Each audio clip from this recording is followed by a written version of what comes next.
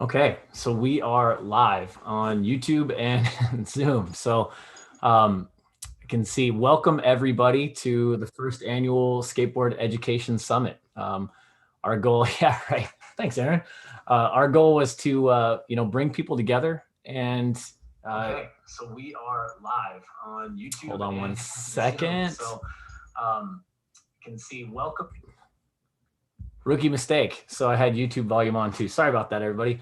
But the goal here is to bring people together so we can all share our passion for, teaching and coaching skateboarding and elevating, our entire industry through it.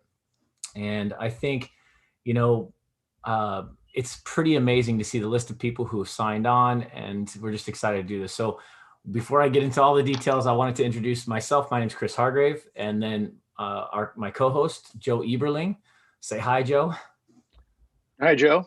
Yeah, I'm Joe Eberling. Yeah, Chris and I will be co-hosting today. We have spent the last few years just hearing from skateboard educators all over the world, actually, even though we're a US organization, that skateboard education is happening. And we kept hearing people say, we should get together. So we got together, and it started out with basically a conference call and an idea, and now it's grown. There are hundreds of people watching right now from all over the world, and you guys are all interested in skateboard education. Thank you for joining us.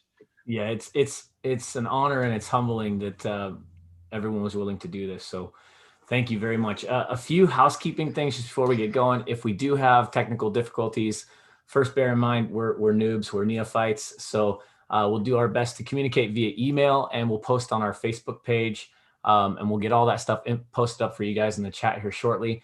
And just stay tuned.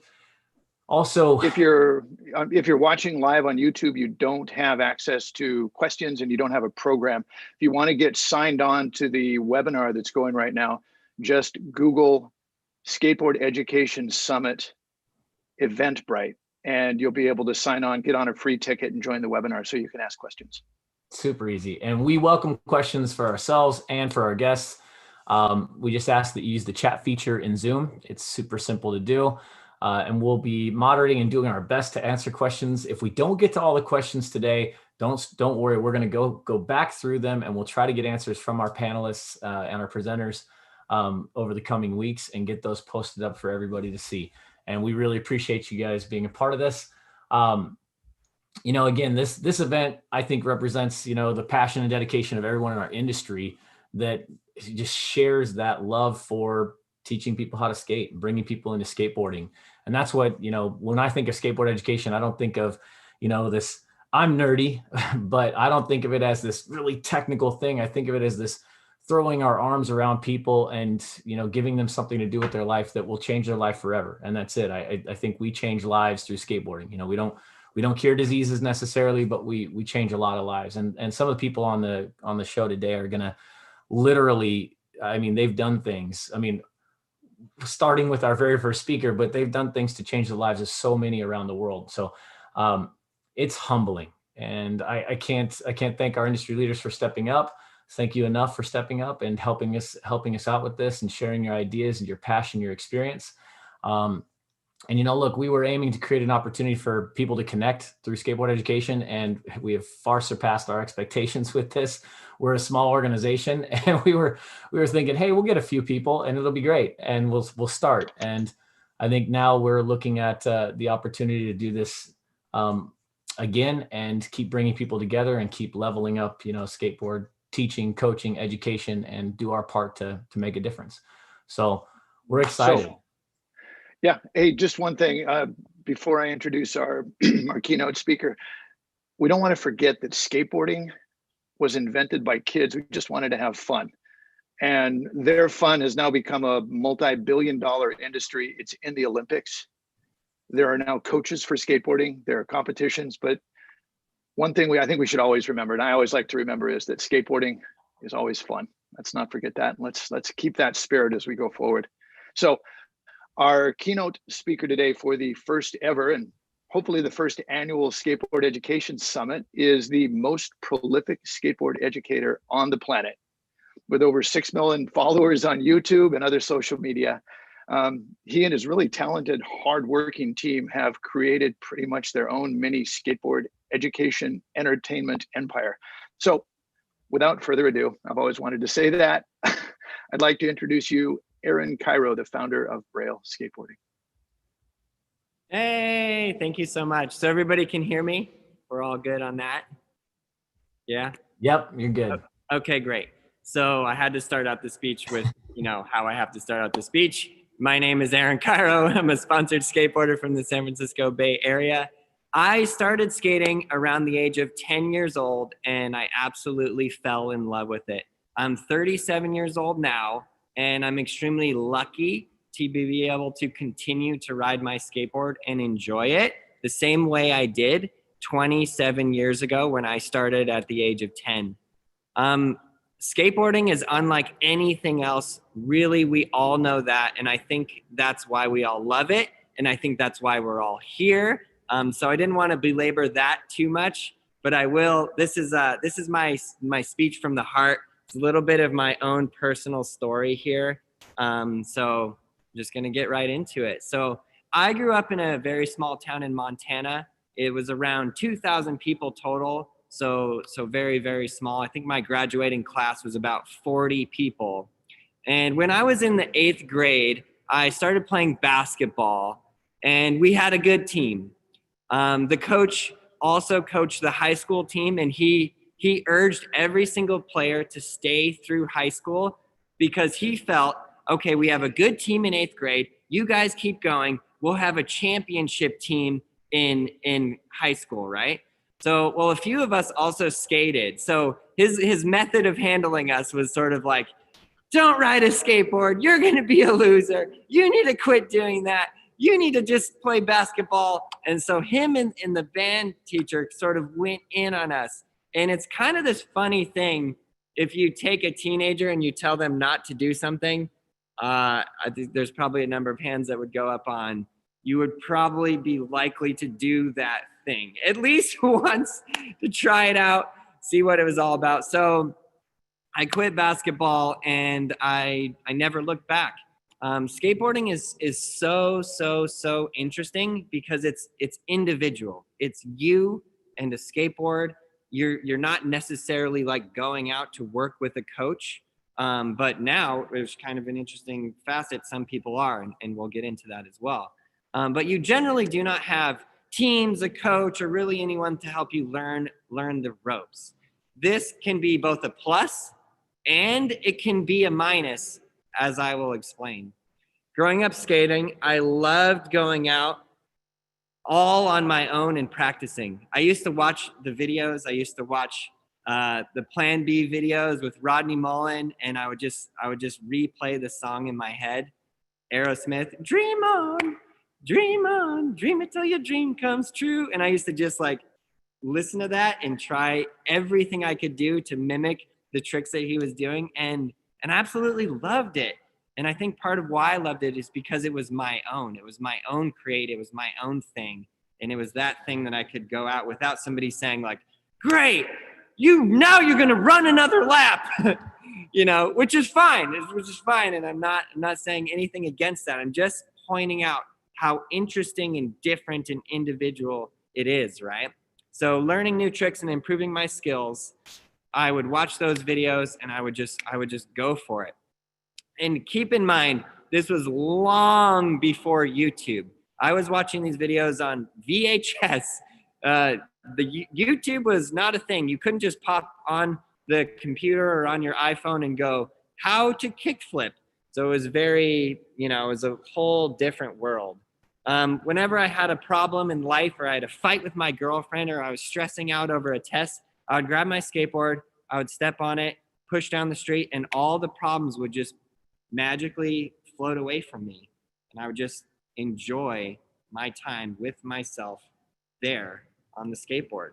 So in team sports like basketball, it's different. You have a built-in system. It's literally built into the school system. It's like, okay, Johnny, great. Now you're in 8th grade. What would you like to do? Would you like to play basketball, football, maybe soccer? Choose your path. And I think it's super, super interesting. A majority the majority viewpoint in the town where I grew up. And like I said, it is a small town. But it was like, if you were a skater, you were automatically going to make nothing of your life. And that's kind of the thing that I want to look at and point out, because at the end of the day, we're interested in skateboard education, but there's an earlier step to skateboard education, because if you just go, great, I want to take all the skaters and I'm going to teach them, you'll quickly run into this thing where you go, well, there's not that many skaters. There is a lot of skaters, but compared to like how many people play soccer, for example, the numbers are very, very, very small. And there's different things that you'll run into with skating that you don't run into with basketball, soccer, the team sports that are like built into the school system. It's very, very different, right? So in my town, it was like, you're a skater equals you're a loser. You're a hoodlum. You're going to start using drugs. You're going to vandalize property. You'll probably join a gang. Like, it was like how far it would go was just pretty wild. So you can see there's a vast difference between the attitude of there's this healthy activity that can teach you so many positive attributes that will spill over into all different parts of your life, and something that will lead you into a life of crime. I just want you to just take a look at those two things and how vastly different they are. Healthy activity, teach you amazing life skills. It's awesome. You're on your own. You're pushing yourself, teach you persistence, reliability, make you like stick with your goals. And drug user, vandal, like man, it can go. But somehow these things in my town were like, boom. And I'm pointing out, this is my story. I'm not saying this is everybody's viewpoint or this is everywhere, but I think it's prominent enough that it is something to know. So it's so fascinating to me that riding down the sidewalk on a piece of wood with wheels could have so many negative things connected with it. I like to think that in the past 27 years, these viewpoints have changed and people are getting more accepting of skateboarding. I do think they are, but I also guarantee you that if you go to some towns, this same viewpoint will be there. You'll run into these viewpoints. You run into them online. You hear people talking about it. It's a fascinating thing. So I think it's something as skateboard educators, it's something to take note of, and I'll go into it further. So skateboarding education, in my mind, goes way beyond, okay, here, I'm going to teach you how to do an ollie, or here's my skateboard education program. Here's like step 1, 2, 3, 4, which all of those things are awesome and they're definitely needed. But why don't we take it back even before that? Why don't we ask them the question, why skateboarding? Like, if you're a kid and you're in school and you're going through and you have the choice, soccer, basketball, tennis, volleyball, football, whatever, why should the person go, why don't you try skateboarding? What's different about that? If you simply talk about skaters, they already know skateboarding is great and they already caught the skateboard bug. That's why they continue to do it. They love it.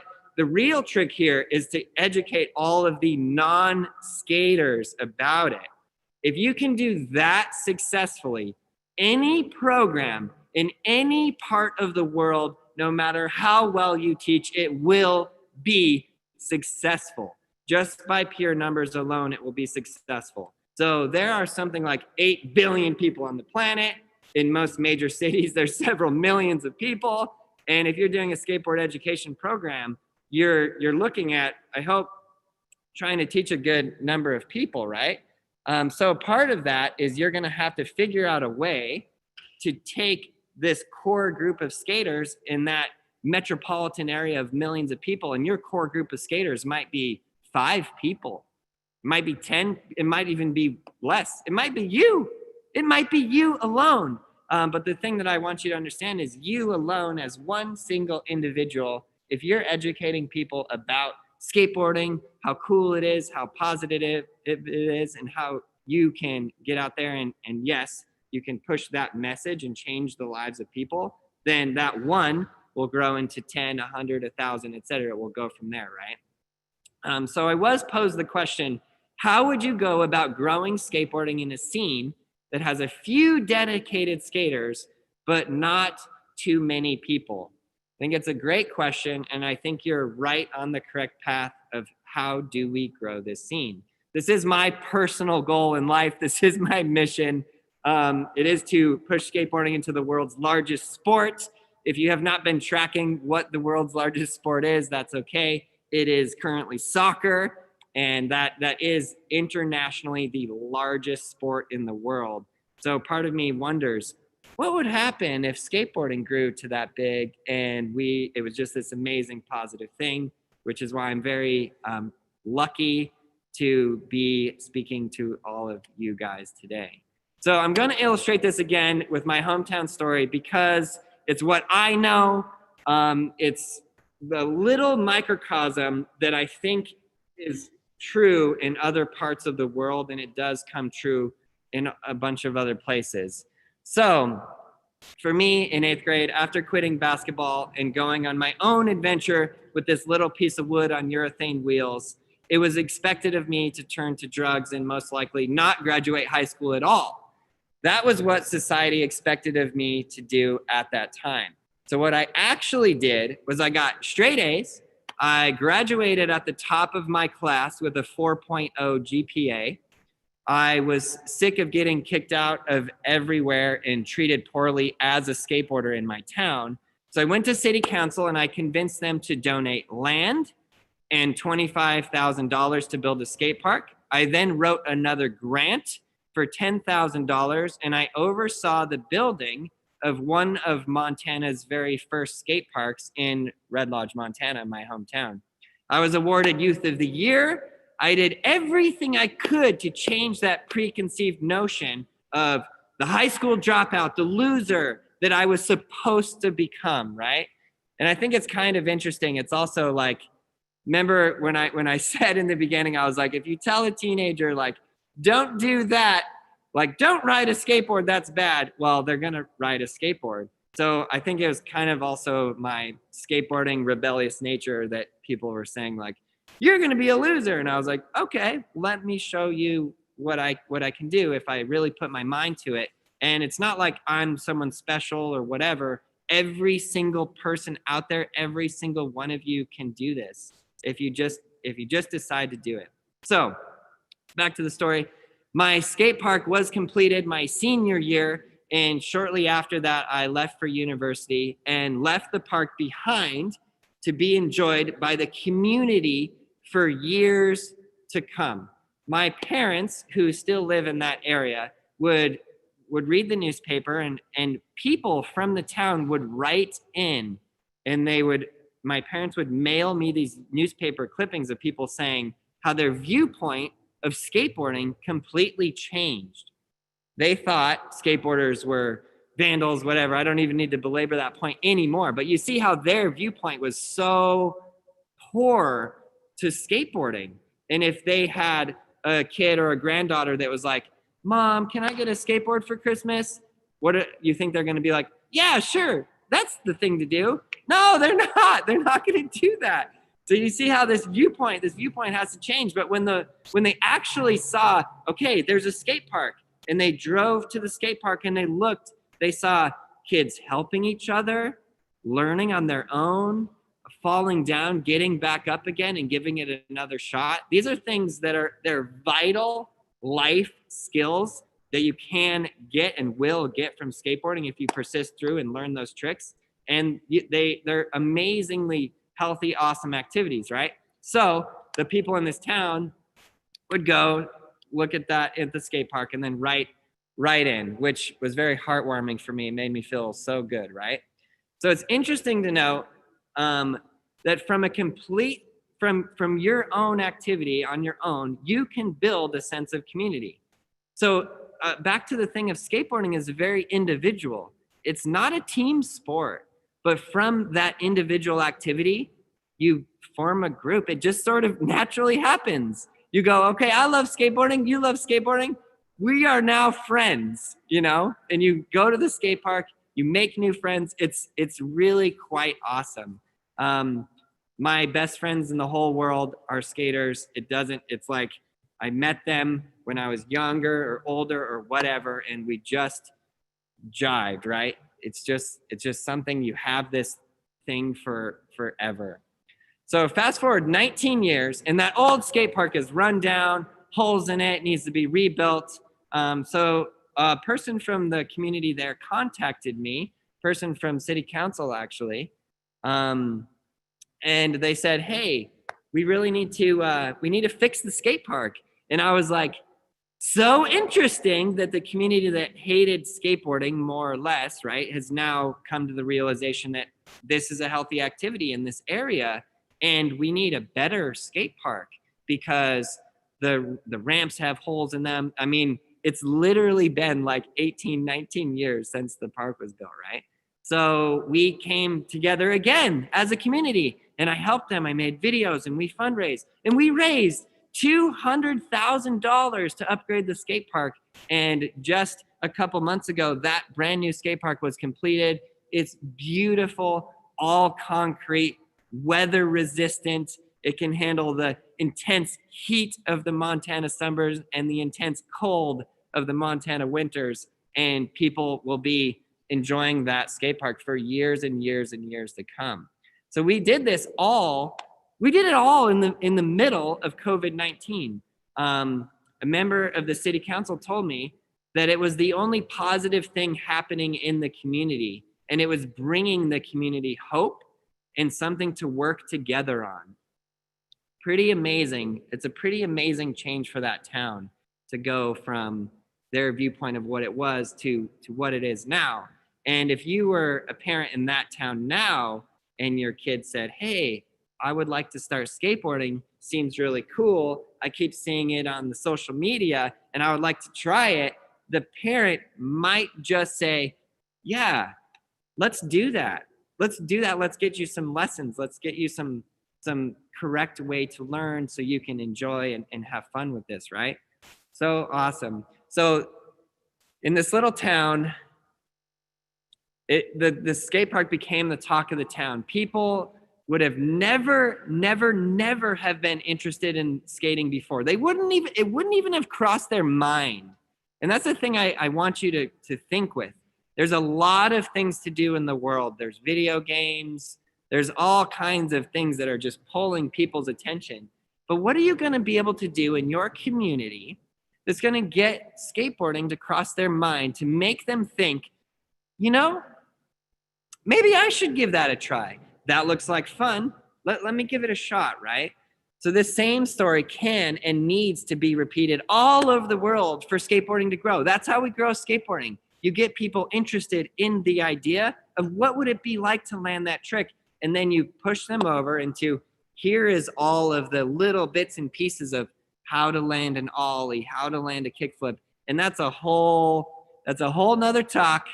Oh, I could literally talk for hours on both of these subjects, but I just want to make it like, if we all take the attitude of let's change the viewpoint of the general public of skateboarding, there's going to be so many people coming into skateboarding. So skateboarding itself as an activity is sort of growing up.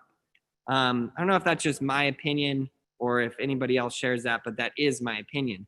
The fact that skateboarding is going to be in the Olympics, it really solidifies it as a real sport. It's no longer a fad or something that will go away, but a truly respected sport. I personally think that the Olympics will change everything for skateboarding. And just like the excitement of a new town skate park, it'll interest a ton of people all over the world to learn to skateboard. This is like in my small town of 2,000 people, they're getting excited about their local skate park. The Olympics for skateboarding is like, it's like doing that for the world. It's doing that for planet Earth. They're getting excited about skateboarding. And I don't know where I got this number from, and it might be totally incorrect, but I heard that the Olympics has a viewership of 5 billion people. I don't know if that's 5 billion views or actual people, but Regardless, that's a lot of people. That's a lot of people who hopefully are going to go, skateboarding looks so cool. Why didn't I try this before? Let's learn how to do it, right? So a small group of skaters who love skateboarding need to start talking in the community. They need to do things that are smart and help build up their reputation and excitement for skateboarding. You need to share your own stories about skateboarding, how it changed your life, what it did for you, why you love it, why you're doing it every day. Start a skateboard club, do a community service, write your story into the local paper, start a blog, a TikTok, a YouTube channel. Get the word out there about how amazing skateboarding is, get it into your community, and then when you have that interest in skateboarding built all up, you say, great.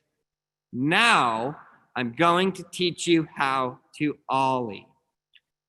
It's interesting, a lot of people, they'll say, Braille skateboarding is so weird. Braille skateboarding is just this. They go, Braille skateboarding is the weirdest thing. They skate on iPads. They skate on chainsaw blades or whatever. Yes, we do a lot of interesting, weird videos like that because people in the world, general people, not just skaters, are interested in iPads and chainsaws. You see how we're taking the core group of skating and we're reaching out and we're saying, hey, you randomly came across this video where we skated on an iPad, which then got you interested into skateboarding, which then put you onto our tutorial videos, and now you learned how to skateboard. I cannot tell you how many times I would go to the skate park and they would say, hey, you're that guy who skated on an iPad. And I would say, yes, I'm that guy. And they'd say, well, thank you so much. You got me into skateboarding and it's changed my whole life. I started learning, I can do an ollie, and the stories just go on and on and on and on and on. But keep in mind, if all I was doing was talking to skaters, all I'm doing is talking in this group. I'm not going, hey, out there, come look at what we're doing here. So you got to think with like, what's happening in your local community? Oh, people are upset because the park is filled with trash.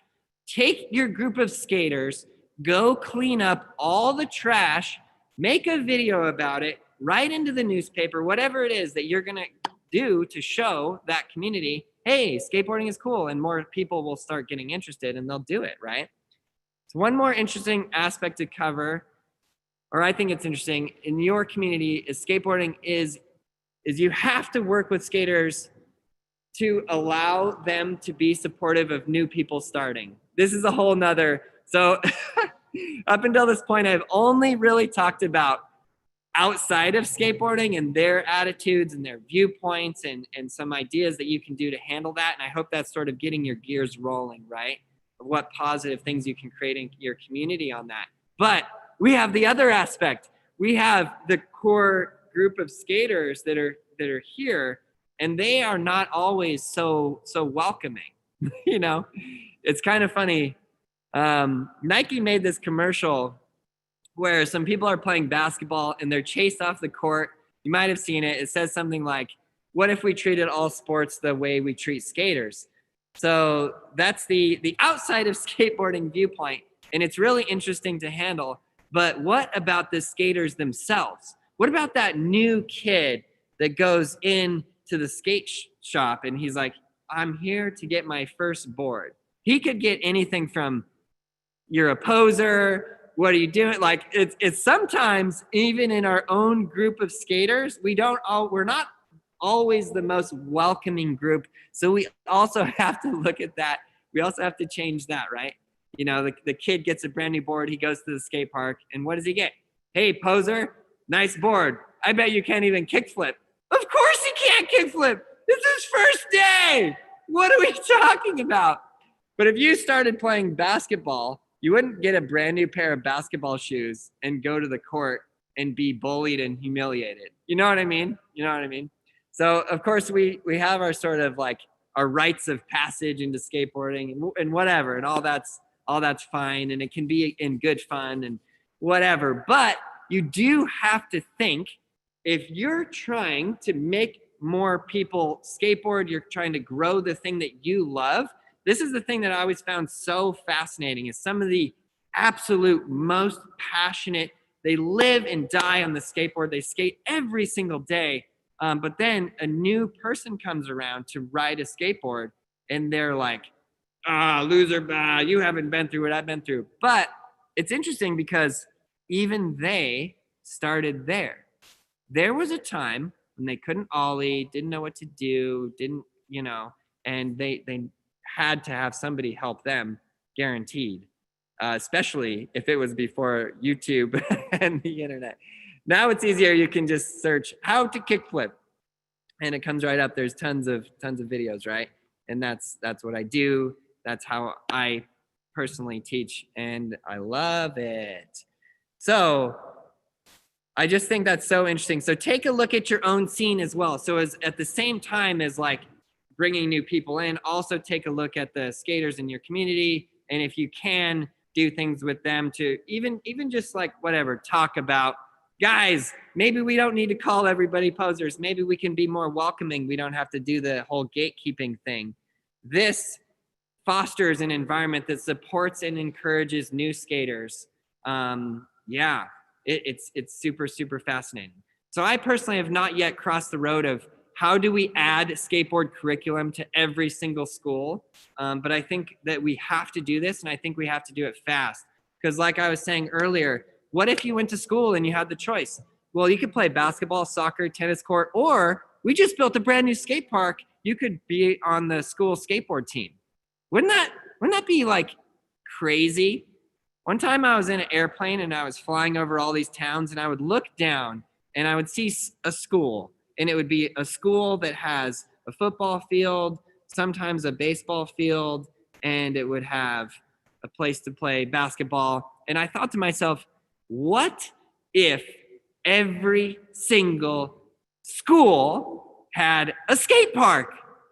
And it was part of the curriculum. You can learn how to skate. Okay, you had a rough day. You didn't pass your math test or you're studying for it. You're super, super stressed out. Grab your board.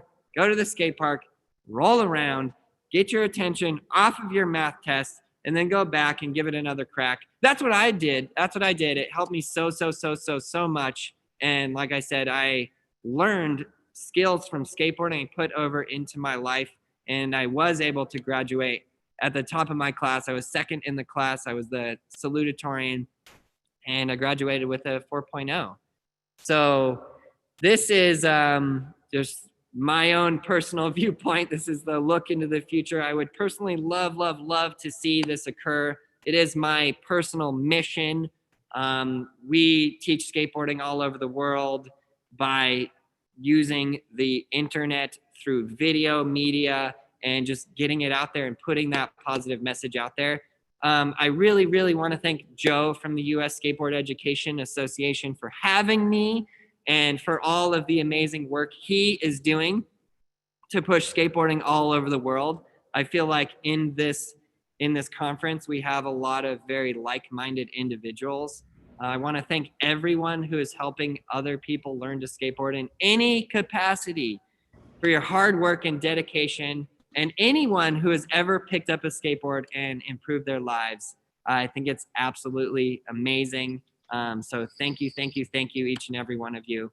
If you have any questions for me, you can shoot me a direct message on Instagram. You can do it right away. My handle is @Aaron Kyro. So @Aaron Kyro on Instagram, you direct message me, and then those messages will be right there, and I can knock them out. Yeah, that's it. I'm sorry, I haven't really been paying too much attention to the chat. I just sort of wanted to give you my talk there. So I hope that inspired somebody, and that'll help you guys. Help me with my goal to push skateboarding all over the world. So again, thank you so much.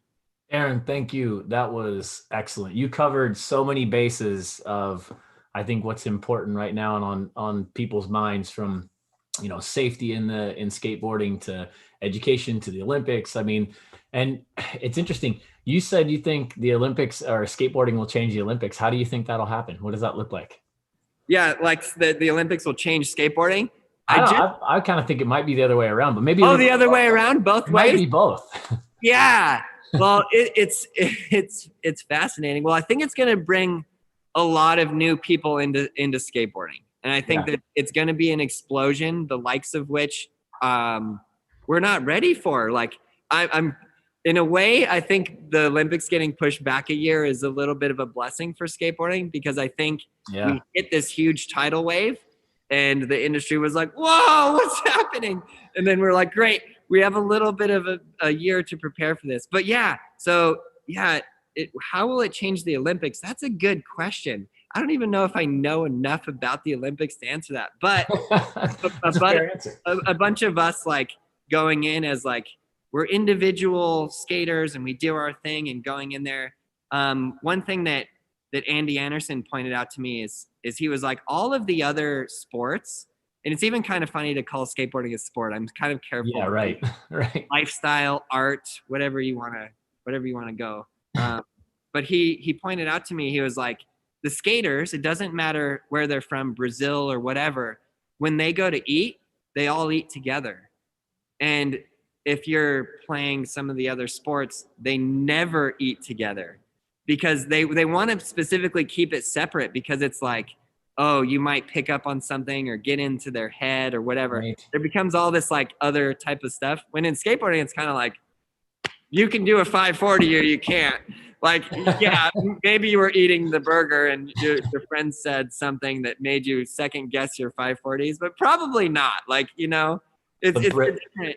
Breaking down those secret barriers of training. I think that's awesome. I think there was a question that came up that I thought was really good, if you don't mind answering it. And that is, how do you inspire kids just to go out and skate? Because with the Olympics and all this energy and focus put on there, there is a new focus on parents seeking instructors and coaches and that kind of thing.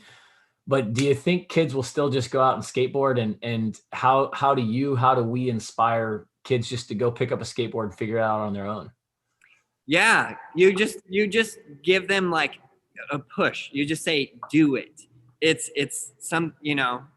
very simple, actually. You just do that. There's this one story I'll tell you. There was this kid. I went to London and I was like, I'm gonna do a little meetup, and I put it on Instagram, and I went to the skate park, and there was like 1,000. It was insane how many people were there. And I walked up, and the first kid ran up to me and he says, Aaron, I've been trying to do a 360 flip down the set of stairs for over an hour. And I like grabbed him and I said, do it. You can do it. And he pushed back and he rolled up to the stairs and he 360 flipped, landed, broke his board, and still rolled away. And this crowd of kids picked him up into the air and they were like, yeah! It must have been like the greatest day for this kid's life. I thought it was so interesting though. A lot of times people will come to me and say, how do I kickflip? And I'll just go, just do it. And then they'll literally just land it right then. And yes, sometimes they need instruction, but it's also so interesting that how many times they just need encouragement. Yeah, right. And it really makes me realize in a lot of their lives, they don't get it. They don't get encouraged. It's a very sad thing, but so just the simple encouragement of like, yeah, go do it, grab a skateboard, go out, have fun. Well, there's that moment when because I would consider myself to be a very low level skater. I love it. I skate. It is what it is. But man, there's that moment when you're trying to learn something where you've just beaten yourself up for hours and hours and reps and days and maybe months, right? Or longer in my case. And there's that moment where someone like you comes in and you're known, you're respected, and you give that shot of belief and self-confidence just by being there and believing in that person. I tell people all the time that the biggest, probably the most important thing a coach does, or a mentor or a helper or a friend, is just to make sure that the student, the other person, knows that they're believed in. I mean, if you believe in them, then they got to keep going. It's like, then you got, and all that hard work is going to pay off because now you got someone else believing in you. It's huge. It's a big thing. Yeah, it's where skateboarding goes from being an individual thing to being a team or group like activity. Yeah, I do the same thing. I have to like, the other day I was trying to learn a trick, same thing. It was just, I was doing it for hours. And then I was like, okay, I'm going to FaceTime my friend And I'm like, dude, I need you. Like, just tell me I can do this. Sometimes I say, tell me I can't do it. And that makes me more motivated to want to do it or whatever. But it's just becomes that group thing. I think it's also another interesting aspect that with the Olympics, then you do start to have coaching and it becomes even more positive. You know, like 10 years ago, professional skateboarders were like, they would get injured and they would go on a drinking binge until they were healed, literally. And this is not even from my own experience, but from other people saying, and now they get injured, they go to the physical therapist, they're stretching, they're doing yoga, they're eating healthy, and they're putting this on their social medias, and they're saying like, you better live a healthy lifestyle if you want to keep going. That's awesome. It's rough out here. It's a positive. It's great. There was one more question that I saw, and it was, a question kind of about skateboarding the right way. Is there, in your mind, because my answer, I give you my answer. I don't think there's a right way. I think there's just skateboarding, and there's all these pathways that lead to fun, right? And fun is fun. If it feels good, you keep doing it because it feels good. That's all the motivation you need, right? So the question for you is there a right way? And will Olympics and lessons and coaching force people to follow one role, kind of like, I don't know, Tiger Claw style Kung Fu or something, right? Like, are they going to have to follow one image, or is it still just a creative expression? Yeah, great question. This is why I don't always like saying skateboarding is a sport, or don't even like comparing it to that. If you want my personal viewpoint, it's more of an art. You have a blank canvas and you're going to take some paint, you're going to smatter that on the thing and you're going to smear it, or you're going to like learn the technical details of how do you take every bristle of that brush and make a perfect little thing. You have so many different artists. You have Picasso, you have realists. The skateboarding is similar. So yes, and it's kind of interesting because the Olympics, man, we're filming this amazing documentary with Andy Anderson, who's one of the most unconventional skateboarders in his journey toward the Olympics. And he says this thing, he says, he's like, I love doing the weird tricks. Yeah, right. And I would love to be on that world stage doing the weirdest tricks. But I'm not going to, in order to get there, I'm not going to be able to do that. But once I'm there, the weird tricks are coming out. Because, it's so interesting. We got to speak with the head of the Olympic coaches, and yes, in order to run a contest, you do have to sort of have a standardized system of like, how do you judge like a kickflip indie or a 540 against like an old school like trick that you do on the coping? Like, how do you can't really judge them, because it's like trying to compare Picasso to a realist painting. It's just not, you can't. Right. An old reference would be like the comps in the 80s with Christian Hosoi and Tony Hawk, and Hosoi going huge, and all the style, and Tony being so technically perfect. It's like they didn't know what to do. Exactly. And it's kind of like, well, some people love that and some people love that, and it doesn't it's an art. It's a form of art. Yeah. And if you love it and it communicates to you and it puts something in you, it drives that passion, then great. That's a beautiful thing. Yeah, man. Well said. Joe, did you have any questions you wanted to ask Aaron? I just want to thank you for being such a neat archetype. You're from a small town in a not very populous state in a very big country, and you followed your passion. And I might be, I'll push you a little bit on this one. You failed as a pro skater. I mean, I've heard you say that, right? Yeah, 100%. 100%. There's no.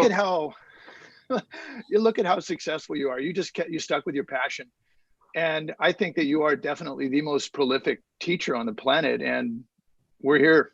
Thanks for encouraging us to go along and join you in this mission and this passion. I appreciate it. Thank you. Yeah, we need all the help we can. It's an army of people. Like, there's so many people to communicate with, and it's It's awesome, and it's going to be amazing. And we're living in wonderful times right now with where we're headed in skateboarding. Yeah, it's right true. on. So I'll lift the curtain a little bit on what's going to be coming soon. We're going to have the Ollie guru coming on. He's a guy whose job is to study the Ollie. And he is going to be working with, talking with Chris, and Chris is a professional coach. He teaches everything from Olympic level snowboarders all the way down to beginning kids in the skate, in the basketball courts next to his house. And he loves to teach, and he's always breaking things down.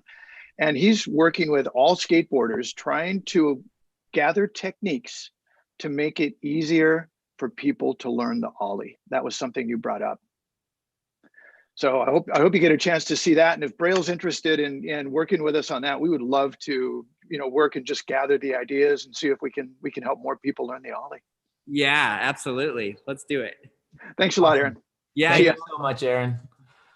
You're the man. Okay, and on that, we're going to move on to our first panel, our first presenter, Shiran. And Shiran, I'm probably going to say your name wrong, so I'm going to try. Habekost? Did I get it? Sounds great. Habekost is the name.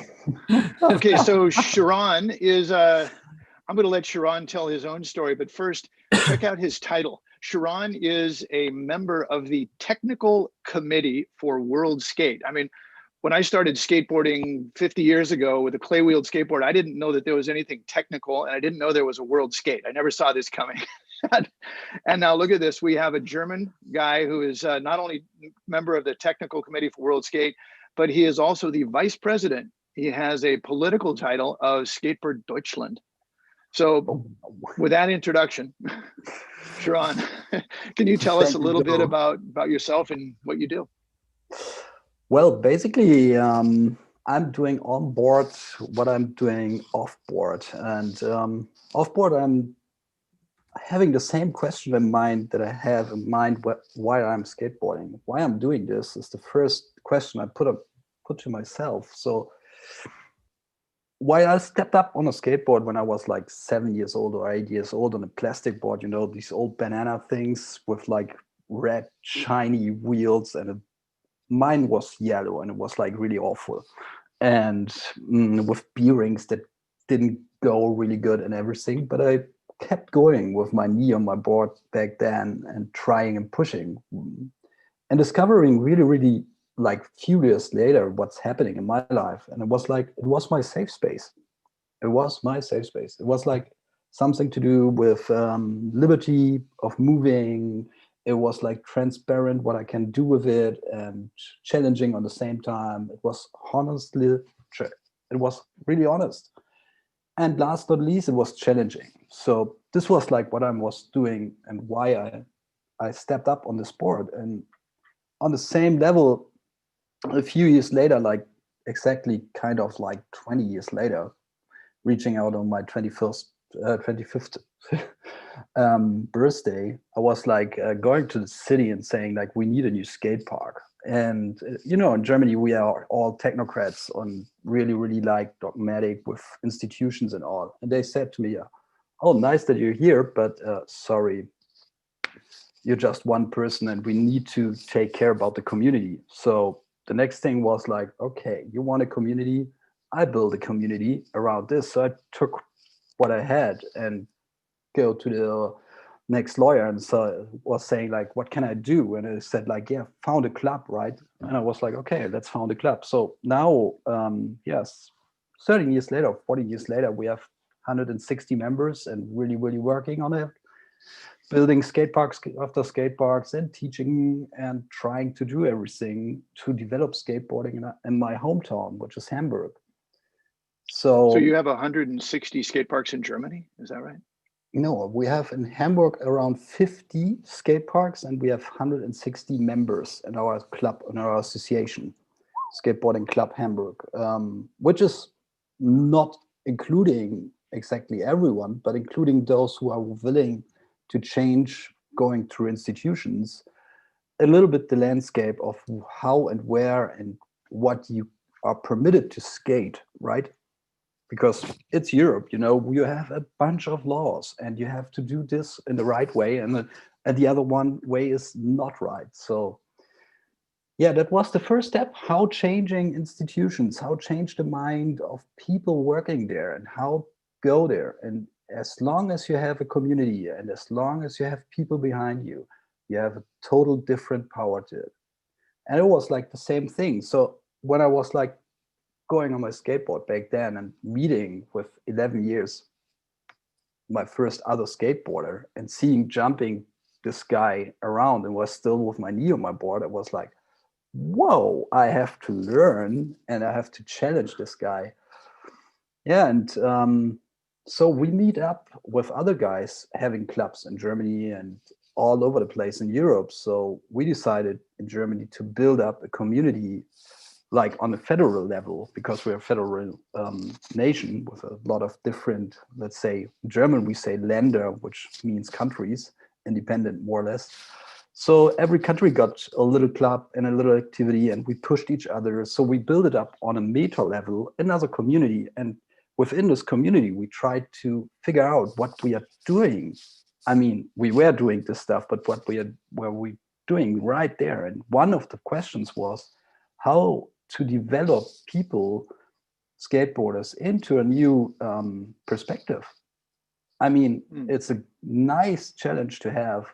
You can be a coach, you can become a skate park builder, you can be someone who's taking care about the organization, you can be some political guy, right? But all are sitting, as Aaron said, on the same table and eating together. And that's the force we have, why we have this force. And I guess from my perspective, we have three pillars. We are transparent, we are integer, and we are honest with each other. So that's the basis you need for skateboarding. So you can see if someone can kickflip or he tells a lie. And then you can say like, okay, let's get from there to the next level, right?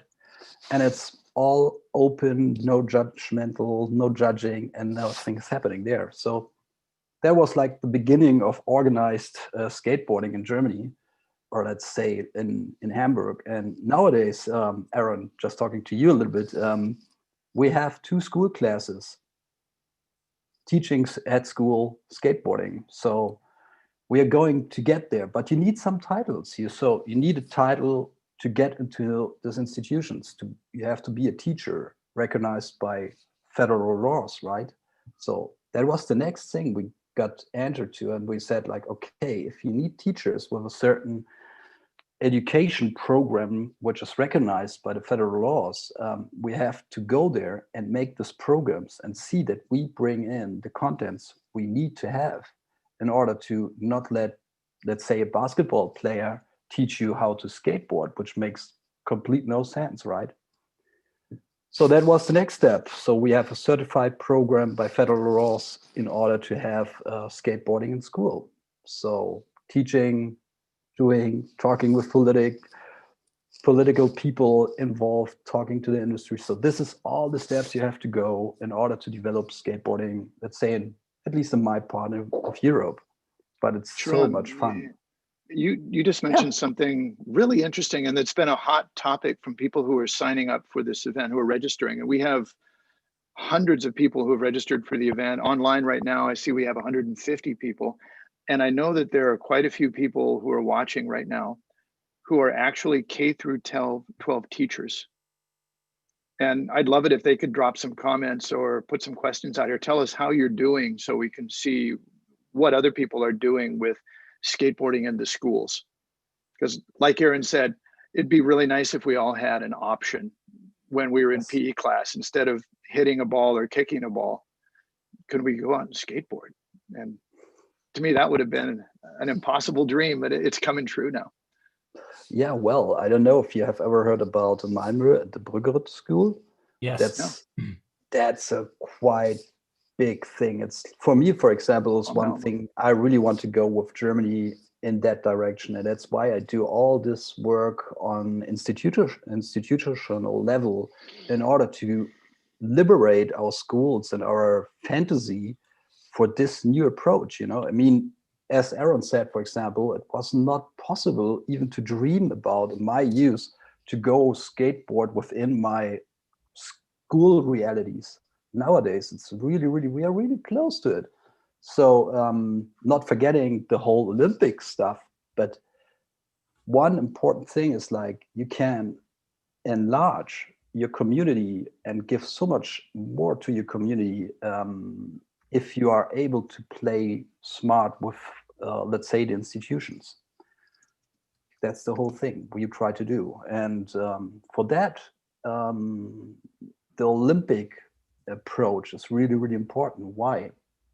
Just telling for normal people, imagine like, let's say politics in the mid 60s or something, old white man or whatever, those guys are in charge of deciding how we want to live. Without them, without pointing to them, I would say like they need to understand what we are talking about. So we need a common language with other sports where they're really accepted in order to sit on the same table and discuss the same topics as the other sports. Let's say soccer or tennis or whatever you want to put there on the same table. So for me, the word coaching, for example, is just a word. We just enter in that and we have to define ourselves what is in that. For example, tennis did the same thing, right? You remember, for example, Björn Borg, when the whole thing with coaching started, it wasn't a trainer that we knew from soccer or football or whatever you want to talk. So it came suddenly up someone who coached a thing never someone understood at the time. Nowadays, being a coach is the most normal thing. It's like a normal job you can go. And I'm pretty sure if we force and push a little bit more the intellectual and let's say scientific part of our approaches, we can establish something like that word too. But from our culture, coming from the roots down, like from grown from down, just like roots movement, you know. It may call coaching, it may call training. I don't know. Let's see what the future brings. I'm not too dogmatic in that one. How would you define coaching? You just said it's a new thing. Well, it's not so new, but for example, you were more on site talking about tennis. You were more on site talking to your coachee about how he moves, how he reflects, how he acts, giving him direct feedback, trying to be really close within his sportive reality, right? So this is something which is really, really different from, for example, training. And a coach is more someone, a companion. But let me be honest, there's a difference between schooling, coaching, and training. Training is something you repeat, for example, like 10 times, grinding on a 50-50 on some obstacle or whatever. That's training. You repeat, you perfect, you go into the perfection of a nose grind down a 15 stair center, right? Mm-hmm. But schooling and teaching is something different. So you have to bring someone who doesn't know anything about a trick or a movement to progress and to understand in order he can accomplish the whole movement. Like you learn an alphabet on the school. Repeating it is something like reading, but learning it is something different. There's a conversation that just went by in the chat right here, and it was an issue with Chris. Actually, he had trouble with his coach when he was growing up, and for him, that's a sensitive word. We're toying with the idea of skateboard educator. Yes. So, an educator is a teacher. It could be a coach. I think just to get there, Joe, I think we need to have a glossary, right? Mm-hmm. Yeah, well, a glossary worldwide to explain what we're talking about. So we in Germany did something. We called up our international training institution, which is a big reality in German sports.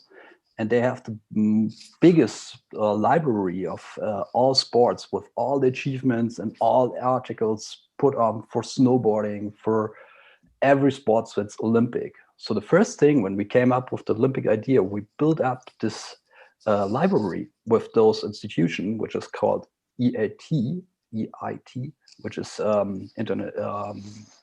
training institution, international training institution in Leipzig, southern Germany. Nowadays, we are able to say we have the library full of knowledge, but now we need to data mine that. So a new technology that we have to understand ourselves, because we are skaters. We just look at me, I'm a skater, I can do a kickflip, but data mining never came to my mind, right? But we need to learn that. It's like you need to learn a 50-50 on a rail. We need to learn to understand how to use all these data coming along and to put them in our glossary. That's my point of view. So without knowing what you understand or Aaron understands or Chris understands when we talk about coaching, and you have a picture of coaching and I have a different picture of coaching, so we never get along. Yeah, you brought up something that happened last week to me on Facebook. I saw a guy going down a rail and he called it a front side, and I said that's a backside. And we agreed to disagree, and his read on it was different from mine. So there's a glossary. It's like, how do you define these words so you can communicate well? And that's part of it. Wow. There's a lot, Shiran, there are a lot of questions, a lot of comments about the difference in the title of a person who might have a role, as Joe was saying, coach, mentor, instructor, all these things. For us, we're going with professional skateboard educator primarily because it's connected to a certification. And we wanted a term that was sort of all encompassing, and also would legitimize a profession, right? But in terms of what people call themselves with their students or with their athletes or with their friends, I think it's really up to them, right? I mean, does there have to be a definition? Well, I don't know if there has to be a definition. Obviously, I'm a little bit anarchic and against too much rules, but on the other hand, says the guy from World Skate. Oh well, everyone has his past, you know. But on the other hand, I would really highlight that, for example, everyone knows what is an ollie, right? Yeah. Or a kickflip. So somehow, and I guess we're talking about that basics, but not on the industry or somehow level, like on the material level. But now we need to reshape our brains a little bit, I guess, and say, okay, what is like the meter on that one? So the meter level on that one, and it's like a little effort with so much possibilities. So imagine if everyone on the planet who does this job knows what is the title, what is in there somehow. So you have vocabulary, communication. Hey, Shiran, back to that term coach. I noticed that in talking to people in the world and the national federations for skateboarding, there are team managers, but I can't recall ever seeing somebody say that they were a skateboard coach for the national team. What's up with that? Oh, wow. I guess we are really, well, for example, let me point how it works in Germany. We have like a trainer. You become a skateboard trainer, right? If you go the whole institutional, let's say, Olympic way, you can do different certifications on so-called Olympic levels, C, B, A, and then national coach. So national trainer. So that's completely wrong for us. But we need to have that title reaching up the level on top in order to change that, you know? So I guess for me, I don't know how Jürgen Horvath, which is the national coach of Germany, sees himself, but you have so many different roles because you have your team. You have to see that everyone is enrolled at the contest. You have to watch out, for example, for the physics of everyone. If you go to a contest, you have to look after, I mean, the special situation, COVID, is everyone doing some home exercise, for example?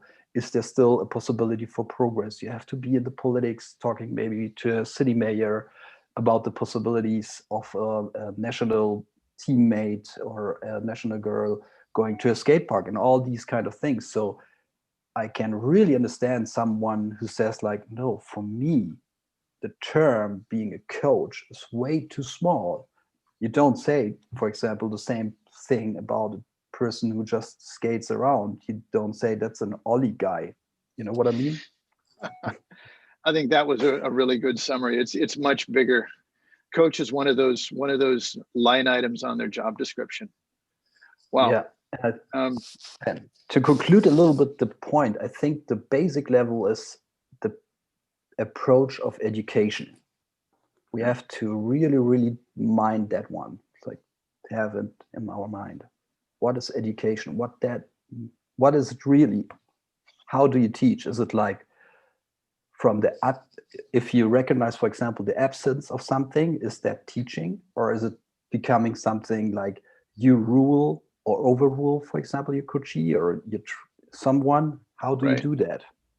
Yeah, I have a question as we wrap up here, that there's programming, and you're from World Skates. You're working on some things about coaching around the world and programming around the world. Can you tell us a little bit that before we wrap up?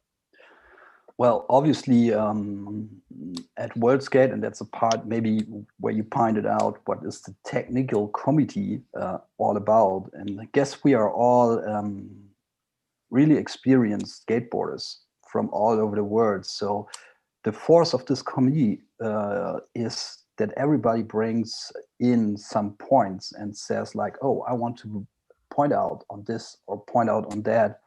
And we sit together and discuss the things maybe, or if we have the time and not a pandemic disturbs too much.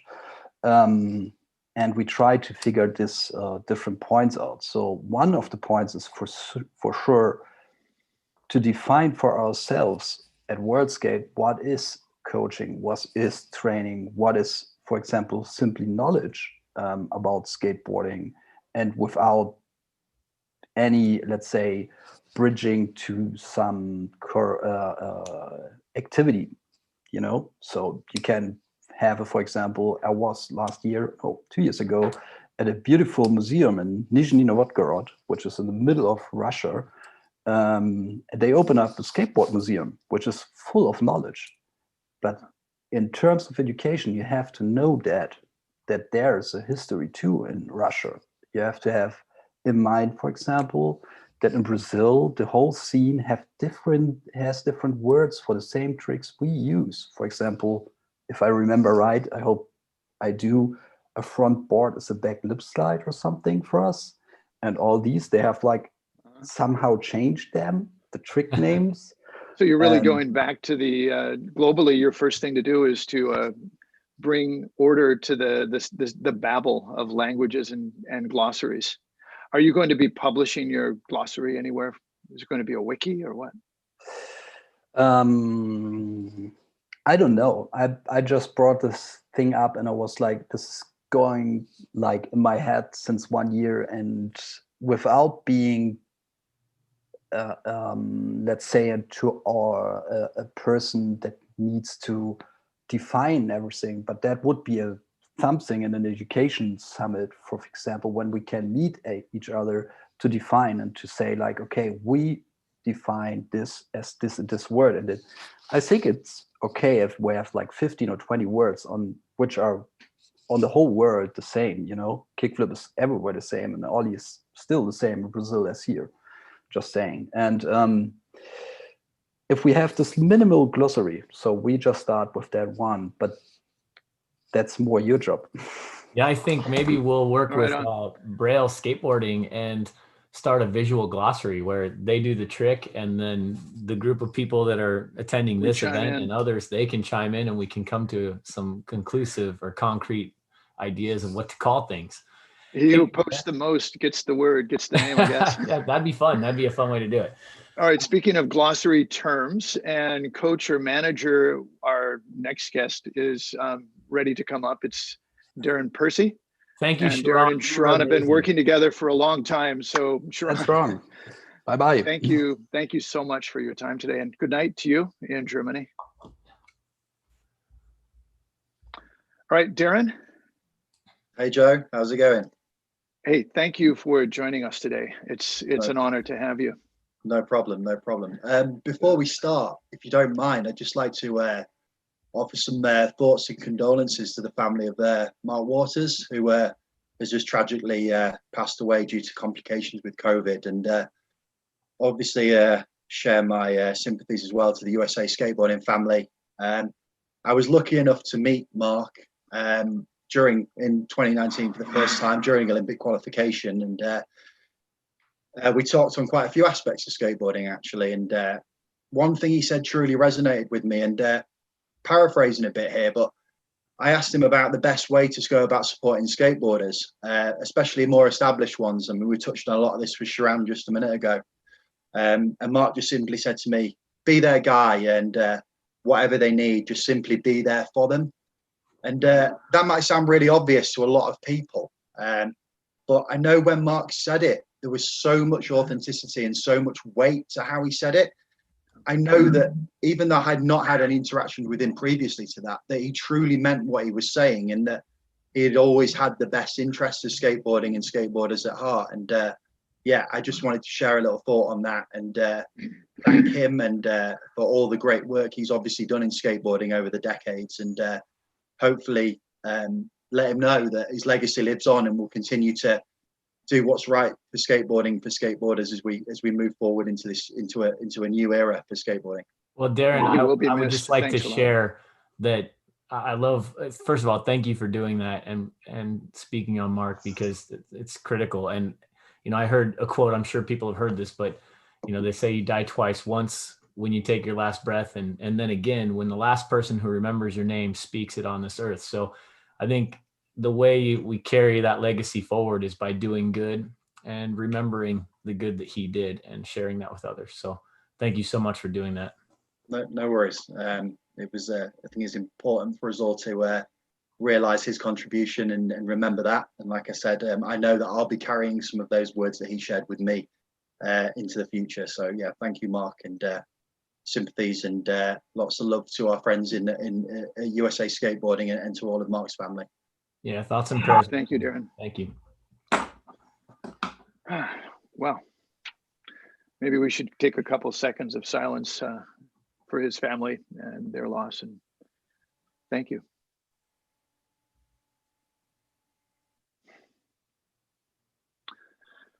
Well, now it's our turn to carry on and take what Mark said to heart and be there for our skaters. As the manager for Team Great Britain, Darren, what is your role as team manager? Well, to be honest, Shiran touched on it really well, and I think that the point he made around it being not just about coaching, about it being such a wider role. My role consists of many different activities day to day. Ultimately, supporting our skateboarders being the main role, but as a new national governing body, we only have a small amount of resource, and we share roles and we share skills. So any given day, I can be doing any sort of task. COVID guidelines are a thing at the minute, obviously making sure that our skateboarders can skate safely. And I don't just mean our elite skateboarders, grassroots level as well. We might be looking at talent criteria, or maybe I'll be doing a bit of PR work or social media, working with some of our in-country sporting bodies such as UK Sport, submitting funding applications and whatnot. So yeah, every day is very different and diverse, and I feel very fortunate to have a role where I get to have do something different and keep me engaged. It sounds like you don't get much time off. Well, I think that like when you're a skateboarder and you enjoy working in skateboarding, you just carry on anyway, because I'm fortunate to be in a position where I get to do working with something that I love. So yeah, finding a work-life balance can be difficult. Well, I know a little bit about your background and how many different things you've done in skateboarding.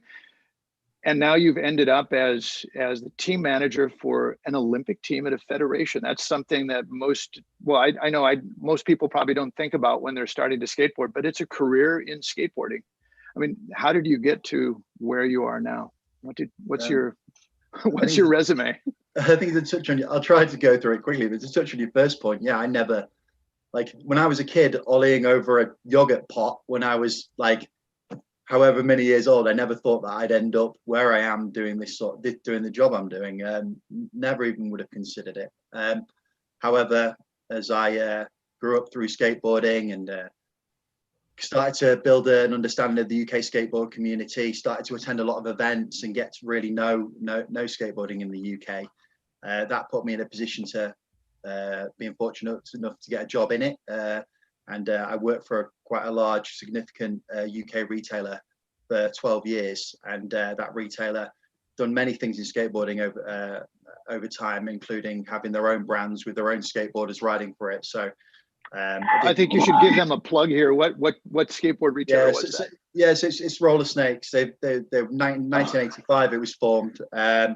If you watch Blind Video Days, you'll actually see Mark Gonzalez skating the old Roller Snakes ramp in that video. So there's a lot of history and a lot of backstory with that business. And they've done a lot in skateboarding over the years. And like I say, I was fortunate enough to work there and literally started in the shop, just working in the shop, worked my way through the business. And my final role before leaving was like a joint role of marketing manager and team manager.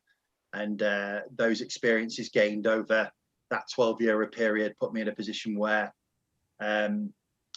I could apply for the role as a team manager for Skateboard Great Britain. And my motivation in that was I always wanted to find ways to support UK skateboarding at Roller Snakes. It was a great platform to do that. But when this came up, it was like, wow, this is a huge opportunity to do that in a bigger level, and hopefully help create opportunities for skateboarders all over the country.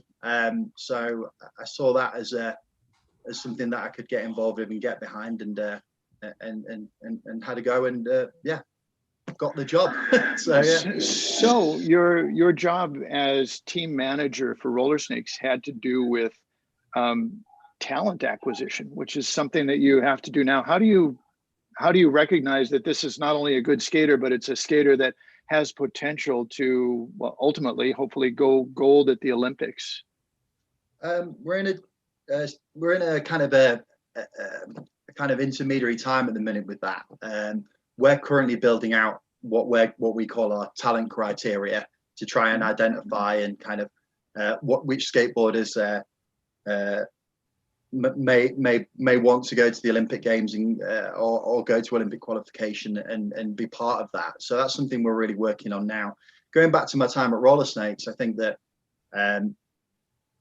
once you build an idea of skateboarding, you kind of have these kind of innate kind of things you look for in skateboarders. Style, obviously, always being a key factor that you'll always look for when you look try and identify new skateboarders or people you want to put on your team, and obviously what they're like as people and how easy they are to work with, as well as the technical difficulty. And I think that these days everybody seems to be really good at skateboarding. When I was younger, I would like, you know what I mean? It seemed hard, and I know skateboarding is still very hard, but everybody's really good. So you have to have something about you to really stand out now.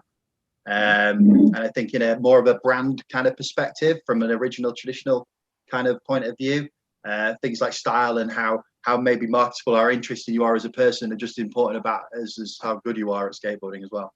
So Darren, that X factor that you're talking about, can you define it specifically, or is it just like a feel when you see their style, or when you I always just like, I guess it's like a magic that you kind of witness, and you just, as a skateboarder, you just know when you see it.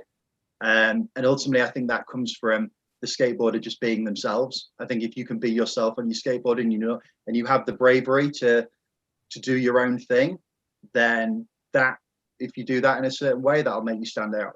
Yeah, I worked with an athlete for I still do, since he was 7, a young man named Toby Miller, a snowboarder, and you could just sense that about him. He could talk to adults when he was 7 years old. He could connect with people. He was just fun to be around his entire young life. I mean, it just, I think you're right. It goes beyond like just being on the skateboard. It's how their behaviors off it as well, and how they hold themselves as a person. And I know that you think of somebody like John Cardiel, like his energy on and off the skateboard, it's reflected. It's the same off the skateboard as it is on it.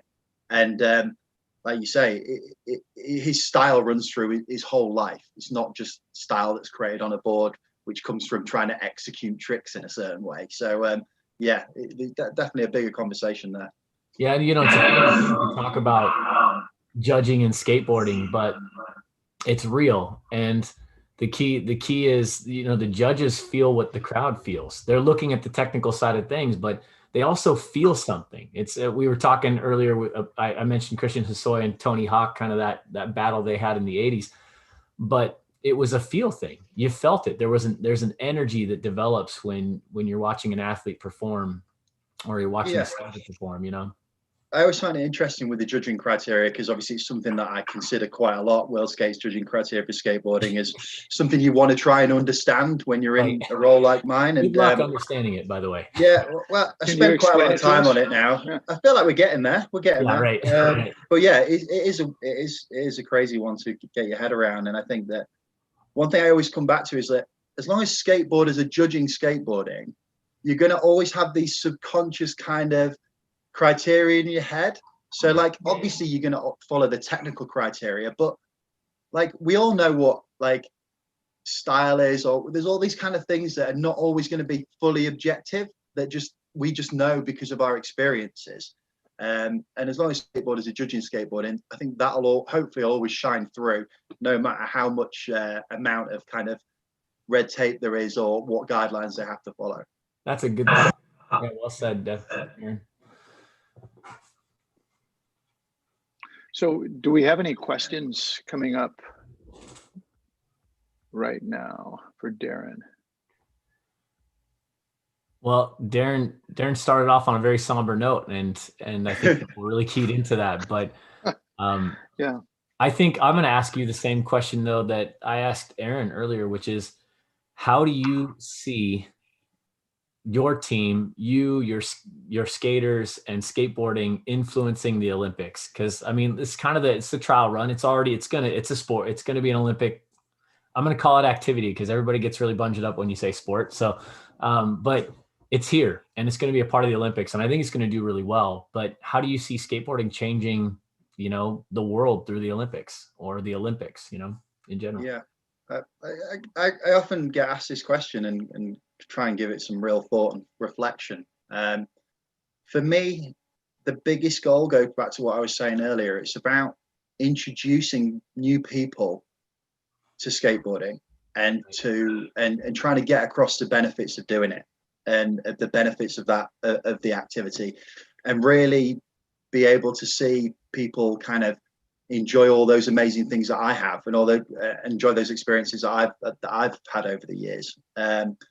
And it goes way beyond just obviously winning medals. I mean, it's the friendships, the relationships, the social interactions, all the good stuff that surrounds skateboarding, the kind of periphery things that means so much to us. And I really like that point earlier that Andy Anderson made around, like, when we go to these events, like obviously you've got all the countries are hanging out, having dinner, eating, and it's the truth. Like, nobody's kind of shying away from each other. We're all spending time. Me and Shiran sat down in Brazil. We had a few drinks. We hung out. We chat. Like, he works for the German Federation. I work for the British Federation. But ultimately, we all work for skateboarding, and we all want this for skateboarding. So I really hope that continues. And I know that as long as I'm in that role or part of this kind of process, I know that I'll always engage with other skateboarders as I always have. It's so important. And I think that we just need to make sure we keep those values and keep doing those things that we would do in skateboarding anyway. Yeah, that's I think that's very well said. You do have a question did come up, and it has to do with how you're managing, you know, training through the COVID rules in the UK. It sounds like there's some challenges over there. How are you guys overcoming that? Yeah, there's challenges at all levels. So from grassroots, from beginner level all the way to elite level, we've got challenges right now. We are in a country which is predominantly wintertime. It's very dark right now, and it's raining a lot, which reduces the opportunities to go skateboarding outside for a start. On top of that, indoor skate parks are also shut due to COVID. So we are in a position right now where we have skateboarders in country who are trying to qualify for the Olympics who don't have the opportunities to skateboard. As a governing body, we're fortunate to be able to hopefully put some things in place and help those guys out so they can continue to skateboard at an elite level. And that's one of the benefits of being part of the sporting world in that sense, is that opportunity exists for other sports, and as skateboarding comes into it, we also get that benefit. At the grassroots level and just for the general skateboarders across the country right now, it's a very frustrating time. We rely, like I said, we rely so heavily on indoor skate parks during the winter in this country.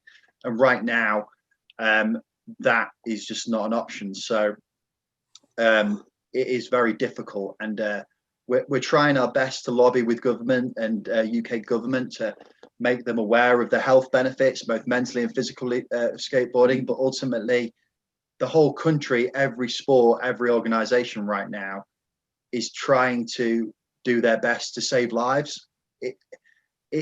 It's a bigger picture story, and like, we obviously want to keep skateboarding. We want people to go out and skate, but at the same time, in all honesty, we need to be respectful that like thousands of people are dying a week in the UK, and we want to respect that. Also, give people opportunities to skate. It's a hard balance to strike right now.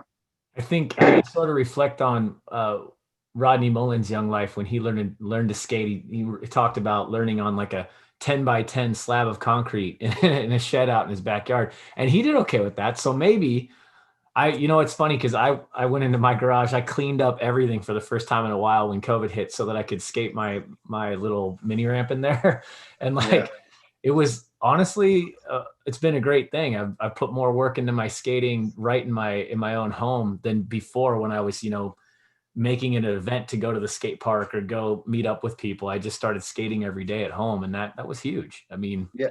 For me personally, skateboarding for myself, like, I have skated outside more in the last 2 months than I have done any other winter since I was young, because I have no choice. So it's like any dry patch you can find, you're out there making the most of it. So in some ways, that's been really refreshing personally, just to get back to basics and take out all that other stuff and just head out with your board. As Aaron was touching on earlier, it's like, it's your journey, it's your board, go out and do it for yourself. You've got that option if you want to do it. So it's been nice to get back to that kind of way of thinking again a little bit.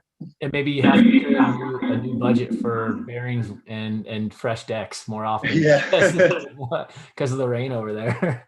We live in the Northwest here, and it's the same. It's rainy and gnarly. For me, thankfully, I go snowboarding in the wintertime, and that definitely takes my mind off of it. But it's hard to find dry places to skate right now. Yeah, for sure.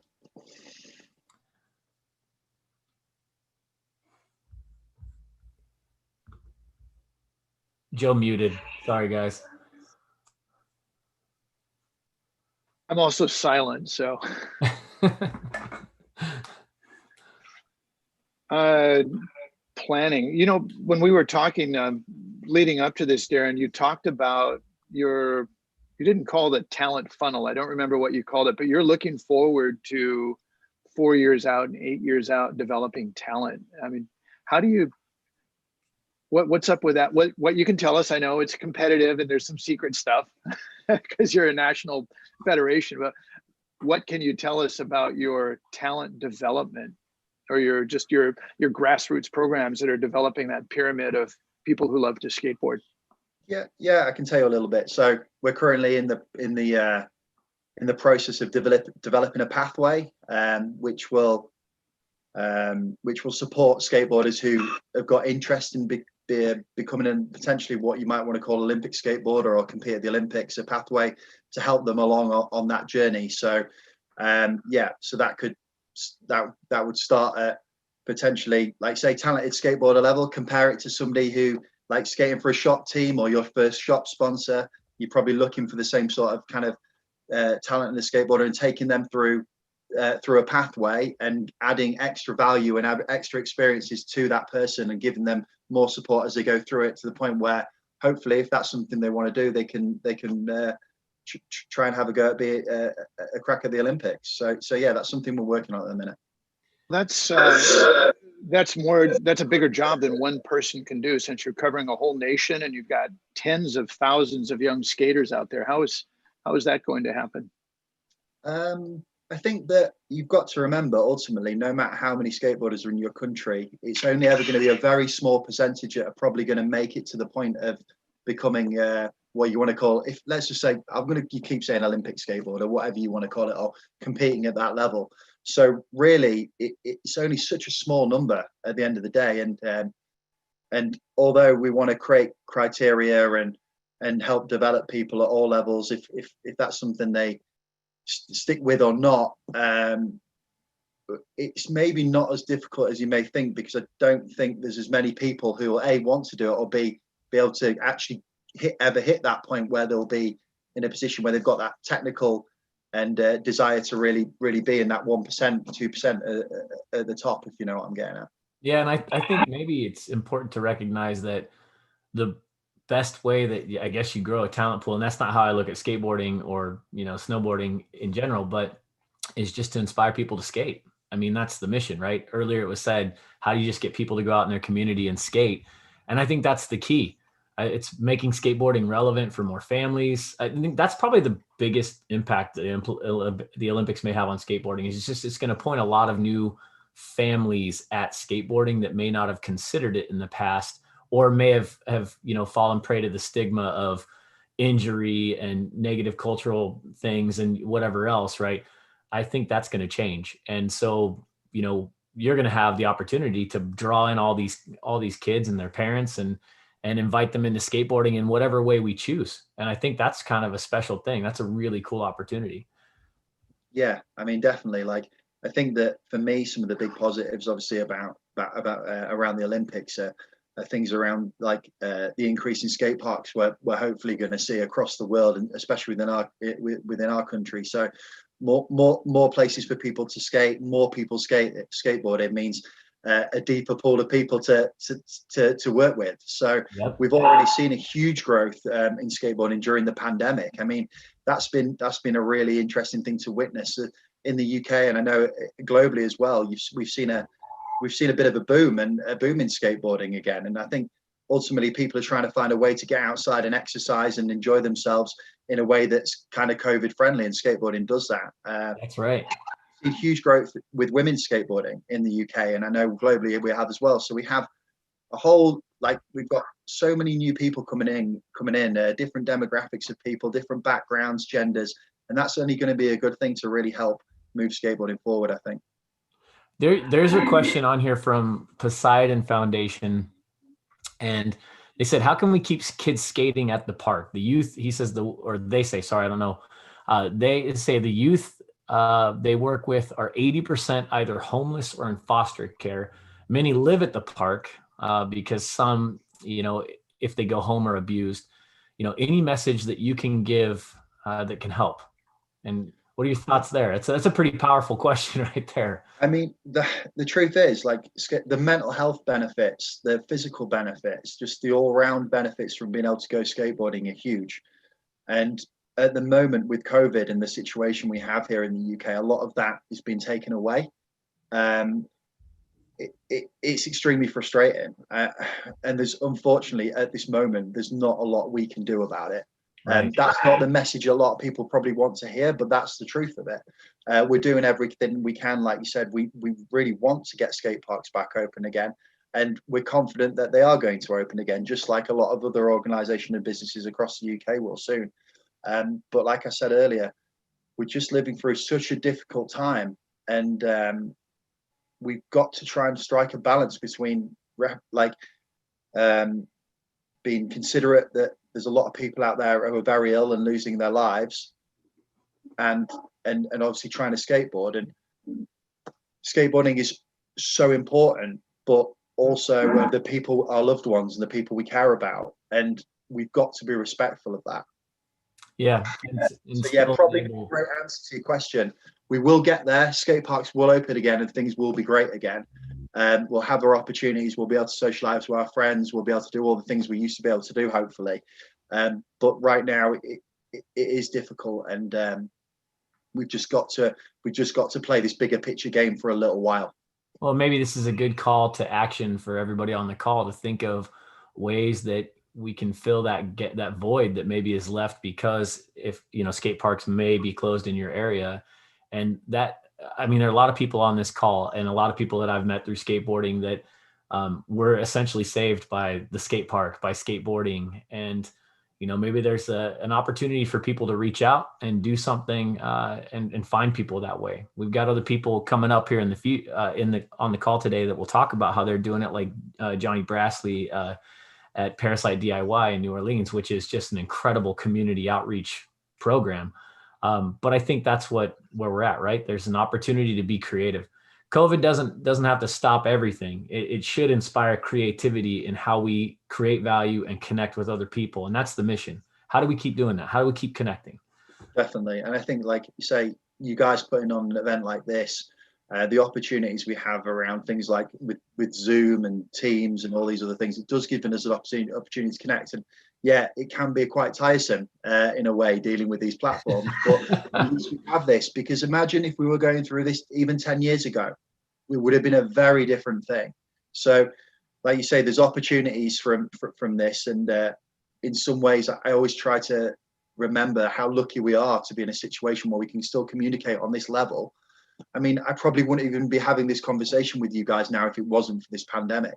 Like there's a reality of that. So some great opportunities as well. And we just got to continue to keep supporting one another and look out for each other in these really testing times.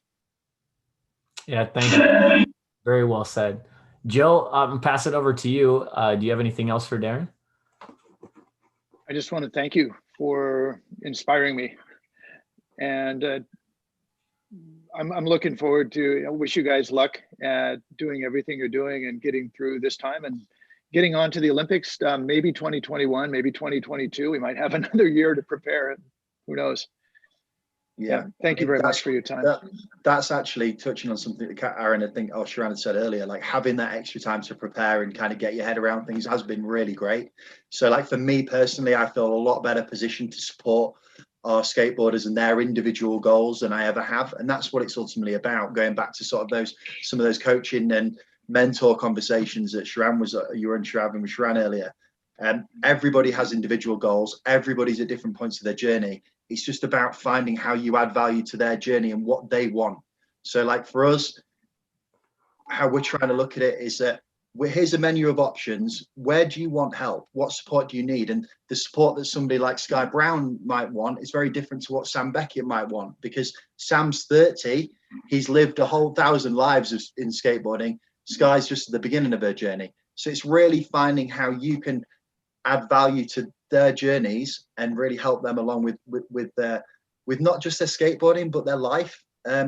It's a lot bigger than skateboarding, and I think everybody recognizes this. It's about how we support people's lifestyles to create sustainable careers for these people, or sustainable lifestyles that don't just span a 4-year cycle. It's bigger than that. Skateboarding is better than that, and we're bigger than that. And I think that's where we can have a great positive effect on other sports and show that, you know what, it's about more than it is about a lot more than just medals. Like there's a lot more to be had.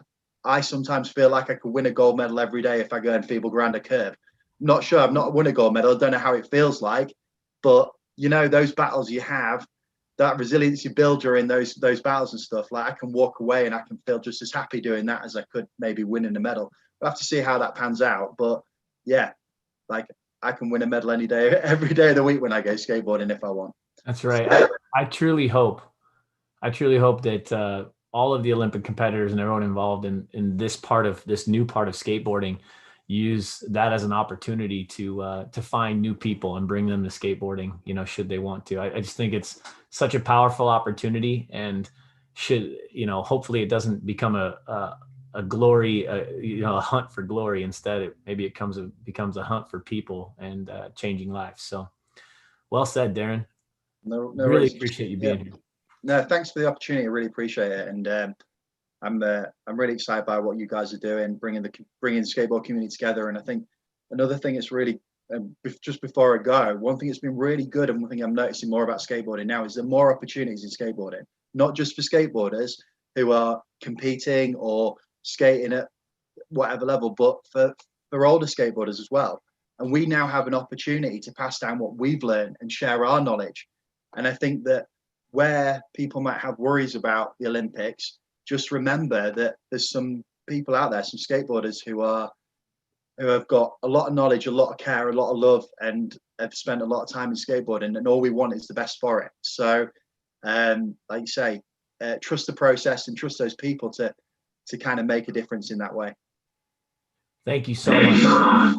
I hope we get to speak again in the not too distant future. And thank you so much. All right, hey, we're gonna moving on to our next speaker, Miki. And Miki, if I pronounce your name wrong, Vuckovich, did I do it right? Yep. All right, awesome. And we can't thank you enough for joining us. And you're the Director of Development at US Skateboarding, is that correct? USA Skateboarding, correct. Awesome, thanks. I was trying to get your title right and say your last name right. I was all nervous I was going to mess it up, but thank you so much for being here, and so excited for what you've done. And before this, were you with the Tony Hawk Foundation? Is that correct? I was. So 16 and a half years. You were working on developing skate parks for underserved communities through the Tony Hawk Foundation, and now you're working with USA Skateboarding. Correct. Oh, that's an amazing start. It's quite an amazing accomplishment on a couple of fronts in your career. Can you tell us just a little bit about what you're doing now with USA Skateboarding? And then I'm going to let Joe take this one over because he said he's excited to talk with you. Yeah, sure. So, I spent 16 and a half years with the Tony Hawk Foundation as the executive director, and really helped hopefully push forward the skate park movement in the U.S. initially. And I think we've had some reverberation abroad as well in the work that we've done, and really helped normalize skate parks and communities, which I think was, critical work. So having been part of the skate park movement for so long, my move to USA Skateboarding now puts me in a seat where I'm part of the broader skateboarding movement, which, is a much bigger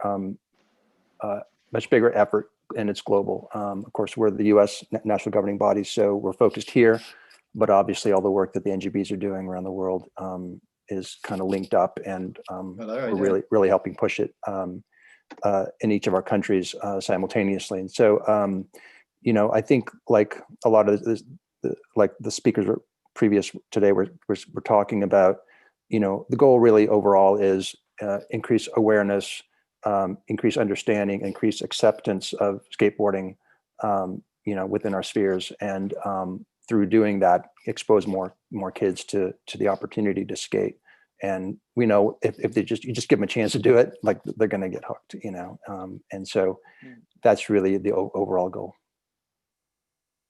So Miki, in the conversations we had before today, you let loose with some, I think, some very subversive things about what USA Skateboarding is going to be doing to the world of sports federations. Because typically a sport federation is set up to win gold medals.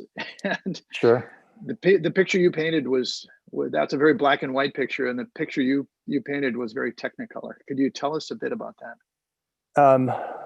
Well, skateboarding isn't monodimensional, as we know. Skateboarding comes from a culture, comes from a community, comes from the imagination. It is a sport. Now it's an Olympic sport, but it's been so many other things. And I think it really is all those things combined. And I don't think sport is a bad word. I think you can call it that. I think you can call it a lifestyle. I think you can call it an art, an expression, whatever, however you want to define it. It is all those things. And whether it's that one thing to you or many things to you, that's for the individual to decide. Everyone's going to approach it and do it in their own way. So to me, skateboarding as a sport, skateboarding in the Olympics is not a foreign idea at all. To me, it's a logical evolution of where we've been and where we're going.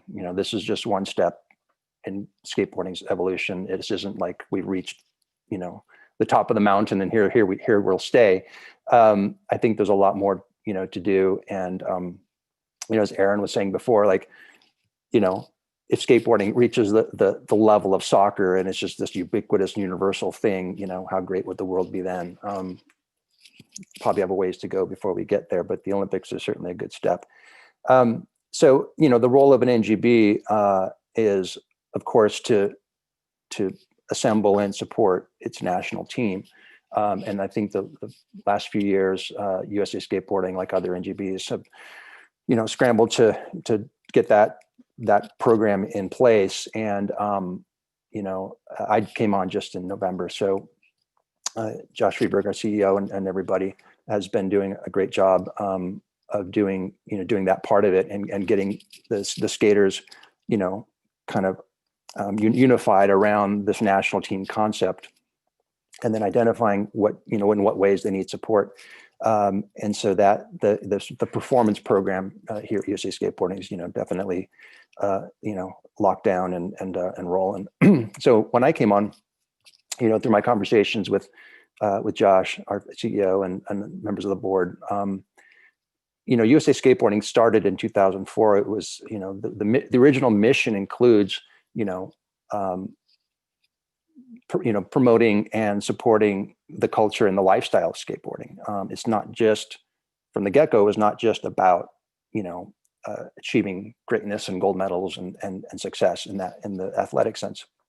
So as I came aboard, we started talking more about, now that the performance program is in place and rolling, can we start to fulfill some of this other part of our mission? And I served on the board from 2004 to 2017. So, that part of it's all very familiar to me, and the rationale, and the fact that skateboarding isn't just a sport, it is a lifestyle. And so an organization, national organization, that is in a position to represent skateboarding should represent all of skateboarding. It should represent skateboarding in all of its many forms. And so while, certainly we're representing the sport, and we've got, sort of the elite athletes assembled and a national team as a, to represent the country in international competition, there's this other opportunity to now use our platform and our voice and our position as the sort of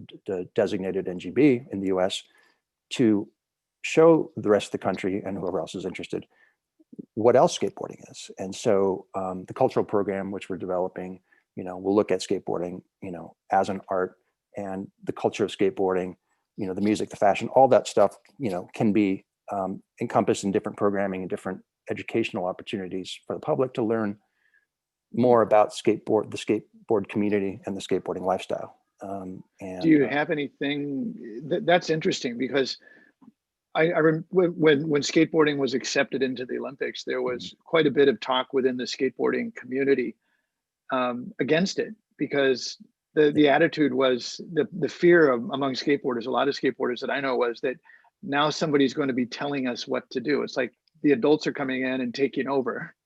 But what you're describing here is really different. So you're talking about promoting the art and the music, and can you tell us about any of the programs you have coming up? Well, really, it's about using our opportunity as a national body to bring people into skateboarding, and to introduce the idea of what skateboarding is about to people who aren't familiar with it. We think that obviously the Olympics is going to be a huge catapult in terms of its visibility, and people that are interested, should be able to find information and learn. And so we want to be able to reflect some of the various aspects of skate culture and the skate lifestyle, and not just be monodimensional and present to the world, here's our national team, and that's the end of it.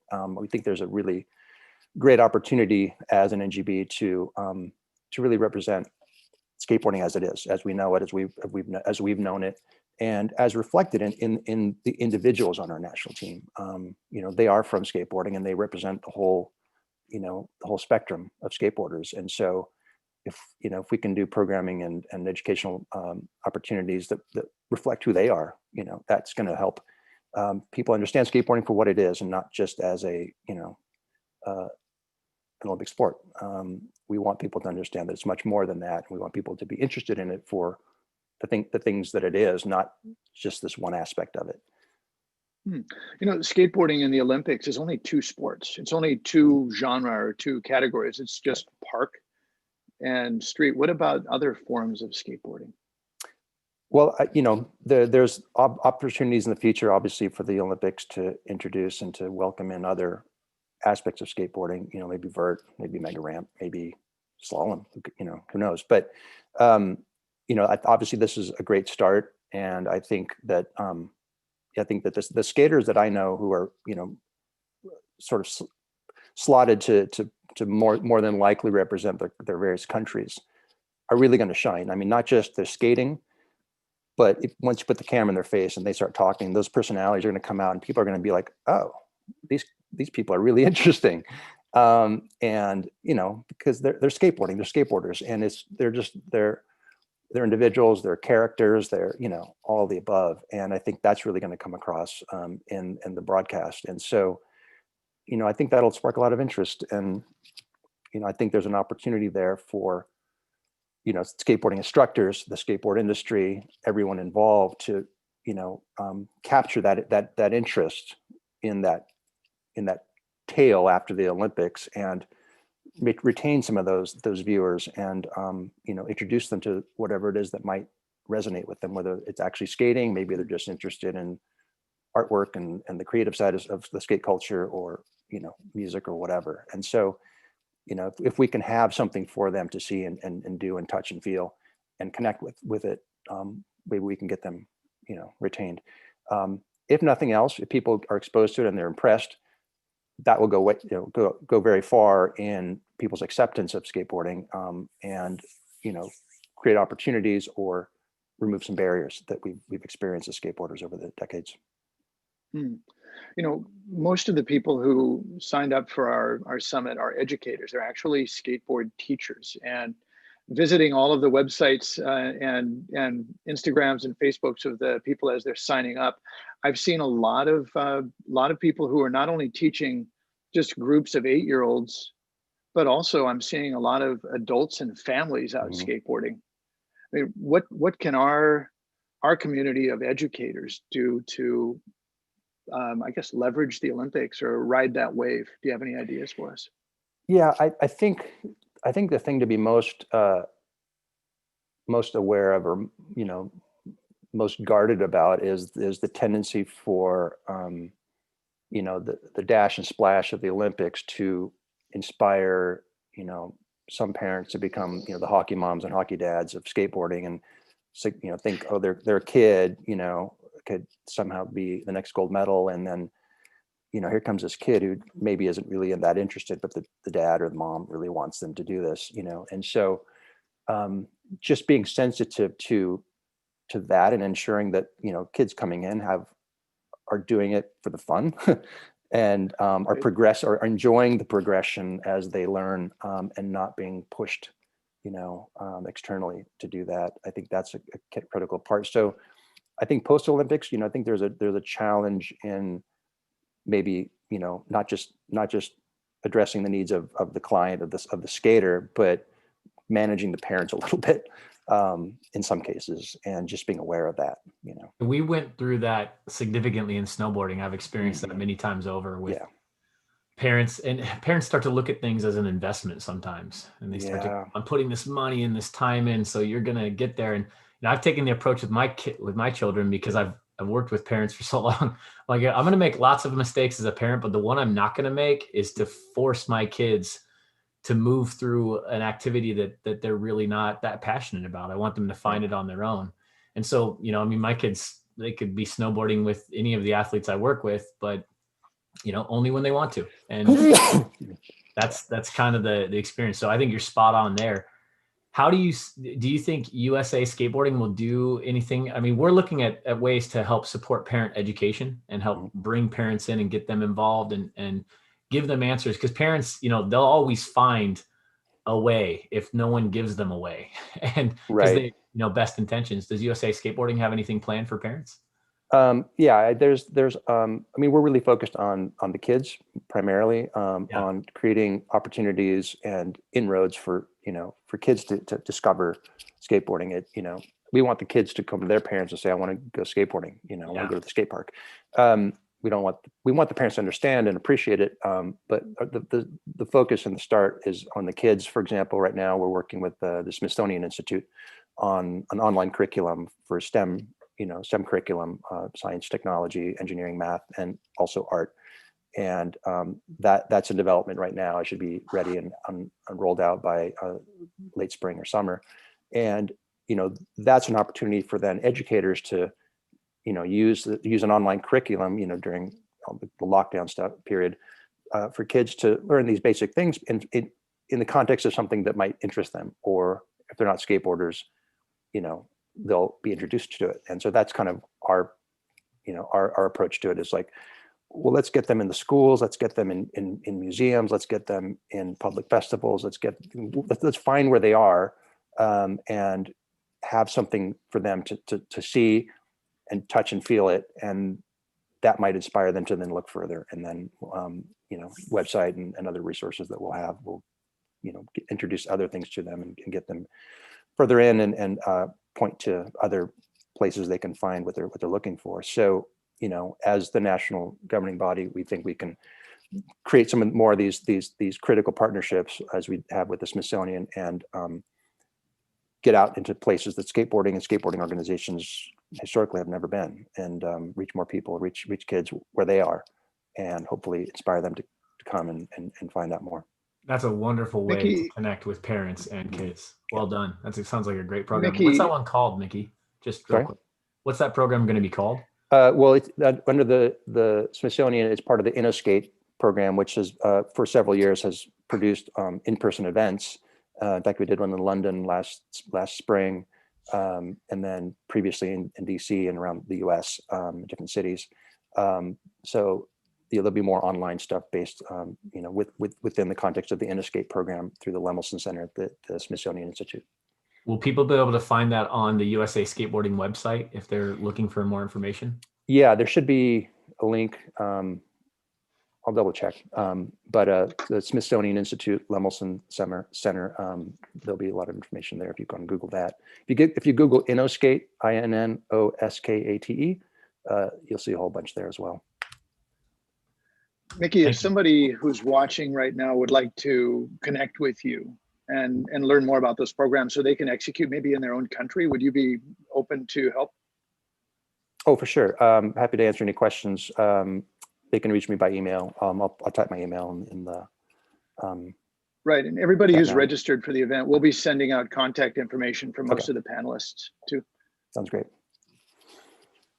Yeah, one of the keys here was to help people network and make connections like this. So I really appreciate your perspective and your philosophy on how you're looking at skateboarding through USA Skateboarding. I remember in 2018, I went to the IASK convention down in Irvine, and Olympic skateboarding came up, and there was a lot of it was very tenuous to say the least. Yeah, I think there's a lot of mixed ideas, and I really appreciate the approach that so far everyone. I mean, we had Darren, we had Shiran on, and everyone's talking about skateboarding as a culture, and I think everyone is working in the same direction to preserve that while bringing skateboarding to the world, and that's just incredible. And so well done. Thanks. Does anyone on the call have questions for Miki? And Joe, feel free to continue on in your interview. I'm interrupting. Sorry, very rude. Actually, I'm checking to see if our next speaker is up, Dennis. That's why it disappeared. So. Miki, there's a question from Sophie. She's saying, how do you create the environment for the beginner skaters? Drives come out to push themselves rather than encouraging them too much as a coach, right? How do you create that intrinsic motivation versus the that hard push, that hard external push? Does that make sense? Yeah, I think I'm not a coach or necessarily an expert in that, but I think identifying the goals and the motivations of the athlete are key to understanding what they need. Like the athletes here, their goal is this, and what's that gap, and how do you fill it, right? And so with skateboarding, it's like, I think it's like what's the kid enjoying, what aspect of it do they like, and then just sort of find a route through harnessing that part of it. If they like skating the bowl, don't make them go in the street course and do a bunch of stuff. Like use the bowl, get them going on the bowl. And then once they get a certain amount of skill, they can probably transfer a lot over to the street, you know, kind of thing.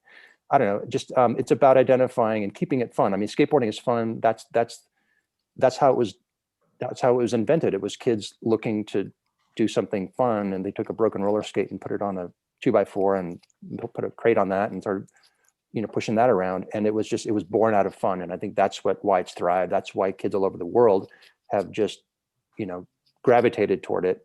And so just finding what about it is fun for any particular kid, and sort of using that as the motivation and that as the direction, I think would be the key. I always share with people, there's an institute, National Institute for Play at Stanford University, and there's a man there named Dr. Stuart Brown, and he defines fun as doing something simply for the sake of doing it because it feels good.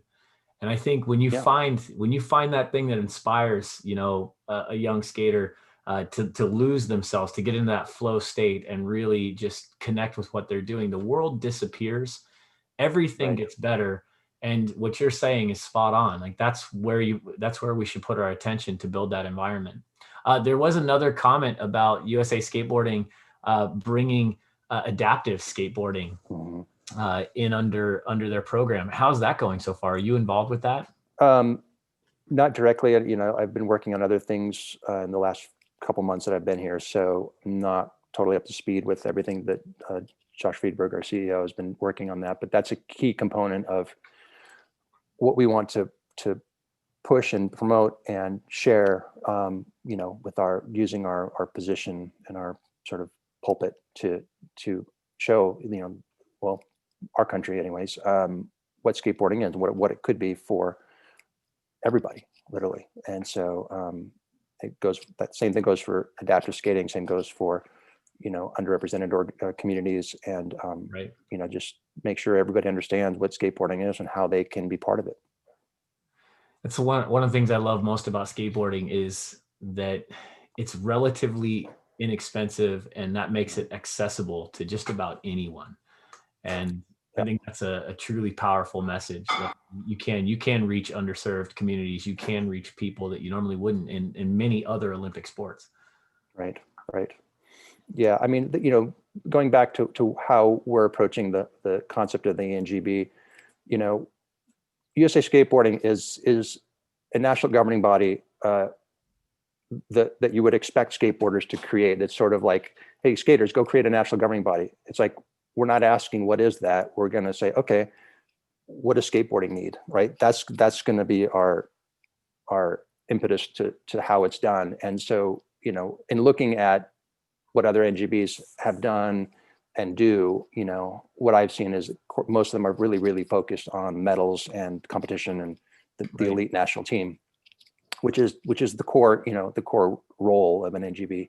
But of course, we're coming at this as skateboarders, and so we're like, oh, well, here's all this other stuff that we can do because we now have this rare position and opportunity to address so many more people than just the skateboarding community. We can take what skateboarding is and share it, you know, across the country, and bring more people in and make it stronger and better. And so, you know, hopefully, I mean, I know a lot of other sports that could probably use this approach and benefit from it. And so what we're hoping is, you know, maybe some do. And this becomes a new normal for NGBs, you know, if we do this right. That's awesome. Well, thank you for that really insightful talk, Miki. And if you have any other questions, if you're watching right now, we'll be sending out an email with Miki's contact info, and he'll be able to respond and hopefully help spread this subversive message through other national governing bodies around the world. We're here to share. Thanks a lot, Miki. Thank you so much, Miki. Thank you. Amazing. Right on our next, go ahead. Hey, Joe, really quick, there was one question about that I'm going to just address really quick. How is the center of balance different because they're kids or because of being female? And there's a lot of great information on how the human body develops in general. I mean, obviously it develops differently for all people at different times, but in general, here's a quick little thing for you, Brenda. It's children develop from the head down and the core out. So their head is big and makes them unstable in the beginning. Their center of mass is higher because of that. And then they start to develop the core. And then finally their arms and hands and legs and feet start to develop. So that's kind of how that works. Now with women, it's variable, but when you look at the data, there's something called Q angle you may want to look into if you're a coach on this call, and that's how the femur connects to the hip sockets. So in men, that femur goes pretty much straight up into the hip socket. For women, it kind of attaches from the side, a little extra piece of bone there. And that has to do with childbirthing and things like that. So when you look at that, it does create a difference in the basic skeletal construction and then where mass develops for men and women. So women, generally that center of mass is a little bit lower than it is for men. And again, children starts higher and then works its way down into the core. So quick answer, we don't have a lot of time to get into it because we're moving on to our next topic, but I did want to address that. Right. Well, that gives me a chance to plug USSEA because I haven't been doing that. The USSEA, it's an association of skateboard educators, and Chris will be very happy to nerd out with people for hours and hours in some of the forums and groups that we're going to be setting up for our members. So if you want to learn way more than he was just talking about, please join USSEA. We'd love to have you join in on the conversation. So our next guest is Dennis Healy. Dennis Healy is probably the most loved but least known artist on the planet. He for 10 years, 15 years, he created graphics for the Burton Snowboard collection. So many people have admired, stomped on, scraped, bent, floated, and just really admired and stroked. I know people who actually sleep with their snowboards next to them. Not me. He's not talking about me. I've done it. So Dennis is here because he has seen the development of snowboarding for decades from a very interesting perch inside Burton, which like it or love it or hate it, is in many ways has defined snowboarding for decades. And he has been able to see how the Olympics and the development of education in snowboarding has changed snowboarding over the years. So I'm going to pass the talking stick over to him and Chris, because Chris has been snowboarding as a pro snowboarder and as a coach for Olympic athletes and beginners for decades. So let's listen to what they have to say about how snowboarding changed over the decades and what that might mean for skateboarding. I think of myself more as a professional coach than anything, and all the rest of it is just history. But yeah, there's been a lot. Dennis had a lot of conversations about how skateboarding may impact the Olympics, vice versa, and what the 3 different organizations from different countries are doing. And I think it's probably pretty telling. I mentioned that IASK convention I went to down in Irvine, and IASK, for those of you who don't know, is the International Association of Skateboard Companies.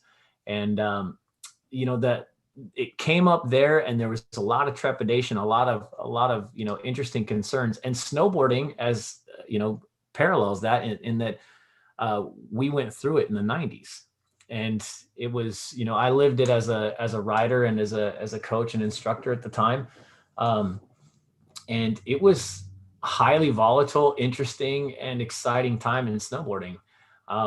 And maybe you could share a little bit of your perspective from working with, Burton and we can start the conversation there. That's great. Well, it was fascinating, really, because, you definitely saw 2 sides of the coin. People who were on this is going to be amazing for the sport, and then the other side of the coin was this is going to be terrible.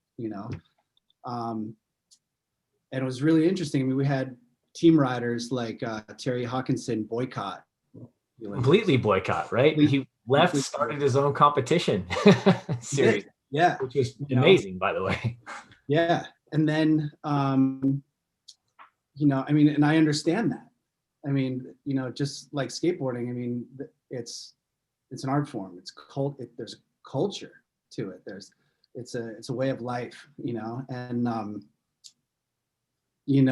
if you like contests, then, maybe you'll be more open-minded to something like the Olympics and skateboarding getting involved in it. Or, and if you have a problem with, thinking about, the fairness of how some of these contests are judged, let's say, like how do you judge creativity? Who gets to judge that? Right. Unless we're talking about, going back to the old barrel jumping, or something. If you're going to jump the most, amount of barrels, then you win, of course. Right. But it's like, it's not that simple anymore. You know what I mean? There was a lot of threat involved, wasn't there? There were a lot of people very threatened by the process, and it definitely took some getting used to. It did, definitely. And there are a lot of pros and cons. Some of the cons being, like the possibility of losing some of that culture, that subculture that, that we all relate to and live by. Right. To an extent,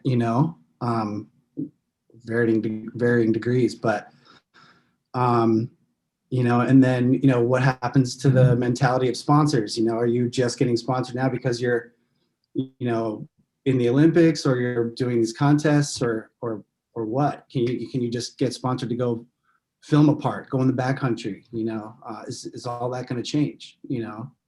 That's an interesting thought, Dennis. And as just a question for you, because, look, I've worked a little bit with Shaun White as a coach, and I've worked with a lot of athletes across the board, and competitive athletes oftentimes get categorized differently than the core filming athletes do. And, True. and maybe you just call them riders. They probably don't even want to be called athletes, which is fine. But when you were working at Burton, I know you were responsible with design, but do you recall how Burton approached, selecting team riders? Was it a mix? Did they look at competitive and did they look at the sort of the core aspects of riding, or was it, how did that come together? Do you have any insight on that? I wasn't really involved with that, to be totally honest, but I would like to think that, they want to develop a well-rounded team. It shows in the team riders and the teams they've selected over the years. They've had, Kelly Clark and Shaun White, and then they've had across the board with riders like Ben Ferguson, who are, very, very creative, still competes, but almost anti-competition, sort of, right. Anti-hero types. And it's great to that point, because you're definitely seeing a mix of that mentality. You know what I mean? It's like, back in the day, maybe you had like the strict backcountry rider, and then you had, the pipe guy. Right. Right. And it's all sort of coming together, and that, it's funny too, back in the day, just to point this out, half pipe was the core of snowboarding. It was like half pipe and powder. That was the whole thing. It was like, right. Yeah. You were good at ripping backcountry and you were good at ripping the pipe, so you were a champion. Craig Kelly, right? Seriously, like that was, he's a legend for that reason. And Absolutely. and things change, don't they? Now it's rails and slope and that kind of thing, and which reflects more probably on where skating is at with street and the park events in the Olympics. Yeah. But there's definitely been a strange stigma, because at the end of the day, it's all riding. It is, absolutely. It's all about, like Miki was saying, about having fun. Yeah. That's it. So if you're having fun in the Olympics, then go for it. It's important to remember too that there's room for everybody in snowboarding, room for everybody in skateboarding. There are a lot of disciplines of skateboarding that nobody talks about right now, right? There's still freestyle skateboarding. There's still lots of vert skating happening. Big air is kind of not, it's hanging on by a thread, but beyond that, you've got, downhill and longboarding, you've got board dancing, all the creative styles that people do. And there's a lot to be said for that in snowboarding too. Snowboarding is very much that way too. Yeah. And, was my experience, and maybe you can reflect on this, but all those genres, all those disciplines of snowboarding still exist and still thrive. All the very, very disciplines and styles and communities within snowboarding, they seem to have grown, not died. Yeah. And everyone respects everybody mutually. You know what I mean? It's really a very cool thing. You know what I mean? It's I don't know, like it's only positive. You know what I mean? Yeah, right. You know, it's funny too, because we've been talking a lot about bringing people, you know, new families and that kind of thing in the skateboarding. And one of my things I was nerding out when Joe was talking about, you know, you working on designs for Burton, you got to actually work on, I'm a total nerd. So you get to work on the Star Wars collaboration with Burton, didn't you? Did, yeah. And that was a really cool project. I actually got to work on a Riglet program with Jeff at Sierra at Tahoe, where he brought in Bob King, and they made all these beautiful wooden statues of the forest moon of Endor with Yoda and C-3PO and Chewbacca and Darth Vader. I remember. Yeah. It was really cool. And you guys were working on the board designs, which, by the way, my kids still have. And also my youngest son is 10. He's just about to grow out of his R2-D2 helmet that I got for my oldest when my youngest was about 2. So, tell me about that. Like, those programs like that are incredible, right? This is what the Olympics did. The Olympics put snowboarding in a place where now brands could work with they could reach outside of snowboarding and go into brands like Lucasfilms and Disney and, Marvel and all kinds of different things and do incredible things to bring people into the sport, right? Yeah. And you definitely have experience with that because you were working on that. Yeah. I definitely did the graphics for the Star Wars stuff and the Marvel, most of the Marvel stuff.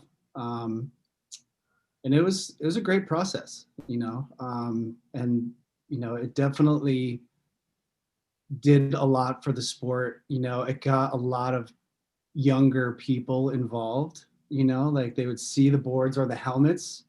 That's an interesting point, right?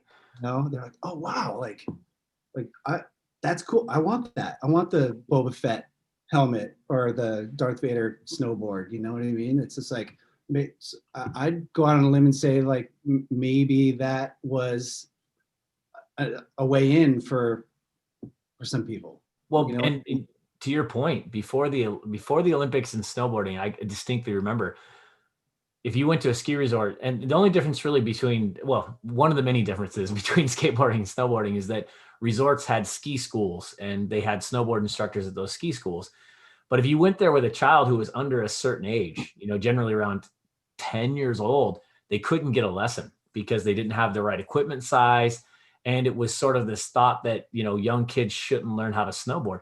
That's actually a stigma in skateboarding as well. Even, there's a national body of pediatricians that recommend you don't learn how to skate until you're 12 years old, which that's changing. And with the Olympics in snowboarding, it absolutely changed. And all of a sudden, Burton was one of the pioneers in bringing, youth product to the resorts and selling it on openly retail via retail. But also the whole sport changed, and collaborations like that to bring kids in just became huge. It was an amazing time in terms of how that worked. Parents started to look at snowboarding differently. Their eyes opened. I think you're spot on. I think that's what's going to happen in skateboarding by and large. I mean, we're already seeing younger skaters start, but it's still not totally embraced, right? Yeah. I mean, I personally saw it happen with my family this summer. We were talking about this a couple of days ago, I think, but we have a little kind of mom and pop skate park down the street from me. Yeah. And, we were locked down, but the skate park was still open. So my kids, I got them set up and, we'd go down there and they'd push around, and that's all they wanted to do during the summer on lockdown with COVID and everything. And and it really, took this negative sort of situation and created opportunities for them, and it was awesome. I mean, I was psyched selfishly. Right. Totally. My 12-year-old daughter fell in love with skateboarding more this summer than ever before, because we would literally go up to a parking lot at a church that was closed down in our neighborhood, and they had perfect asphalt. They'd just redone the asphalt. So we were cruising around that parking lot every day this summer. Like, that was what we did. I mean, when there was no school, the weather got good, we went skateboarding, and she loved it. Exactly. Well, I ended up this fall building a ramp in my garage for the kids, like, and, with what we're talking about with snowboarding and, the youth product and, that whole push and everything, it really opened up an opportunity for families to all snowboard together. Right. You know what I mean? And, I never pushed snowboarding on my kids. I would just like to get on the hill, like wanted them to have a positive experience out there. It's hot cocoa, snowballs, and fun, That's right? it. I mean, it's like, absolutely. Yeah. Start with that. And if anybody's thinking about taking their children snowboarding, seriously, just keep it focused on the fun, because it's a tough experience and it's expensive. Yeah. And it's not always snowboarding. Like you said, hot chocolate, and you know what I mean? Yep. They associate fun with it, and they're going to keep coming back, and I don't know. And now we're a snowboarding family, everybody snowboards. And, just when we were talking about building this ramp, like my wife, Sarah, was like, when are you going to build the ramp? And I'm like, that doesn't happen very often. Right. Like, You got the green light. It was awesome. It was awesome. And it's just been great, Well, I think that's what, this topic is all about. How did the Olympics change snowboarding or vice versa, and how that might reflect on skateboarding. But I think that's it. It normalized a lot of things. We got a comment from Joe Lem about snowboarding in the Olympics helped normalize helmets, right? Yeah. But it did that for sure. I mean, with the tragic, there were some pretty tragic TBIs that took place in prominent snowboarders at that time. Kevin Pierce, one of them. Right. And that changed the whole scene, and the Olympics definitely helped with that. But it also helped just make snowboarding okay. So we started to see a rapid growth in skiers trying snowboarding, and new people who hadn't done either opting to try snowboarding instead of skiing. So the numbers really started to change in terms of what people were experiencing for the first time, and the willingness to try it went from being this sort of scary experience where you're going to get hurt, you're going to be sore, you're probably going to break something, and you got to hang out with all the rebel anti-hero types or whatever on the mountain.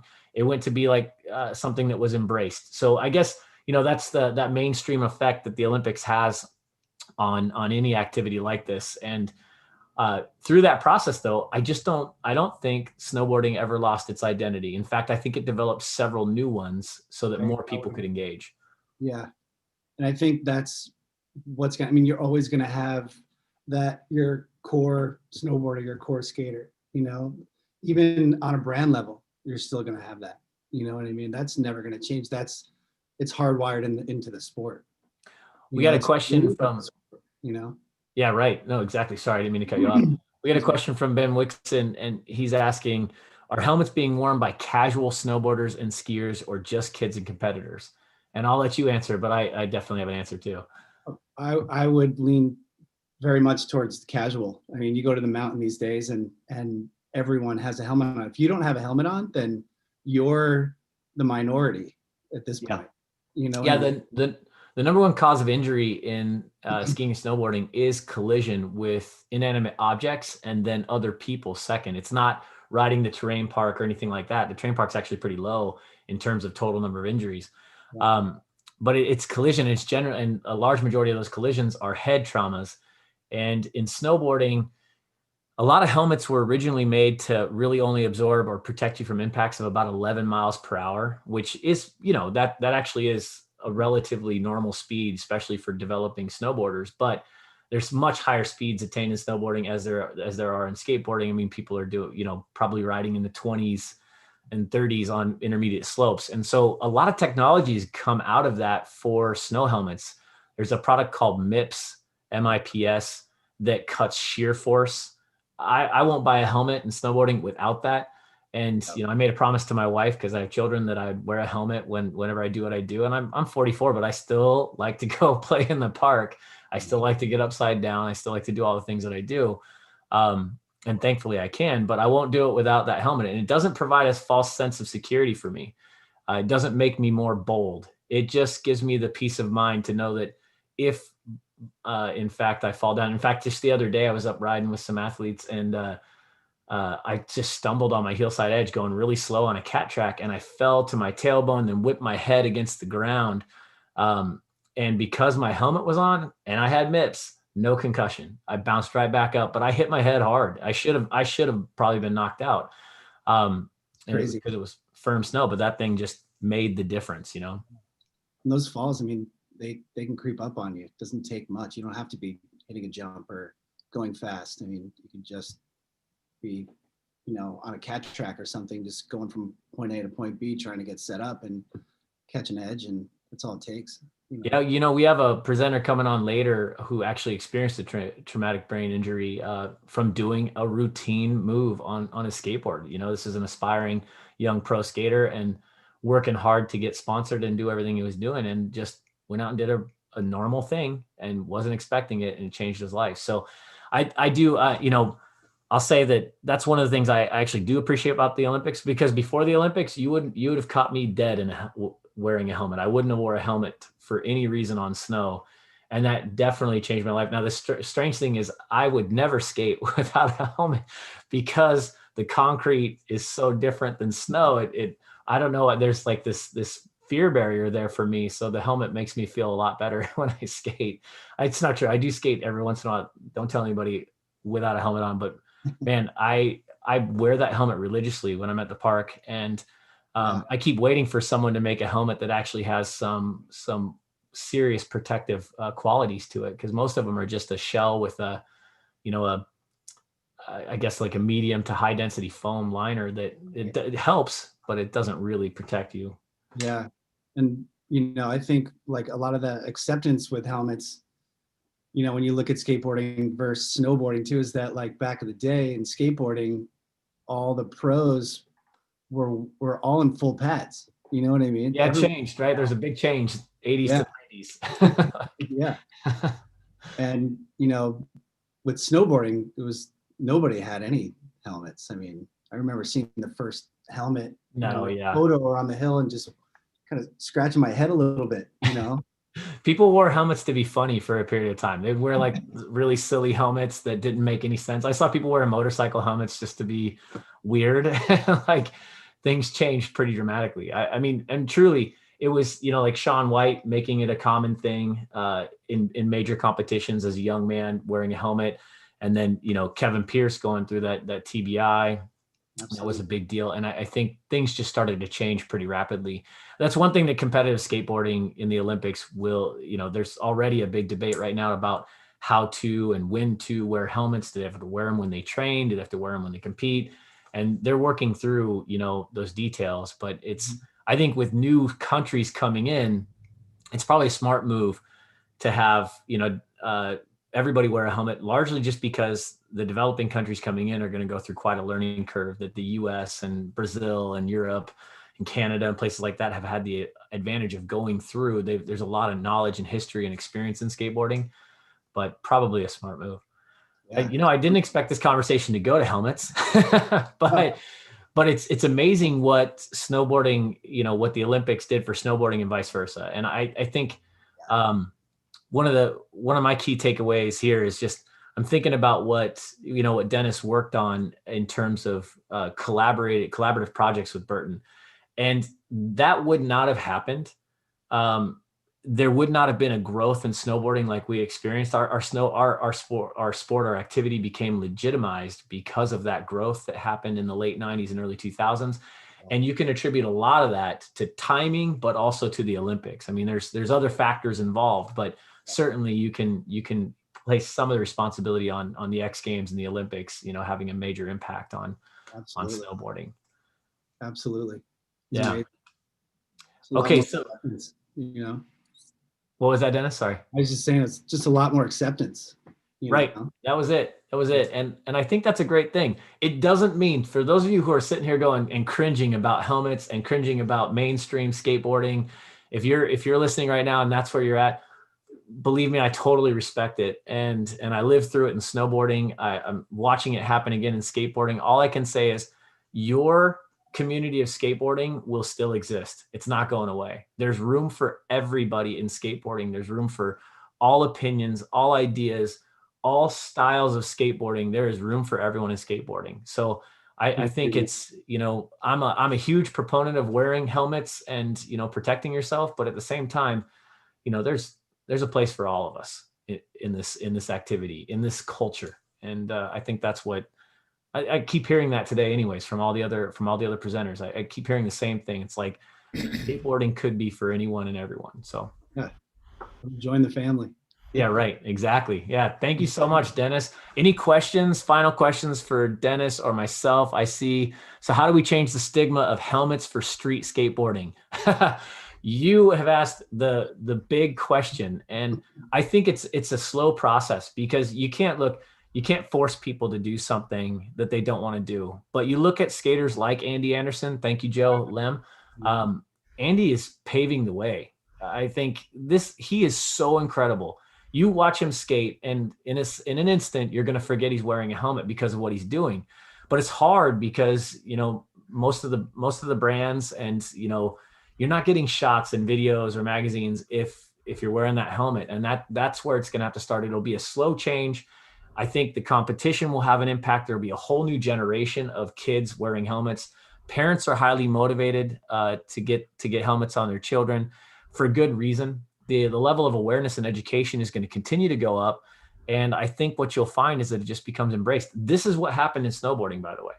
And I'm waiting for it to become a non-issue. And I think we're headed that way. It is with snowboarding. I mean, 25 years ago, when I first saw people on snowboarding, it was unusual to see somebody in a helmet. And now it's unusual to see somebody not wearing a helmet. You know, the one thing I'll add though is that our organization, myself, we don't judge anybody. I'd like to recommend that you protect your brain so that you can keep on skating, but at the same time, no judgment. And that's the key. If you want people to buy in, it can't be a judgmental process. It has to be a supportive process where people come to it on their own terms and over time. And I think that's happening. You know, I think that is happening. It'll continue to be a battle once kids hit, you know, their teenage years. They're going to battle against it until you know the key people in skateboarding are repping a different behavior. So to answer that question. Right on. Well, are we moving to Rhianon? I think we're there. Dennis, thank you so much for your time, and thank you for being a part of this today. And hey, one last question for you. Is that your artwork right behind you on the wall? This is, I saw this pop up earlier on the chat feed here. Somebody asked if I worked with Blotto, and that is actually a Blotto photo with an artist that he worked with on this series. His name's Lucas Beaufort. Hopefully I'm pronouncing his name correctly, but they did a whole series of these photos with Lucas's artwork on it, and that's one of them. Yeah. I love that shot. It's so cool. I've been looking at it the whole time we were talking, going, all right, where do I get a print of that? It's so cool. Hey, thank you so much, Dennis, and really appreciate your time. Joe, any final thoughts? We started this out to see what will happen. You know, if we could draw some parallels from snowboarding, what happened in snowboarding to what happened in skateboarding. Any final closing comments on that, Dennis? What do you see? Ultimately, I think it's going to be great for the sport. As we were saying before, I think, acceptance of the sport as a sport, that's sort of a taboo word for a lot of people with skateboarding, but, I think it's going to be great. I mean, accessibility is there. We talked a little bit about that. It doesn't take much to get started with skating. I think, from a retail perspective, like a lot of the skate brands are going to benefit, which I think is great. We're going to start seeing skate parks popping up more. I think there's a lot of opportunity potentially in the future for that. More people hopefully will be building ramps in their yards. Parents will have a different perspective. I'm excited. I think it's going to be great. And believe me, I understand the other side. I understand the core vibe and the, you know, and that perspective and everything like that. And that's not going to change, you know. But I think there is a lot of opportunity, and, you know, as long as it's treated with respect and respect to the sport and respect to the riders and everything, that the contests are judged well. You know, we had some problems with some of the judging and some of the contests and some of the way that, you know, the formats happen with snowboarding. You know, one that pops up is the women's slope style with the wind. I mean, that was just really dangerous. So hopefully, you know, the Olympic body, you know, learns from those experiences and keeps it moving forward in a positive way and is true to the sport. And I think as long as people are aware of that and having as much fun as possible doing it, then I think it's going to be great. Right on. Dennis, thanks a lot for coming today. I appreciate it. Thank you. Thanks. And I you know, Joe, I'm going to add something, and I know we're on to, is Rhianon coming on next? She is ready. Awesome. Sorry, Rhianon, I'm taking one more minute, but I'll just say this. This is a time of opportunity to connect with new people through skateboarding. That's what the Olympics is going to do. It's not, I'm not looking at it as an opportunity to go out and make a bunch of money. And maybe that's how some parts of the industry might look at it. I don't know.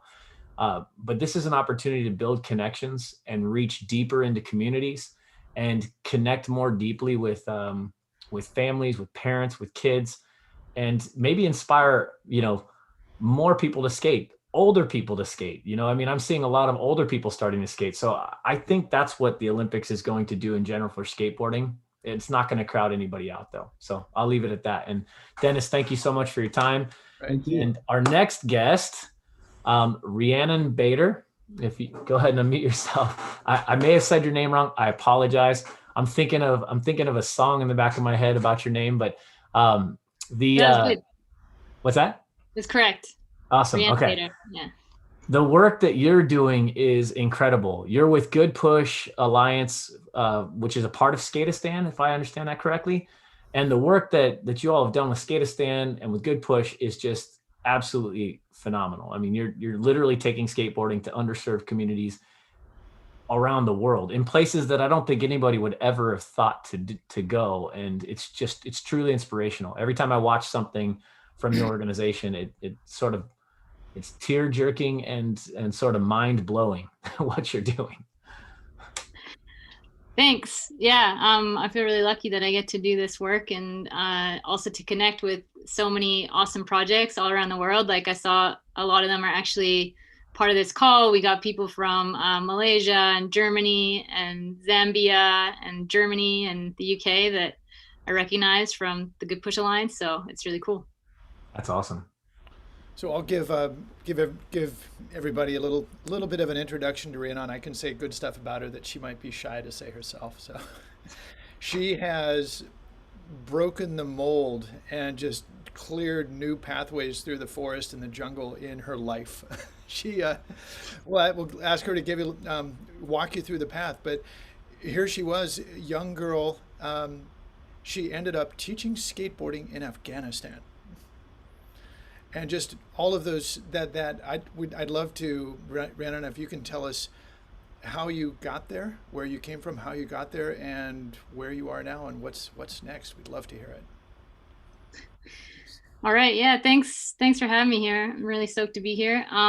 Yeah, basically I'm originally from Canada and I started skateboarding there when I was around 14, so 20 something years ago. And yeah, back then, obviously people that were around then know that there wasn't that many girls and women skating. So I think just hearing today people talking about how many women are skateboarding nowadays and seeing it myself is just amazing and really cool. But yeah, I did skate coaching in Canada, like right when I got out of high school. And then I moved to Vancouver and worked at a skate shop and a skate magazine and basically wanted to try to find some kind of job associated with my passion. And when I got out of university, I heard about this crazy project that just blew my mind called Skateistan. So this was in 2009. And the first skate school had just opened in Kabul, Afghanistan. And I remember the article I saw had a picture of a girl like doing an ollie, like an Afghan girl doing an ollie. And I was like, this is crazy. So I applied. They had like a 6-month volunteer program, and I applied and was selected for that. So I went out to Afghanistan in 2010. I was doing kind of skateboard coaching and also like training of trainers. Since skateboarding was brand new in Afghanistan, there was just no one there who really knew how to do it. And we really wanted to build up the local coaches there. And so I was focused on training up, especially the female coaches, which was really awesome. And I also was doing media communication stuff, and I ended up staying working with Skateistan there for almost 5 years. And in that time, Skateistan expanded to Cambodia, South Africa. I ended up kind of burning out after the first 5 years and had to take a little break, but now I'm back. I've been back at Skateistan since 2018. And now I'm leading on a new program that we have since then that's called the Goodpush Alliance. And I can talk a little bit more about that. I don't know. And so you're back at Skateistan. So you're not back in Kabul though? No, I'm living in Berlin, Germany now. So Skateistan has a global office here. So that's where I'm based. And it's very dark, as you can see. You mind if we go back to Afghanistan? Just a little bit. I am absolutely fascinated with somebody who visits the place, and even more so with somebody who lives there, because in the popular news right now, Afghanistan is a terrifying place, but you live there. What's it like? Well, I haven't been there since 2014, so it changes all the time. But my friends, like lots of my colleagues and friends, go back there all the time, and I know that how you see it in the news is very different from how it actually is to be there. Like, obviously it is dangerous. Obviously there's suicide attacks and things that happen, but actually being there, it's a super amazing place. It's it's kind of cliche, but everyone that I know that's been there says that, it's an incredibly friendly place. People are always welcoming you over for tea into their house and just really interested in what you're doing and why you're there. Especially since, in the past couple decades with all the war, there's not so much tourism. There used to be a lot of tourism, and it's just super beautiful. I would say like my experience in Afghanistan was definitely like a roller coaster. It was like mega highs and mega lows. That would probably be the best summary of it. So we definitely had like some sketchy situations there, but also like to have this oasis. We had this purpose-built facility in the Olympic grounds there, with the skate park and classrooms and climbing wall, and it was like a literal oasis in this country where you just hear the bad things happening. So I feel really lucky that I got to be there and see it, and just I would love to go back. We're actually opening a new skate school there in central Afghanistan, in Bamyan. So maybe I'll get to go there. I've seen you've raised over $500,000 for that, I see. Yeah. Recently. So in your time in Afghanistan, the 5 years there, you were there to help people. What kind of a difference do you think you were able to make? Well, I think like, because it was the very early days of Skateistan, and it was at the time there weren't so many of these what we call kind of like social skateboarding projects around the world, like this idea of using skateboarding for something bigger, skateboarding for education, skateboarding for social inclusion of girls, of street working kids, like people that are not usually, for whatever reason, often economic or geographic, not going to access skateboarding. I was there to kind of help get that going and like grow it. And so it started out with like the very basics of, like I said, like doing the skate coaching, but ended up being a lot of other stuff. Like I was working in communications, and then I was working in fundraising, and then I was involved in kind of like every part of an organization that you can imagine. And like I was said, it was like growing really fast as I was a part of it. So it was also just figuring out how to be a part of like a organization that was growing internationally. And probably by the end of my like 4 or 5 years there, like I was actually hardly ever in the skate park, which was a shame. I was mostly behind my computer, which felt like a waste. But by that point, it was also really great because it meant that all the programs, so the skateboarding programs, education programs, were fully run by the Afghan teams. And a lot of those team members were actually like some of the first students that we had. So I think, that was like really cool to see and be a part of. Do you still have opportunities for people who would like to volunteer with Skateistan? We don't, now all of the skate schools are run by the national staff, so we don't have volunteer placements on site. We do have like some remote kind of volunteering or internships that we do. But we also, through the Goodpush Alliance, there's a ton of projects around the world. So it's basically like a knowledge sharing network that we have for all these kind of skateboarding based social projects. And there's more than 300 projects in more than 60 countries. And a lot of them are completely volunteer run, and they are looking for volunteers to either build skate parks or introduce skate programs or other kinds of programs. And yeah, so you could reach out to us, either by email, or we also have a forum where people post volunteer opportunities. So there's definitely opportunities like that out there. But I would also say, like, there's so many projects now. Probably there's something actually near you that you could get involved with as well. So I would just mention that too. Okay, so people can, this is a shameless plug for your organization because you're doing such wonderful things. So anybody who wants to can reach out to goodpush.org. Yeah. And they can get in touch with you and your organization, and you can help them, get going on changing the world, making it a better place, whatever that means to you with skateboarding. Yeah, I'm on the goodpush.org. Actually, what people can do, we have a map, and so they can look at the map and like where they live or where they're interested in potentially volunteering or getting involved, and they can find skate projects that they can get in touch with. So that's a really useful thing. And talking about like coaching and stuff too, like the Goodpush Alliance is also about, like I said, sharing knowledge. So we have all kinds of free open source resources on there about running skate programs, running educational programs, youth leadership, also stuff about child protection and safety. So people are just talking about helmets and things like that. But yeah, I think it's kind of relevant for anyone, because even if you're running something that is maybe more of a private coaching thing or a skate park, I think there's always opportunities for us to try to, I don't know, be more inclusive. Like that was something that Chris was talking about. And some other people were talking about is like, yeah, like how can we get more people into skateboarding? And I think if we want to say skateboarding is for everybody, that involves some work and some effort and some of us putting resources into reaching those people and giving them opportunities that they might not have. And this is as true in the US as it is in other countries. And so I think there's lots of things that we can do.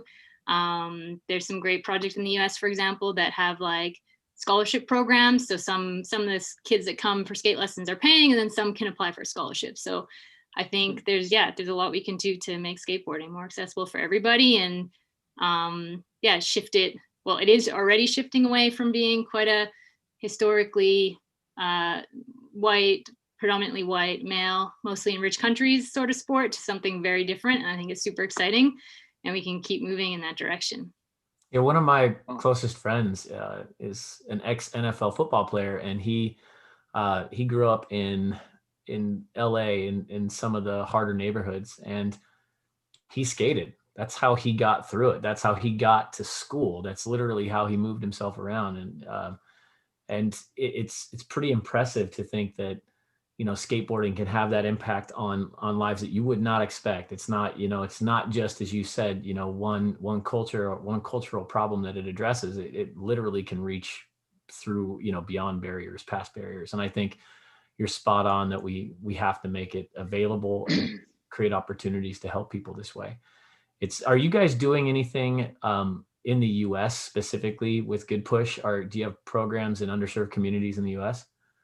No, so Goodpush, like the Goodpush Alliance itself, doesn't actually run programs. So yeah, just to explain, so skateistan is mostly, most of our programs are around these skateboarding schools that we have in Afghanistan, right, Cambodia, and South Africa. And then Goodpush Alliance is our kind of unique program. We're really globally focused, but we don't implement our own programs. We're instead focused on kind of training and building connections between the staff and the coaches and the people that are running these skate projects all around the world. So we don't actually have things that we're running, but we have a ton of Goodpush members that are like all around the US. Like if you look at our Goodpush map on our website, we probably have like, I don't know, 70 projects or organizations in the US that are doing stuff. So yeah, we are not doing that ourselves though. And do those programs that are affiliated, do they provide opportunities for, say, inner city underserved youth that don't have access to $100, $150 skateboard? Yes, pretty much all of them do. So they range from ones that are very focused on underserved youth. So everything is free and everything's kind of like geared at making skateboarding accessible. It might be, I don't know, this year a lot of people were doing donation drives to get like new skateboarding gear and getting that out to kids that might not be able to afford it otherwise. There's Skate After School in Arizona that runs after school skateboarding programs. Skate Like a Girl, which started out focusing on getting girls and trans LGBT kids on boards, but now it's like everybody. Yep. That's a great program. And then there's like a lot of skate parks that are running programs that they try to like make them accessible to underserved youth. Harold Hunter Foundation in New York. There's tons of programs in the States, actually. Rhianon, the space you're talking about is volunteer. It's low income for the people working in it. And you've been at it for 10 years. I'm responding on a question that was asked and one that I have too. And that's what inspires you and keeps you motivated to keep going? Well, I mean, like I said at the beginning, like I'm a longtime skateboarder. So to be able to do this kind of work is, I don't know, it's pretty much the dream job. So it's not hard to be motivated, but like I said, I did definitely have like burnout at some stage. And I think that's a very real risk for people that are doing this kind of work, especially when you're working like frontline with youth that have maybe faced a lot of trauma or conflict or poverty. So that's like a real thing that I had to take a break from. But like, I don't know, like for me now, what inspires me is seeing like how much all these other organizations around the world, as well as skateistan, like how much they're innovating all the time. Like, I think that's what's really cool. And it's coming from all the people talking today too, is like how good skateboarders are at like adapting to stuff, like how, I think it was Aaron at the start talked about like how getting a skate park built in his hometown was like the only thing that happened during COVID. And like skateistan, we had a lot of our funders tell us like we were one of the only projects that like kept running no matter what through the whole thing, like shifting to remote. So I think, seeing the innovation, I think is really awesome. And I would say it is like largely volunteer run, but we're finally seeing more organizations being able to like professionalize, access like municipal public funding, access donations, get to a point where they can pay their staff and stuff like that. And I think that's really good because that's sustainable. Those people will be able to stay in it and do that work if they don't have to work like 2 other jobs. So that's also something that we try to do through the Goodpush Alliance, is help organizations and projects figure out how they can increase their organizational sustainability, access funding, be able to pay their team members, that kind of thing. Well, our next guest is they're running an operation in New Orleans called Parasite Skate Park, and they are a perfect description of what you were just describing. They should be part of Goodpush if they're not already, because my background is in running businesses. So I understand that businesses need money to come and go to pay the staff. And when people hear the word nonprofit, a lot of times they assume that means they're not businesses, but a nonprofit is a business, and you're doing very good things. So I'm helping people learn how to make it sustainable. Mm-hmm. That's a great lesson. Great lesson for people to have. Yeah. Chris? And one thing that I just thought was kind of cool maybe to mention in the context of what we're all talking about today, I was just thinking of it with some of the previous speakers, is like, I think what's cool too is seeing all these social skateboarding projects all around the world, is like how something like, sorry, I'm trying to explain this in a good way. Okay, we have someone on the call here, for example, Johnny, shout out to Johnny in Zambia, and he's running a We Skate Mongu there. And, these small projects in, it's a village in Zambia, he's going to build the first skate park there. He's getting the first skate parks to that first skateboards to that community. He's running the first skateboard lessons. And I think this is an example of something that's happening on a really large scale with social skateboarding, is that these social projects are often the entry point of skateboarding into new countries and new communities. And I think that's really exciting. And you're starting to see overlap I know we've been talking about Olympics and stuff today, but you're starting to see overlap where a lot of these social skate projects are actually becoming or somehow affiliated with the national governing bodies for the Olympics and stuff. So I think there is like, I don't know, I just think that's an exciting thing, and I wanted to kind of throw that out there. Just so everyone knows, the purpose of the event wasn't to talk about the Olympics. We just categorized our presenters that way, and some of them were in Europe, so we had to get them going first. So we started with the Olympics, but we're getting into some of the other exciting areas with you and some of the other programs that are developing. I did have a question for you, and because you'd mentioned, you work with coaches, you train coaches.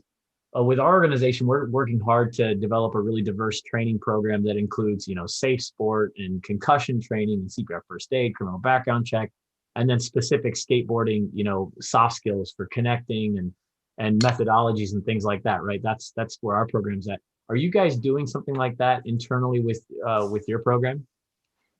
Yeah, so we have like, I'd say we have 3 kind of key topic areas that we focused on. So right. We haven't been super focused on straight technical skills coaching, because I know that there's a lot of other people out there that are already doing it in a lot of different countries. We are very interested in this though, and we would be very it is a big need of our community is to like access certification programs and trainings. That's a big thing, but that's not our focus because we just didn't see that as like a big need that wasn't being met. So what we're focused on is inclusion. So specifically making skateboarding more inclusive especially of girls, kids with disabilities, LGBTQI. So I think that's a big thing.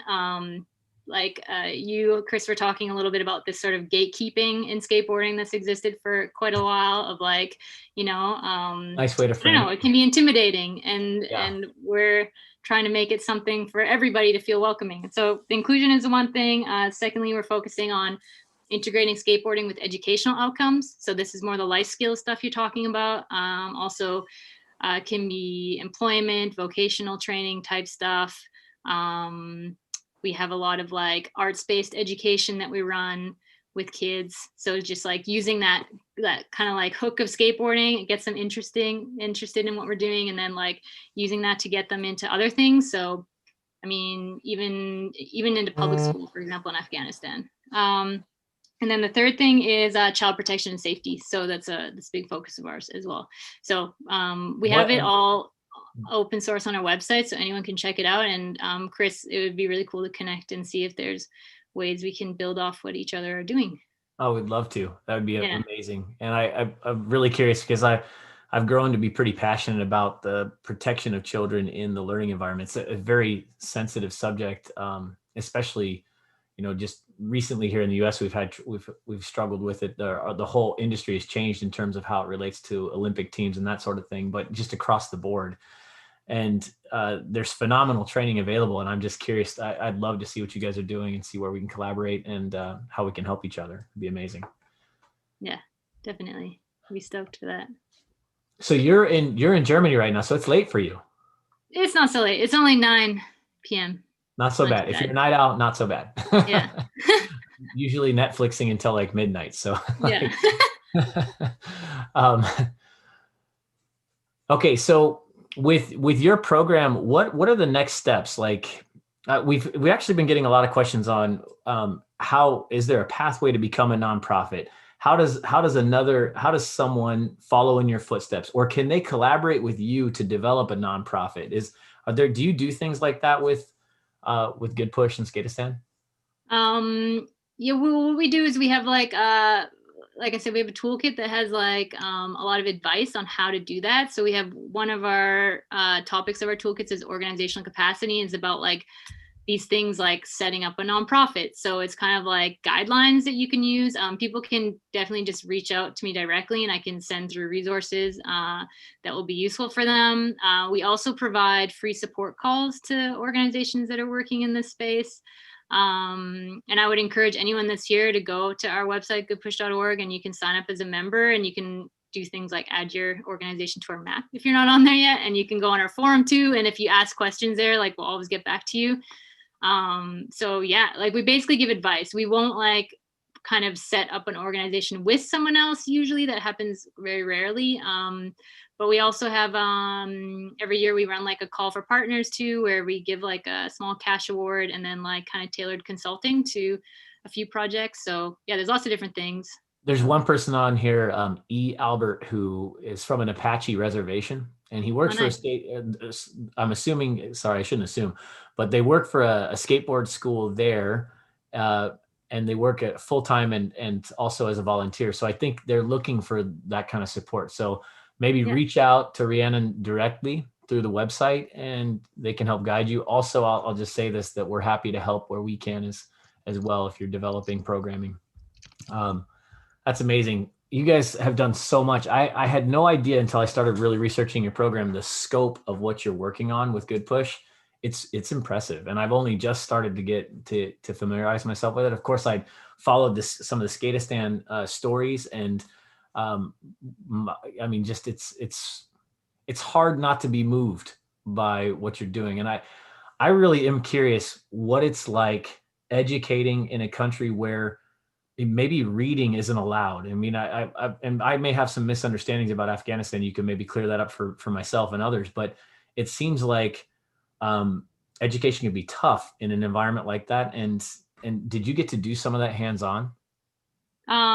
Yeah. So, yeah, firstly, I had kind of had the same misconceptions, I'd say, maybe when I first went, because I had, read all this stuff about the Taliban, and I was worried about that. But it's less a problem of like what's allowed. Like, it's totally allowed to read, but there is a lot of out of school kids, and most of those out of school kids are girls, is the reality in Afghanistan. But yeah, when I first got there, so we were running what we call like skate and create programs. So the kids come for an hour to skate and then an hour in the classroom. And yeah, we had like set up these kind of lesson plans that first one I remember when I was there was actually to like have the kids make like flashcards where they like use the English alphabet and made little cards. And then in that class, we realized that actually a lot of the kids who like are working on the streets and stuff couldn't even write their own names in the local language. And so we were like, okay, this is like, we need to really like think about what we're doing. So that was like a total shift in skateistan's programs. And it basically we shifted to like the create programs don't require any literacy anymore. They're really focused on art. They're like sculptures and painting and theater and all this different stuff. So yeah, I think in general, like, yeah, everywhere that we've been and worked, and also what we see with the projects that we work with, is like you have to kind of try things out and then adjust things when you see what makes sense and what doesn't make sense. So yeah. Wow, that must have been impressive. Absolutely amazing. There's so much that you're doing. I keep seeing comments right now that there is a great toolkit on goodpush.org. So everybody check that out, take a look at it, dive in, rabbit hole. It is fascinating. And Rhianon, thank you so much for creating this for us and for being here tonight, your time. I appreciate it. Yeah, thanks so much for having me. And my last thing I'm gonna mention here is that we're gonna launch e-learning courses this year. So watch out for that. Oh, awesome. Great. And we hope to find ways to work with you too. We'd love to support what you're doing. And cool. People should just go to goodpush.org to find information on e-learning and everything else that you do. Yeah. Okay. Awesome. Yeah. Right, cool. Thanks. Thanks a lot, Rhianon. Good night. Thanks, Rhianon. So our next guest is a fellow classmate of mine.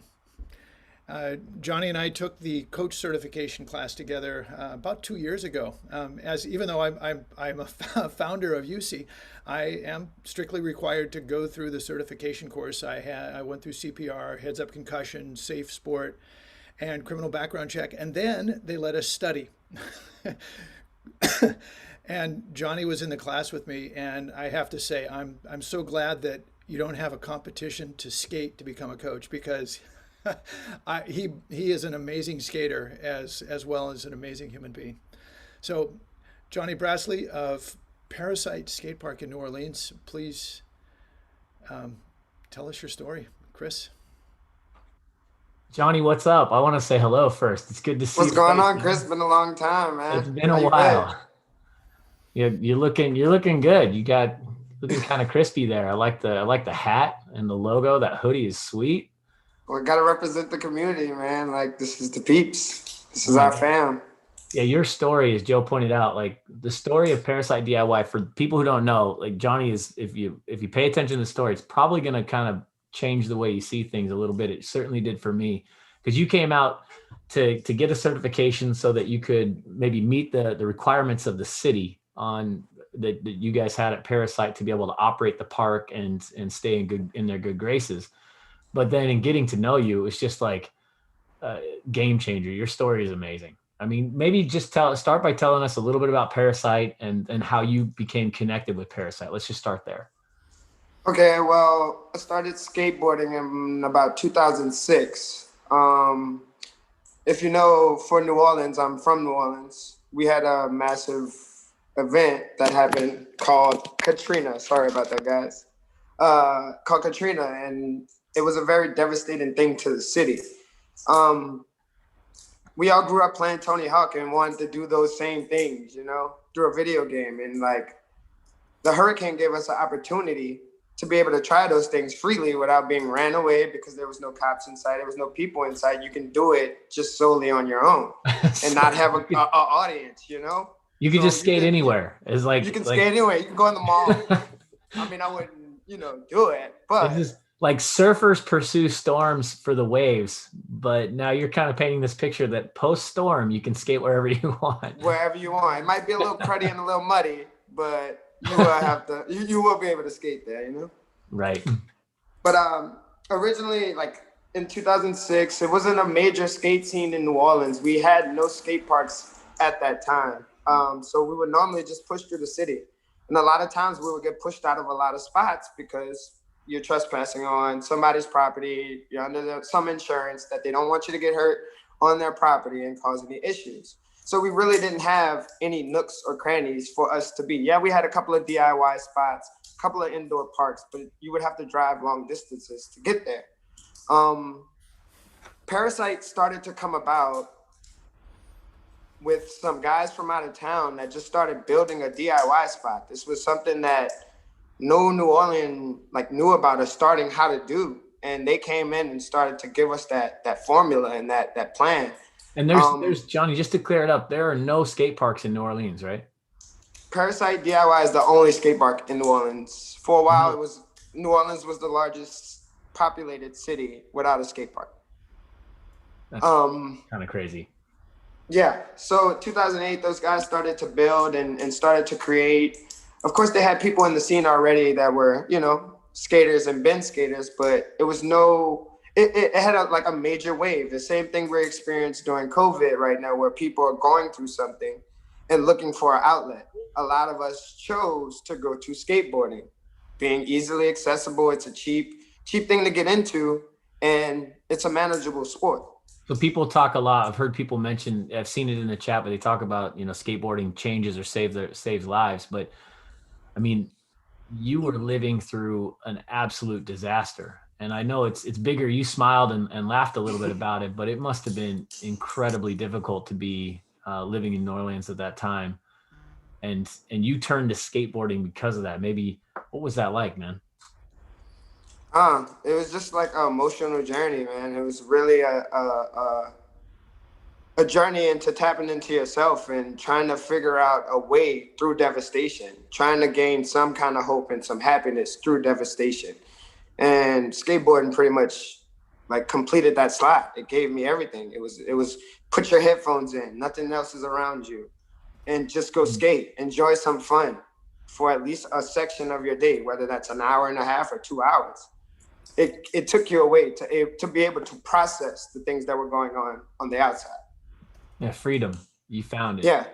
I think people are experiencing that pretty heavily right now with COVID. Not the way that you did, but certainly that sense of oppression of just being lost in the problems and the worries of the world, and having something like skateboarding to turn to is an incredible outlet. Most definitely. So through that devastation, Parasite was being born on its smallest stages. The guys were creating. They started on a railroad plot of cement. And of course, we know railroads and street skaters don't really mix well, because trains and spray paint seem to go together once those two meet. Right, so that was an issue that it got demoed by the railroad company, and they started to build under the interstate on state land. Red Bull did an event called Mississippi Grind, where they floated a barge down the Mississippi River. As you know, New Orleans is the last stop in the river before you enter the mouth of the Gulf, Mexico. Right. So they donated that to the city of New Orleans, recognizing that we didn't have any skate scene. That opened up an opportunity for the guys that were doing a DIY build to partner up with the city in the CEA agreement once they donated that to their initiative. Okay. So now you guys have ramps. You have Red Bull ramps.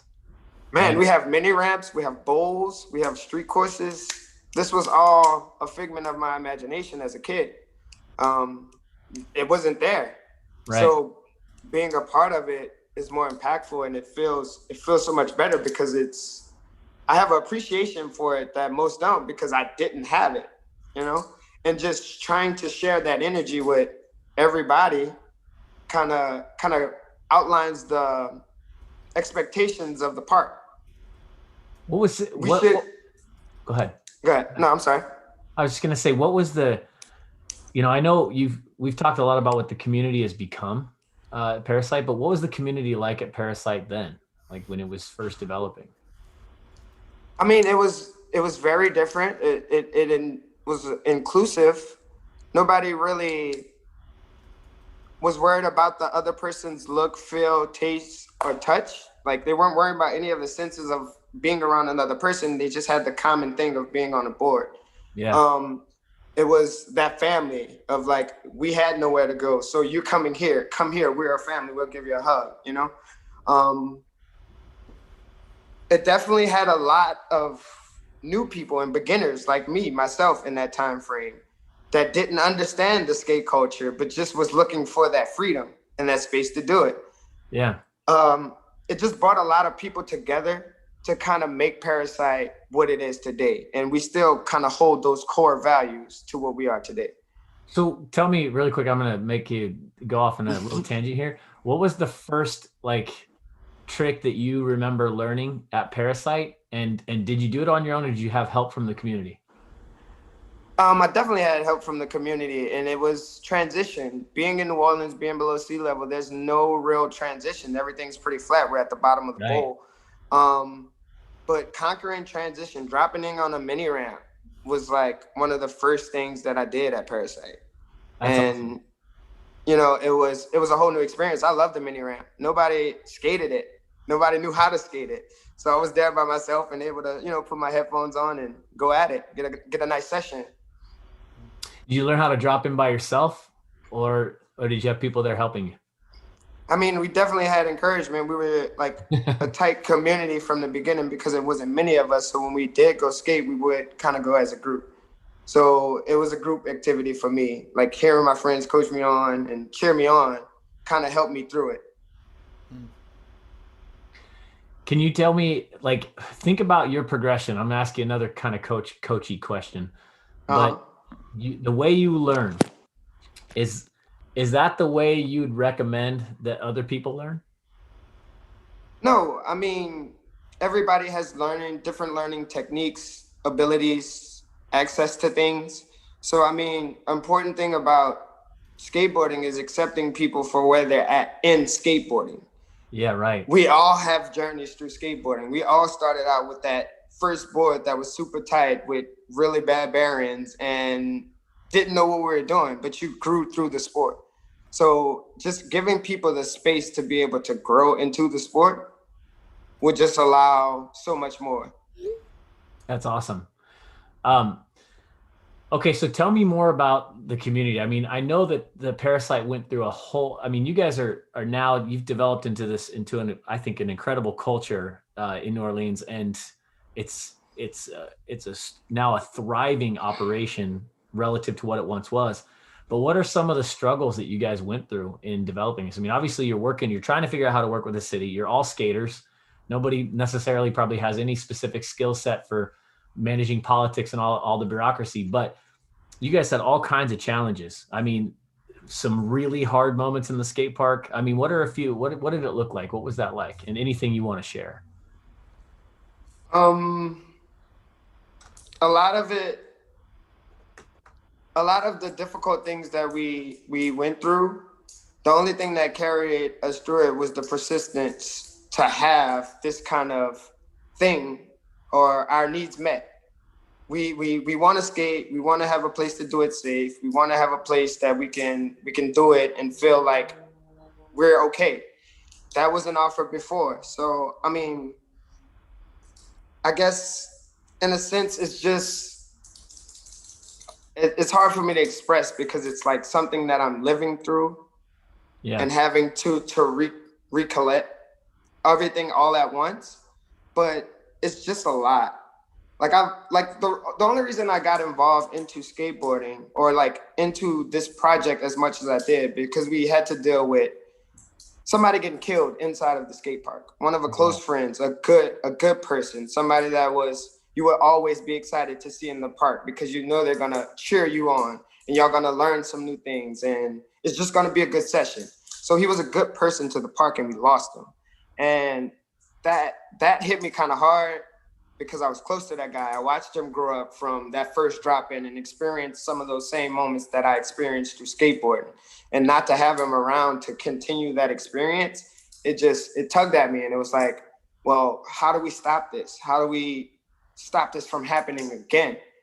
So that got me involved to the point to where I was like, instead of ranting about what the issue was of us losing somebody, it was like, what can I personally do in this operation to stop it from happening again? So again, it's the persistence of wanting to solve an issue that gets you through any issue that you're having or going through. Yeah, it's powerful. I'd like to add one thing there that really hits me hard about what you just said. You said something happened, and instead of saying somebody should do something, you said, what can I do? You actually did something. Yeah, it takes all of us to change anything. For anything to change, you have to be that change yourself. So in recognizing that, that's where it starts. It starts in you and it goes outward. If you can maintain that and continue to move in that light, then everything around you will kind of feed off of it. Yeah. Hey, do you want to share the name of the friend that you lost? His name is David McGee, man. Rest in peace, David. We love you. We miss you, man. Like, so much.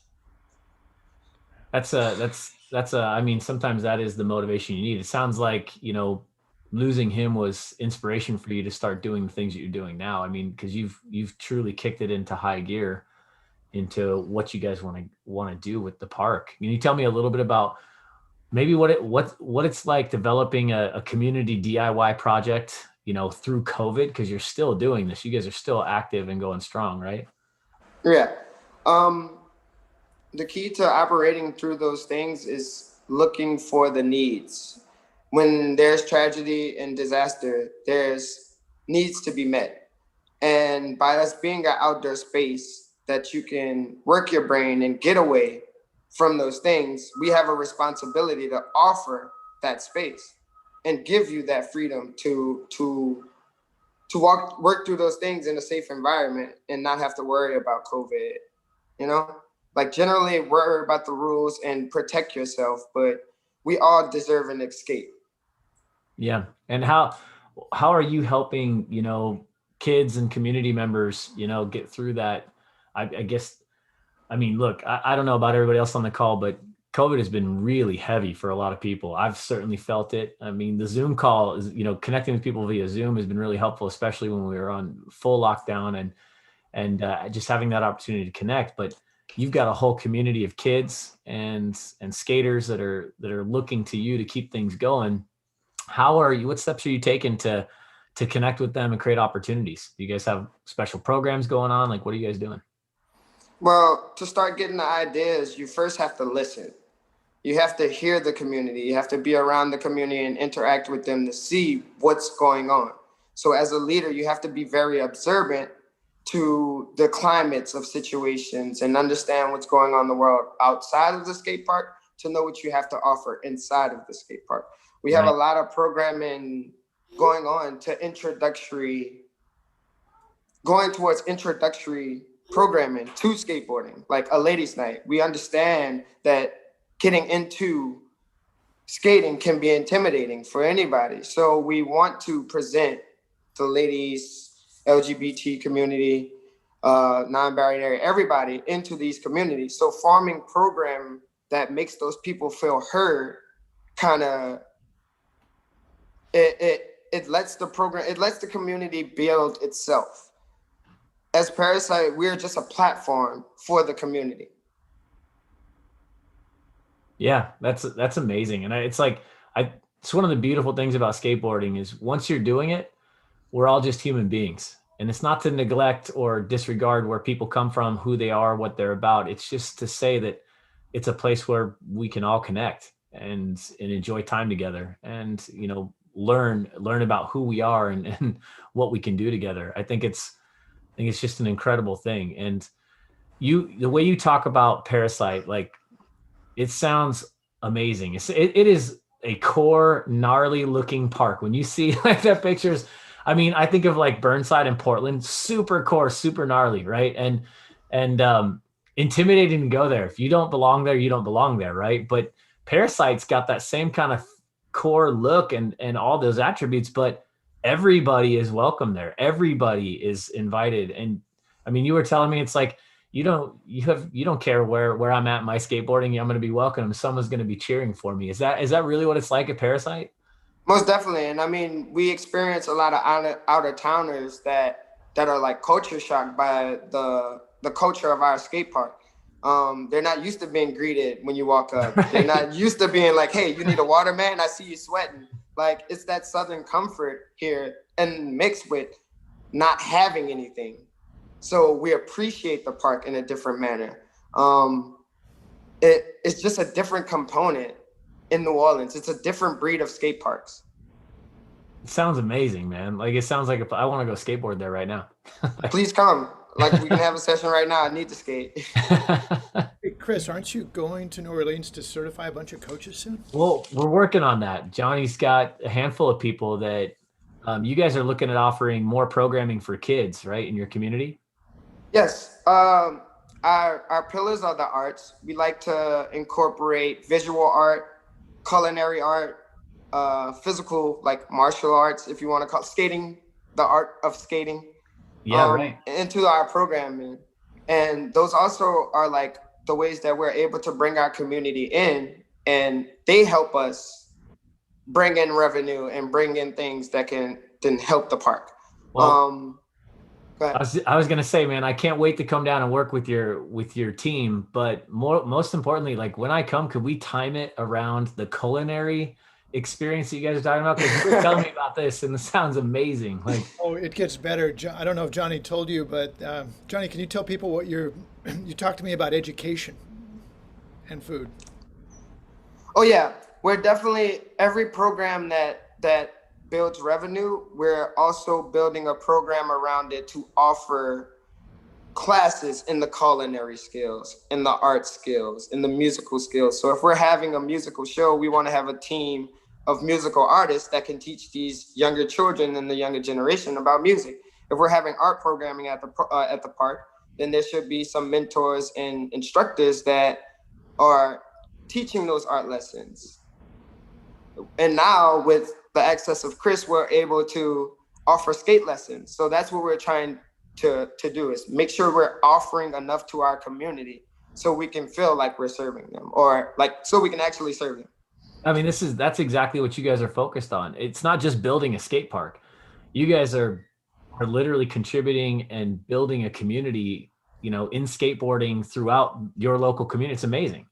I mean, this is so different than raising a few $100,000 to build a skate park, which is amazing if a community can pull that off. But you guys went in, you're doing the work, you're sweating it out, and you're just creating opportunities to connect. I mean, seems like that could be done in any community if someone had the desire. I mean, that's the goal of Parasite DIY, to become that incubator or that blueprint to be able to pass on to another community or another skate park on how we did it. We don't know if it's the answer for you, but here is what worked for us. Right. I mean, you guys basically did it with no money, with nothing, right? You just kept working on it a little bit at a time, right? Yeah, a lot of the initiatives were Kickstarters and donation-based things. It wasn't any many city initiatives going behind it. So the skate park is skater owned and skater ran and skater operated. So I think that's essentially that what makes us so different from other parks. We have the heart and soul of what skateboarding is about, operating and moving its parts versus it being owned by the city and operated by the city and having real representation in the skate or from the skate community. Hey, really quick, somebody asked if there's a website where people can learn more about Parasite. Where should they go? They should go to parasitediy.com. I'll spell it too, because it's spelled. Yeah, make sure you spell it PARISITE.DIY.com. There you go. I just put it in the comments. Oh, sorry, I sent it just to one person. Let me fix that. Johnny, can you tell us how that name Parasite came about? I wasn't a part of the original forming of the name, but to me, I mean, essentially it makes a lot of sense. As a parasite, you're a host in somebody else's space. And like, that's equivalent to what we are as skaters. We are skaters in a world full of all different type of people. Now, in order for us to exist, we have to grow.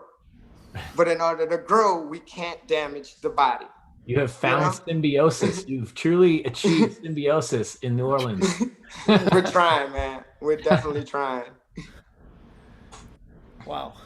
So, hey, quick question. How can people get, because I'm curious, how do you get a hoodie and a hat if you want to support Parasite? The same website. Everything is on Parasite DIY. We also have a gallery and our event calendars to let you know what we have going on. Just stay tuned to our Parasite DIY website. We will be updating that frequently. But also, if you have a social media or Facebook, you can go to Parasite_DIY to follow us in real time on what's going on at the park.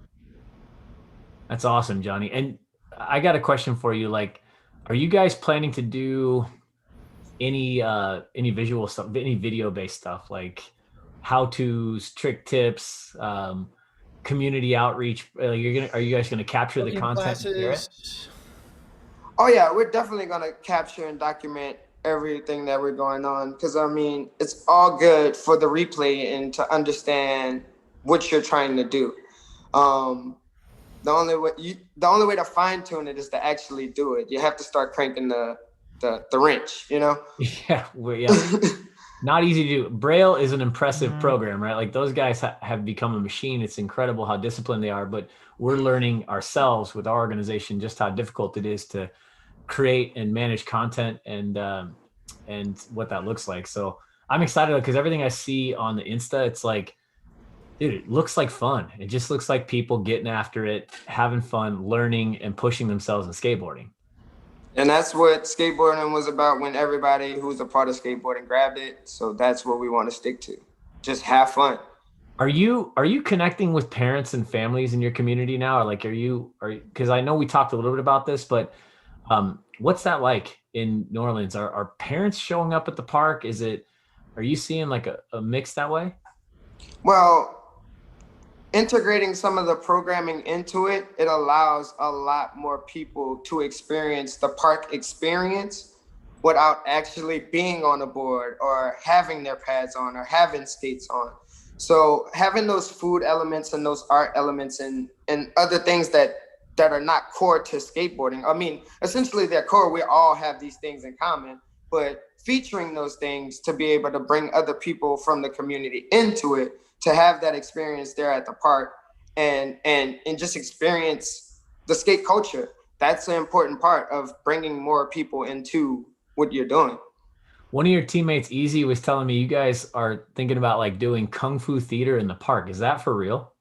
You're not supposed to be releasing these things, man. Oh, we're working. Sorry, No, I'm joking. But no, we're definitely just like trying to be innovative in programming and giving people new experience and new things.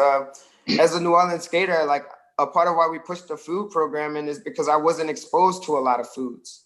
You know, being in New Orleans, it's a lot of Creole Southern dishes. You eat gumbo, jambalaya, and all of the po' boys. You know, right? But having cultural vendors that are from different places, from Honduras, that they're cooking their mom's recipe from 10,000 years ago, you know, like that adds to your palate. Yeah. Well, one of my sister-in-laws is from Colombia, and she makes the most incredible empanadas and homemade salsa that you can imagine. So sharing that kind of thing, you don't get to experience that unless you either travel the world, or you know somebody who can help you engage that way. I think it's just like what you guys are doing to like open minds and bring people into the culture of the world and do that through skateboarding. It's incredible. I mean, it's nothing short of absolutely incredible what you guys are doing out there. It's amazing that it's even an opportunity, seeing that where skateboarding started as just being a toy, you know? So if you were going to give advice to this group, the people listening, to pursue their dreams, to go after, to achieve their goals, what would it be? What's Johnny Brassley's secret? How have you stayed on it so long? I mean, you could have gone so many different directions and been pulled away because of all kinds of reasons. What kept you in? Just being resilient, man, and understanding the concept of there's opportunity and tragedy. Nothing really new happens outside of your comfort zone. So if you remain there, then your world will be the same. But if you learn how to operate, moving, and being uncomfortable, then it puts a whole new perspective on tragedy. It puts a whole new perspective on a disaster, because now something is wrong and you have the opportunity to fix it with the proper mindset. Yeah, that's good advice. That's well said. We have a participant from Stronger Skate Park here in Portland, and their program is, I think, a lot like yours. Theirs is an indoor skate park, but an inclusive, open community where people can come in and just engage through skateboarding. And it's awesome to see your program and programs like Stronger and start to come up. I think probably there's an opportunity for you guys to collaborate, and you have a connection out here in Portland through that. Hope so.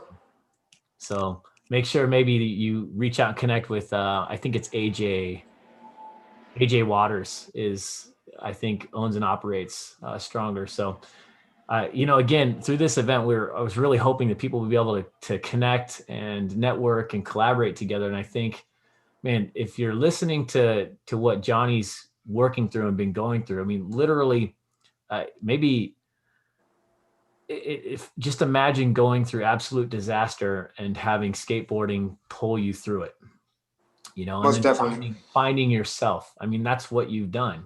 You've literally, you've stayed committed to skateboarding. You've pulled yourself through these incredibly challenging experiences in your life. I mean, Katrina was no joke. I think people forget really quickly what the impact of Katrina was. That was incredibly impactful to that region.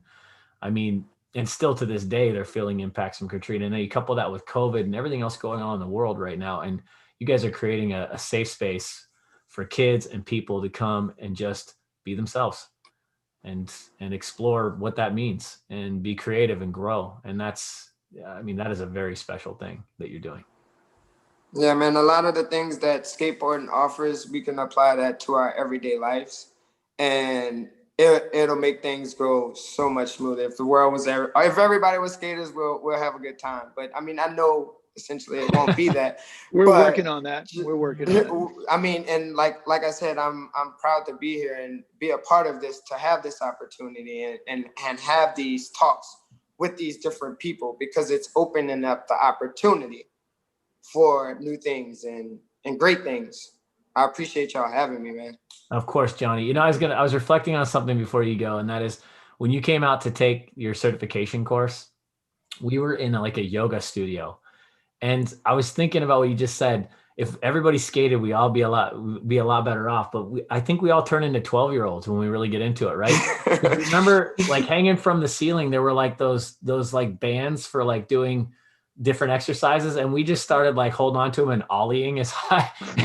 You the were super ollies. Yeah, you remember that? You were ollieing 7 feet high. It was crazy. But it's just skateboarding does that. Skateboarding. It makes you a better person if you let it, and I think that's anytime we can find our joy, right? And you're doing that. You're doing that for other people. Johnny, thank you so much, man. It's a pleasure to talk to you. Thank you for being on the call. And thank you for what you're doing out there in New Orleans. And I hope that other people will tap into what you're doing and work with you guys to create more programs like this. Because this is what I believe skateboarding needs. It would be nice to show up to any skate park and just go, I'm home. This is amazing. Here I am. Most definitely. And anybody needing any of those resources or tools that we have, or any process that we've been through, please feel free to reach out so we can help you in those matters. He's serious. I'll be sending your information out to everybody who's registered. So everybody just watch out for that email.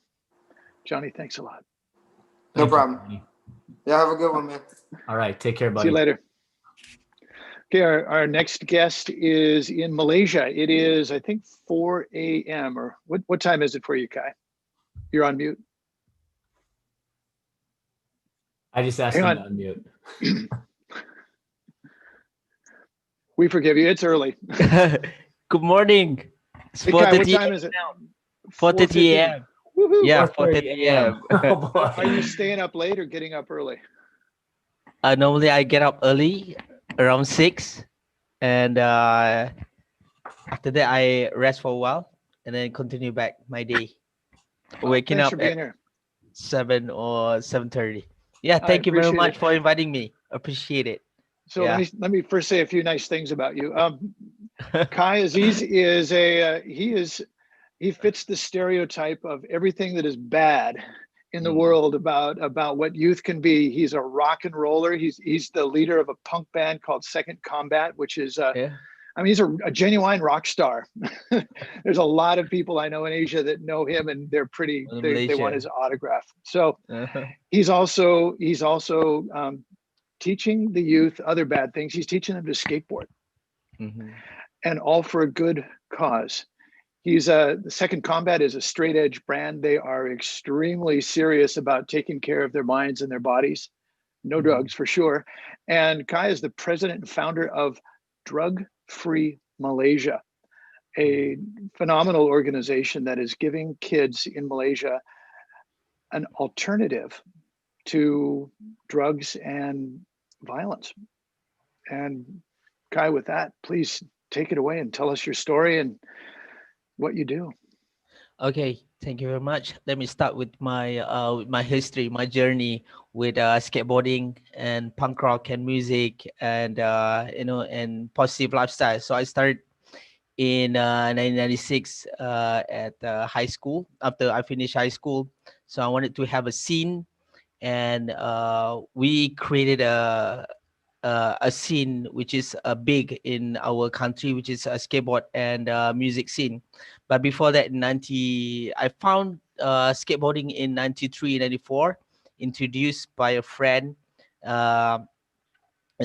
He become a very role model for myself, and he showed me what is skateboarding, what is punk rock is all about. And so I fell in love with skateboarding. So at my high school era, so I skate a lot. I forgot about going to schools, and I have more focus. I wanted to be a pro skater. I wanted to be like Mike Vallely, Eric Coston, those kind of heroes on my early days. And so after a while, I wanted to mix both, which is music and skateboarding, because on that time, a lots of musicians in my country, they were skating and they were playing music. So we all mixed that together to become a cool person. So because we wanted, there's one band which has inspired us a lot, which is the Minor Threat. If you know, I think most of the people know him. The Black Flag. So all the American bands on that time were inspiring us. You know, you gotta skate, you gotta play some hardcore punk band, you gotta be in a hardcore punk band. So we were into that. So we become punk rock skater. They call it skate punk. So we got into that, and we invited all the kids who walk by to join us. So we like recruiting all the kids in the streets to join our team. So whoever walk wearing a pair of Vans or skate shoes, we invited them to join us. So we created a small scene in my city, which is, we call it the Klang Valley, which small part of Selangor State of Malaysia. And we become big and we become well known. So because we travel a lot, one of my friends, which is, his name is Ali Kundang, is a very legendary skater. Back in the days, he the one who invited me to join the scene, and he said that, Kai, I think we need to get out from our city and we need to see other skater outside of our city and learn from them. So that's where we started to tour. We did a small skate tour lah. So we traveled to state by train, by bus. So we were so passionate about skating and passionate about meeting new friends and passionate about music. So we did all. We pack our bag and we take our skate and we skate all around Malaysia, and we make friends and we make connection to other people around Malaysia. So and we actually, what we did is we were promoting our state, our city, and ask people to come to our city to skate at our city. So we have we found a big skate park where we did lots of skate demos over there. We invited all the pro skaters to skate at our city. So two things must come in our programs, which is skate and music. So after we did a big concert on the first day, and the next day will be a skate demo. So we did that and become a signature to our event. So everyone knows that Kai, Ali Kundang, and the rest of the gang of Klang Valley skaters will do this there. So they will have a music concerts going on Saturday, and the next day will be the biggest skate demo in Malaysia. So it's not a competition. It's not a skateboard comp because we didn't have money and we don't know how to get sponsors by that time. So we were like 16 years old, 17 years old, finish high school and wanted to expand and wanted to get exposed to skateboard world. So we invited all the people and we become well known. So everyone knows who's Kai Aziz, who's Ali Kundang. But then after a while, we go separate ways. Ali wanted to further the studies, and I wanted to focus on the band. So and I was like, I have to choose either I want to skate or I want to more focus on the band. So I choose the band, and because on that time there's so many trouble in our city. Lots of my friends, lots of them become druggies. So they turn to drugs and they left skateboard, they left music, and so it's what we call, it's devastating for us seeing our friends got into that. And also I have a personal issues by that time where my late brother were heavily into drugs. So I have to do something. I have to save him. So my focus were going to other things or other area, which is saving my brother and saving my friends. So our getting into that, and so I have to change my lifestyle, like going skating all over, and instead of just doing something good. And first thing I want to focus is about to save my brother. And so I have the band, the Second Combat Band, where we shift from punk rock, drunking and druggies punk band into straight edge hardcore band. So I have to shift that, and I called up with my friends, all my band members, saying that we got to change our lifestyle. So we cannot be like this. We cannot do stone every time when we play in a show. And we all agreed that we wanted to become drug free and wanted to become straight edge and get our message out there, spread around to our friends, saying that drugs is not cool. Drugs kills, and drugs will not save, will not be a way of life.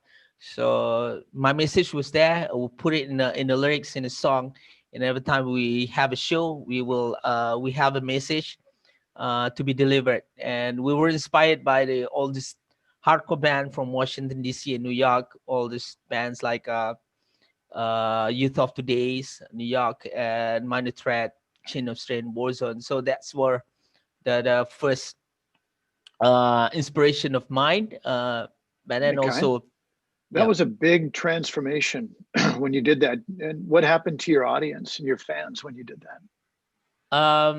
They understand this. They understand it. That they, I know I lose some friend, but I gain more friends. Some people don't understand why I do not smoke, why I do not do pot smoking anymore. And I used to do that a lot, and even drink a lot. So, but then I have to figure out for another way of life, which is straight edge lifestyle and the drug free lifestyle. So um I am really grateful to that, and all the fans are shifting their mind, and shifting also. They copied what I do, what So I you did, influenced and them then?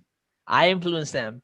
And suddenly there's a few bands came out from my city, the same idea, and with the same idea and the same way of life, like me. So I created more bands like me, straight edge hardcore bands. So there were Kids on the Move, there were Never End, there were Channel X. There's a lot of band coming up, and you can see when there's a show of my band. So all the kids were, they're getting in front of me and with the axe on their hands, and excited to be, to listen to my messages about drug free lifestyle. So they were following what we did. So we become a trendsetter in our city.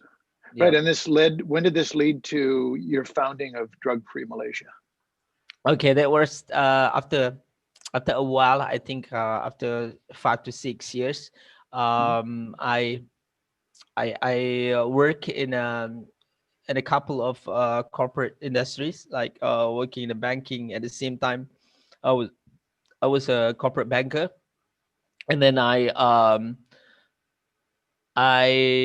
found I really wanted to do to work on my own, because I did a lot of shows, and I did a lot of gig and concerts. So I wanted to have time to focus on this event. So I found a person which is lead me to open up an NGO, and he said that he will assist me on doing the NGO. He worked in the government.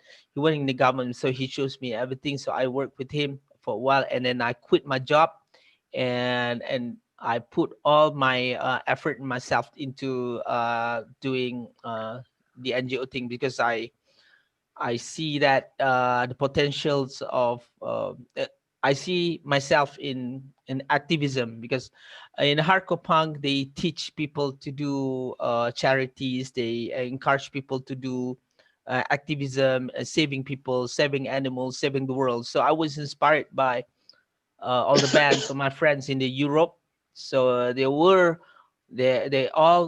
the musicians are getting involved in Greenpeace, in PETA, and in a lot of NGOs. So I wanted to do the same in Malaysia. So I was, I start this trend, and now I study NGO, and try to persuade it, try to maintain it until now.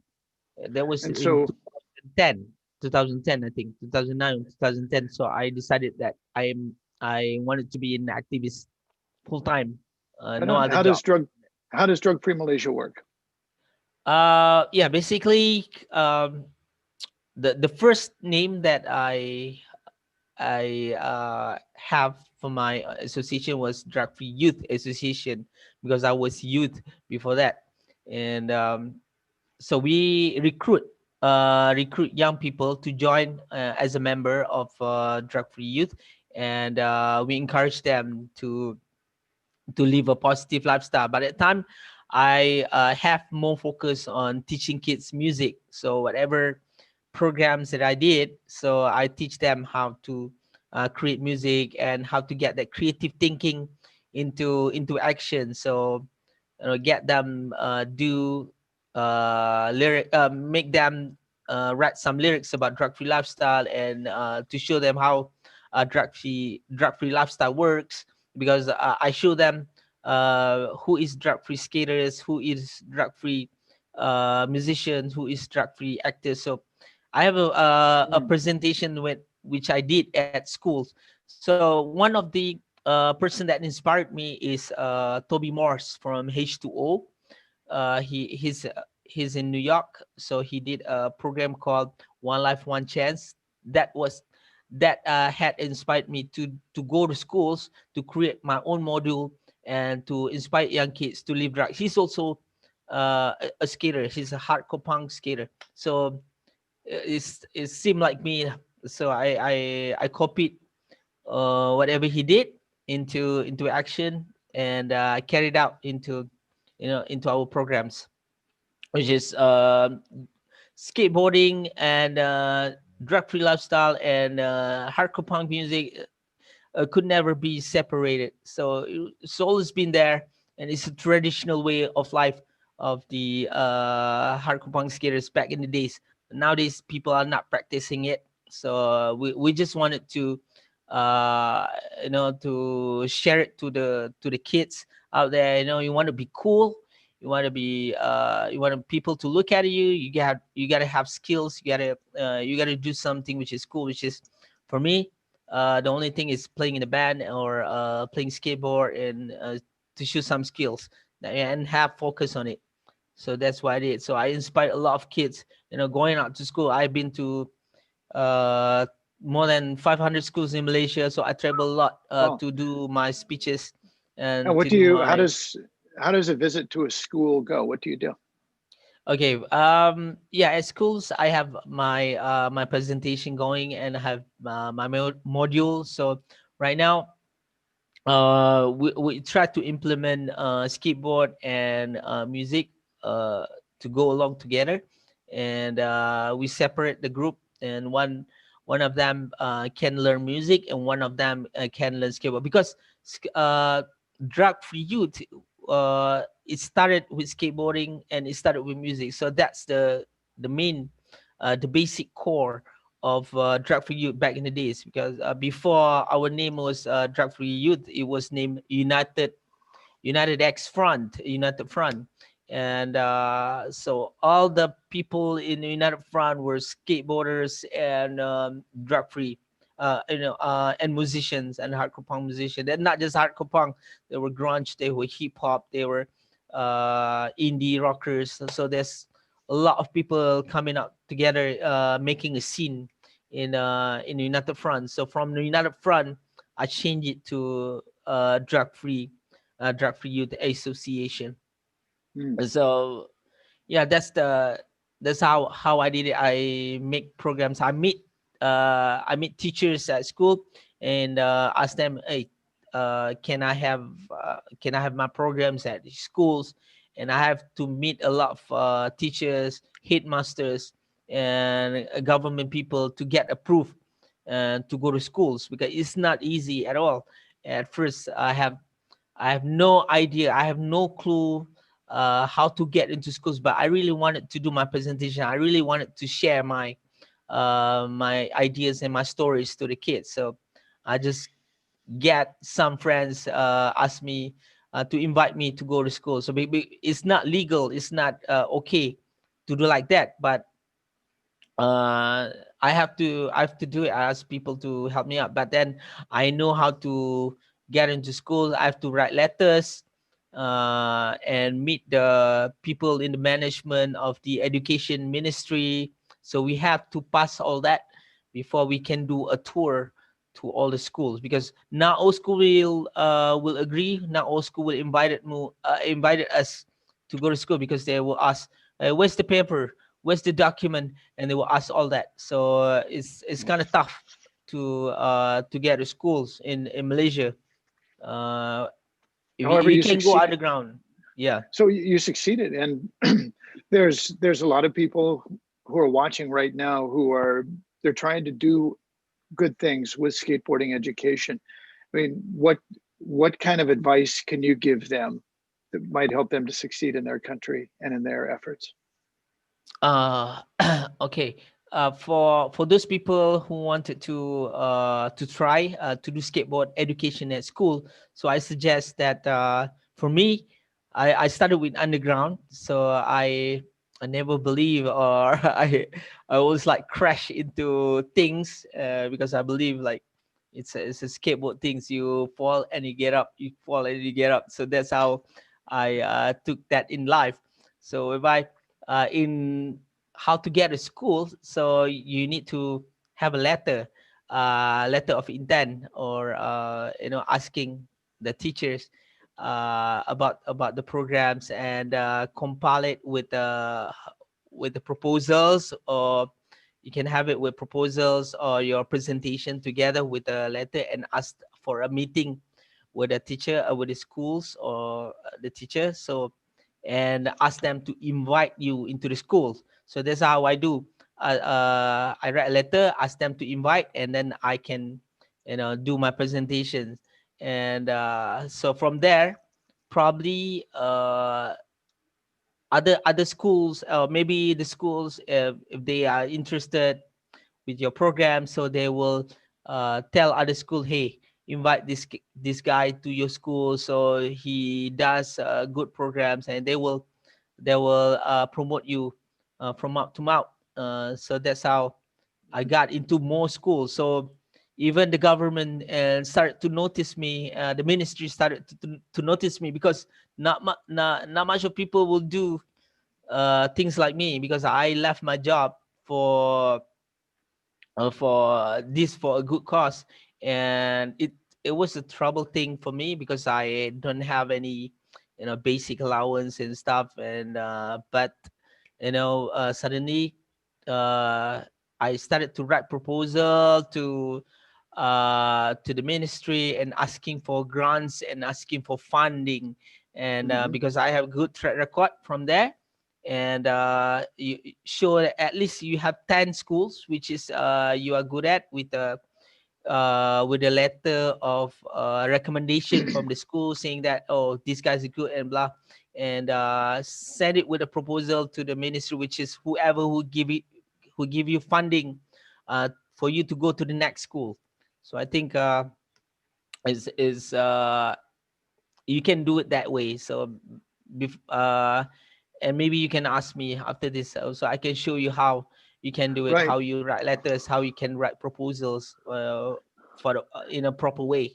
I think that's really helpful advice because we're, as skateboarders and educators and passionistas, we're not necessarily familiar with how to deal with government bureaucracies. Yeah. Hey, I remember one of you reached out to us about half a year ago because the government required that your coaches were certified.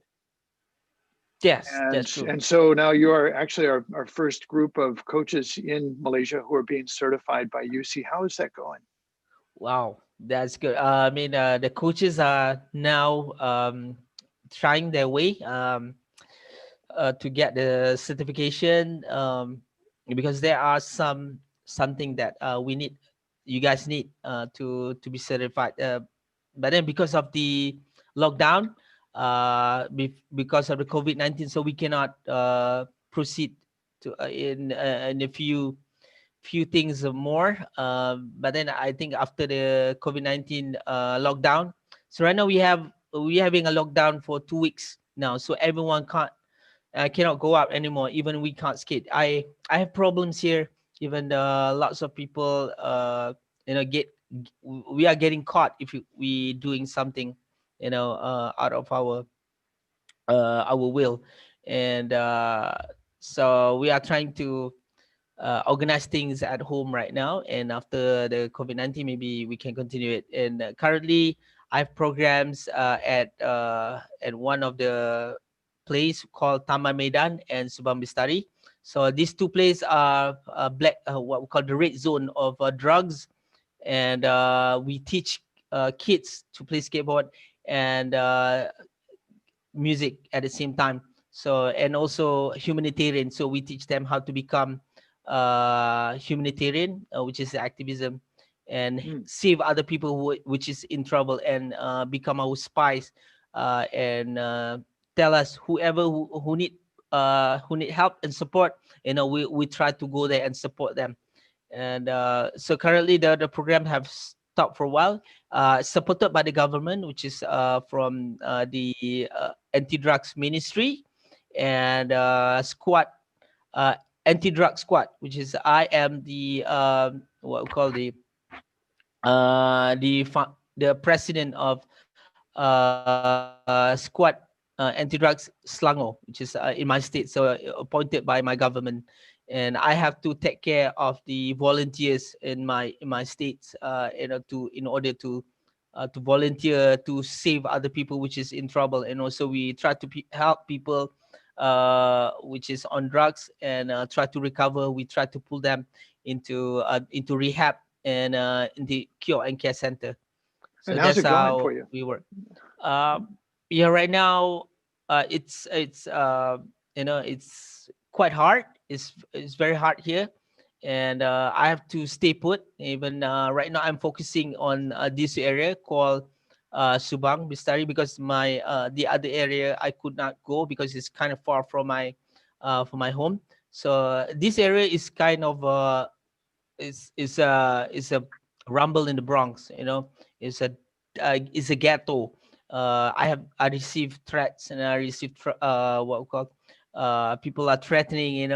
You can't do programs here. You can't do drug-free programs here. So they are threatening us, and especially the kids. So it scared the kids, to play skateboard, and because there's lots of drug dealing going on around here, and a lot of people are into into drugs. So they threaten kids who play skateboard at their blocks. There's a block here, so all the kids that play at the down at below the blocks, they will threaten them, and they call they try to harass. They try to harass and say bad words to the kids. So I have to protect these kids. And you're seeing some successes, I hear. Yeah, I have these 5 kids, which is really amazing. So I'm trying to get them focused on what they do. They are kind of what we call the poor people of this area. They are children of ex-drug user, children of what we call the lower income people. So I am focusing on them. So I see the changes from their attitude, from their skills of playing skateboard, from knowing nothing, and now they are good at it, and they are trying to focus on skateboard. Before this, they were not. They go around and doing nothing, and do crimes and stuff. So their parents are doing crimes like drug dealing and stuff. So it's kind of scared to live here with all the kids. So now I attending the 5 kids. So I wanted to focus on these 5 kids and become pro skater and in this area, in this city someday. So hopefully they will become a good person and drug-free person at the same time. It can spread the message, playing skateboard, and go into good music, and at the same time stay cool and positive.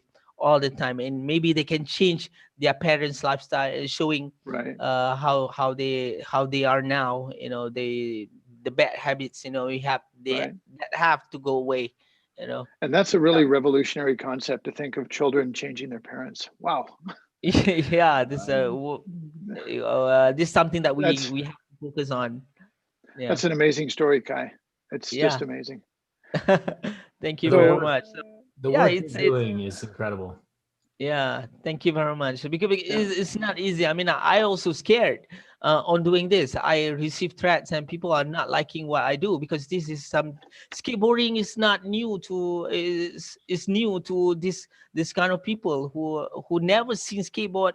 They say that it's dangerous, it's noisy kind of stuff. So they are not friendly to skateboarding. So I have to go through all this. I have to speak to them, say that, hey, it's okay, you kids can play skateboard. We have all the safety pads. So they are scared. They are skeptical. What we call it, skeptical and negative about what I'm trying to give to their children. So this is I have to go through at the moment, and it's we understand what the hardship. challenge it is, and we're really happy to be working with you. We're looking. Thank you very I'm much, personally Joe. looking forward to come and visit and do some training with you. It's very exciting. Yeah, I also wanted to go to the US for the training, and supposedly I should have received my award on at San Francisco on last year, but it been postponed. So hopefully I can continue it this year. Hopefully soon. Yeah. We'll see you soon. Yeah, Joe. Thank you very much.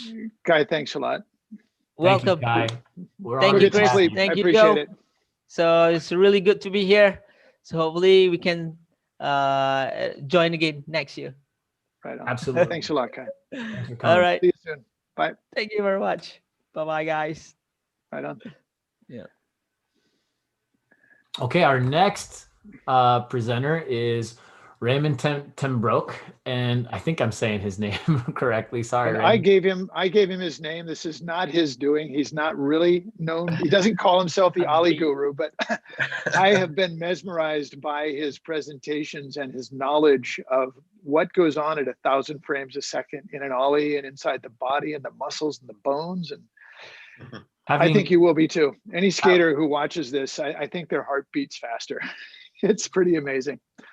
So with that, Chris is he's going to work with Raymond also to talk about he's developing and working with other skaters to see if we can develop new ways for beginners to learn the Ollie, and for old dogs to learn to do the Ollie trick even better. Yeah, I'm looking forward to this. It's Thank interesting, and thank you, Joe. It's like Joe always says this, and he's right. You give a kid a skateboard, the first thing they want to do is try to make it Ollie. Like they want to try to make that magic happen. And Raymond, the science that you're working with, the tools that you're using, and you're at the Urban Sports Performance Center. Am I saying that right? Yeah, the Urban Sports Performance Center here in Eindhoven. I'm located in the Netherlands. Right. But you're originally from the US, is that correct? Yeah, I'm actually from Montana, so Bozeman, Montana, born and raised in that area. It's kind of like Aaron Kyro. And how did you come to skateboarding? Man, skateboarding is, I was born in 1994, so I'm 26 years old. And one of my good buddies, Alec, he got me into skateboarding. His dad got him into it. They were part of that punk scene, Love and Minor Threat and all those hardcore bands. All just kind of goes together. And I was actually kind of more interested in a bike. I was like 5 years old, and then he was like, "No, man, you gotta get a skateboard." So I ended up stealing one of my brother's friends' skateboards. I actually still have that skateboard, and the grip tape is all marked up with Sharpie. Is horrible Spitfire drawings and the pentagrams and everything like that. It's a real piece of history. So that's how I got into it, and yeah, I've been doing it ever since. Yeah, and it's interesting too, because now you have some pretty incredible tools. I've done some work in snowboarding wearing the sensor suits and wearing the on the snowboard having sensors, you know, and what's the tool I'm thinking of that is allows you to measure movement through the gyroscopic effect? Oh gosh. Accelerometers. Sorry, accelerometers. Okay, I'll say you Sorry, totally had I'm me just confused by thinking. that. So my brain went blank for a second there, but yeah, so I've got to do some work with that in snowboarding, but you're getting to work with that right now in skateboarding and apply that to, you know, how people learn, how people train, how people, you know, perform. And we're lucky to have you come in and just show us how it applies to the ollie, because I mean, this is it. This is the beginning of all tricks for pretty much everyone.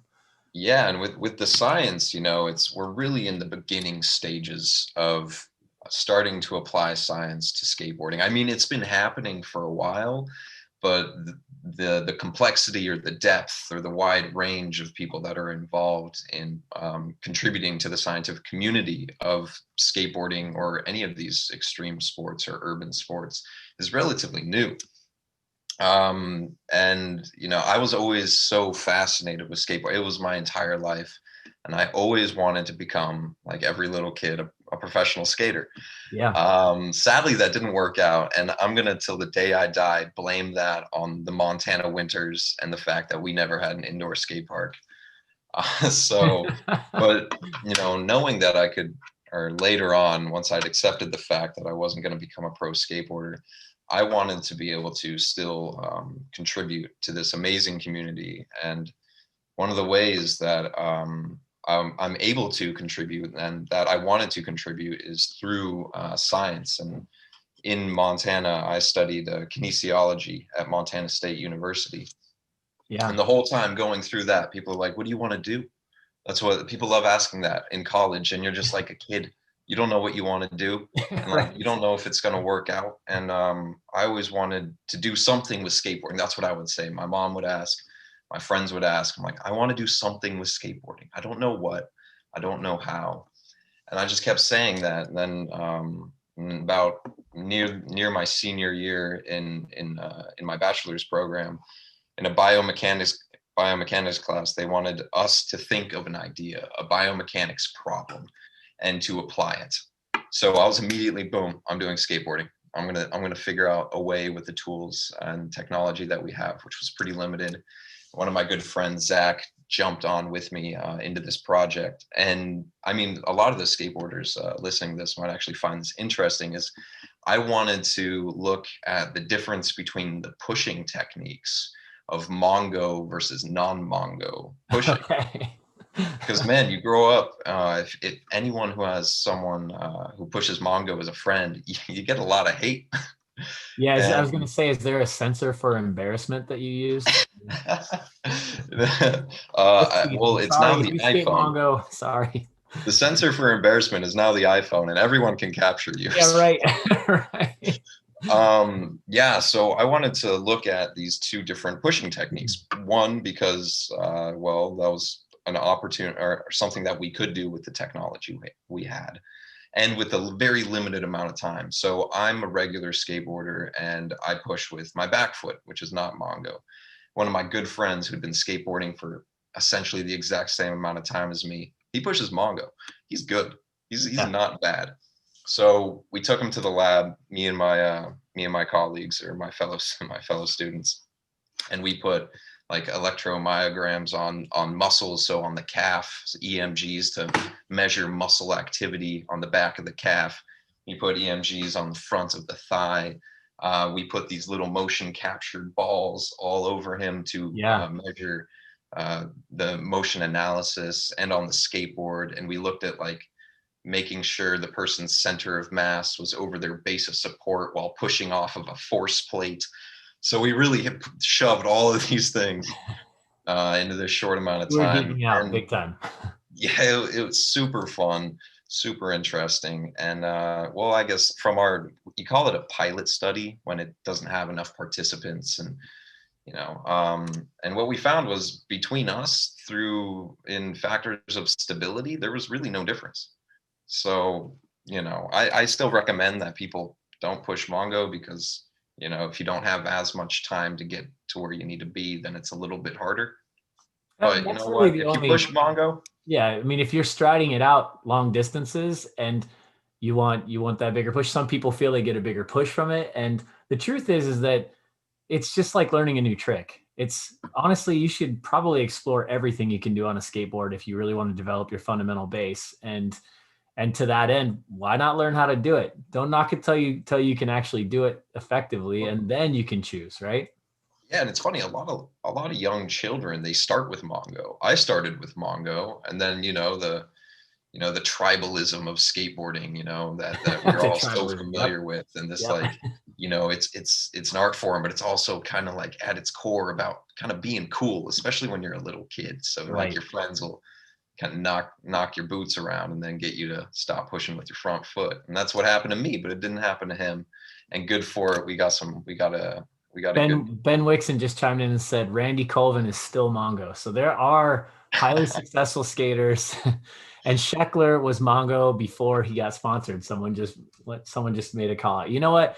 Again, I think it's just another skill. It's another skill set, and I challenge my athletes a lot of times to do things that are out of their norm, which is, for example, brushing your teeth with your left hand if you're right-handed. If you do things like that on a routine basis, you actually challenge your brain and your body to make new connections, which is really powerful for staying open to learning on that sort of cellular level. So I think it's really important for people to stay open-minded. Right now, I'm teaching myself how to ollie switch, which is incredibly hard for me because I'm just not that coordinated with the ollie, but it's fun and I'm figuring it out. So I think to that end, I'm excited because, I've looked at some of the stuff you're going to present here, and it's really cool because I'm now going to apply it to my switch ollies and help push myself forward. All of the tutorials that I do for our channel, of course, I'm always thinking in terms of how does someone learn this for the first time? How do you go through this and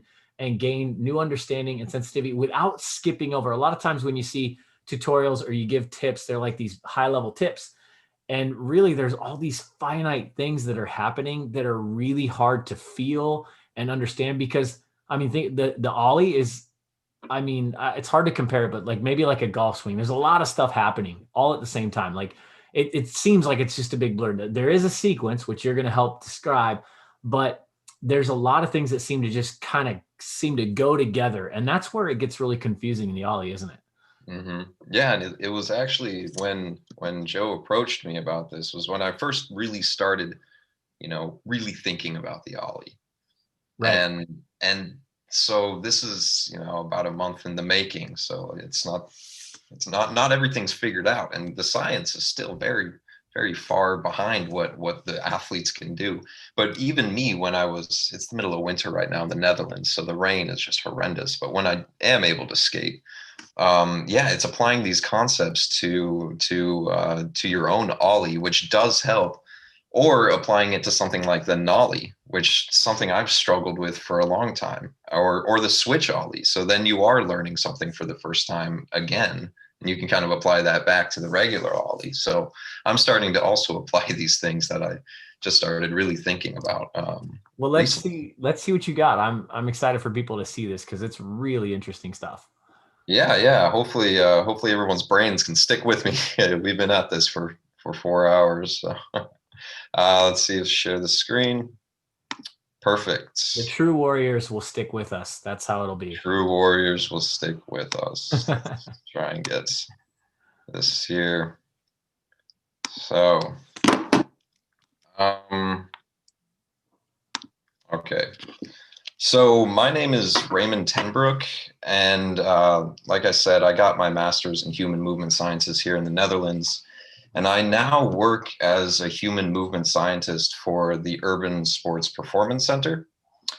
And this is located in Eindhoven in the Netherlands. So we as a company are working toward the professionalization of urban sports, such as skateboarding and BMX and free running through the development of knowledge, innovation, and technology, and also community. And I'm going to be discussing some of the basic physics behind the skateboard ollie. You went a little beyond basic physics in this, which I appreciate, but it is pretty basic. Well, when you got, like, I'm in my own echo chamber in my head and I'm like, that's basic, but I've been at this for a while. So some of the things I'm going to be discussing are the differences between weight and mass and how they relate to forces, the center of mass of objects such as skateboarders, because we also have one, how forces relate to ground reaction forces, how during the ollie, the skateboard essentially becomes a lever, and how you can manipulate the forces of that lever to increase your own mechanical advantage and essentially increase your own ollie. And finally, how to get out of your own way to help you ollie. So I participated in a validation study with a company called XSense, where they wanted to put a motion capture suit on a skateboarder to understand and play with some of the data of skateboard tricks. So motion capture suits track data such as velocities, accelerations, joint angles, and lots of other things. And this company is a big company. They work with movies, animators, they even work with video games such as FIFA, but they had never done anything with skateboarding. So usually with motion capture suits, the person is in contact with the ground, which makes rendering video and understanding movement a lot easier due to the reference points. But with skateboarding, you're not in contact with the ground. You're essentially gliding around on this skateboard. So they wanted to understand that. And as you'll see, the skateboard is not fully rendered in to this. It is a video. But I got this video early from the company. We're not finished with it yet, but you also get the privilege of seeing it early. So the first part is just me doing the ollie. This is, handles in the way. See if I can pointer options. Try and get this panel out of the way. There. Okay. The panel's not on our screen, just so you know. No? Okay, cool. You're good. Yeah, it's just in the way of my there, laser pointer back. Okay, so the first part of this is just me doing the ollie, and yeah, this is me as a robot, which is pretty cool. And then the second part is just me breaking down the ollie into its 4 phases, which is preparation, takeoff, flights, and if everything goes well, you get to land and roll away, which is really fun. Let's see. Hit play. There it is. Thank God. So that's a real-time representation of your body in the suit? Yep. That's cool. Super tight suit. You kind of feel like a superhero wearing it. I like how you broke it out into segments too, right? You got the approach, the takeoff, the flight. Yeah, they're all extremely important. And this whole thing happens in like 0.25 seconds. So it's easy to get lost in what you said, like kind of that blur. Did you say 0.25 seconds? Yeah. That's so fast. It happens really, really quickly. And I mean, like that wasn't the biggest ollie in the world. So if you got some mad pop, maybe it lasts a little longer. So 0.3. Hey Raymond, for those of us who want to try this at home, what do one of these suits cost? Oh man. Okay. So with this company, so what I was doing back in my bachelor's program, they have this giant setup because there's cameras around me as I'm doing this. So you have essentially a small area that you're working with. In this situation, I had around 6 cameras around me with the suit on. And this suit has all these little sensors around the joints at very specific spots. Right. So in a university, this costs around $300,000 doing something like this, or maybe even more, it goes up there. But this company, XSense, is making this a lot more affordable. So it breaks it down to around $30,000. And they're even breaking it down even more where you can get something called like I don't even work for XSense, but you can get something called an XSense dot, which is just a really portable way to capture motion and things like that. But yeah. So on with the presentation. I added one more phase to the 4 phases, which is pre-preparation. And this is just to show you the difference between weight and mass, because that'll become important later on. So I am a 70 kilogram male, and that is my mass, which never changes unless you just get done with the holidays. Then maybe there's a little fluctuation. Now, weights is the multiplication of mass times the downward force of gravity from the Earth, which is 9.8 meters per second per second. But we're going to call it 10 meters squared just for easier maths. So my mass is 70 kilograms times 10 meters squared for a weight force of 700 newtons. Now, this weight force is usually represented by a vector or an arrow, which points downward from the center of mass of the object. And this is my center of mass.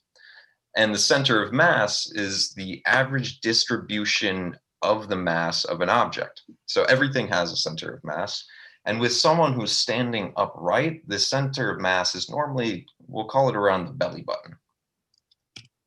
So now we're going into phase one, and this is preparation. So during preparation, you're squatting downward to prepare for the ollie. And you do this intuitively because you need to lower your center of mass to its lowest point. The center of mass accelerates downward, which increases the forces that are put on the skateboard through your feet. Mathematically, force equals mass times acceleration.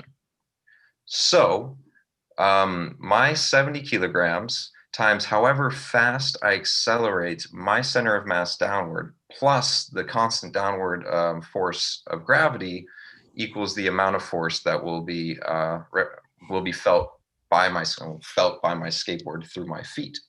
So quick nerdy thought, Raymond. Yeah. When you start to move down, at first you're reducing pressure, but it's when you hit the bottom that's when pressure really increases, right? And do you notice that in the readings? Well, I guess mathematically you gotta represent it by essentially so if up is positive and down is negative, then yes, or something like that.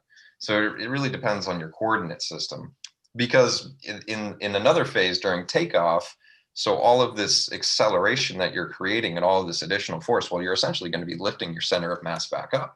So that's a negative times a negative. So, or that's two things canceling each other out. But I'll explain that a little bit more, because when you're ollieing up, you're actually increasing your center of mass quicker. So that is more acceleration, which is more force to go against gravity. So here you're just on the way down. You're preparing for that hopefully very explosive action of the jump, which through quickly accelerating your center of mass back up will do. So now with takeoff. So all of the force that was just being made gets mostly distributed to the center of pressure of my back foot. And this uneven force distribution causes the front of the board to pitch upward because I'm taking pressure off of my front foot and allowing the front wheels to leave the ground. And additionally, I'm shifting my center of mass a little bit over my back foot to help distribute that pressure. And on top of that, I'm also, like I said, shifting or bringing that center of mass back upward through acceleration, as well as accelerating my arms. And there's other things like joint torques and muscle work and elastic energy. And this is getting more into the biomechanics of it, which is a little beyond the scope of this, but it's all there. The exact workings of it all for the ollie is for future research. Yeah, well, we want to have you do that, and we'll share the biomechanics side of this next. That'll be project I would love to do that. Okay, we're doing it. We have to do it. Because we could get into inverse dynamics, which is like the hardest but nerdiest thing ever, but okay. So here now we're still in takeoff. But here the tail of my skateboard has finally touched the ground. So all of the forces that were created through accelerations among those other things has been transferred from a downward force from my foot into the tail of the skateboard and then into the ground. Now, Newton's third law of motion states that for every action, there is an equal but opposite reaction. So all of the downward forces put onto the ground from the tail of my skateboard get redirected right back upward. And this depends on the angle that the tail makes when coming into contact with the ground. Let's say, hypothetically, you have a perfectly downward force, then there would be a perfectly upward ground reaction force, equal and opposite. However, this is normally not how it is. And also because the design of skateboards, it doesn't allow it to be like this. So normally the ground reaction force is diagonal in nature, which is this. But you can break that diagonal ground reaction force to see what it does into its components. So there's a Y component and an X component. So this Y component translates into into vertical lift, whereas this X component translates into horizontal movement. So, and they both add up to the total ground reaction force. So some of this force that you create is going to allow your skateboard and you to move upward, and some of it in this case is going to get me to move to the left. And there was actually a study by Frederick et al. In 2006 that looked at the biomechanics of an ollie up and an ollie down while using these things called force plates, which again measure, it's a device that constantly measures the ground reaction forces of anything that's on top of it. And they found that the average ground reaction force of an ollie, at least while ollieing up around 47 centimeters, was around 2.2 times body weight. Now, how much this changes depending on the heights of the ollie or even the trick is unknown. But for me, this would make my ground reaction force to be around 1,540 newtons of force. And in layman's terms, that's 157 kilograms of force or 346 pounds of force. So there's a lot going through that tail of the skateboard. So I'd really like to know how they make them. That is crazy. You would think that that wood would just separate and explode, which it does over time, but you get a lot of reps. Yeah, I've definitely had a lot of skateboards blow out on me, and it does so good for your street cred. Well, shout out to Capsule Skateboards, right? They're using different materials to develop their boards with like NASA-based materials. It's kind of cool stuff. So, man, then we're gonna see the first ever change in skateboard prices. Yeah. Yep. But I guess that's a topic for a different day. Okay, so here we're still in takeoff. So during the ollie, after the front wheels have left the ground, the board becomes a lever system. And with any lever, you need a fulcrum, which is where the lever rotates about. And this is the back wheels, at least with the ollie. So levers help to move loads, which here is the total combined weight of the skateboard and the skateboarder, which makes the skateboard a super unique lever. And to move any load on a lever, you need an effort force, which again is that ground reaction force. It just keeps coming back. So you have the load force, the total combined weight of the skateboard and skateboarder, and the effort force. And Raymond, it's interesting you're talking about the lever because Paul Schmidt talks a lot about launch angle of the board. And you and I were talking about how the fulcrum is the wheel in this study, but then there's a moment where that pivot point shifts to the tail, right? So when you flick and you clear that front foot enough, right, especially if your back foot's not weighting the tail down on the ground, then that board will ramp up very steep, and that lever point, the fulcrum point changes, doesn't it? Yeah, I mean, that's how we like pop the nose into our hand when we're done doing our cool stuff. We hit it on the tail, pop it into the hand, it rotates about the end of the tail. It's pretty cool. Yeah, the skateboard's a super dynamic, I guess, mechanical device. Yeah, it's dynamic, it changes. So now here we're still going to be talking about the levers, and it's still in takeoff. So here we're going to be getting into some of the nitty gritty of biomechanics. Now, the center of mass of the skateboard and the skateboarder, because remember you have to move both, has moved down a little bit from the belly button to incorporate the mass of the skateboard and the distance it is away from the skateboarder's center of mass. Now, the weight force, which comes down from the center of mass, is again represented by this vector or this arrow, which is pointed downward. So this weight force is the weight of you and your skateboard. Now, a moment arm is the perpendicular distance from the force arrow, whether it be the load, which is the weight force, or the effort, which is the ground reaction force, to the wheels.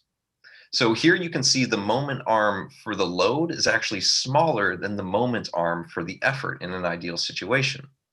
So this means that there's a greater ratio between the effort and the load, which is how you calculate something called mechanical advantage. So the closer the load arrow is to the wheels, the less mechanical advantage the load has. And inversely, the farther away the effort arrow is from the wheels, the more mechanical advantage the effort has, and the easier it is to ollie. So I know it's kind of hard to think of that. So I got a door what are the here. simple terms? What are simple terms for that? Yeah, I got a door. This is not the most beautiful door in the world, but it's going to work. So here is the door. This is the hinges, and here's the handle. And the handle is very far away from the hinges because it has a nice long moment arm.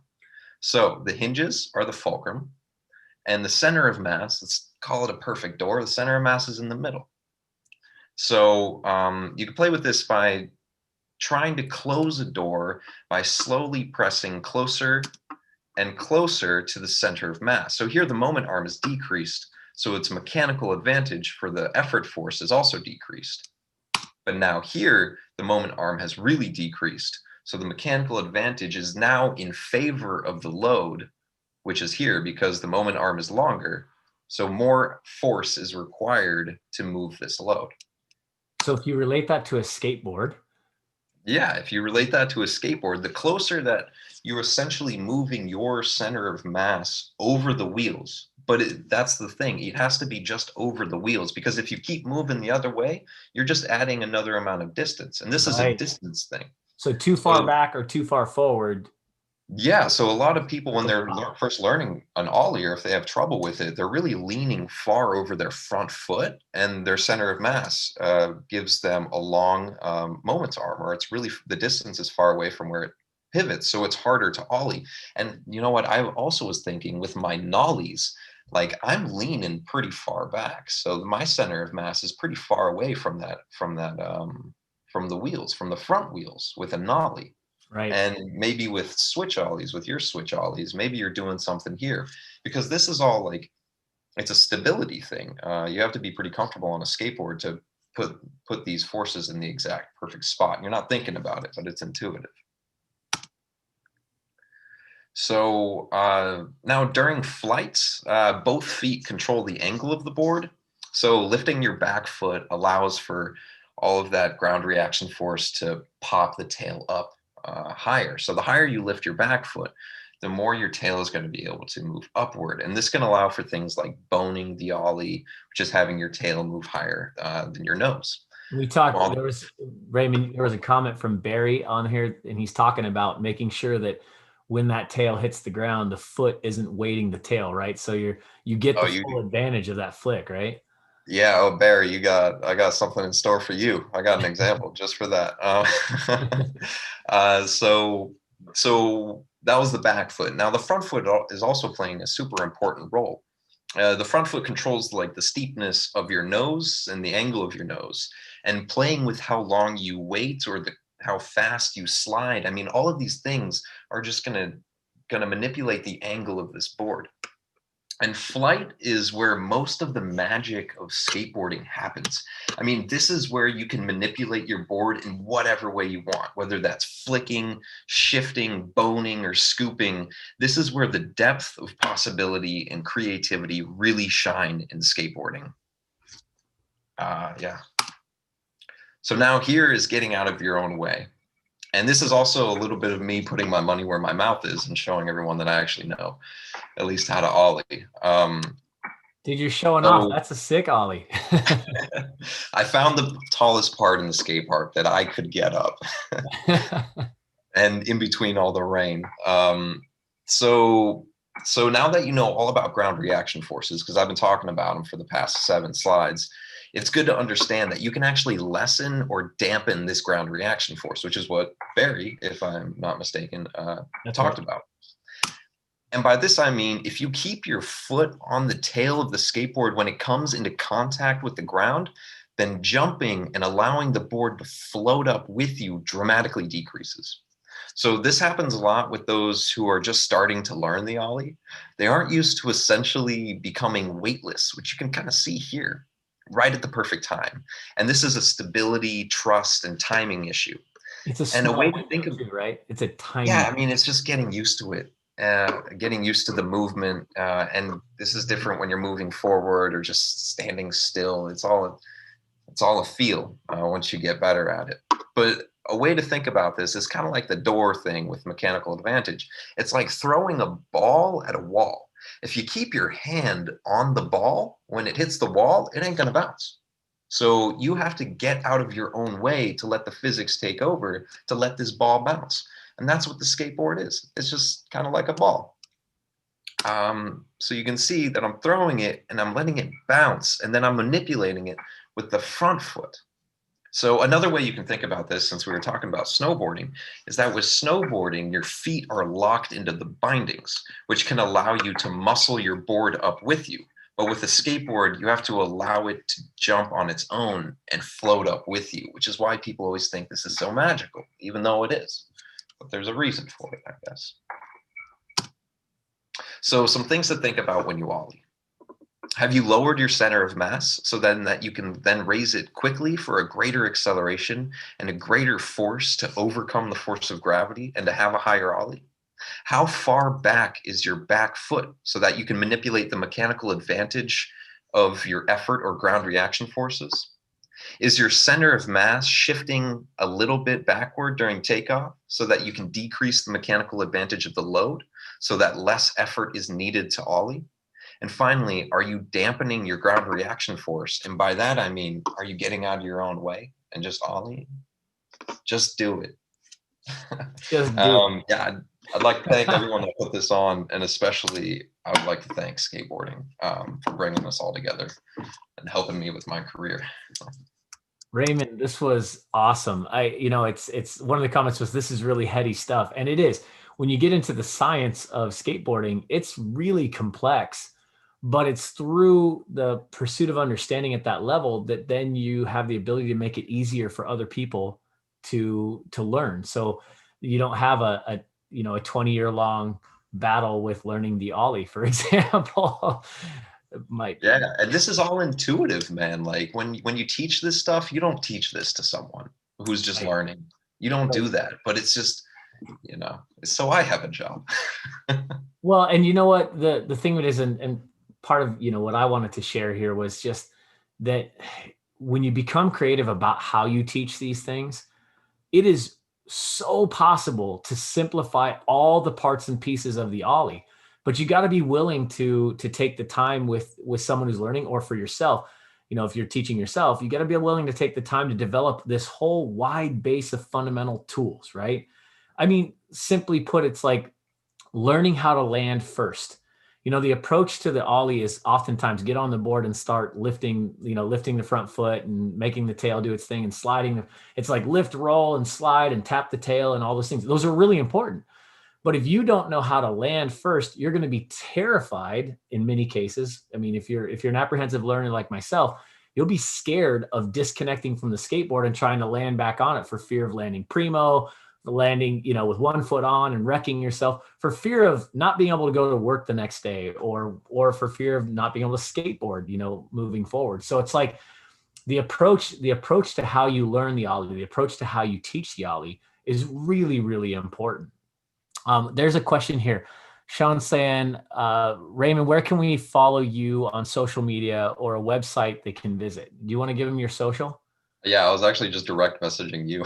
I don't know how this works. My Instagram is Raymond, all not capital underscore, not capital, my brain, not capital letters, underscore Tenbrook. So TENBROEK. So that is my Instagram. It's Raymond underscore Tenbrook. And then, I mean, it's not super sciencey. It's mostly my private account, but it's open to follow.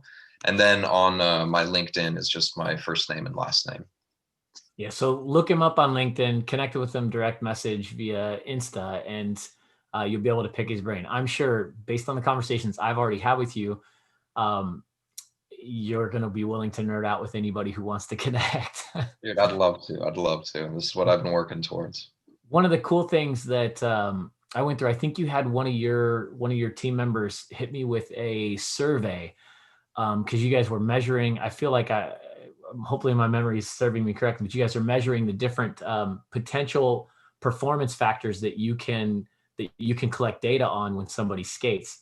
And it was so interesting to think about it from a coach's perspective. Like, what would be important to know, like speed and how quickly, you know, they're moving, how much pressure and force at impact, you know, at takeoff and all these different things.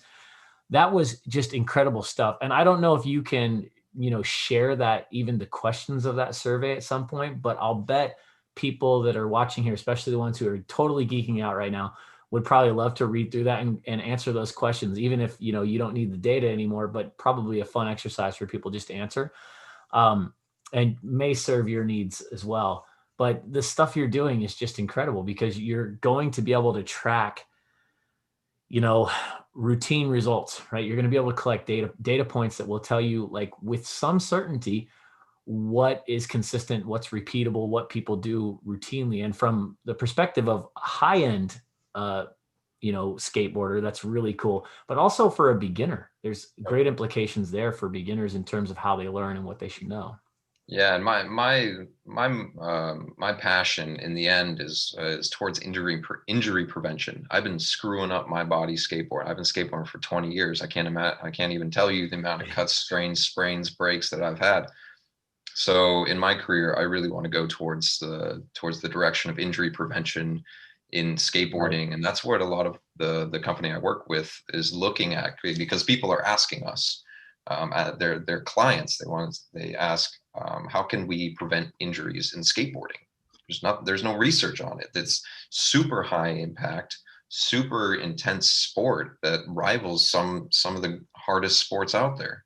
And now it's, yeah, again, the Olympics. I mean, the Olympics, we've been talking about it a lot, but it's bringing attention to other aspects that can help skateboarding, such as the sciences, such as getting funding and things like professionalization of the sport through technology and innovation. Yeah, I think something you just triggered a few people, but one question for you, Sean Hayes asked, have you found a data tracking device small enough to fit on a board? And there are some out there, but they don't have a direct application. You'd have to mount them, and they're very durable. They work, right? But you'd have to figure out how, you know, the math and develop, you know, an app potentially to communicate with them and make it, create an understanding. That would be like the Xsense Dot. You have to create your own app, figure out it all yourself, but they give you the technology. The acceleration is key. The velocities are key.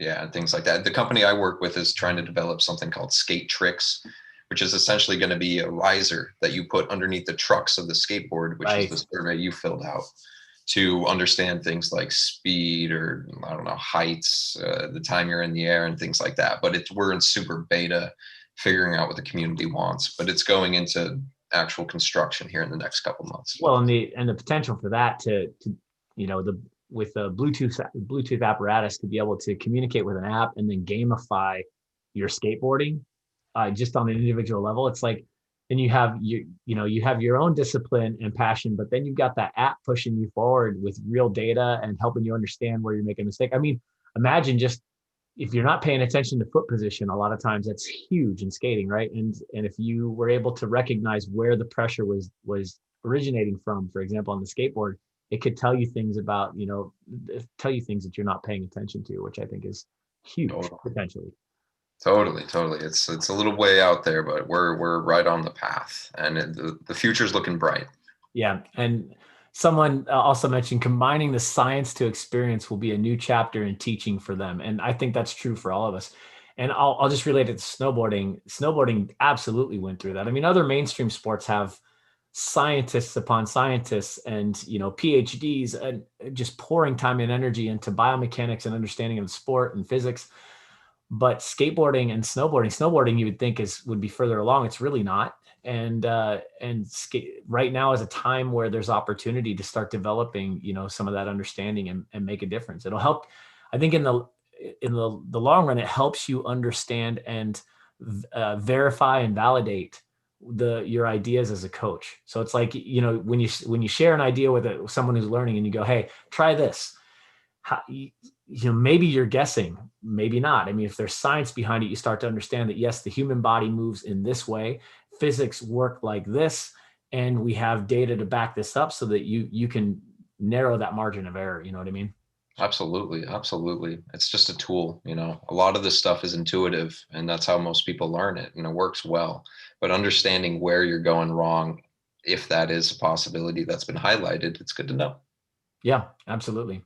And I think, you know, where I'm headed with the Ollie, if you guys check out our channel, we've got several videos where I'm totally nerding out on the Ollie, and just check them out. Feel free to give feedback. But the bottom line is I want to create a simple understanding for all these basic sciences that apply, and help the average person understand how to use that. And so you put it into real-time practices, and keeping things linear. This is something probably for any coach on this call. It's really easy to make the learning complex because we approach it from a level that's just too high. It's like too many things at once, or expecting certain things just to happen. When a person does not have an understanding of the sensations involved in making a movement, you first have to build those sensations. And sometimes that's one piece at a time. Sometimes it's just learning how to articulate the ankle, right? And roll that foot in the direction you need to, and then roll it back.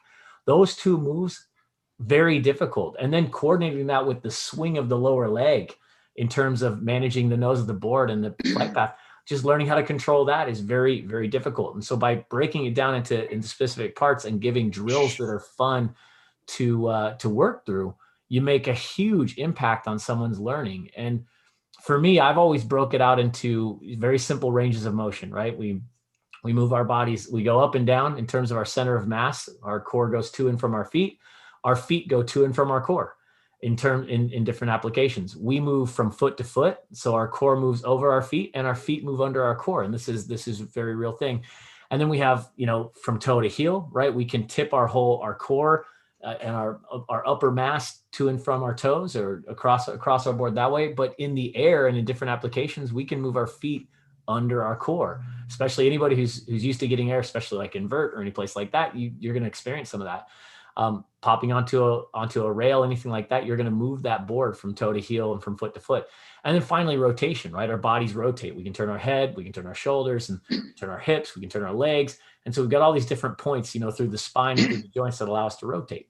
And once you understand those things, then you can start to break things down in a simple process and help people develop coordination and apply, you know, creative learning, creative coaching to different things. And go ahead, Joe. Did you have something? I just want to jump in right there. You gave a very good example of a complex explanation that would leave an athlete just like rolling their eyes, especially the group of 10-year-old girls in our Olympia skateboard club. Right. So you designed a set of stuff. I set up we started doing the beginning skateboard class for a bunch of girls. They're all, my daughter's 10 years old. She's got a circle of friends who are all 10 years old. The boys all knew everything. They didn't want to be in the club, but the girls said, let's have a class. And we're standing on the rubber mats in the local playground. And Chris already told me what was going to happen. So I was ready. And as soon as the girls got on a skateboard, they're hanging onto the bars and they're going like, okay, how do we roll this? I want to do an ollie. Yeah, that was it before they could roll. So Chris prepared me with really simple, fun things that were going to teach them all the mechanics of the ollie bit by bit. And he started out with the landing. Yeah, and you were talking about right there. And the girls immediately named all these tricks. They had really fun names. There's the flip, the jump, the scoop, the double scoop, the half scoop. And the beginning of the class actually runs the entire class now because they know all of this fun stuff to do. What I didn't tell them is they're actually learning all of the steps of doing an ollie.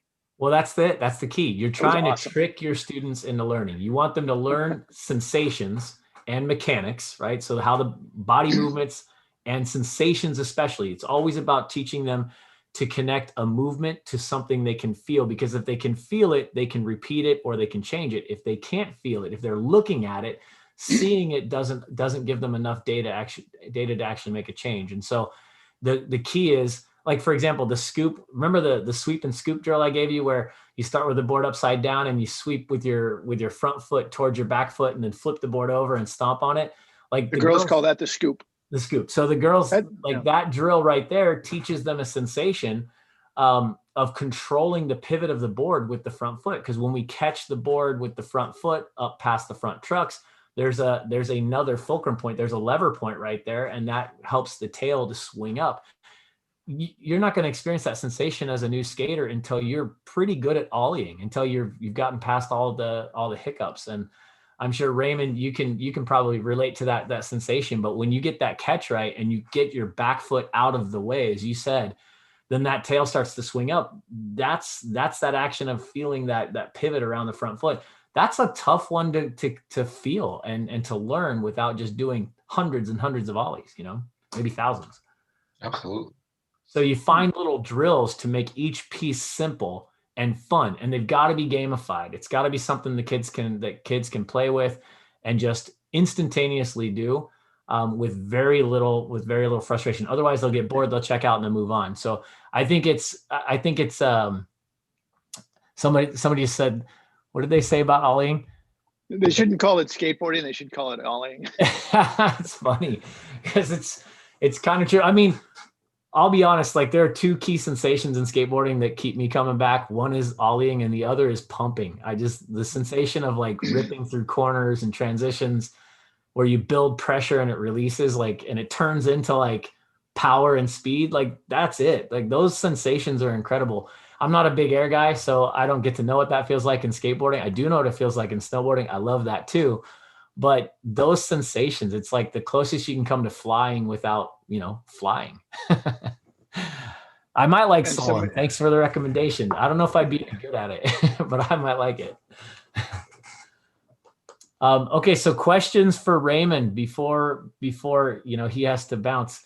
And I'm pretty sure that Raymond's going to be back in some videos that we're going to do. There's many stones left unturned.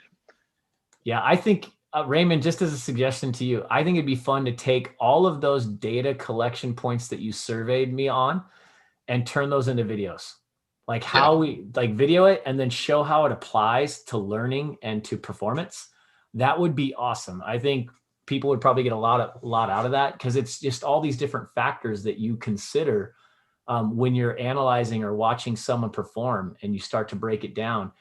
I love it. I think if you're cool with that, let's take that survey and turn them into videos and have fun with it. That'd be a cool way to approach this. Yeah, I'd love to do that. And yeah, someone's asking for the slideshow. Yeah, I'd be happy to provide that to anyone who needs it or would like it. Just if you guys can figure out a way to reach. If you want, Raymond, if you're okay with it, we'll go ahead and send. I think you've sent it to us. We can send that out with a follow-up email with other information, and then people can have it.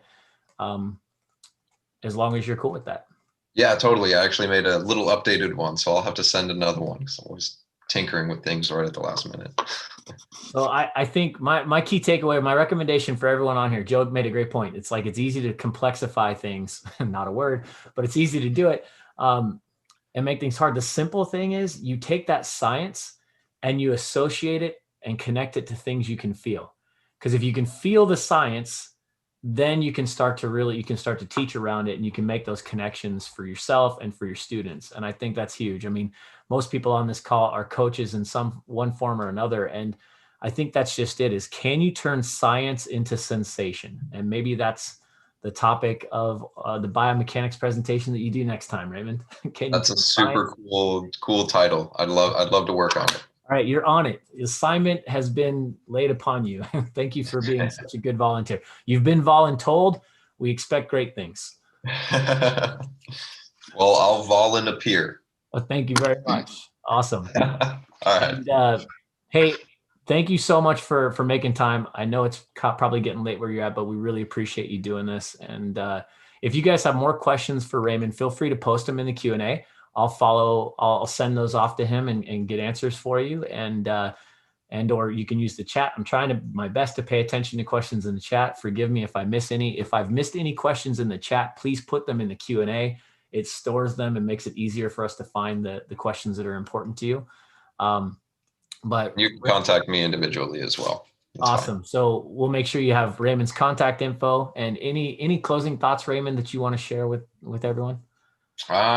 Just remember that we're all in this community together, regardless of where it goes. Skateboarding is a very, very intense sport, and the people who should be a part of it will stick with it, and the people that won't be a part of it won't.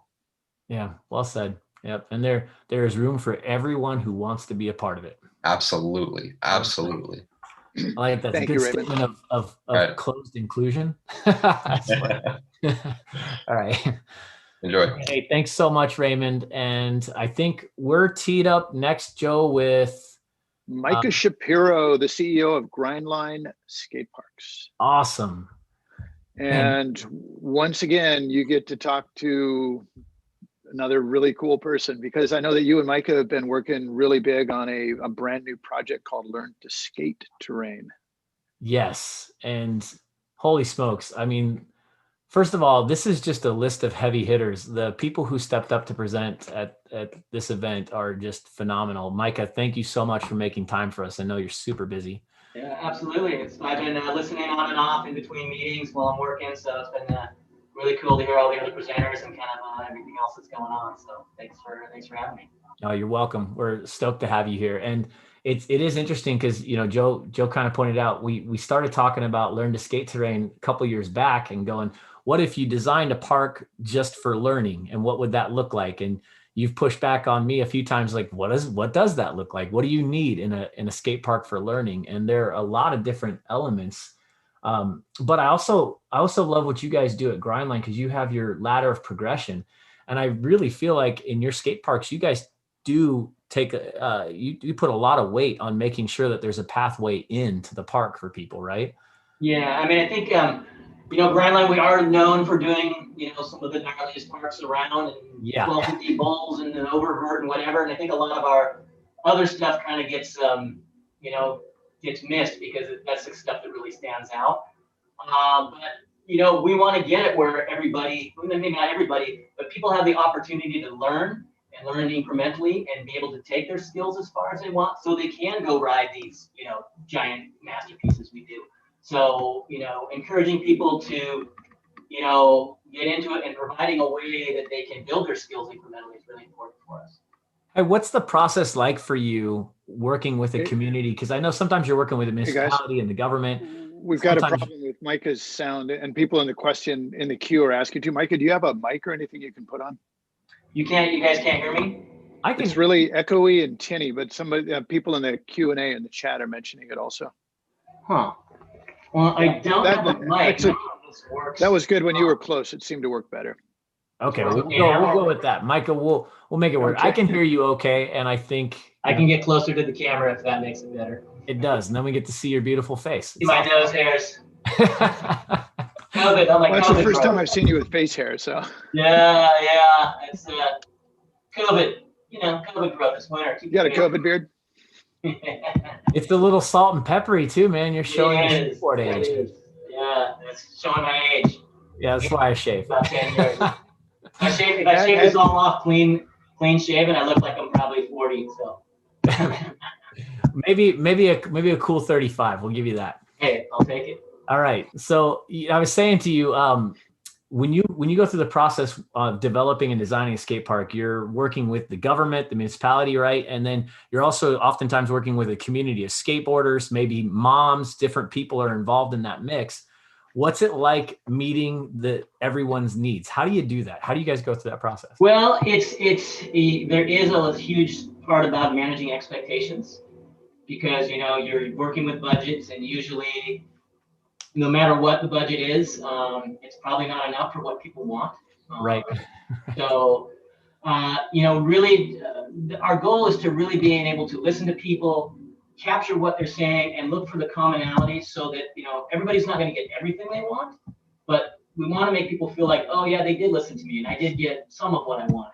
And well, okay, so-and-so wanted something else, and they've got that over there, and that's fine. And maybe I'll skate it, maybe I won't, but, you know, we really try to foster that, so everybody gets a say in what's going on. And, you know, you don't want it to be designed by committee. You know, sometimes you do have to kind of do some interpretation for them, like, okay, you know, let's say you have a community, maybe they never had a skate park, they don't have any skate parks around them, and maybe they're not thinking big enough. They're thinking like what they're skating right now, what their comfort zone is, and you might have to push them a little bit and be like, okay, I'm giving you some of the stuff you want, but I know you're going to want this other stuff in, like, you know, 2 years or 5 years, because if I just build you what you want right now, you're going to be more than 6 months. So, you know, there's a fine line of doing that, where you're trying to provide them what they need, but also knowing, just from seeing, you know, I've been doing this for I think 18 years now, and just seeing what, how you can see the progress in skateboarding right now, how much it's changed because of skate parks, because people have this place they can go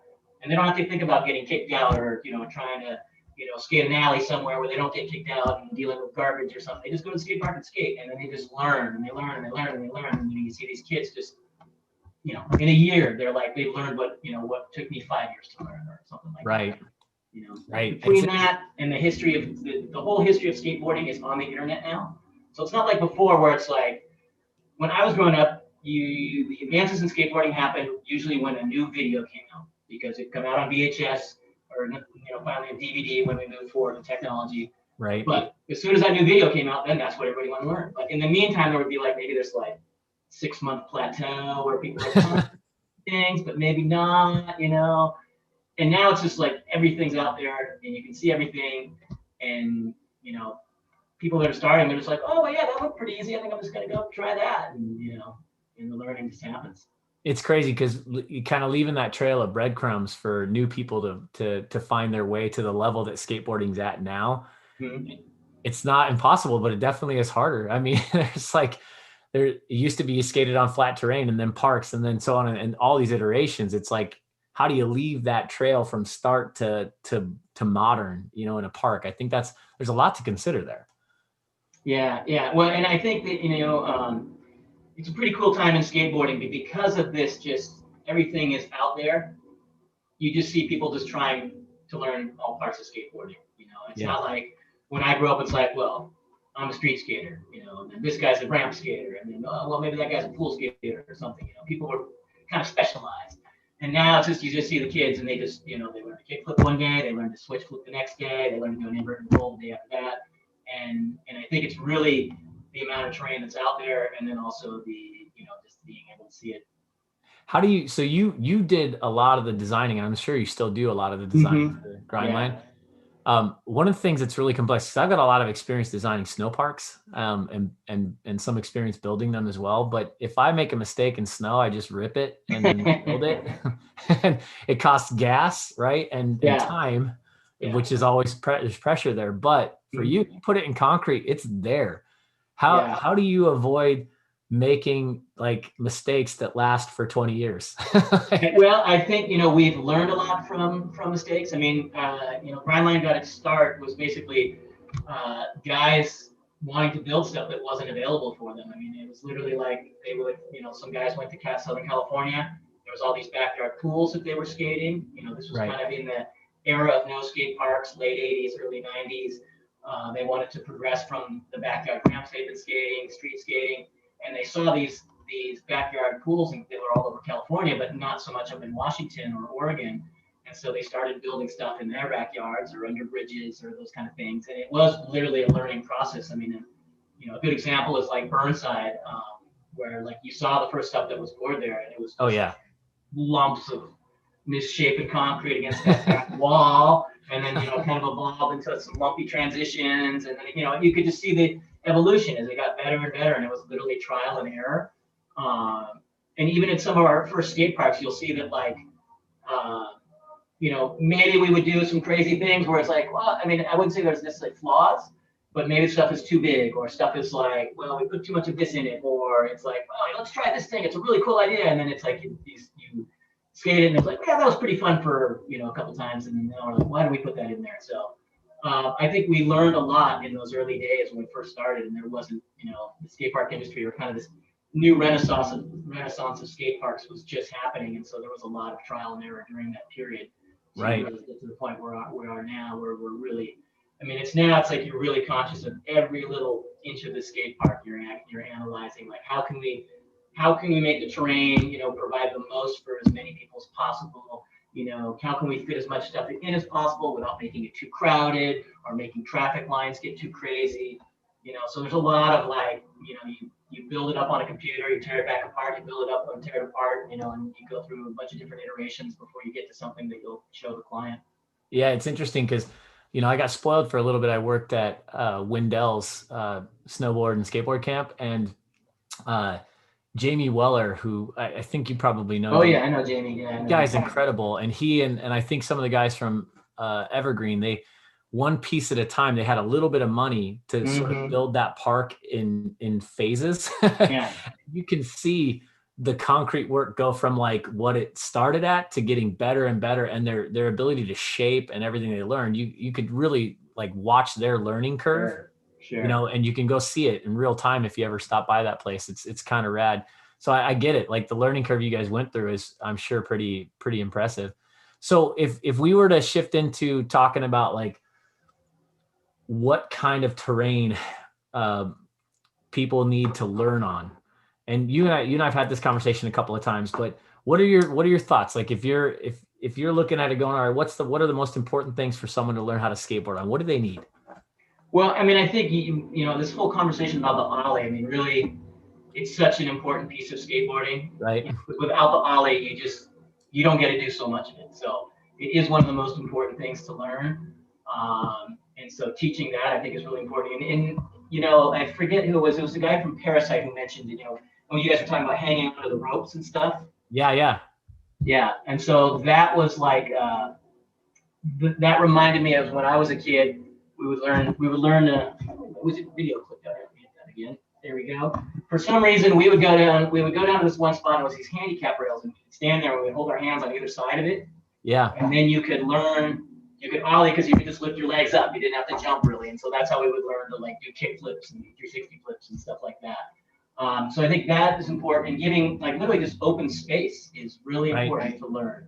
I think smaller transitions, because I think, you know, everybody loves to skate a mini ramp, I feel like, you know, it's kind of like the thing where everybody, they might not admit it, but they love it. You know, the small transitions are fun to skate. So providing that, because, you know, once you learn to ollie, then you can really learn everything else, because you can jump up on stuff. You can learn how to, you know, ollie 50-50, ollie board slide, lip slide, whatever. And then smaller transitions, you can start learning the transitional pieces. And then really providing an incremental way to learn. And that was kind of the ladder progression idea, where it's like, okay, you got, you know, 2.5 foot transition, then you've got a 4 foot, then a 5 foot, and a 6 foot, and an 8 foot to a 10 foot. And so they can kind of learn on something small where it's, you know, low consequence, the fear factor is low, and slowly build it up. And the same thing goes with street skating, you know, like giving them low ledges, and then there's higher ledges, you know, maybe there's a small set of stairs and a bigger set of stairs. So you can really incrementally build those skills. And kind of the words we came up with, it's control, confidence, and creativity. So when you're first starting, you're really just learning control. You know, how do you control your skateboard? You know, I mean, it's you know, the whole ollie, talking about that movement is getting the balance and the trust to do it. And the same thing with anything else in skateboarding. You know, if you're going to do an air on a ramp, it's getting the trust of putting yourself up there and the feeling of comfort in the air. So, you know, you're learning to control your board, you know, almost like, you know, that Malcolm Gladwell thing, 10,000 hours to master something. I mean, that's what people do. You know, they're trying to learn something, they'll just try it over and over and over and over again until they get that muscle memory to it, where it almost becomes instinctual. And so that's, you know, from the control to the confidence. And then once you have confidence, then you can start to be creative with things. And then it's like, okay, yeah, I'm gonna throw my air up there, but maybe I'm gonna bone it out, or I'm gonna grab it a different way and tweak it differently, or maybe I'm gonna do an air to disaster because I learned disasters the other day. Now I can combine 2 tricks. And so when we're laying out a skate park, we're thinking of those kind of things, like there's lines for people to use. You know, they're learning, they're gonna just learn the basics, so they've got good run up, good run out, something that's easy to learn on. But then as they get better, they can line things up like, okay, now I learned how to do A, and I'm learning B, so now I can do A and take it to B. And then as I get better, I can go from A to C or something like that. And so you're looking at kind of those traffic patterns and giving people options in the park. And then also trying to create ways. I think the hardest thing with the beginner skater at a skate park is, how do you create something that's beginner only? Right. You know, you can create something that's beginner only, but then the guys that are really good are just going to come there and do harder stuff on it. They're going to go exactly. And then they're just going to like, these kids are always in my way over in this little mini zone. And so, you know, we spent, I don't know, a while trying to think about that. And really, what you need to do is you need to slow people's movement down. You need to slow their velocities. So create an area where you can't generate a ton of speed. You know, if someone could still come in there that's better and play around with stuff, but they're not going to be able to come in there and just you know, fly in there 100 miles an hour and get all the small stuff. Yeah, well, my dream learning park, right, is connected by pump track and flat path So you have options for like just cruising and turning and then pumping and getting a feel. But then it has, I mean, you kind of inspired this, but then it has like, you know, zones where you flow off the track, you know, into like a zone that's for learning bowl corners and learning tranny. Like the bank to tranny concept is just a beautiful learning feature, right? Flat bank into tranny, so you can learn one at a time. And then you go into a mellow, you know, introductory street zone. And then you go into a you know, a mellow, you know, tranny zone and so on. And like, you got all these different little pods for beginners that instead of having them connected so that, you know, you break the flow so that you do have to slow down when you're in there. And it makes it very, it makes it more intuitive just that you're in like an area where people might be going slower. Sure. And I think that kind of concept, I love what you're saying though, but just got to slow people down. Because for a beginner and for a parent taking a child to a skate park, probably the scariest thing is just seeing that movement. And then watching your child on a, you know, on a scooter or a skateboard, like kneeboarding and almost getting killed like over and over again. I had a friend of mine tell me once, he's like, you know, you wouldn't take your kid to a soccer game and just let him run across the field in the middle of a play, right? Just throw him out there with Lionel Messi, like, get out there and kick the ball. They have police to catch the streakers that do that. But That's right. no, it's right. Like at a skate park, it's the same thing. Like it's just, it's called a park. So you think play, and then you know, children and, you know, learners get in there and it's like, what do? They don't know any better. And there's not really a great program or pathway to show it. And I think in the design of the park, you can create some intuitive aspects that will help people see where they could or should go. One person actually made a comment. What about, you know, park designers using cement stamped labels or color coded ratings on ramps and different features? I think it's kind of it's an interesting idea, right? You don't want to define things by difficulty because everything's hard and there's risk in everything you do, but color coding and letting people know where to go, like especially if you're a mom taking your child to the skate park for the first time, that could be helpful. Yeah. There's definitely that whole thing, because it's like, you know, when we first started, you know, doing skate parks, it was like, we're doing it for skateboarders and not like thinking of all these new people that are coming in, even though knowing that's going to happen. But now, I mean, it's just, you just see that, you know, skateboarding has changed a lot from, you know, when my generation grew up, where there is like constantly new people coming in. And you mentioned that, where a parent, you know, who probably, they might not have grown up skateboarding, but now they got to take their kid to the skate park. So they're kind of like, well, I don't know how this works. What do I tell my kid to do? You know, the kid doesn't know. So, you know, trying to figure out if there's ways you can make that intuitive in a park is important. Not a lot of people have done anything with kind of like, I almost call it like the ski area example, where it's like the greens, the blues, the blacks, you know. Right. Blacks. So, and I'm waiting to see if that's gonna happen. No one's done that yet. And I think what we see a lot of is if we can get more communities to program their parks, which is happening more and more. Right. I think that helps a lot with it, because then it really helps with the skate park etiquette, because that's something that people just have to learn. You know, it's like, if you go to the same skate park all the time, you see the same people, you know their ability level, you know what they like to do. It's like, oh, that guy always goes left, so I can drop in right now and I can go right. And when you have a brand new skate park, I mean, this is a story that really sticks in my mind. So we did this park in Battleground, Washington. It's a great park. 2006. And, you know, it's a huge park. It's about 25,000, 30,000 square feet park, and it's got everything. And Battleground, Washington was a super sleepy bedroom community just north of Portland. Yeah. And they, you know, nobody had any idea of what a skate park is or what you're supposed to do with it. But all of a sudden there's this giant skate park and the whole town is there. There's hundreds of people there. And it's just kind of mayhem because nobody knows how to use it. And everybody's just going crazy because they're so excited. And I remember I was standing by this one, it's kind of like this 4-pocket clover bowl.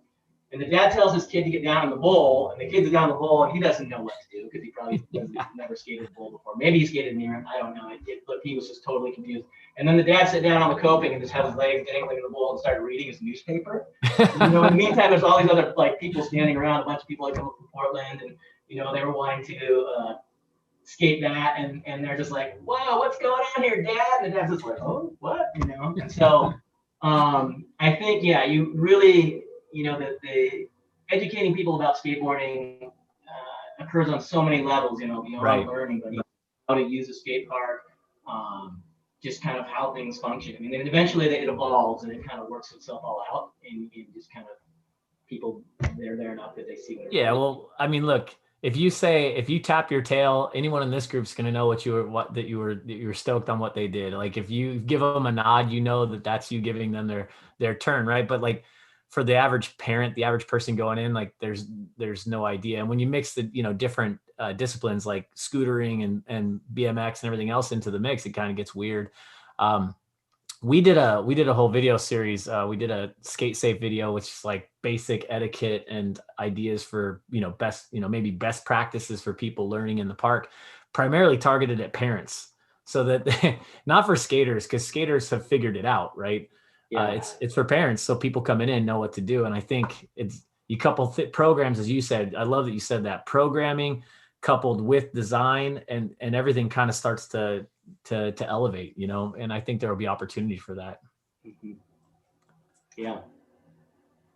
So if you, I'm going to ask you a quick question before I turn it over to the public. Like what's the favorite park that you've designed in your time with Grandline? My favorite park, hard to say. I mean, I love the Boise Park because that was one where I really got to do a lot of creative stuff. It's under a freeway. There's some freeway pillars. We were able to convince the DOT to let us build on the pillars and certain aspects. So and there was just I think that was a really fun one to do. And then I see Kyle from Portage on here. It's got to be Portage. I haven't skated Portage yet, Kyle. I got to get out there and check it out. Maybe it would be my favorite if I skated it. That one was really cool. The big Houston one was a really cool one to do. Because again, we really got to we got to do some different stuff. How big is that park? It's designable the shape of the state of Texas. And it's like, well, that's a cool shape, but it was kind of a challenge. And then we came up with something that actually worked. And it's a pretty cool thing. So I think for me, I don't know if I necessarily have a favorite park, but for me, it's always when I get those cool challenges, like to do something that I haven't done before, or something that's like, okay, they have this idea, how do I do something with this? It functions, it's not corny or some cliche. And so it's always exciting to kind of, the different challenges. Every project's got its own little challenges that you got to conquer and figure out. As far as skateboarding, my favorite park to skate is Bainbridge. That's my favorite to go skate, just because it's just this amorphous blob of pool coping, and you just kind of cruise around, fly around it. It's a great one if you want to work on your cardio and your leg strength, because you have to pump all day long.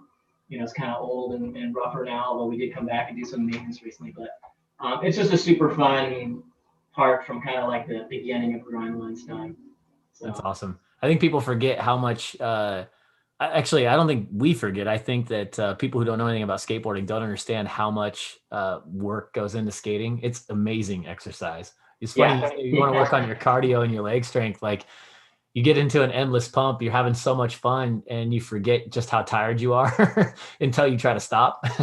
Yeah, even doing a bunch of flat ground. Like my daughter's 4.5 now, and she's kind of getting into skateboarding, and we've been playing around. She got a skateboard for Christmas, and we're playing around.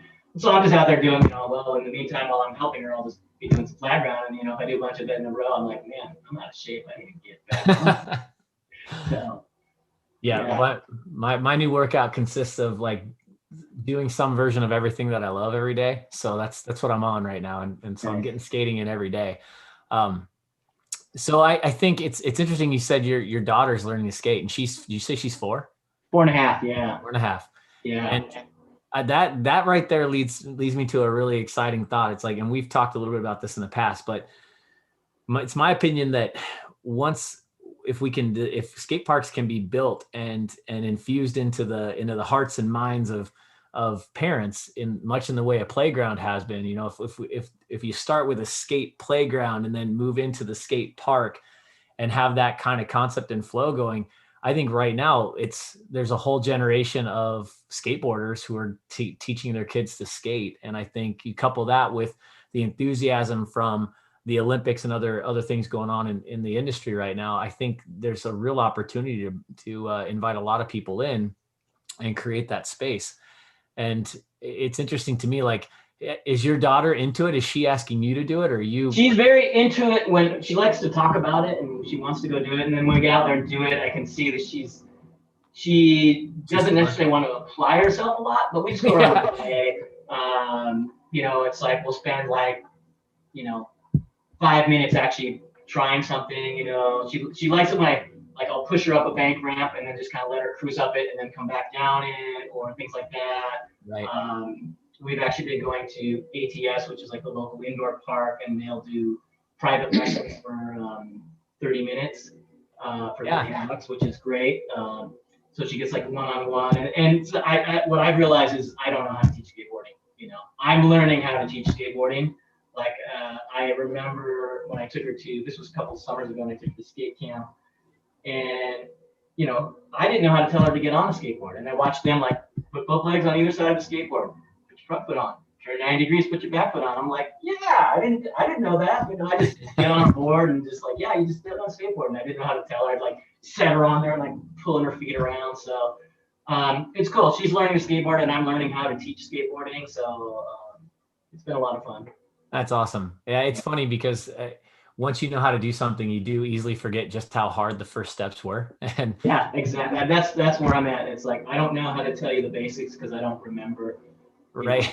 I don't remember how I learned them. You know, it's funny too because that's where most of the game-changing injuries happen. Like the first time a beginner steps on a skateboard and slams, it's like they're done. That's it. Skateboarding is over. It's not for them. When maybe it could have been.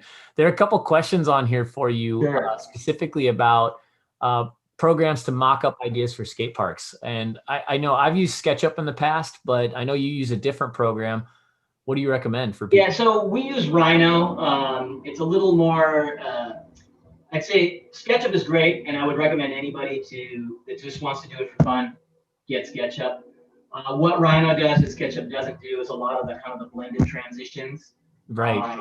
It's really better. It's a lot better for doing that kind of stuff. And then also SketchUp integrates really well with AutoCAD. So usually, you know, you're doing your 3D modeling, and then when you have to actually turn it into like blueprints, it goes into AutoCAD. So we can design everything in Sketch. We can bring, so usually what happens is you have what's called a existing conditions survey. So someone gone out there and surveyed the site.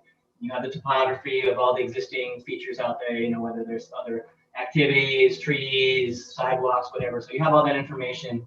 You'll bring that into Rhino and literally design on top of that, do the 3D model. And then when you need to go back into the blueprints, you can kind of take it right back out of Rhino into AutoCAD. Those two programs integrate well. Do you have any examples on your website that people can check out just to like see what you do with the digital design? Let's see. You know, I could probably just open something up right now and just share my screen. Let's see. Cool, go for it. That'd be great. I think people would like to see that. What's a good one that I was just working on? What do we do? So we're working on a project in Salida, Colorado right now, and it's kind of a unique design, so I figured it'd be a cool one to show people. Let's see. Open this up.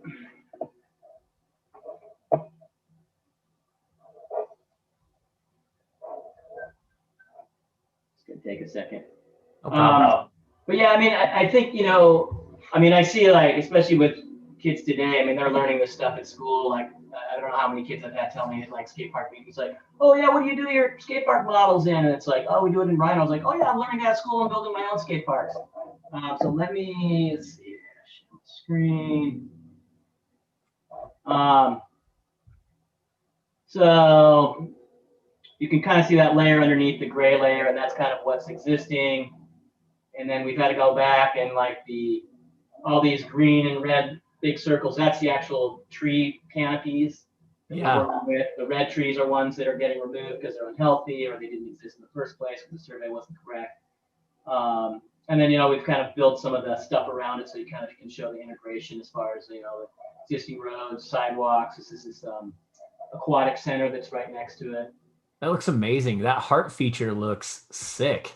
Yeah, well, so Salida, you know, the nickname is it's the heart of the Rockies. So this is kind of like the smaller bowl. It's all like 4 and 6 feet deep, and then it's got this heart-shaped island in the middle. You know, roll over on one side, and then coping on the other side. So everything that's pink is the steel, and then everything that's green is the pool coping. So that looks awesome. Yeah, you know, you can see where you get these blends in here. You know, Rhino does that really well. And It's then also really you hard to kind do of that keep in everything SketchUp. dimensionally correct as far as like, well, all your trainings or whatever radius you're having them at or the heights and stuff. So I feel that like SketchUp sometimes you can model this stuff up in SketchUp, but you can't necessarily pull the like the measurements out that you want. So that's just kind of why we use Rhino. There's other stuff you can use too, but Rhino I think is a fairly, for how robust it is, it's fairly easy to learn. Okay, so now you've got me like thinking about this. When can I go skate this park? Well, it's under construction right now. It's probably, I think we're looking at probably like April to May, depending on weather. We're building it. Winter in Colorado was kind of It's tough. Supposedly it's the banana belt of Colorado, so we'll see. But yeah, they're out there building it right now. So sometime spring, early summer, it'll be done.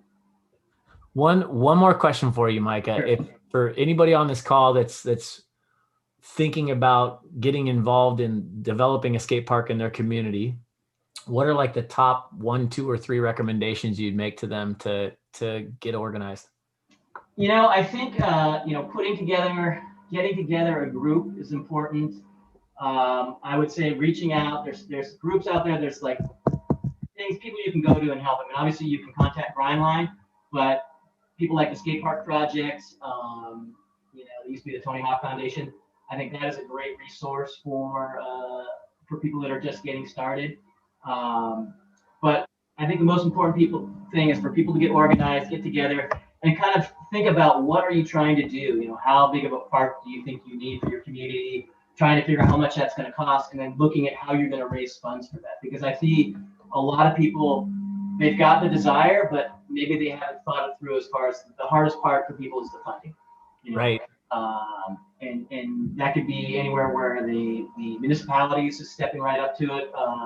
Although I'd say most days, these times, most parks we see these days, it's usually initiated by people in the community, and they're getting the ball rolling and maybe getting the municipality to realize that there's a need for it that's not being served. And then the money, a lot of times people are going after grant money for it, in-kind donations within the community. But I'd say that we can help people, but the skate park project, that's what they specialize in, and that's what they're there for. Awesome. So we'd like to recommend people to contact them just because they've just got, I'd say we're kind of a couple steps down the road from where the skate park project starts, and we'd like to get in there as early as possible to talk to people and help them out, but they've got some great resources. So maybe a pathway in for people, if you're looking for more information, obviously you can contact Grindline and they'll help you out. And you guys are grindline.com. Is that the website? Yeah, you can go to grindline.com. You can email me. It's just my first name, Micah, M-I-C-H, at grindline.com. Or if you forget that, inform@grindline.com. Yeah.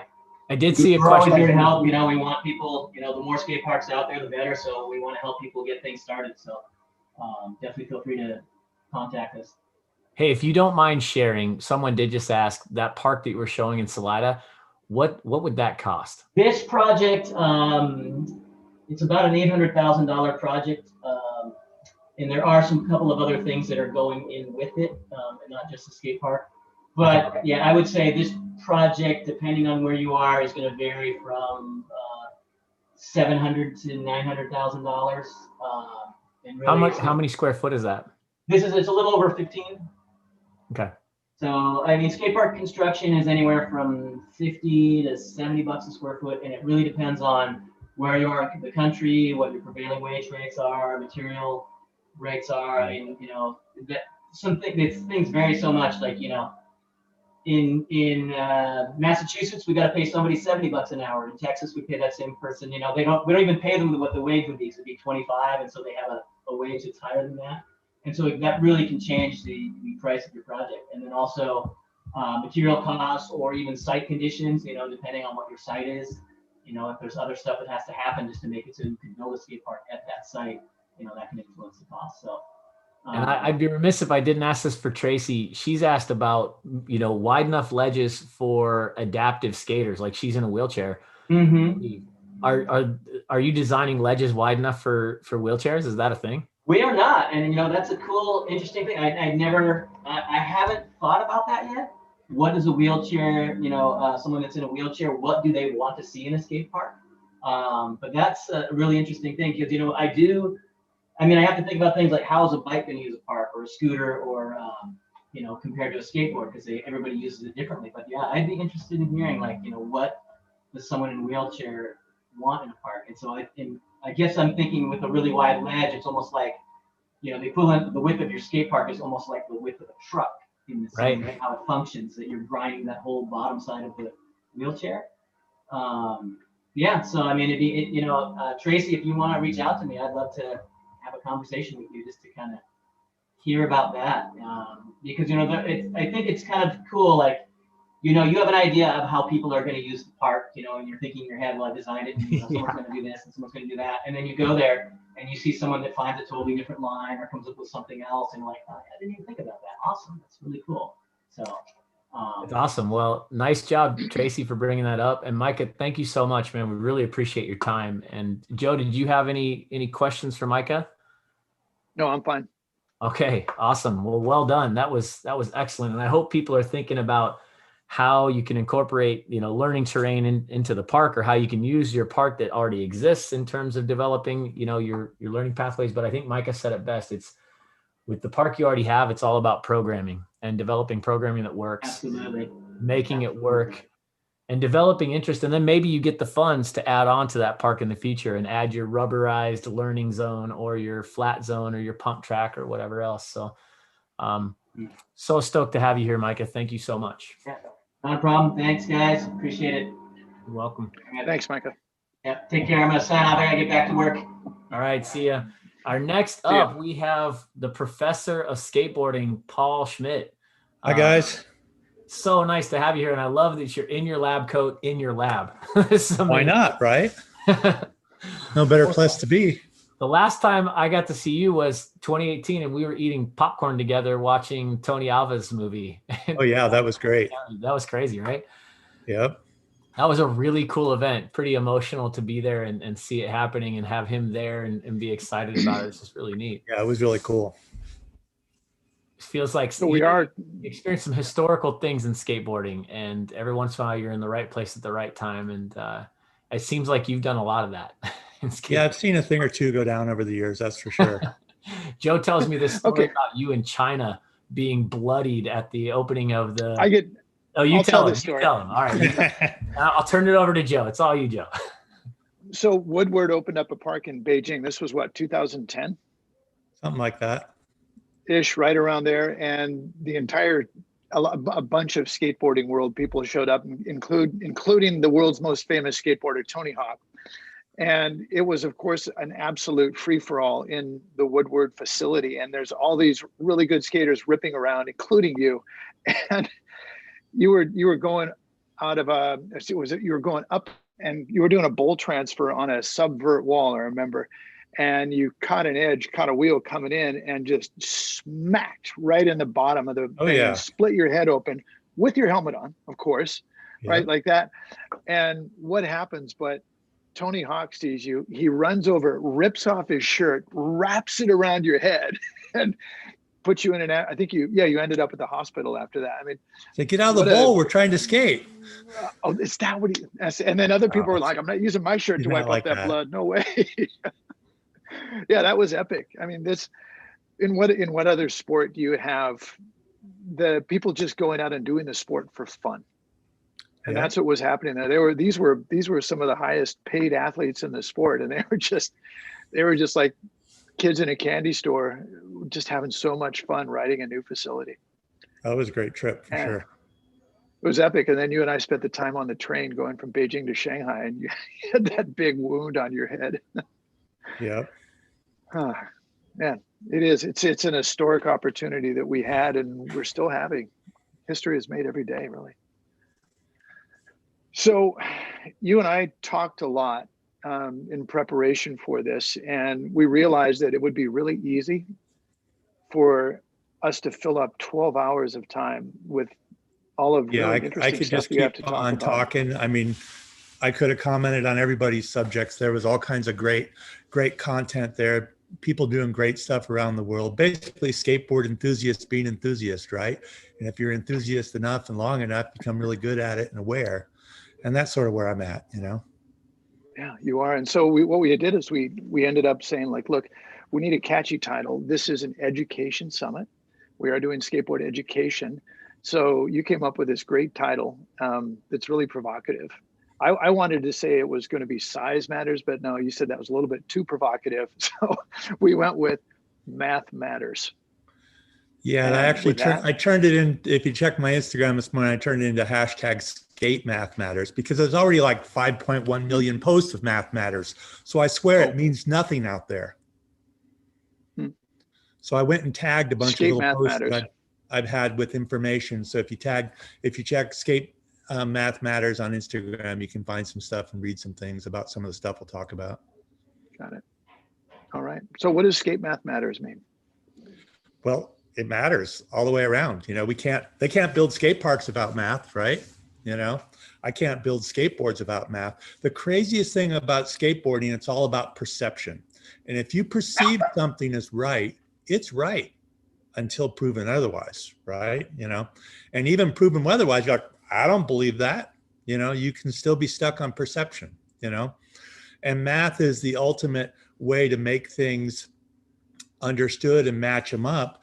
But when it comes down to style and flair and a combination of personality, it doesn't always fit, you know, but what it does do is it frames it, you know, and the math will frame what's going to happen, you know. And that's one of the biggest things here in skateboarding is in general, our markets the perception of this rider, this board, this product's cool, right? And then little kids want to grow up really fast and become big kids. So in general, they're not riding the right product. You know, they're riding the wrong product because their board's too big for them. Now, it's totally different when you're learning how to skateboard and you're sort of like in that magic carpet mode. You're just like trying to get your balance and it's not trick time, right? In that case, bigger wheelbase is better. And maybe even a drop down board closer to the ground is better, right? But when it comes down to doing tricks and trying to ollie, which they all want to do right away, which we heard over and over already today, right? Like, you know, can't stop kids from wanting to ollie.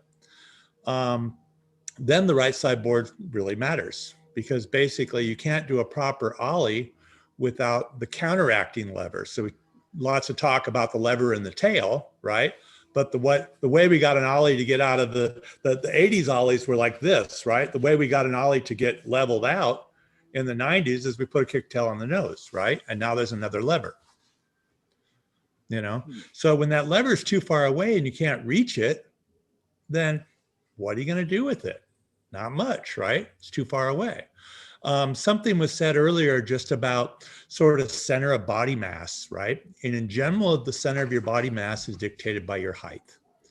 I did some studies years ago at skate camp with kids. I took like 100 kids, and this is the late 90s, and measured their weight, their height, and their shoe size.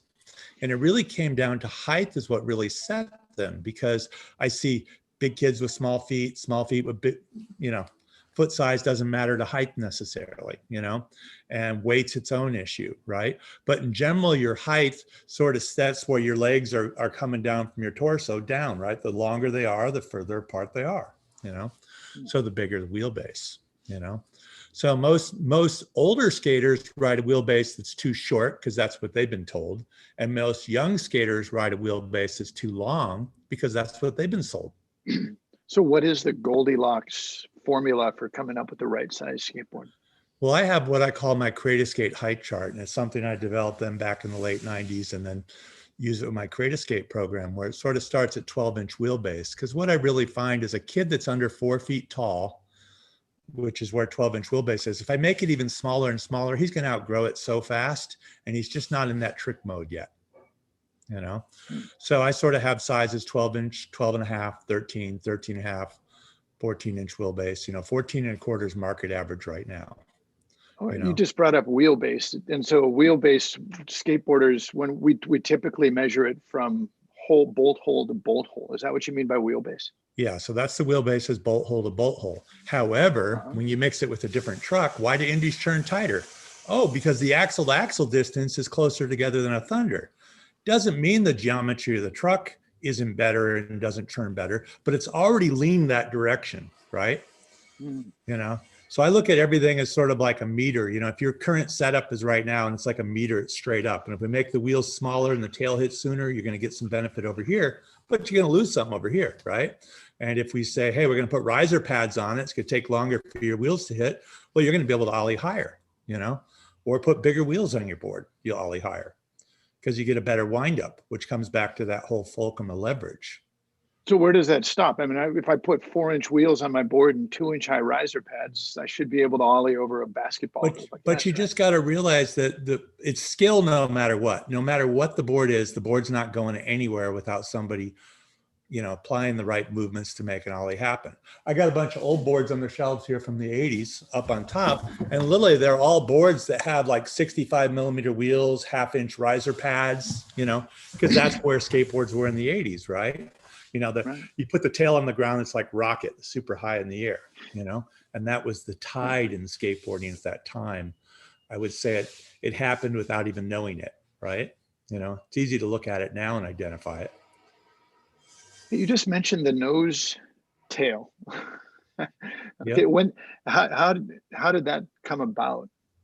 Well, for me, I started to make longer noses on my Schmidt Sticks boards and make them the same angle as a tail, so 15 degrees. But for me, it wasn't about the ollie. For me personally, it was about a fakie hang up on a vert ramp and needing that lever, not knowing what that lever was going to do for everybody. Now, I was influenced by many people, right? Like my whole life, I've been around skaters that have influenced me by what they say, what they do, and I just sort of pick up on it, right? And I feel pretty lucky that I've been in the opportunity to pick up on a few things over the years. So once again, you have an invention, just like Micah was saying. He builds a skate park and somebody comes up with a new line, and you built a nose on the front of the board, or a tail on the front of the board, and you did it for vert ramps, and people doing ollies figured out it worked better. Yeah, well, there were already double kicktails in the 70s with the Bonsai aluminum board that had a. That's right. I had one of those. That had a nose on it, right? So it had already happened. Yeah. But the big difference that I did was we're now in the laminated plywood era is I put the hips in the wood so I could get the organic reaction to the wood to give me what I wanted out of it. The hips, you mean the concave? Right, with the concave, the way the hips are, okay? Because that allowed the wood to go. You can't just mold the wood wherever you want. It will crack and splinter all over the place. You know, you're taking 7 layers of wood with wood and glue and pressing them together. It has to be an obtainable shape, right? You know, because you've got all those nanotubes in there, and you're pressing them and pre-tensioning them in the right place, you know. And then in the late 90s, when we got to having the boards be thinner and thinner crossbands, we really got the board to have a springy give back, you know. When in the 80s, there was the least concave was right in front of the back truck, and that was the jump ramp era where all the boards broke. And they broke because of the design. The place of the highest stress was the weakest place. So the concave, the hips, the shoulder, what do you call it? The hips? The hips, that adds strength, right? Yeah. Yep. It's just like a piece of paper. A piece of paper flat has, you know, it's all flipsy, but if you cup it up, it's a lot stiffer, right? Well, it's the same thing with wood. Same thing of any raw material. So skate math matters. So how did you come up with a formula for the perfect or the appropriate size for somebody's height? Or was it height or shoe size or what? It's really just height. So I have what's called a Skate height chart. If you check on Instagram, #Skate height chart, you'll find lots of examples and lots of discussions with people over time. A lot of pro skaters, as guys get good, everybody drives them to ride a bigger board. Oh, grow up, kid, you know, and the kid wants to be a big kid, right? Well, there's one skater when he was 8, other skaters would come to their skate park and they give him free boards and stuff. And we're talking, you know, guys on the cover, guys with interviews in the magazine, and here, kid, here's free stuff. And his dad's like, he always skates horrible on that stuff. The kid wasn't 4 foot tall yet, right? And his dad sort of took the attitude that, well, I'm going to believe in you, not with them, because it's obvious the board's working for him. And then I just guided the size of his board through life as he grew up, and he went 12-inch wheelbase, 12 and a half, 13, 13 and a half. At 13.5-inch wheelbase, he once said, hey, I wish my board was a little wider. Made it wider for him. Didn't hear anything else. You know, he rides 14.25 now. His name's Nija. So he spent his energy progressing his skills on his skateboard, not spending his energy counteracting the wrong skateboard. Mm-hmm. So as educators, that you just said two things I think that speak really, really deeply to us. And one of them is once somebody starts to ride, they need a board that fits their height, no matter how old they are. And number two, I think is really insightful, and that is using a drop-down board that's super stable for the first time somebody's pushing. Have you ever tried that? Yeah, I've done it. I mean, it's being injured recently, you know, in the last couple of years, I can barely do a regular push. I can push around on a drop-down board. My knee can handle it, but my regular board, I can't handle that 2.5-inch step down. I can handle the 1.25 from the drop down. Mm-hmm. There's more math in there, isn't there? All those inches. Yeah. Well, it ends up being just that one place of movement in my knee that's so horrible. It's good everywhere else. Right. You know, I'm missing cartilage. It has something to do with it. You know, doctor tells me there's a couple millimeters missing.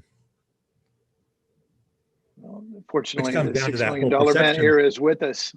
Well, that perception thing of millimeters and inches and, you know, what's right and what's wrong. And the hardest reality is brands sell things according to marketing, right? Mm-hmm. And quite often I'll find where people measure a skateboard, they'll measure it across in the air, across from tip to tip, because some guy in a CNC program at a factory measured it that way, right?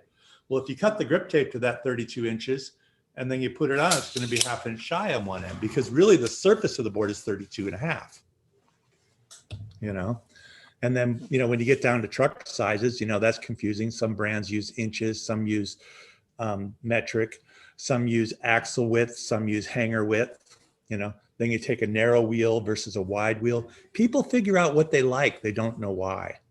And usually when I sit down and identify it with them, they'll understand that. You know, like for instance, do you like to see your wheels hang out the side of your board? Or do you not like to see it? I like them to be, if I have to lean over to see them, but I have to be able to see them. You have to lean over a little bit. So that board's going to flip easier. If you can see the wheels, it's going to flip harder. But then when it flips, it's going to go faster. Okay. I do that because when I'm pushing, every now and then I'll catch my wheel on my foot. Yeah, I've done that. If it sticks out too far. And that could be devastating at my age. So there's something for kids to learn is not see their wheels. Their board will flip easier. It's going to flip softer and slower, just like a bigger radius wheel will flip slower than a hard radius wheel. But the hard radius wheel, when you have the control, you'll get that really snappy flip, right? Now, this is all from analyzation. This isn't my ability. I'm going to go ride the pump track.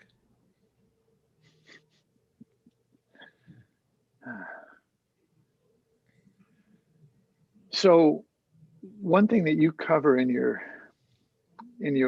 Create a Skate program is the length of the tail and the size of the wheels and how it affects the ollie. So if somebody wants to do a setup to do the highest ollie, what would they consider? What kind of math would there be there? Well, there's a good example. If you check YouTube, there's like a Professor Schmidt ollie higher with Spencer Newsy, and I basically put riser pads on his board and got him to ollie another 6 inches, you know? So it's really about where you're from, your current setup, right? Because the ideal setup may have nothing to do with where you're at. It's about taking where you're at and leaning it one way or the other, right? You know? So my biggest comment for anybody is, hey, you want to ollie higher, put some riser pads on your board, or put some bigger diameter wheels on your board, take longer for the tail to hit, have more angle, you'll get higher up. Now you may also have less control, you know, and that's shorter tail would give you less control, would give you more rocket, but less control, right? Exactly. I mean, I have this little tool. So here, this is if you're a woodworker, here's a digital gauge for checking the angle on a table saw blade, and you sort of turn it, right? Well, I got one that I put a couple magnets on, and I put it on a skateboard and on a flat surface, and then I tilt it and I find out how tall the board is, you know? And that's the combination of the truck, the wheel, and the board, and risers if they exist. The people I work with pretty much don't ride risers. But the reality is that it's a combination of all. And again, people figure out what they like. They just don't really know why they like it. But they're into it. This is where they're at now, you know? And people don't want drastic change. They want just enough change to get something. Then if you make the board ollie higher, it's not going to be as good for manual pads, you know, but hey, you might want a different board for Manny Day with some smaller wheels on it anyways. Who knows, you know? Yeah, quivers. Skaters used to have quivers. Yeah. I remember that. Yep. Yeah. Wally can talk to you about quivers. He's the generation of quivers.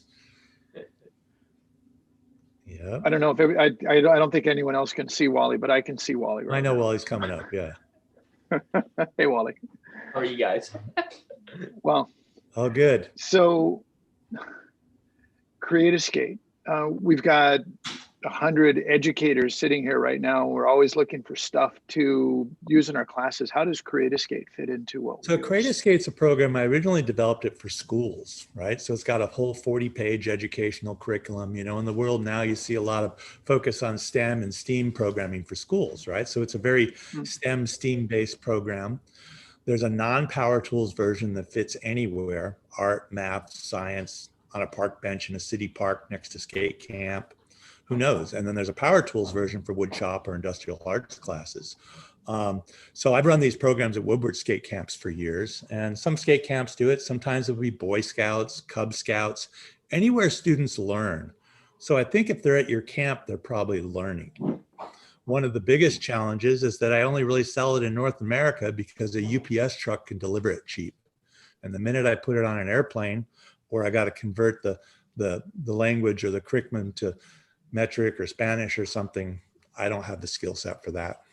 I'm going to make more skateboards instead at my factory. Right on. So if we want to add something to our curriculum that will really make the parents happy and get the kids excited about learning some science and math, and Create a Skate is an option for us. Yeah, totally. It's never taken as serious next to a skate park as it is a classroom. You know, that's just the hard reality of it. You got the distraction of a skate park, right?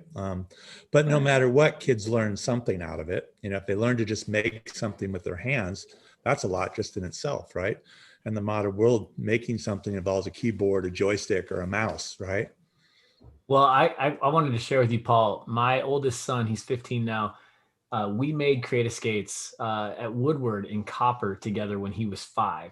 And okay. He still has those boards, and they're up in his room, and he won't get rid of them. He loves them. And it's so funny because, you know, like we painted them up. It was the very basic setup that they did there, where we just basically designed it. But it was, for him, it's one of his favorite memories from his young childhood, and I hope he keeps that thing with him forever. So it's pretty crazy, the first skateboard experience and the stories I get back from it. So Create a Skate's been going since around 2013, and over 50,000 kids have been through it.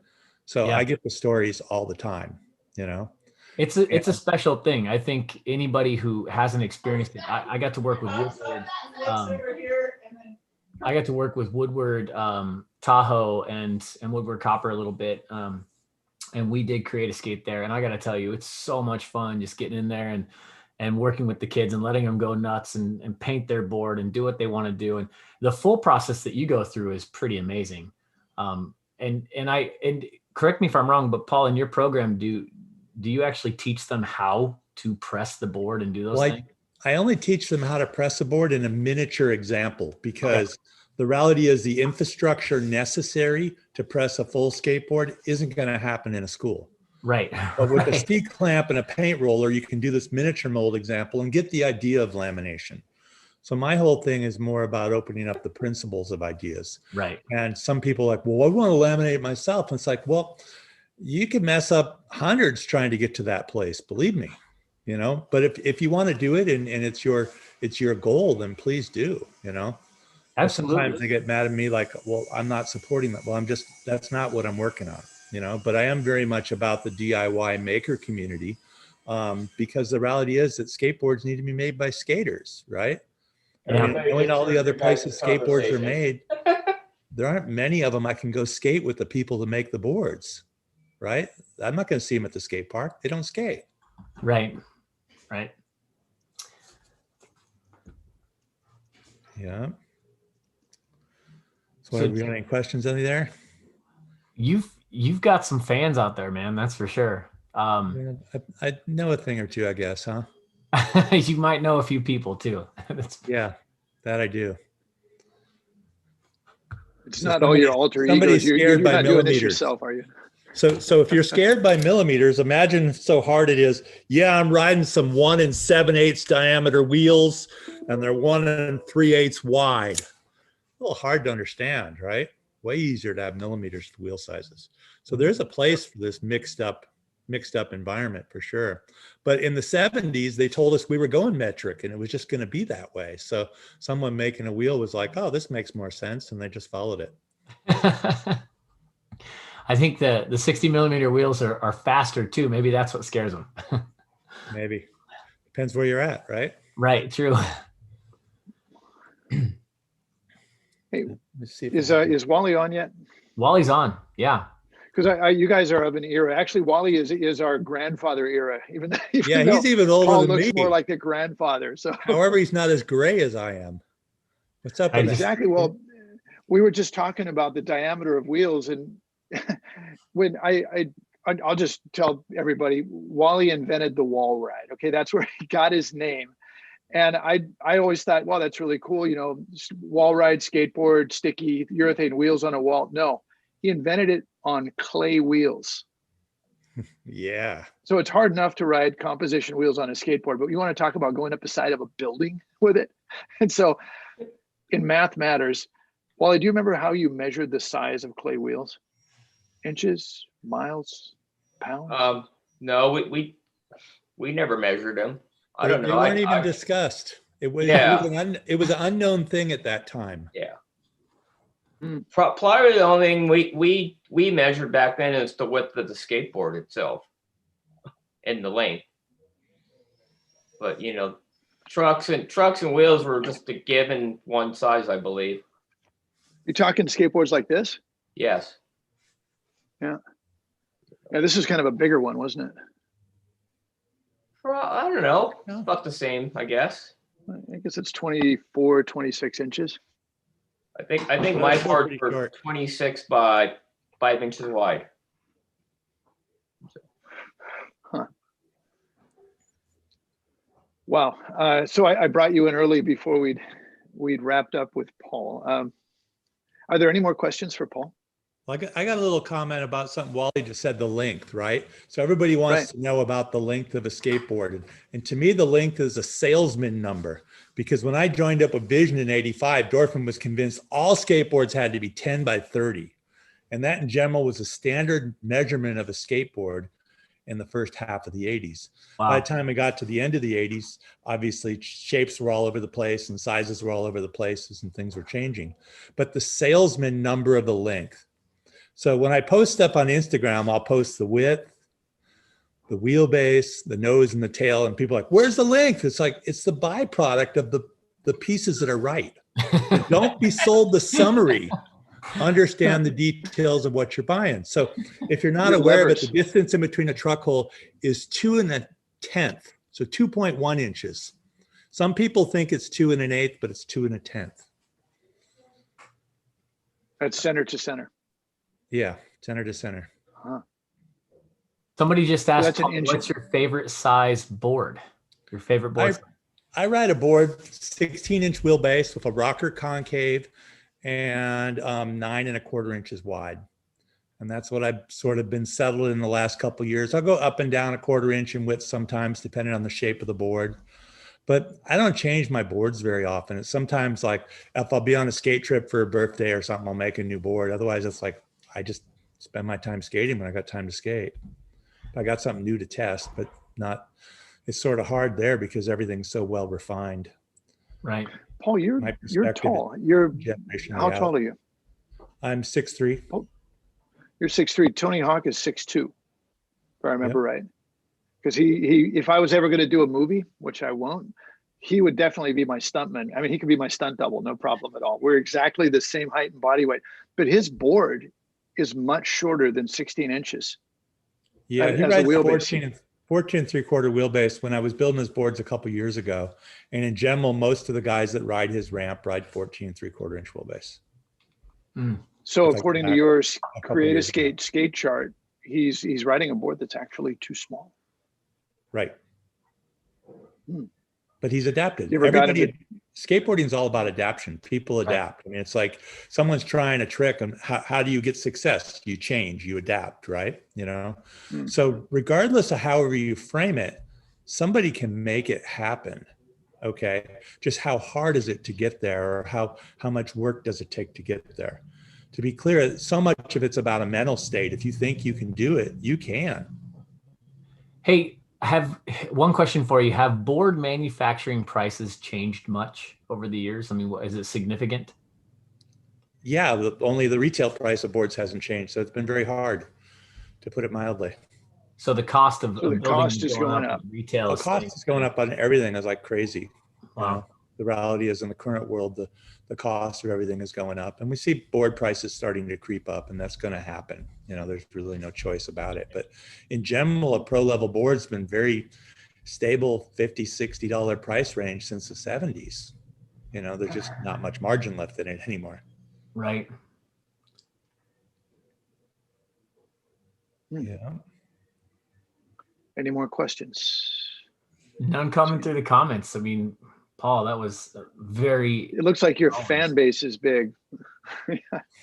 Honestly, it's so interesting listening to you talk. You know, I watched the video you did on launch angle a while back and increasing your ollie height, and it was just, I love your approach to it. I love how you apply, you know, simple functional science to everything that you do, and it makes a difference. It definitely inspired me to think differently in the way I approach skateboarding. So I appreciate that, and it's been just an honor to have you. Also, I'm like a very comparative person, right? I try something, I compare how it works, and I adjust. I try how it works and I adjust, just like somebody learning a trick, right? Absolutely. I'm not uber smart, high IQ, you know, college degree type person. I'm just apply myself and do it, see the result, apply myself, do it, see the result over and over, right? You know, it's interesting because I think most skaters cringe at the word coach and probably science, but the truth is they all coach. They coach each other, they coach themselves, and they all execute scientific experiments on themselves as they learn. The scientific method is in full effect when you're learning a trick 100%. and you're changing. If you're going to fail 100 times to learn a trick, you're going to apply a lot to make it, right? And that's really what the scientific method is. Only in the regular world of life or business, you try something, and after you fail 2 or 3 times, you give up. It's like, oh, that's not working. Right, right. Skaters are just that stubborn. Keep on going. Like, isn't that a sign of insanity? Hey, Paul, somebody has commented earlier. They said is 45 years old, which doesn't affect the size much, but good on you for skating. 6 feet 8 inches tall. And he said, I ride a 17-inch wheelbase popsicle stick, but I can't find anything over 15. Have you got anything available for this person? I've got some friends I've made some boards for, like mega ramp boards over the years at times. And if you look at the hashtag tall tales, it might be too buried in there nowadays. It's sort of like, as I started the Skate Math Matters hashtag this morning, the first post, right? So it's like, it's just there. It's ripe to go put the stuff up. But like, I used to rule the Maker Monday hashtag, and now it's been overrun by bakers and sewers and knitters and everything.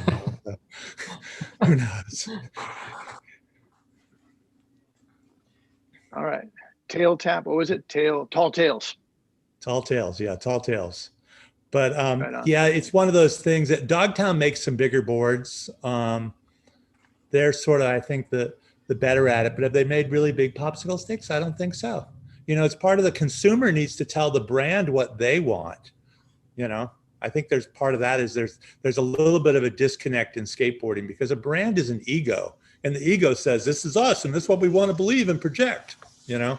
Well, hey, where can a person go to get a custom board? Let's say they wanted to get a custom design like that. Do you have a recommendation? Not really. Google around. I mean, there's Skateboard Makers Union. There's a group of guys that are sort of have a Instagram thing, and they're promoting, you know, making skateboards DIY. I would go that approach, you know, trying That's to convince a big established brand that's selling 14.25-inch popsicle sticks that you need a 16.25 popsicle stick probably is not going to happen. Right. Right. You know, fair enough. Like, you're going to tell us who we are? You know, that's the reality of it, you know? So I know a lot of times with my Instagram, people go, hey, I want to come in and make a board. And, you know, Wally's been here and done it, you know, but, you know, not that many people get to come in the door. You know, the reality is I could make custom boards all day long. That's all I would do, but I would be out of business really quick. Right. Unless you charge surfboard prices, then maybe. Well, still, what are the 50 people at the factory going to do when I'm just making boards for fun? Right. I got to keep them busy. That's right. That's right. Yeah. Okay. What do you think? You going to catch for Wally there? I think it's, Sorry to steal your time, Wally. Hey, Paul, thanks a lot. It was great having you. No problem. I would like to introduce Wally because I got the honor of working with him for a short time at summer camp, where I got to learn, you know, so much from him. Not only is he a tremendous cook, but he's an amazing manager of people and just, well, I mean, look, he's a Hall of Fame skateboarder. So I'll tout that for him, and deservedly so. And skates like an animal to this day. Like, when you watch him skate around the bowls and tranny sections, it's something to behold. And I think the experience and the passion and the love for standing sideways on a skateboard and even a snowboard is just, you know, unparalleled. So Wally, thank you so much for being here. And Joe is asking me to introduce you. I think largely because I think I know how to say your last name, and it's because a lot of people will call you Inui, but it's Inoue, right? Yeah. So it's funny. Joe called me earlier to ask me how I pronounce my last name. Okay, I'm thoroughly embarrassed now. Okay, you guys. It's okay. You're not the only one, right. Joe. So it's been like that all my life. Yeah, you know, a lot of vowels there. Yeah, most of my That's why I teachers think people never just knew tell how me. to pronounce my name. So Well, look, think about Tadia Hawkinson, right? Like, nobody says his name right. Everybody calls him Terrier, right? And right. Snowboarding, like, or Terge, like he gets all kinds of names. You just got one of those names. You're lucky. Yeah, I have no problem being called just one word, Wally. You know, so. You know, there's not many people who actually get named by a nickname that they keep. And you told me the story, and it was the first time I've heard it. I think that everyone who's listening right now would it would be great if you could tell us the story about how that came about. Well, you know, I first stepped on a skateboard in 1967, steel wheels, and then it kind of disappeared. And when we got into surfing in 1969 at 10, that's when we started picking it up again. So most of my buddies that I skated with our group, it was all surf related, you know. And so you know, we rode sidewalks, we rode driveways down the road, and then we would find little banks around the town that I grew up in. So we would pretend that it was just a wave. And at Marquette High School, where I wasn't attending yet, I was still in elementary school, there was a wall that kind of went up 3 feet, and then it kind of 45 and continued up. And so we thought maybe we could ride up this wall and do an off the lip, so to speak. And I want to say we tried almost every time we went to skate the schoolyard, we would try and hit it hundreds and hundreds of times. And then I made it one day because I learned that instead of going at the wall straight, you go up at an angle, and that kind of made your board stick against thing and kind of come off it. And so I made it a couple of times, and my friend Gary Zach pointed to me and just go, "Hey, Wally." So that's how I got my nickname. At that time, it wasn't about inventing the wall ride. It was just, we were just trying to skate this thing that we thought looked like a wave. So, and that was in 1970, probably late 73, going into 74. So the urethane wheel hadn't come out yet, but so that's kind of how that all started. Wow. But yeah. And you stuck it. And then, so urethane came out, and then how did that change your skating?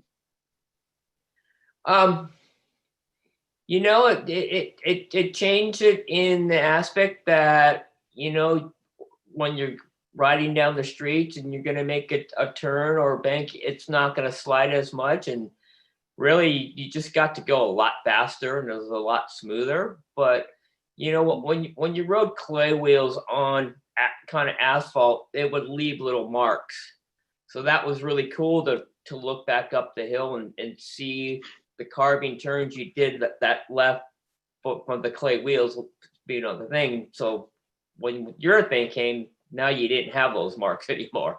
So, but, you know, but yeah, urethane just made you go faster, right? And grip better. So. I was part of that era too. I went from clay wheels to urethane, and the thing I liked most about urethane was not the turning; it was the fact that it would roll over a pebble. Because the clay wheels used to just stop suddenly, and this was the most common injury to me learning how to skateboard was an elbow, wasn't a wrist. Yeah. Well, just yeah. So sudden. We definitely left a lot of skin on the pavement, so to speak. Oh man. But so I really want to thank you guys, Chris and Joe, for putting this thing on, and I've been watching it all day, and it's been very, very interesting. Thanks, Wally. We really appreciate it, man. Means a lot. We are honored to have you here. Truly, it's always awesome to see you when I go up on the mountain and get to run into you. But just it's knowing what you've done for people, you know, throughout your lifetime in terms of teaching skateboarding and sharing skateboarding and snowboarding. It's awesome, and it's an honor to know you. So thank you for being here. Yeah, you know, while growing up, I had a lot of older guys that took me under their wings too, and kind of showed me the path. So, and that's what we should all do: give back and show the next kid the path. Well, amen to that. I like it. Yes. you have been part of skateboarding so long that they actually gave you a footprint in the Wall of Fame, I guess. Or you were just recently inducted into the Skateboard Hall of Fame. Yeah, that's you know, it's a great accomplishment in my life, and it gave me credibility of all those days that I rode a skateboard and had everybody in your family asking you when you're going to get a real job, you know, and so, and I just followed my path and really enjoyed riding my skateboard, and to be honored with that was pretty awesome, you know, and I really want to kind of give thanks to Mark Waters, who we lost a couple of days from COVID-19. He's done a great part of skateboarding and was part of the Skateboard Hall of Fame, and he was the one that actually called me to let me know that I got voted into, and it's very sad that we lost him, and hope everybody out there will wear their mask in his honor, and so we can get this virus under control, and we can all sit in a room together and do this kind of panel rather than over Zoom where we're all in our living rooms. Right.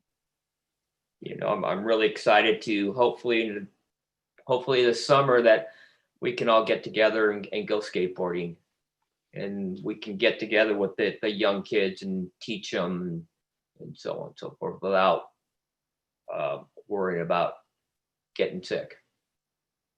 Right. So you, in the summertime, you run skateboard camps. Yeah, I haven't run them for a while, but I ran them for 2007 in through 2012 or so, and we taught I want to say upwards of 300 kids, and it's great. I've got to team up with some great people in our industry that I employed them as part of my assistant coaches. Back in 2008, I teamed up with Skate Like a Girl, and we did multiple all-girl skate camps. I think the first one we started with 5 girls, and by year 3 or so, we probably had 25 girls show up for camp. So, you know, I want to thank people like my guestees and Sky Siljek, and even David Gervette came out, and Willis Kimbo, and a bunch of guys who came and pretty much volunteered their time to help teach all these young kids the meaning of skateboarding. Yeah, what a great contribution. Yeah. Huh. What did you call the skateboard camps? It was actually IPS Skate and Snow Academy. So I ran both skate camps and snowboard camps, summertime camps up on Mount Hood. That's kind of it. And then every year we would do Go Skateboarding Day. And the first year, the Hood River Alliance Church came and volunteered their school bus and with their driver, and we would go around and hit 11 different skate parks with 40 kids in it. And it was pretty awesome to drive into Burnside Skate Park with a big yellow school bus that says God loves you, you know, and then we took duct tape and says God loves you and skateboarders also, and pull into the parking lot and have 40 little kids jump out and take over Burnside for 20 minutes. So I really want to thank all the Burnside locals to let me go in there and take over their park for 20 minutes, and then we would move on our way. That's so awesome, Wally. Hey, a quick question. IPS, as I recall, that stands for Inaway Pool Service. Is that right? Yes. And that was like an old gig that you did, and was back when you were probably hunting after pools to skate, right? Yeah. Well, it was in 1976 when I met Chris Stropel, and we were going and trying to skate people's pools, and obviously you have to jump a fence or sneak in someone's backyard to try and skate their pool or drain their pool, and you know, you would get caught by the, maybe not so much by the homeowner, but by the neighbors and the gardeners and all that. And so we just kind of went, hey, we have to figure something out. So we decided to do a fictitious pool company. And so when we got questions, we would just say, oh, the owner's having us clean out their pool or drain their pool. And so that's how that started. That's like you're giving everyone a simple pathway to self-destruction. I love it. I think the statute of limitations is probably up on that right now. He's safe. He's good. I don't know. We still use it today. So it's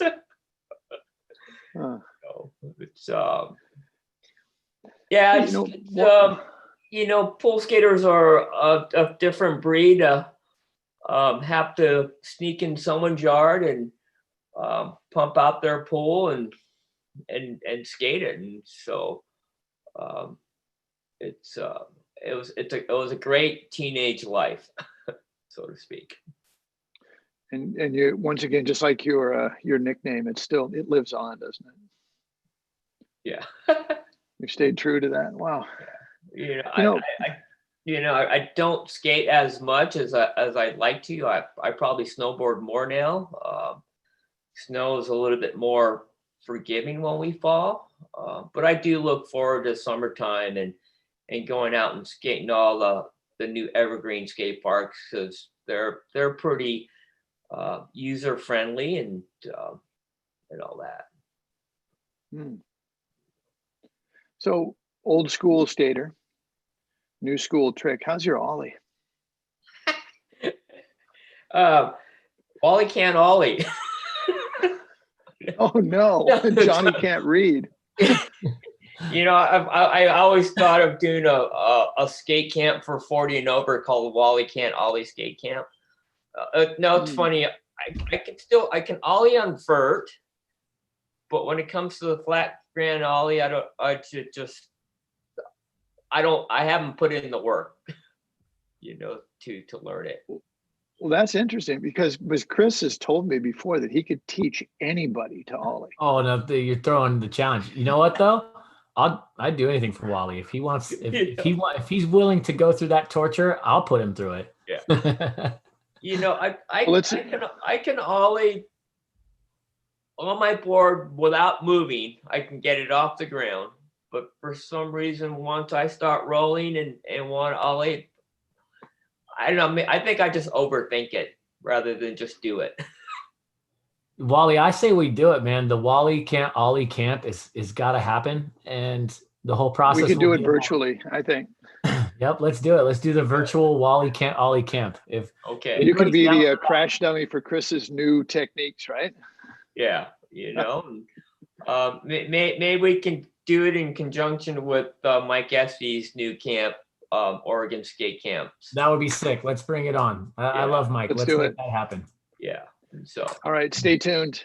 Check into our YouTube channel. We will cover this. Yeah, UC this is going to be fun. Camp and Wally Can't Ollie camp. It's all coming together. We're gonna do it. Yeah, right. I think we can get the Olympia Skateboard Club into this one too. My daughter would be stoked. Well, I think Chris, you're just gonna have to call my boss and tell her to give me 2 weeks off. So I think it might take me 2 weeks to learn it. Deal. I'm on it. I'll go up there and start negotiating that right now at Timberline. It's the deal. Right.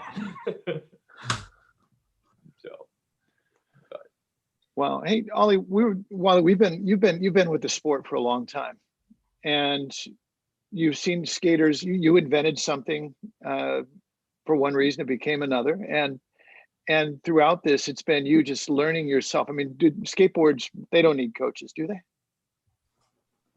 Well, you know, how have we got to where we are without having coaches, and what's happening?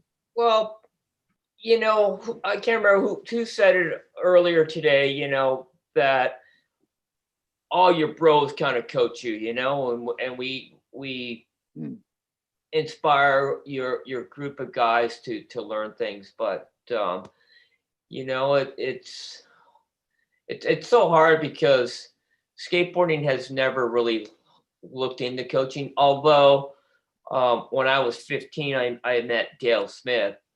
And the Sausage Man, and he actually became my first kind of coach, and he got me into doing all the little freestyle contests, and then he would take me on. So he would take me to Huntington, and I would meet Russ Howe and Skitch Hitchcock and all the freestylers, and so he was teaching me how to do all the nose wheelies and so on and so forth. So, you know, I started my competitive career, so to speak, with a coach, you know, and someone just posted a photo of me at the Orange County Fairgrounds doing a daffy handstand. And that was something that I think I was just doing, he was teaching me how to do a daffy. Daffy is when you have 1 foot on the tail of one board and 1 foot on the nose of another board, and you're doing a tail wheelie and nose wheelie, and you're going around like that. And so he kind of went to me, hey, I think you could do a daffy handstand. And so he kind of coached me on that. I don't know how many times I hit my head because my arms would go out and spin, and but I actually pulled it off in a contest. And so yeah, I think you know, over the years, I've been able to go to most of the Do Tour contests, and then to a couple of X Games and some of the bigger contests, and there are some kids who skate them, and I believe if they had a coach, I think they could go up the rankings and podium way more than just getting top 10. You know, I just see some kids.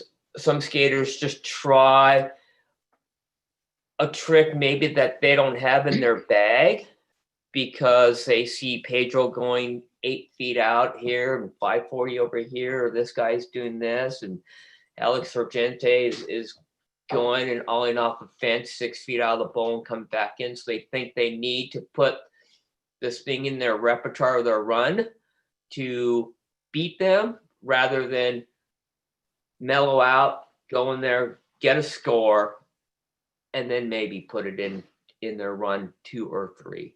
You know, some people, I think some skaters just work on one trick to try and impress maybe the judges or so, that and I think they get pissed off because they don't make it, and once you get pissed off on not making a trick, it's probably not going to come to you that day.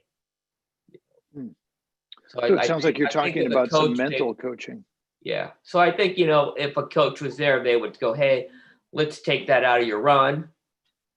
Let's put a run that you've done, and let's get a score. And then from there, you can improve on your score to the next one. Yeah, I mean, it's have you ever done any coaching like that? You know, yes and no. I mean, during last year's bands championships out in Salt Lake City, Aussie kind of came up to me and started talking to me and asked me how I felt about his run, and so I said, well, let me just watch you skate for a while. Show me all the little variation runs you have, and during practice he would ollie up and try and do the ollie around the bowl just on the coping width, and then come back in, and I kind of went to him, well, if you could put that in your run, I think you have a good opportunity to possibly win or podium, you know, and that was all. That's all that I went. We just kind of worked together during his practice, but during the competition run, I kind of just left him alone and let him do his thing. And as we all know, he ended up winning. Right. So you had kind of a light touch. Yeah. I remember Sausage Man coming to our park here in Olympia in 1980 with Eddie Elguera. And he was unabashedly Eddie's coach. Yeah. He actually took Eddie, you know, Dale, he got me on my first skateboard team, the Stinger team with Skitch Hitchcock and so on and so forth. And then after that, he went on to the Hobie team.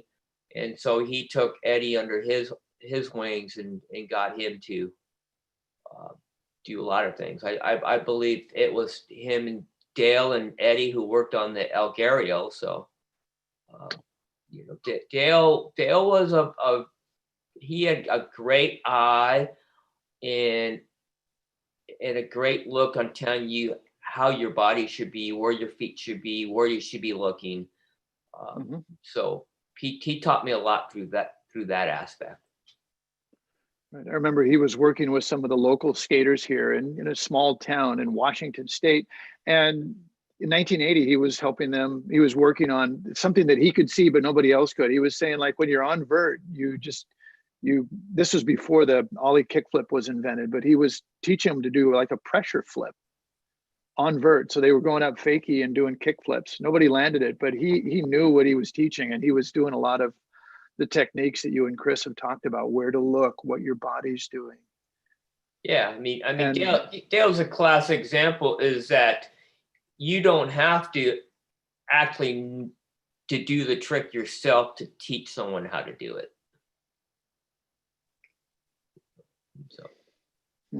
So we've got, well, less than 100 now educators watching, and you've been taught, you've taught, you've skated. Can you give any nice words of advice to people that would help them as educators or coaches? Put in the work, show the passion. I use when I teach, especially beginners, I use a lot of chalk. Just you know, if I'm going to teach a kid how to carve a corner, I may use a chalk by putting 1, 2, 3, 4, 5 around the bowl. And so when I go to teach them how to do, I just tell them to kind of connect the dots, so to speak. Also, you can just draw an arc, maybe at the scum line, then 2 feet up the wall, 3 feet up the wall. And because a lot of times people take the wrong approach to do a trick, you know, maybe that they're going too straight up the wall, or not enough straighten up the wall, or too slow, too fast. And that's what you have to kind of key in on and teaching the kid how to do it. Also to, you know, where to look and where not to look. You know, most kids will look at their board versus looking at where they want to go. And so there's all those little tricks. You know, I do proud myself on being able to look at a skate park or any kind of skate terrain, even just down the street, and pick out different lines than most people will do. And so, you know, I'll go into so say if you had a bowl, you can go in there, randomly put 1, 2, 3, 4, 10, A, B, C, D, E, F, G, and then you can tell the kid, okay, I want you to hit 1, 3, 5, and 7. And just for them doing that, they're learning how to use that bowl in something a little bit different than just what everybody else is doing. Does that kind of make sense? It does. Yeah. It's just, Chris, do we have any questions coming up for Wally? Checking right now. No, Wally got a whole bunch of shout outs and a lot of love. People love Wally. But I didn't catch a lot of questions. Hold on though. I mean, you literally got shout outs from all over the place, from Utah, from Oregon, and it's crazy.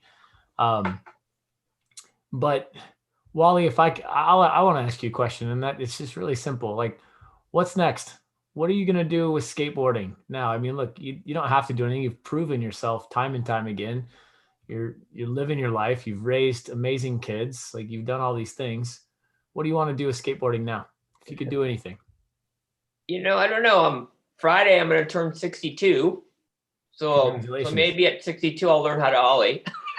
Deal. Well, we already said we're doing that. So that yeah, you know, and so Estes is in on it. So you're cooked now. You know, I think there are so many skate parks out there now that I would love to travel and go skate. Every year we do about a 10-day journey through Montana with all the skate parks that Jeff Ament has built.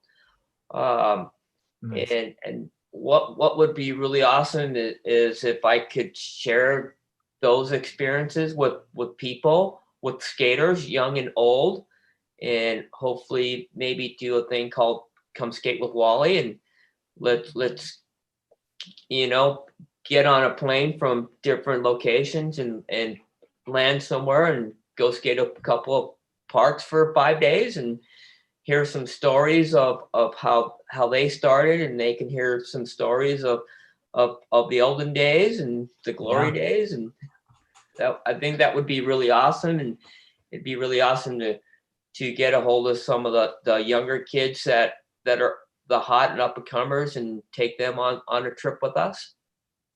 This sounds like a scamping trip to me. Yeah, this sounds amazing. So when are we doing this? I'm thinking Scamping, Oregon this August. This thing's hopefully this summer. So then you get us the info of when you want to do it. We'll post it up to this group. Yeah, I think we could fill that up. We're gonna fill up your channel. Shotgun. I got shotgun. I mean, I think the first trip that we took to Montana probably 10 years ago, there was 4 of us, and we didn't get to do it this year, but the year before, I think there was 11 of us that we caravan in 4 or 5 different cars, and the youngest skater was 43, I believe. So it was really it's really awesome to have people come from Texas or San Diego, or even Jim Murphy came out from New York, and just to come out and hang out for 5 days and skate a bunch of different parks. And mostly it was mostly hanging out and talking story. So I thought that was really cool. Sounds amazing. I'm down for it. That's what I would love to do. I would love to do the same thing in the wintertime with snowboarding. I think you should. I mean, shoot, if you do it in SoCal, you could do both at the same time. I'm just saying, you could snowboard and skateboard pretty much same day. You know, I like going to the not so crowded spots. I mean, fair enough. You know, I mean, everybody can go to SoCal, and you can go to any park, and you'll see a grip of a bunch of pros. But you know, when you go to Montana and everything's pretty out in the wilderness, and it's much nicer. So you definitely want your downhill board if you're out in the wilderness. Mike Estes just called out a Wally's pepper sauce plug. For those of you who don't know, Wally makes the most amazing hot sauces. They're insanely good. I highly recommend the apple jalapeno one? That's the one I love. That one is so good. And where do we get those? Yeah, how do people find your pepper? How about throwing up a link here for us? Okay. For right now, they just have to go onto my Instagram or my Facebook, and DM me for right now. There you go. If you want to try Wally's pepper sauce, hit him up there. Also, you can get more information about his upcoming adventures. Man, I truly hope you do this as soon as it's possible, because I think people will be down for this. I'd love to see it happen. People are asking what your Instagram is, Wally. It's IPS_Wally. IPS_Wally. I'll type it up in there. Yeah. Also, they can just go under Wally's pepper sauce. Also. There you go. I posted it up in the chat. Wally, this has been amazing. You're like Chris. I'd like to throw in one. I'd like to interrupt with one last thing, and this is. Wally, over the years, you've seen a lot of great skaters, and it's my philosophical thing that if it's not videoed or it's not photographed, it didn't happen. So what is like the most amazing skater or trick that you could think of that just nobody knows about because it wasn't captured? Well, I mean, you know, back when I started, I mean, it was pretty hard to afford a camera, you know, and unfortunately for me, like the super early days, there's not a lot of photos of me, and there's not a lot of videos of what I did, you know. But I don't know. I'm sure that there's tons and tons of things out there that skaters have done that we just don't know about, you know. I mean, now with social media, we see it, you know, within 15 minutes of someone doing something, you know. But I do really enjoy watching Clay Kreiner skate, and Alex Sargente, and Daewon Song, and there's just the stuff that some of these guys, Elliott Sloan, what these guys are doing now, and both street, bowls, mega ramp, vert ramp, is just phenomenal. It's just sometimes I definitely scratch my head on what did he really just do? and you know, luckily now you can watch it over and over and over again and in slow motion, and so it's just insane. Well, Thank you very much. It's an honor to have you. I really appreciate it. Well, I'm really honored that you guys asked me to come, so. Thank you, Thanks a Wally. lot. You're the man. As everybody said in the chat, you are the man. So we appreciate you. Well, thank you, everybody. And I'll be seeing you soon up at Timberline. Okay, sounds good. Okay. Thanks, Wally. Yep. And See you, now Wally. we are moving into a really special segment with Riker Schillings and his family. And Riker went through a traumatic brain injury not long ago and is in the recovery process.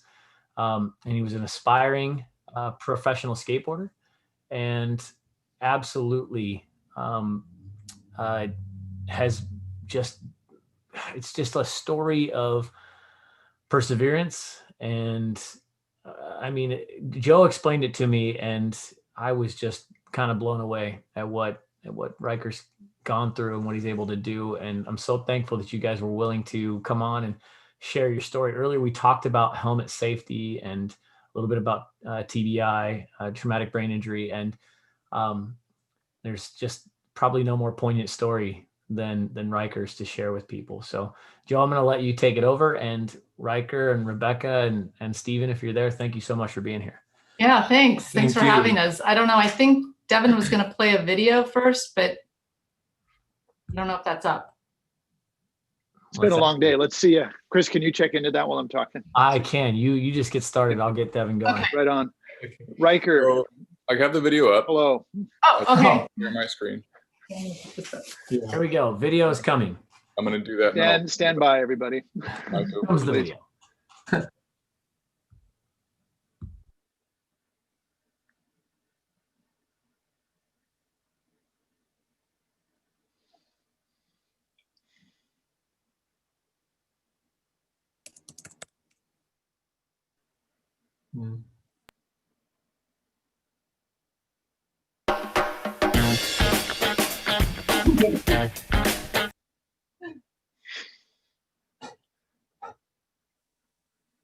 Sorry about Not that. sponsored.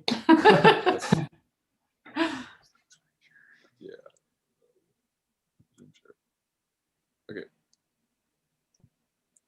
Right about. Good. My name's Aaron Kyro. I've been skating for how many years? 2.5 days. He's always been goofy and talented. Having a good time, just shredding at the park, it's just that's what it's all about. Here was a teenager who was a good skater and knew what he was doing. He knew how to fall.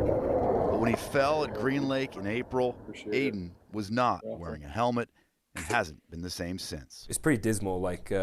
We didn't really know if he was going to make it through the surgery, to be honest. He fractured his skull and suffered a traumatic brain injury. Can you hear me, Aiden? Thumbs up. Thumbs up, bud. We first met him at Harborview in May, and it wasn't clear how much of Aiden would ever come back. The severity of a brain injury is so significant and so life-changing. 1, 2, 3, let's stand up. Yay! There you go. But the next week, he stood up. Good job, Aiden. And we looked on as his mother tried to get Aiden to work a fidget spinner. That's great. I wonder if he could fiddle with it. Aiden, you take it. There you go. Can you spin it? Aiden, spin. Oh my gosh. That's it. He did it. How's he doing? In late May, Aiden was flown to a specialized hospital in Denver. The family had hope, but not much more. Doctors in Seattle warned the injury was so devastating they shouldn't expect much of a recovery, if any at all. Aiden, let's go out into the hall. But just a few days into new specialized therapies and progress, Aiden was quickly walking, almost on his own. Pretty much she's not even hanging on to him much at all now. His sense of humor returned too. Hi. Hello. And then when his brothers arrived, it was easy to see the personal connections coming back, glimpses of the old Aiden.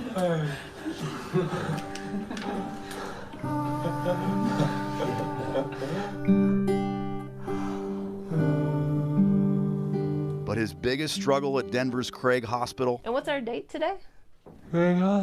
speaking and answering questions. His intelligence is still there, but he can't find the words. It's like he's got this suitcase memory bank that he can't unlock. And his reaction is to laugh.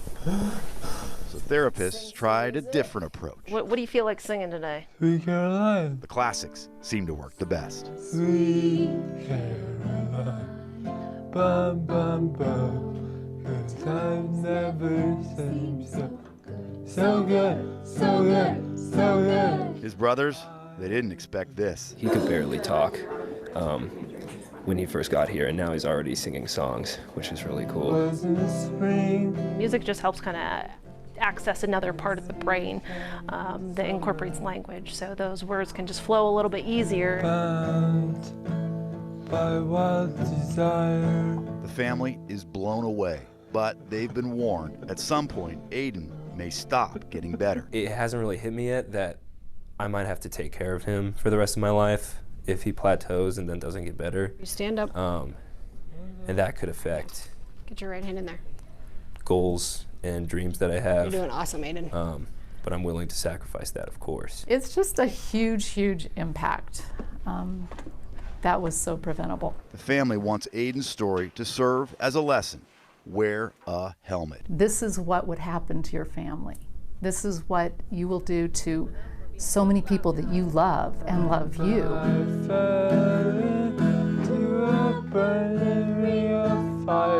Aiden's family hopes he'll get well enough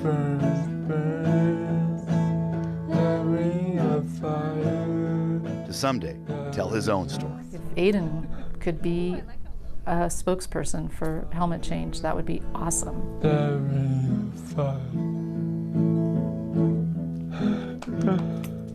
Yeah, nice job. Oh, yeah, double high five. Yes.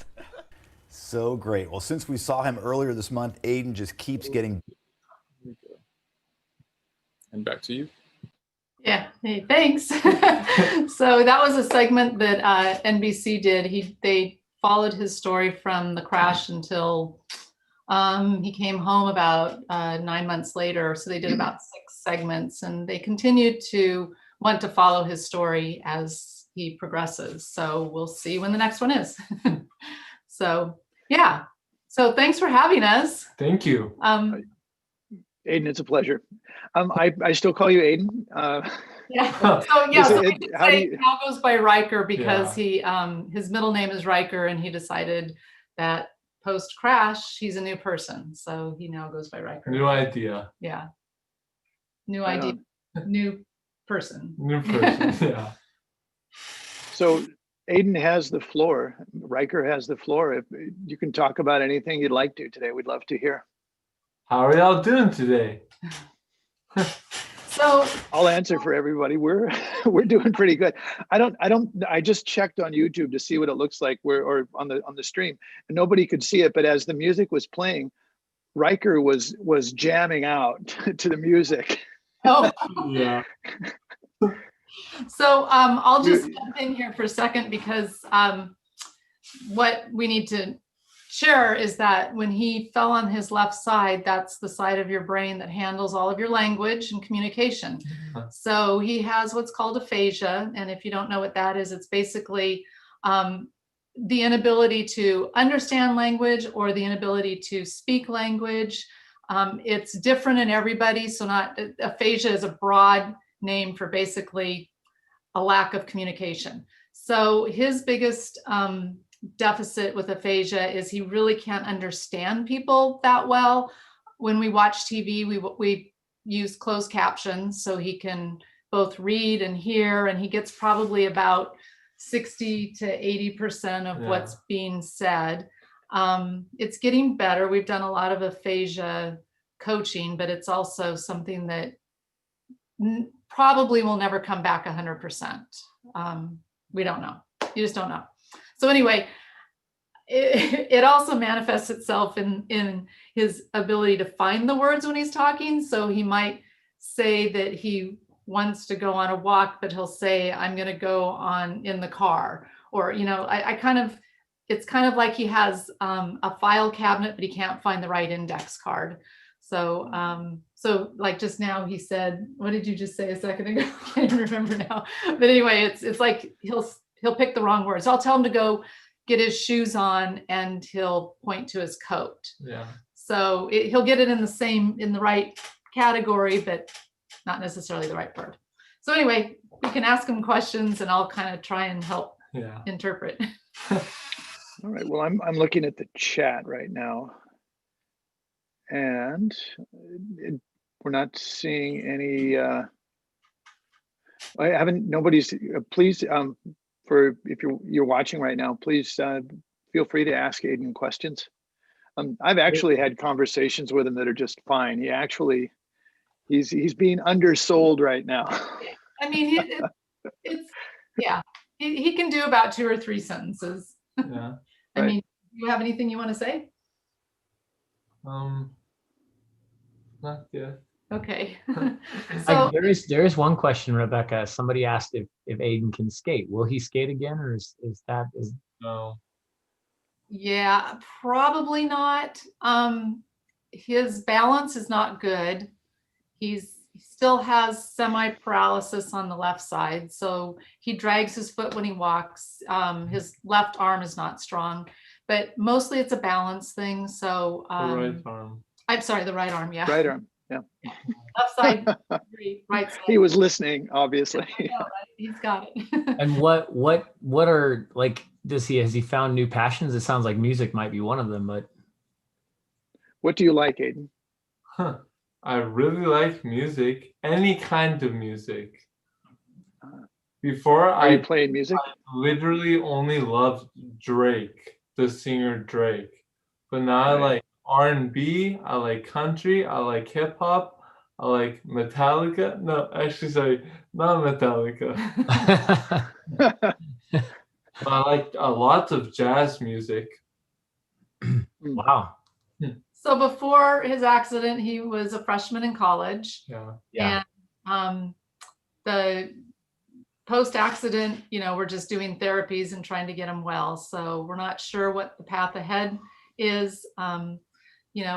The thing about what we're trying to advocate for is not just helmet safety, but also awareness of what a brain injury is, because like a lot of us, I had heard TBI, but I really didn't even know what a traumatic brain injury is. And it's so broad. I mean, our doctors had a great saying. They said, if you've seen one brain injury, you've seen one brain injury. It can be very different on everybody. And, it can be from a bad concussion to where you have memory loss and a little bit of disorientation. And then eventually, you can go back to work or you go back to school or whatever. His was, on the scale of brain injuries, his was pretty severe. He was pretty close to dying on this one. And the amount of damage is severe enough that, once that brain tissue dies, it's dead. It's not coming back. It's not like a broken bone where we get better.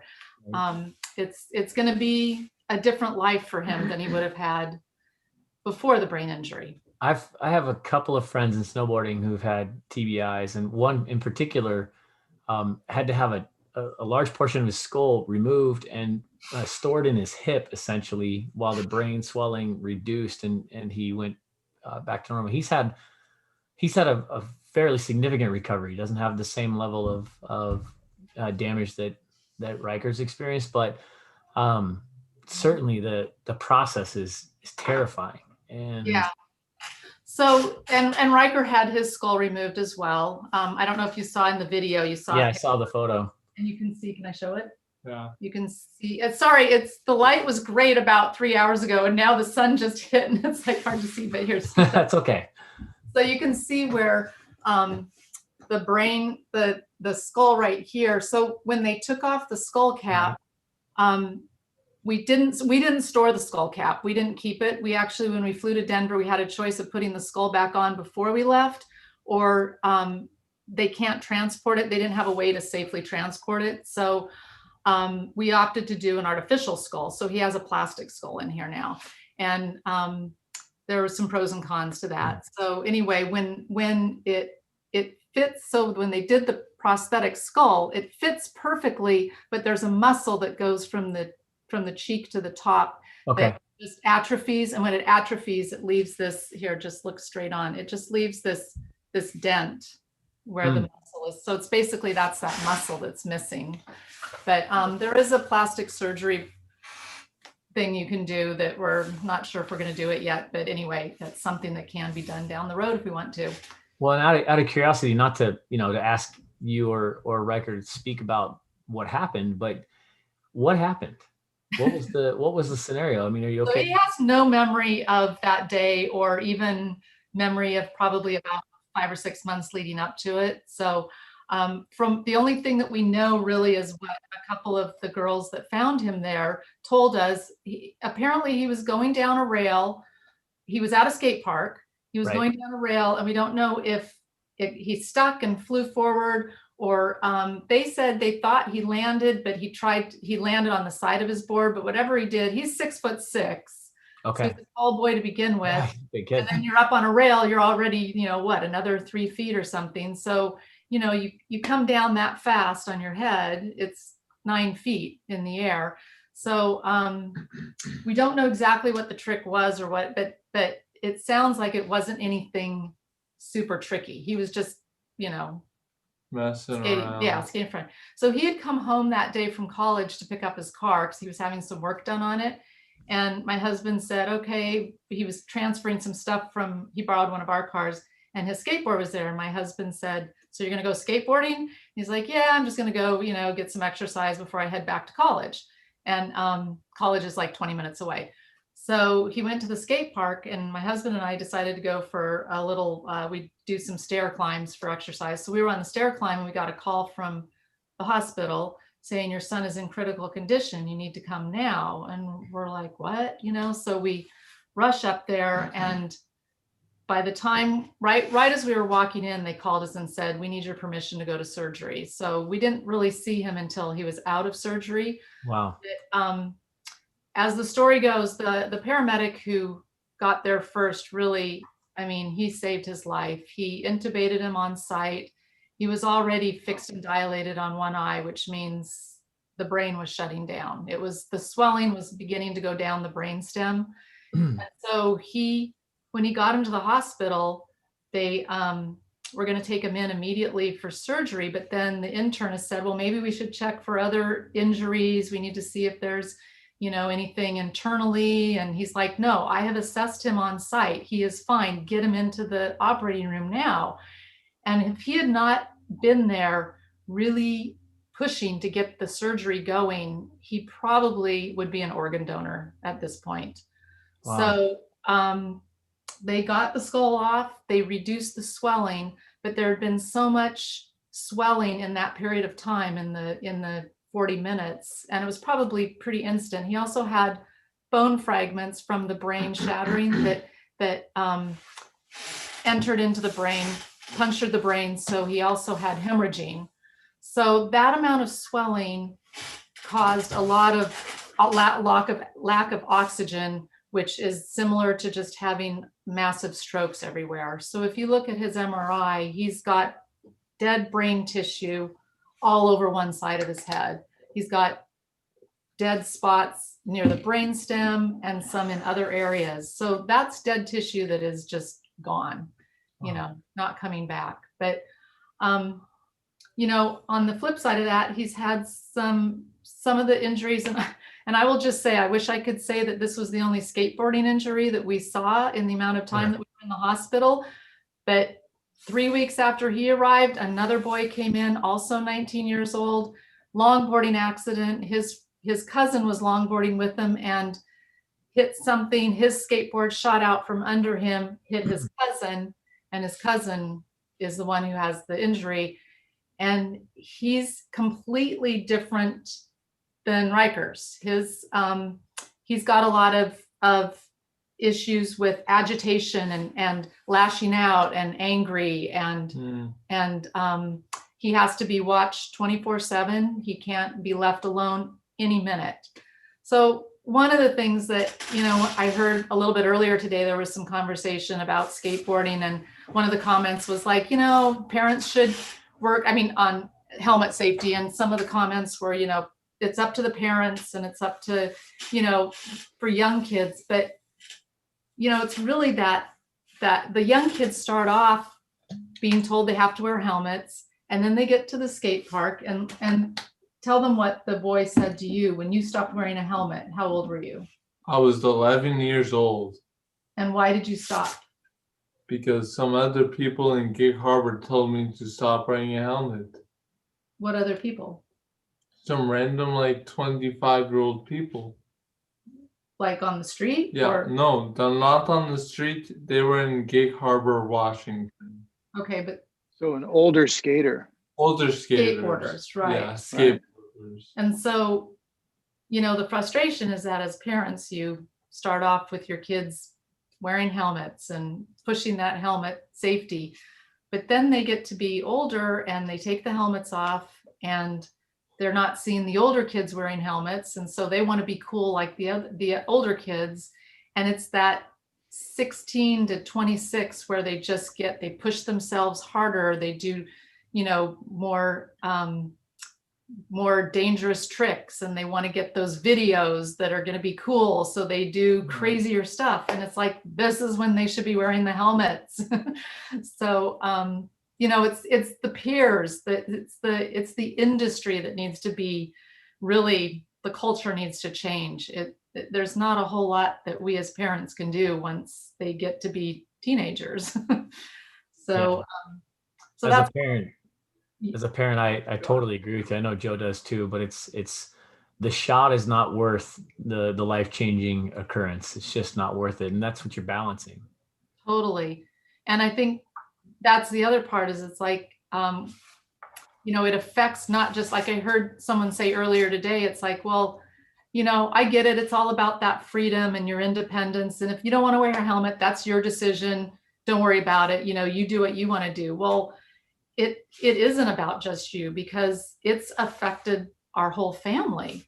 You know, it's affected our financial situation. It's affected our careers. It's affected his opportunity for a career.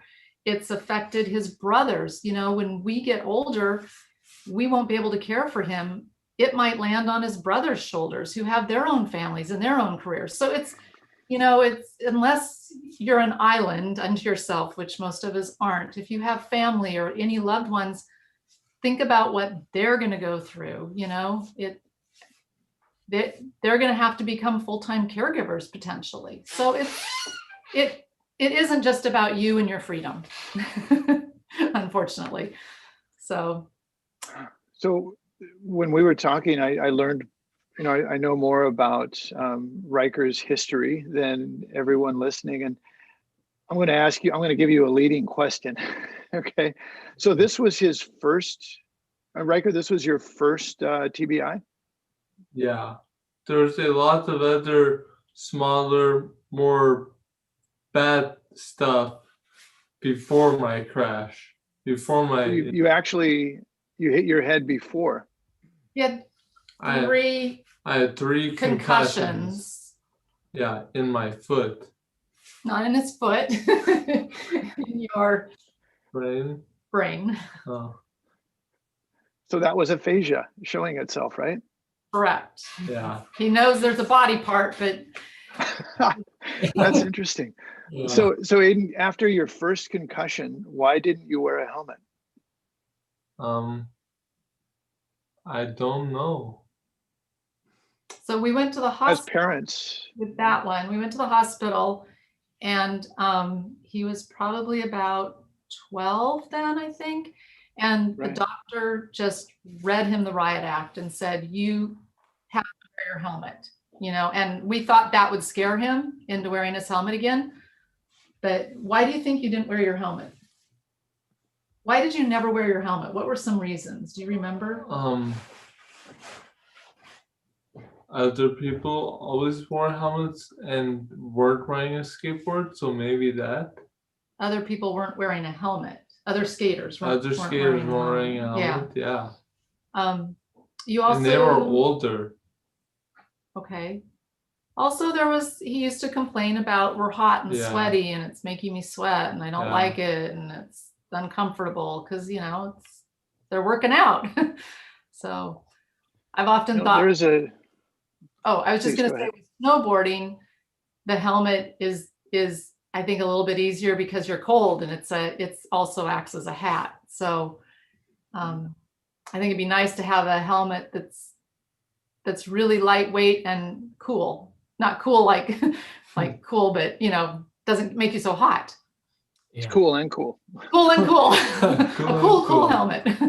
There is a street skater who is one of the most phenomenal skateboarders on the planet. Very, very creative guy who, when he's riding street or freestyle, you name it, he always wears a helmet. And at the moment, it's a big deal. Andy Anderson? Yes, Andy Anderson. Yes, yeah. Andy Anderson. Andy knows about your situation, and he was trying to get here today, but he couldn't make it. But his good friend and coach, Sean Hayes, is coming up to talk in a moment, and maybe we can set it up so that he's here and you can talk to him. And if you have anything you'd like to say to Andy, I'm sure that Sean would be happy to pass it on. Sweet. Do you remember seeing the video of Andy? So the series, the NBC series that followed him, also went up to Canada and interviewed Andy, and that's on his website link if you want to search for it. But yeah, he interviewed him, and he said that he got a lot of flack from his sponsors about wearing helmets, and you probably know all this, and his coach will probably talk about it. But it's not just the peers and the older people that need to wear the helmets, but it's the industry, it's the companies that are out there saying, don't wear a helmet, it's not cool, and showing kids not wearing helmets. It's like we need to start showing them wearing the helmets, because in the end, do they want to be the ones who are influencers for change and for these kids staying safe, or do they want to be the influencers for more injury and death? Yeah. So I think one, it's just an honor to have you here with us, Riker. And I know Joe's been following your story for some time, and I've followed it to the best of my ability. It's just, I'm so thankful that you're alive, number one, and thankful that you and your family want to make a difference in skateboarding this way. I think it's important, and I believe you will. To that end, I wanted to ask Sean. I brought Sean Hayes in, and great. Maybe Sean has some insights to share with you, because he coaches Andy Anderson and is good friends with him. Cool. Yeah, hey everyone. My name's Sean Hayes, and I've been coaching and working with skateboarders for almost 2 decades now, and was sponsored and skated my whole life more or less before that. Wow. I've got to work with some of the best skaters in the world and seen all the hard work that they put into their skateboarding, and some of the things they do well and some of the things they don't do so well. And the reason I coach now is because I've done a really great job of being a good leader and helping athletes and young men and women as they come up in the sports world of skateboarding. And what I was just thinking about, Riker and Rebecca, was how important it is for this kind of group and the rest of the world to really understand how severe the consequences are that we're talking about. Yeah. And how important it is for athletes like Andy to champion the solution to that problem. Mm-hmm. Yep. And we could talk about that problem, but I think we kind of know a bit about it. Mm-hmm. But do you guys want to maybe just start with, do you have any questions? Do you want to hear anything about Andy's helmet use or anything? Do you know what he's asking? Yeah. Do you have a question for Andy about wearing helmets? Like maybe how did he get to that point where he always wears a helmet? Yeah. How did he get to the point where he always wears a helmet on his head? Well, here's the thing is I always thought there would be a big story about that, about the reason why. But the thing is he grew up skating with a helmet, and he just felt comfortable and never took it off. And I think that we talked about this a long time ago, this conversation about being skateboarders. Actually, I think Aaron Kyro started off with going against the grain. And for him, that was going against the grain, was to just keep wearing the helmet. Now, was that easy? No. There was times when he was on trips with skaters, and he's talked about this before, but you know, like they hid his helmets, threw his helmet out the van, you know, spat in it, all kinds of stuff. Worse, I've heard. Yeah, so that's pretty hard for someone that, you know, was a teenager at that time. And that was really hard, I think, because he felt maybe that he would never be able to get into that Thrasher magazine or get on the team wearing a helmet. But I think, and this is what I've been working with him for almost 2 years now, or just over 2 years actually. It's pretty skate to like wear a helmet and go against the grain that everyone else is doing. And that's without even getting into the reasoning and why you'd want to wear a helmet. So I've always encouraged that as a way to stand or like be unique, be creative, do your own thing. So he's worn his helmet and just never really, and he's gotten to the point now where I think he feels comfortable wearing it and he wants to make and wear more creative helmets and loves all the kids that wear helmets. But it's been fun to watch him really fight with or change the other pros' thoughts about it too, because it's one thing to laugh at a guy on YouTube wearing a helmet doing amazing tricks and make jokes about it. But if you're at the Street League or the Vans Park Series, and he beats you straight up in a run and like does stuff that you could never do, that it's easy. I don't know. It's easier to kind of want to be friends with him or see his value, I think. So. Or copy what he's doing if you're a young kid. And that too, exactly. That's it. He's being the example, and other kids are just going to see that and want to be like him. And it's really going to have to come from above, and not. It's parents are useless when it comes to telling the kids to wear a helmet after a certain point. Well, if a big kid told a little kid to wear a helmet, the little kid would wear a helmet. Yeah. What?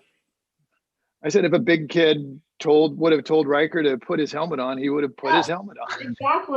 Exactly. Because they just want to be cool like the older kids. And you know, it's like, and I think it's also, you know, their friends are pushing them to do, you know, scarier tricks and bigger jumps and whatever. Yeah.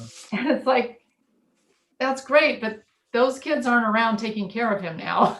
You know, so it's like being able, it's kind of like the same thing as when you teach your kid anything about saying no to drugs or saying, you know, always wear your seatbelt or whatever. It's like you have to just help them to find ways to say no, or to not, or to buck the trend like Andy is doing, you know. And that's where it's really like, if it can be cool to be different.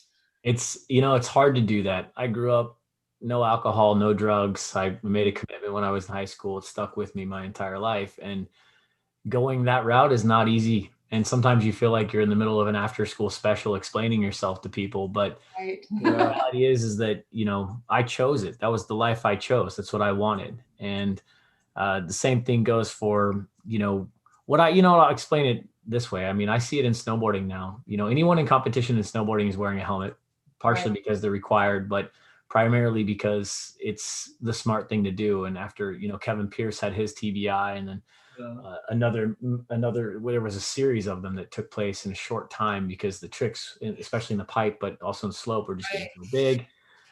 And now the upside is that the helmets are super comfortable. They have incredible technology in them that will actually protect your skull. I mean, the reality is that most skate helmets are just a shell that's rated for multiple impacts, but it doesn't really have a lot of the internal mechanisms that would protect your brain inside the skull. So proper type of absorption and different tools, you know, different technologies in there like MIPS, and there's another Kevlar technology. You can actually they make a Kevlar lining for baseball caps that pitchers are using in the major league that will prevent a tremendous amount of that impact. Maybe even that alone, you said a lightweight helmet, maybe a layer of that Kevlar material could have made the difference for Riker. And I would think a lot of people. The bottom line is people aren't pushing it.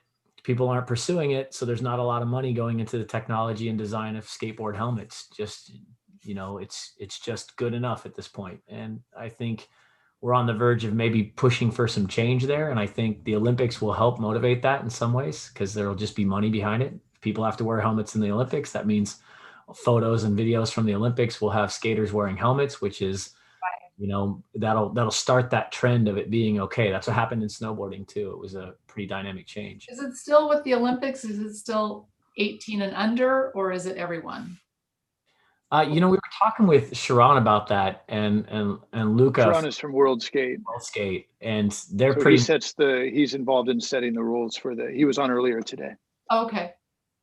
And there's a little bit of debate going on, specifically relative to like training and practice. And Sean, you know, you're plugged into that. Like, what's the pulse right now with helmets in terms of the Olympics? Well, so I've been to all the Olympic qualifying events from the first one, and seen the progression of the rules and how they implement different systems. And I don't know if the number I heard was official, but the amount of concussions per event is pretty high. Yeah, and it's very high.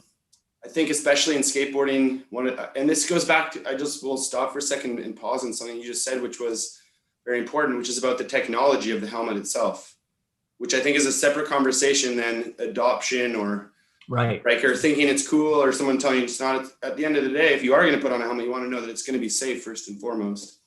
And so that's something that's really important. And I think that what we saw with skateboarding a lot of times is the way that the head hits happen, and the way that you're hitting it on hard cement is that fractures of the skull is something that you're trying to protect against, and help skateboard helmets do a really good job with this compared to no skateboard helmet. And there was, after a bunch of concussions by less skilled athletes in some of the early rounds, there was a couple by some of the more famous pros.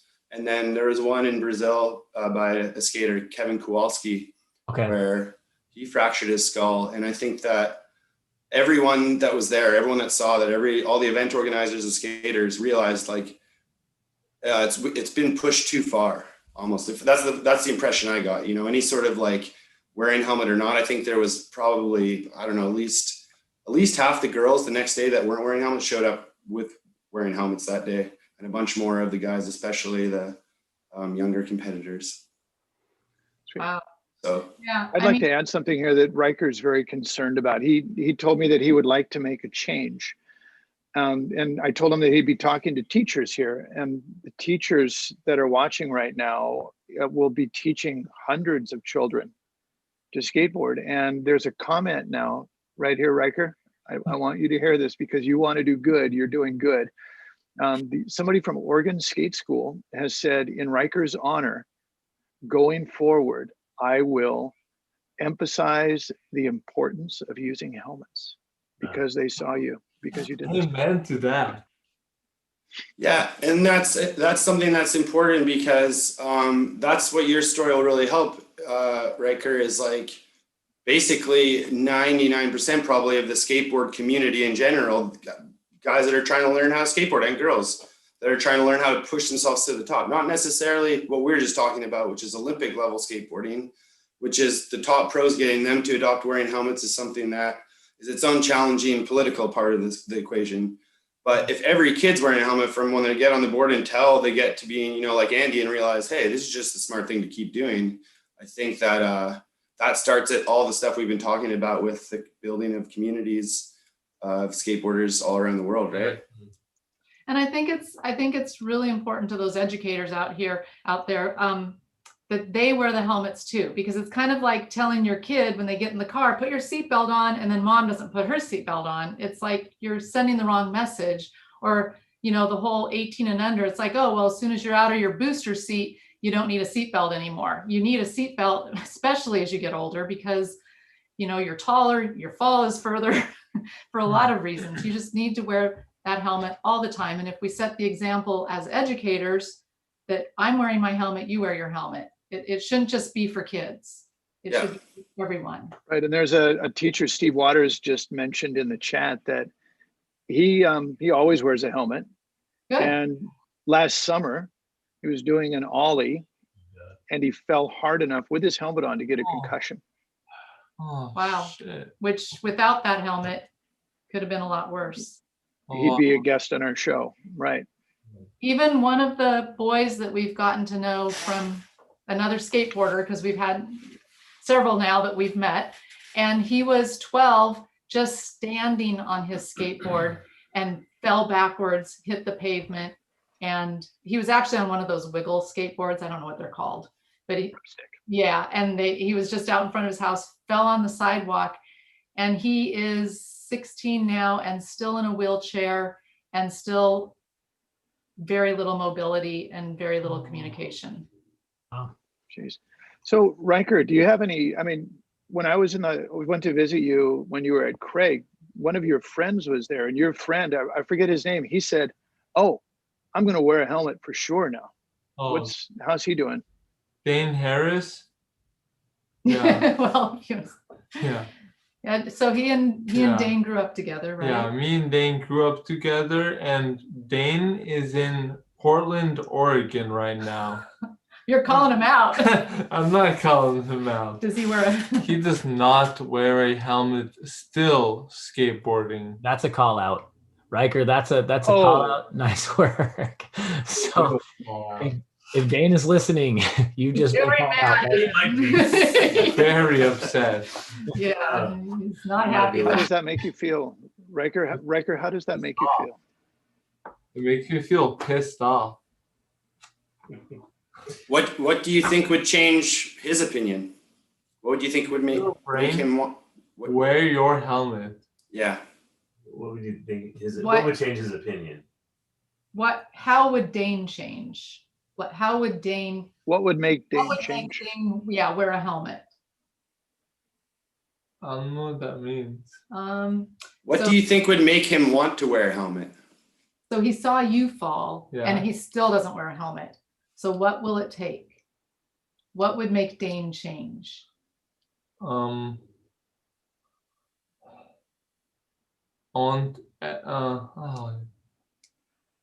Shit. It's all right. It's a hard question because yeah. Because so many people skateboard without helmets on. I go on Facebook or Instagram or YouTube, and everyone is skateboarding without helmets on. And I always say, put on a helmet, save your brain, wear your helmet. And they say, why? So stuff like that is frustrating. Yeah. Very. Do you even stop people on the street now? Well, because of COVID. Well, true. Yeah, it's a bad idea. The other day, there was a guy going down the street in front of our house, and he yelled out the balcony, "Put your helmet on." Yeah. Hey, Riker, I just wanted to share with you, Let's Go Skate, which is a school program that's watching this program today. They just said, your story hit them really hard, and they're considering now, they teach and all the kids wear their helmets, but they're considering changing how they behave and wearing their helmet while they teach too, which I think is awesome. Thank you. I hope they make the change, because that's where it'll start. And even for your friend who's not wearing his helmet, it's just going to start with this becoming an acceptable, a more accepted behavior, Thank you. Yeah. Kind of like skydiving requires a parachute. Yeah. Did you hear that? Don't go skydiving without a parachute. Smart move. You should probably wear a helmet when you skydive too. In fact, I've never been skydiving, but I did do the indoor skydiving, which was pretty sick, and they made me wear a helmet. So I was still nervous. You did that. You remember doing that? Skydiving out of a parachute. No, the skydiving in a tube. In a tube. Do you remember doing that? I do remember doing that. That was before that injury. Way before. Way before. Yeah, you were pretty young. So that's great to hear. I love that. That's I think, like I said, the seatbelt analogy. It's like we just should all do it automatically. I remember right after he started to talk again, and we were getting in the car when he was finally starting to be able to go out, and he put his seatbelt on, and he goes, "Click it or ticket." And okay, so there's a tissue there. That's the great part about it. He goes, "Click it or ticket," and I go, that's so automatic. Like even with his brain injury, he remembers that it's important to wear your seatbelt. So if we could just get like that kind of automatic response with helmets, that would be awesome. Right. And there was a time when there were no seatbelts, and then people were made fun of using their seatbelts, or it was, Yeah, right. even seen as being more dangerous. And now it's just crazy to think of not wearing it. And yeah. Yeah, there's that strange belief, Sean, that like if you wear the helmet that you'll get a false sense of security and you'll make bad decisions, which is just so not the case. It's like, I mean, there's really nothing stopping you from wearing a helmet except for your own discomfort or your fear of embarrassment, those things. And those aren't real. Those do not outweigh the benefits of wearing a helmet. At least, look, that's my opinion. And to that end, it's funny. My wife is a nurse, and every time I go out in the garage to skate, she'll sneak out there just to make sure I'm wearing my helmet. she'll come in and check on me. It's like, it's okay, I'm wearing it. I always wear it. So like, I think it's, it's important. There just has to be that commitment, that accountability. And with someone like an Andy Anderson, like pushing the sport and being willing to take the abuse to go through it, I think he's going to be a champion for the cause and for a lot of people. And, it'd be really cool, Sean, and I don't know if this is possible, but it'd be really cool to maybe connect Andy and Riker together and, let them talk a little bit and share a story or two. I mean, yeah, definitely. I think that's a great connection. As I kind of started by saying, the story makes a lot more sense if you see if you understand the problem and can understand part of the solution together. And both of them are obviously working hard at like helping others learn those lessons. Well, we have a program at UC called Skate Safe, and we use the word skate as an acronym. And each letter just represents, something about etiquette or safety, kind of like what you'd see in a snowboard terrain park at a ski resort. And the first one is start simple and wear a helmet, and then, get help and like that kind of thing. And so like, I think it'd be rad if we can figure out how to create that momentum. My friend, Roy down at the High Fives Foundation, he's down in Truckee, and they've done so much work for, helmet safety and awareness and injury prevention and safety for athletes. I think it's just, if ever Andy wants to get behind the cause, let us know. We will find all kinds of people to support it. I was talking with Devin and from Braille Skateboarding, and I know we had that talk as well. There's just probably a need, and he seems like a great champion if he wants to be. No, he does. And especially obviously during COVID, there's less networking. He was just kind of new to the skateboard world a little bit. And so, yeah, getting those right connections, he wants to be plugged into more of those kind of initiatives. And I'm sure if he was here today, I know he wanted to, he'd be making us laugh with some funny stories. The one you said about like the false sense of security made me think of at a real pro contest. He dropped in some guys that had never really seen him skate before, and these are top pros, so I won't name, but sure. They're going, oh yeah, but like it's got to be way easier because he's wearing a helmet, right? Like like it's not really that scary with a helmet, is it? And then by the end of the contest, those two guys, they're all friends and slapping each other on the back, and it's almost, I mean, there's so many different similar situations, but they didn't see the helmet on him afterwards. It's just, oh, there's Andy skating, and you do that through positivity and confidence in your skating, and he's really good at that. And why not wear the helmet and make it easier? I think that's not a bad thing. Maybe you progress the sport. Right. Totally. Andy's so good at. There's a clip on YouTube somewhere where all he was doing was crossing part of the park, and he had his helmet in his hand, and he was just slowly moving across the terrain. And some fellow skaters yelled out, "Andy, put your helmet on!" Because they were so used to, which was great. I mean, that really made me think, okay, this guy is a walking, testimonial for safety here. Yeah. Because right, he's leaning in, isn't he? He's fully leaning in, which is cool. What he does on a board is unbelievable. I mean, I can't even explain what I see when it's unbelievable. Yeah. No, and that's an important part. Maybe Andy has started an avalanche of change. We hope. Yeah. He's our hero. Yeah.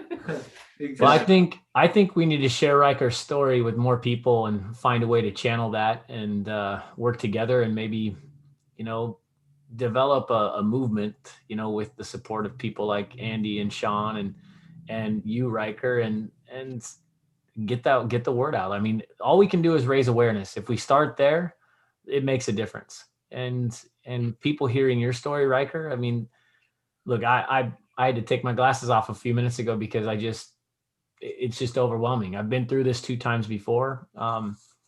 And it's powerful. It's painful.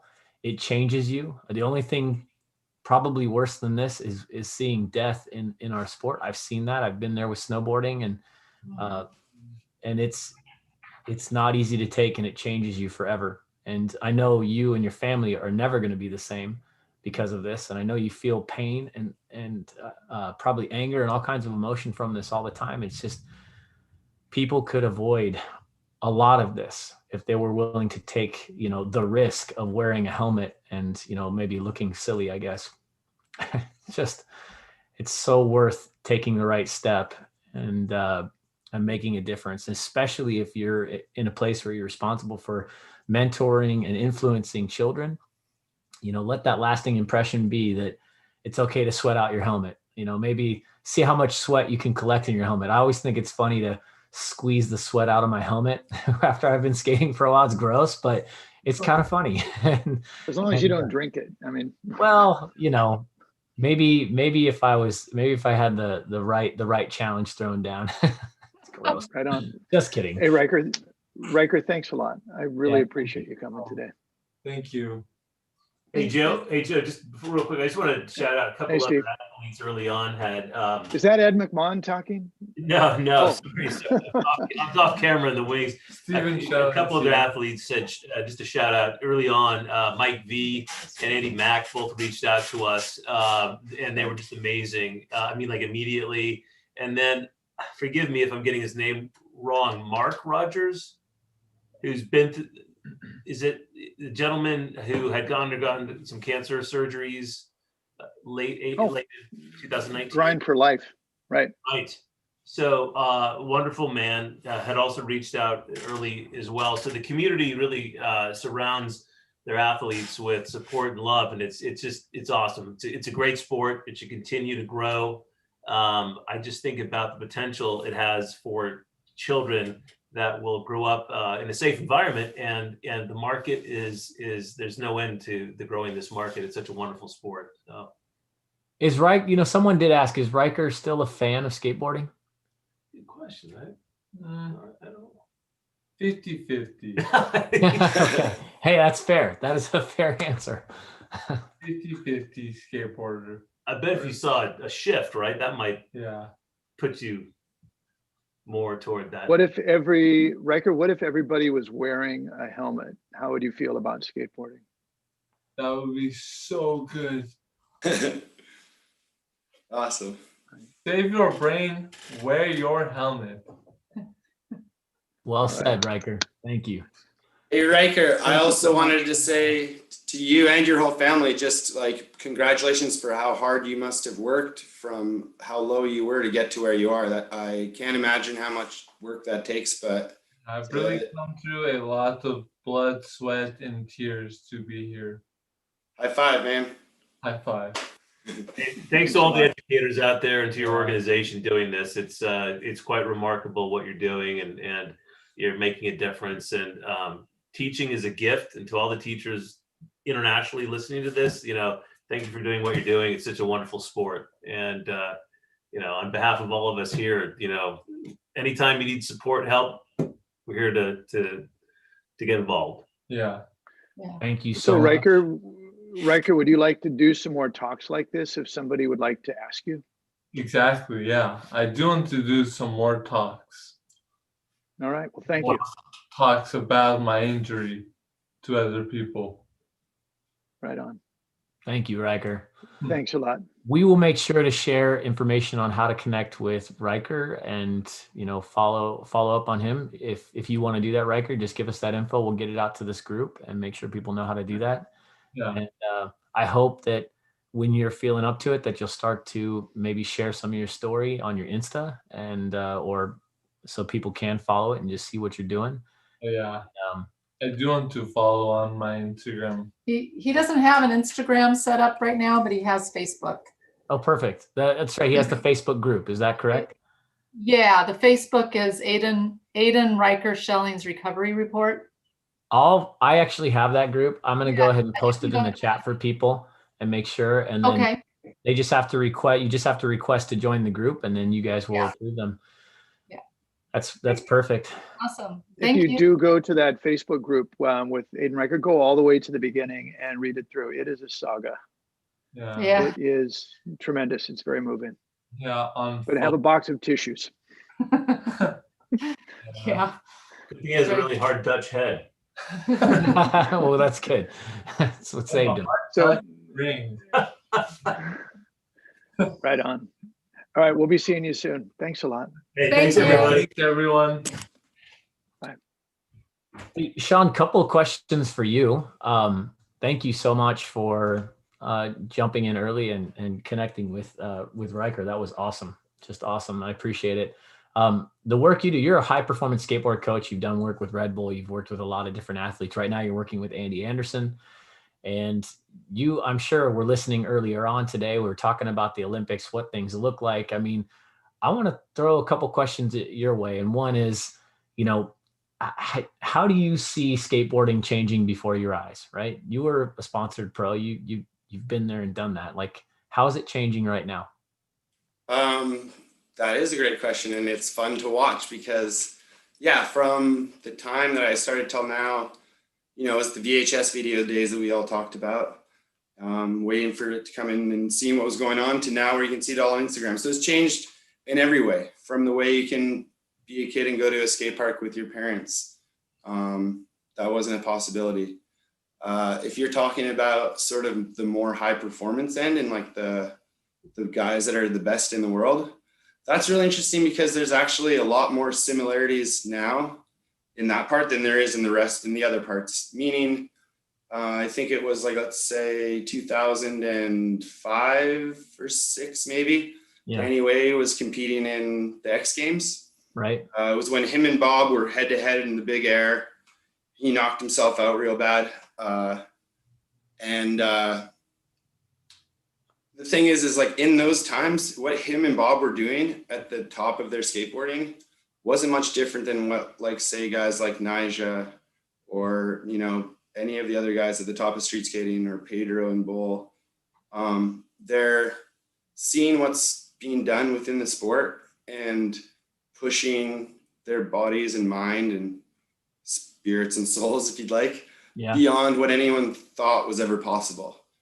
And so I think that there's the more like the question I can uncover more of that is what are the pros doing now to add to their regiments or routines or daily life that pros weren't doing back then? That's a great question. And that's kind of where I come in as a coach.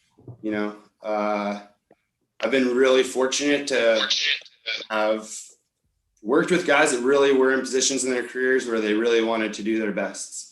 And my role as a coach has been to facilitate all kinds of different things, from, alarm clock or knocks on the door in the morning to, hospital rides or hopefully walks to the podium. But there's so much going on within an elite skater's life at that moment that all the hard work you've mostly done on perfecting your skills is not really the focus. The focus is like so much extra stuff going on, whether it be, imagine this scenario, being at an event. So we'll use that same Danny Way scenario. And this is why he was able to get through that one.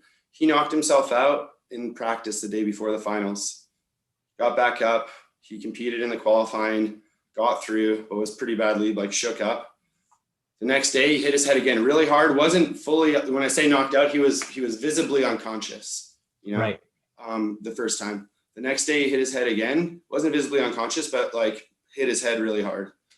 That was in the practice for the finals. In the finals, he clips his ankles and gets flipped down to the bottom from the top of the mag ramp quarter pipe, and like smacks his head and he's visibly unconscious, you know, and he'd also broken his foot. But because at that time X Games was really, really a massive spectacle on ESPN, right? He didn't care so much about, you know, there's no concussion protocols at that point. Right. And so, you know, I'm on the ramp scooping up his pads, and he's Danny Way at this point asking, "Where's my pads? Like, whose run is it?" And then again, where's my pad? Whose run is it? And that should have been a clear sign for anyone. But he went back up and he landed that same run again, you know. But at that point, what I'm trying to say is that's different than now, because we know how dangerous a situation like that could have been. For him to have been concussed and who knows what else, and to still be competing. We know the outcome of that, and we would hopefully not allow that to happen in any level of the sport, from entry level to the Olympic level. Helmets are a part of that, but there's so much more. And so as a coach, that's something that's really important to be informed and educated on, understand what it looks like when it happens. But at least at this level, there's also like the difference that the athletes have now is teams around them, you know, a medical lead that can help with concussion style stuff, a physio that might be different than the massage therapist, a nutritionist, and a coach, like in my role, helping align all those teams to give the athlete and their goals the best chance for success and for them to perform their best. Right. Yeah, that's, I mean, the coach, you wear a lot of hats, you play a lot of different roles, but it's so nice now. I mean, when you're working with younger athletes that don't have the resources, right? You don't have all those teammates to help support the athlete. But then at the highest level, you really do. You get a lot of resources, so you can start to delegate and direct, and you know, it also allows you to focus in on the needs of the athlete in the moment and their training, you know, specific to their discipline. And you know, I definitely have experienced that in snowboarding. It's amazing at the highest level. And it's also an incredible thing at the lowest level. A lot of people, I'm sure, on this call that are working with, you know, kids in lessons and maybe kids that are starting to compete.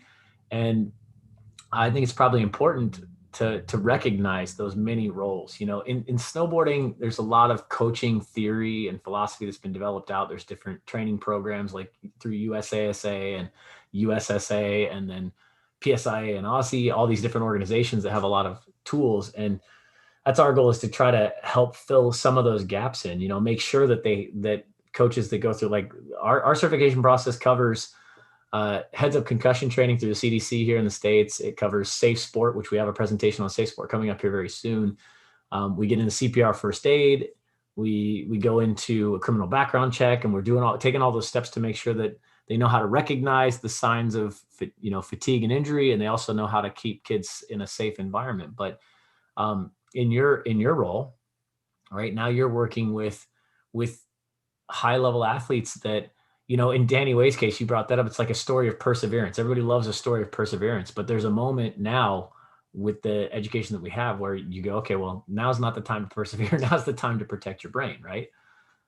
Exactly. And I think that just is an easy story to illustrate for many reasons, but for one off, I didn't know what I know now as a coach. This is, you know, like I said, like over 10 years ago. Right. And just Danny Way is such a mythic figure. Who's going to get in his way going to take his next run, kind of thing. He jumped the Great Wall of China with a broken foot. I mean, come on. But that's my experience now as a coach. Like those ethic courses or certifications you talked about and the background checks, it's all because as a coach, you're responsible in a certain sense for the safety and well-being of the athlete. And so knowing what I know now, I would have done everything in my ability to have stopped even the great Danny Way, and certainly anyone else, because if not, then what's the point of learning the education, I think. And so it's good to understand that it's about learning the education, but also about applying it. And I think that's where there's a real good conversation to be had about coaching, and specifically high performance coaching, and how, I guess not even specifically, just how there is different categories and different needs and it's not the same across the board. And I think there's been a bit of hold up and hang up on the specific word that's being used. Right. It has. Yeah. We're also dealing with an international group, and that's to be expected, because even Soccer, for example, or football in Europe, we call them soccer coaches, and Europeans call them football managers. Right. You know? Right. And they're just manager, and that's just how it is. But it's the same role within the sport. And I don't know when it dawned on me, but I'd been DC shoes team manager for Canada, and then I moved down to the States, and I was the Plan B team manager. And later in my role as a coach, and I realized there was such challenge around being called a coach at like 2010 times. I realized that what I was doing as a team manager was no different.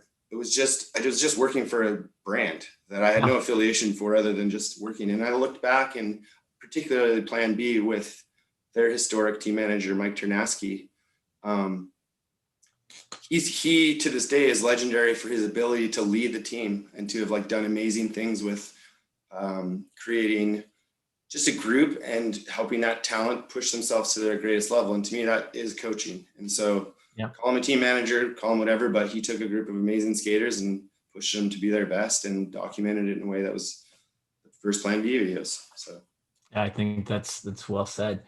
I mean, there's a time when you're teaching things about skateboarding. There's a time when you're, as Wally put it, working on, decisions in competition. There's a time when you're working with their emotions and their mental capacities. There's all these different types of things that you do as a coach. When you're working with younger athletes, you probably are responsible for some of their physical fitness and their training there. I mean, there's all kinds of different things. And that's one thing that probably will be a dramatic change in skateboarding for a lot of folks, is that, at younger ages, kids will start to train differently. They'll start to train. For some people, it's maybe a terrible word, but it's really a part of the process, is a developmental training. And so things start to change, and it looks different. And, I saw snowboarders go from just cruising around and just doing their thing and being good because they were naturally good at it, and they snowboarded a lot, to spending time in the gym and doing curls while balancing on a yoga ball, and like all kinds of very interesting developmental techniques for muscular development. All these things changed, and that's probably the big piece of the puzzle. And I was going to share with you, a friend of mine is a guy named Matt Christensen, who is a high performance coach for Red Bull. And he works with one of my athletes, Toby Miller, from time to time. And, I'm used to this process of like, let's get reps. We've got 4 hours. Let's just push and we'll go, and we'll break when you need it. We'll eat when you need it. And Matt's like, it's a certain number. When we hit that number, if all things are good, everything goes good and we can achieve that number, we're done. And so he has a totally different approach to it. And there's a lot of wisdom to the way that works. And I love the theory. And it sounds like you're right now, Sean, you're in school, you're pursuing an education in coaching right now. Is that right?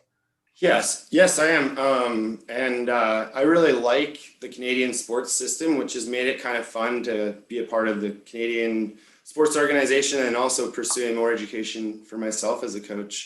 And the way that I went about it was, I'd had some college experience kind of earlier in sports science and biomechanics and stuff, thinking there might be a path in there for me, but that was before the trip to California to work for Plan B. Right. And I was like, okay, that might be a better fast track than something else. But I realized I wanted to work as a coach, and I did that after that sort of like team manager years. And the Canadian Coaching Association has what's called the NCCP, or the National Coaching Certification Program. And that's a lot of the stuff you were talking about, the safe sport, the concussion stuff, touches on a lot of the basic stuff that you'd want to know with any level of athlete, like how to set up a practice, for example, and that's going to just include things that you might not think of, like outlining the practice plan at the beginning and then debriefing the skills that you covered after the practice. Like, those are really important steps in practice planning for practices, but then of course in events as well, and knowing when you'd want to be competing. And if you're a young kid, you don't really want to be competing too much, obviously, right? So those are the kind of things that we learn in that more entry level stuff. And then in the last, I'm almost done now, but there's a advanced coaching diploma program, it's called. And that's the Canadian Coaching Association's highest designation, I believe, or it's the designation as a chartered professional coach. So going back to what we were talking about earlier and the responsibility to stop Danny Way or really understand when to step in and do the right thing is something that I think is paramount at the highest level of coaching. And I'm excited because there's so much opportunity here. If I'll just think about it, what I heard a lot in the advanced coaching diploma program is other people in other sports, let's say soccer or figure skating, really having a hard time with the COVID thing because their entire system just stopped, like their spring soccer league, all their practices, even at the club level, like the higher levels, some of their guys and girls, they haven't played a game for almost a year now, which in soccer, you're used to playing a game every weekend and that's how you practice playing a game. Right. So skateboarding's so cool because we're so less attached to bureaucratic systems, which is great. And also just the way that these sports systems are being built. I hope there's people on here that were part of the conversation earlier today because all of the challenges that I think we all are facing about when we're building these new sports systems within the country and within the Olympics and how the judging works and all this sort of stuff is actually an opportunity to do something new and cool and how we want to do it as a skateboarding. It still is. Right. There's only in every other sport, there's only you only have to break down the old system that's already there to make your new system. That's right. You take the good and you add some more good and make your own bad and then work through that in the future. I mean, that's the process. And we're going through that right now with our organization, just trying to develop tools to support educators, right? I mean, that's the mission. We want to be we really want to help people at that first rung and get the process started there and then grow. And I love hearing what you're going through. I'd really love for us to collaborate more and love to learn more about what you're doing. And of course, man, anything that you need that we can support you with, just reach out. And well, I'm just a big fan of what you guys are doing. And same as Andy, I think we're not as connected as we were a year ago, right? So these kind of, you guys put a lot of hard work to get us all together. Thank you for that. And definitely thanks to all the presenters. And yeah. Well, you're welcome. And thank you for being here. It's an honor to have you here. We're so thrilled that you were able to do this. And, look, it's a start and smarter people than us will probably take it even further and we'll keep doing our thing. And just the mission is trying to help everybody come together, make those connections and push, skateboard education, coaching, instruction, whatever we want to call it forward. That's the mission. So. Sean, thanks a lot. It's nice thanks, to have Joe. You too. Thanks. Take care. Yeah. Thank you, man. Okay, and next up, I mentioned this earlier, we have Eric Barreras. I think I may be saying his name correctly. I probably didn't roll my R's properly. I apologize if I didn't, because I can't roll my R's. But Eric, thank you so much for being here. Eric comes to us from Safe Sport, which is an organization committed to raising awareness and protecting children from abuse in coaching and other sports and activity environments. So Eric, I kind of posted up that you're coming here to share ideas about how to build, healthy relationships between coaches and athletes and students. And I know you've got a lot of information to share, so I want to let you get right into it. Do you need, are you going to share your screen? Do you have a presentation? Yeah, I'll share it here momentarily. Okay. I just while I meet everyone to introduce myself, I'll leave it like this. And then as soon as I'm ready to dive in, if that's okay with you, then I'll share my screen. Good. Yep, absolutely. Perfect. Welcome, by the way. Thank you for being here. No, absolutely. Hey, thank you all very much. I've joined the last two sessions and I'm in awe. Just that kind of what I saw with Riker sharing his story. And then also even with Sean kind of hearing, I always love to hear coaches' perspective. So my name is Eric Barreras. For the last 2 years, I've had the privilege of serving as a training manager at the U.S. Center for Safe Sport. In that role, I've been given an opportunity to educate communities on various forms of abuse in sports and prevention policies, magnifying the importance of how we can work together to cultivate change. I say we because it absolutely takes all of us. Prior to my work at the center, I served in a wide variety of areas that are relevant to today's discussion. About 7 years ago, I retired from the United States Army, where I conducted and supervised sexual assault, child abuse, and domestic violence investigations for the U.S. Army Criminal Investigation Command. Towards the latter part of that chapter, I started doing more collaborative work with victim advocacy organizations, by way of improving community response and education. I respect the advocacy mission so much that following retirement, I transitioned into full-time advocacy, working with the U.S. Air Force, U.S. Coast Guard, and Community-Based Advocacy Center in Monterey, California. In addition, I served on the boards of several victim-centered nonprofit organizations. Over the years, I've been asked several times how I could spend so much time working in areas that are often difficult to process. Anytime we're talking about sexual assault, sexual harassment, various forms of abuse, these are conversations that people have a tendency of really staying away from. The simple answer is I grew up experiencing various forms of abuse myself. I guess you can say that fueled my passion and desire to shine a light on the issues and to provide outlets for those who had similar experiences. After about 5 years of advocacy work, I learned of a game-changing organization whose primary focus was geared towards ending abuse in sports, the Center. I was drawn to the Center because I saw the value in doing prevention work with sports organizations and the power of sport to end abuse.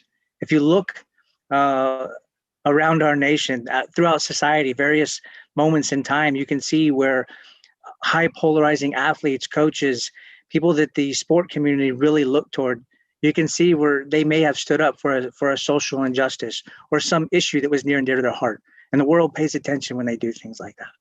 I played a wide variety of sports growing up and even competed in the Junior Olympics and Hershey Nationals in track and field. That was a long time ago, by the way. I simply love sports and all the amazing connections it brings to individuals and communities. If I rated the top 5 most influential people in my life, one was my junior high coach. As a young boy growing up without a father, he filled a significant void in my life and offered encouragement and guidance that carried with me on and off the field of competition. So in case you can't tell, I'm super excited to have a conversation with you today. Okay, so now, Chris, what I'm going to do is I'm going to go ahead and share my slides. Oh, please do. And thank you so much for being here. That was an excellent introduction. Thank you. Oh, thanks. Now, I just wanted to really kind of capture why I do what I do. I think it's really important to understand kind of where we're coming from with our various backgrounds. And in an in-person session, I'd be going around the room and trying to get a sense for where everyone else is at. Do me a favor, throw an X in the chat box if you don't mind, if you're calling from outside the United States. I'm just curious. I'm doing a little gauge here, and I'm checking to see how engaged we are in the chat box. Well, just there you go. You got one. And just so you know, right now, let's see, it's actually morning time-ish Oh, wow. So we might have some people from China and Malaysia, places like that tuning in. So yeah, I'm seeing Canada, New Zealand, Malaysia. Yep, absolutely. I love seeing that. Austria. I've been there a few times. When I was in the military, I was stationed at NATO headquarters. So I went basically all around Europe, really kind of with some generals that I was assigned to. So, hey, great. I'm so glad to see that y'all are calling in really from all over the world. That's amazing. United States, go ahead and throw an X in the chat box if you don't mind for East Coast.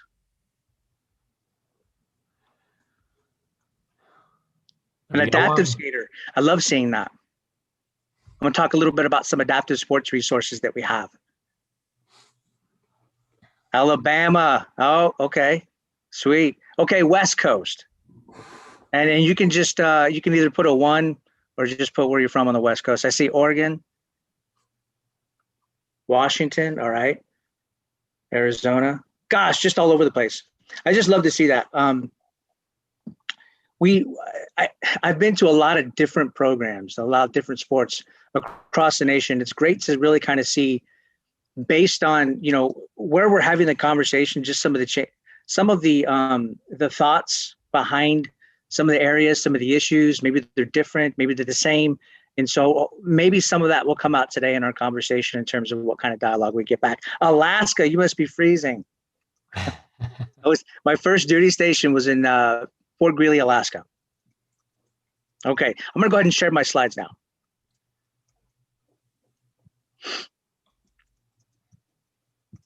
And Chris, Joe, I'm just gonna verify that you can see it. We can see it. Yep, you're all good. Perfect. So let's dive right in. Today, we're going to talk a little bit. Let me just move this. We're going to talk a little bit about recognizing the role that the U.S. Center for Safe Sport has in preventing abuse in sports, understand the nature and scope of abuse, and identify center-developed abuse prevention education resources.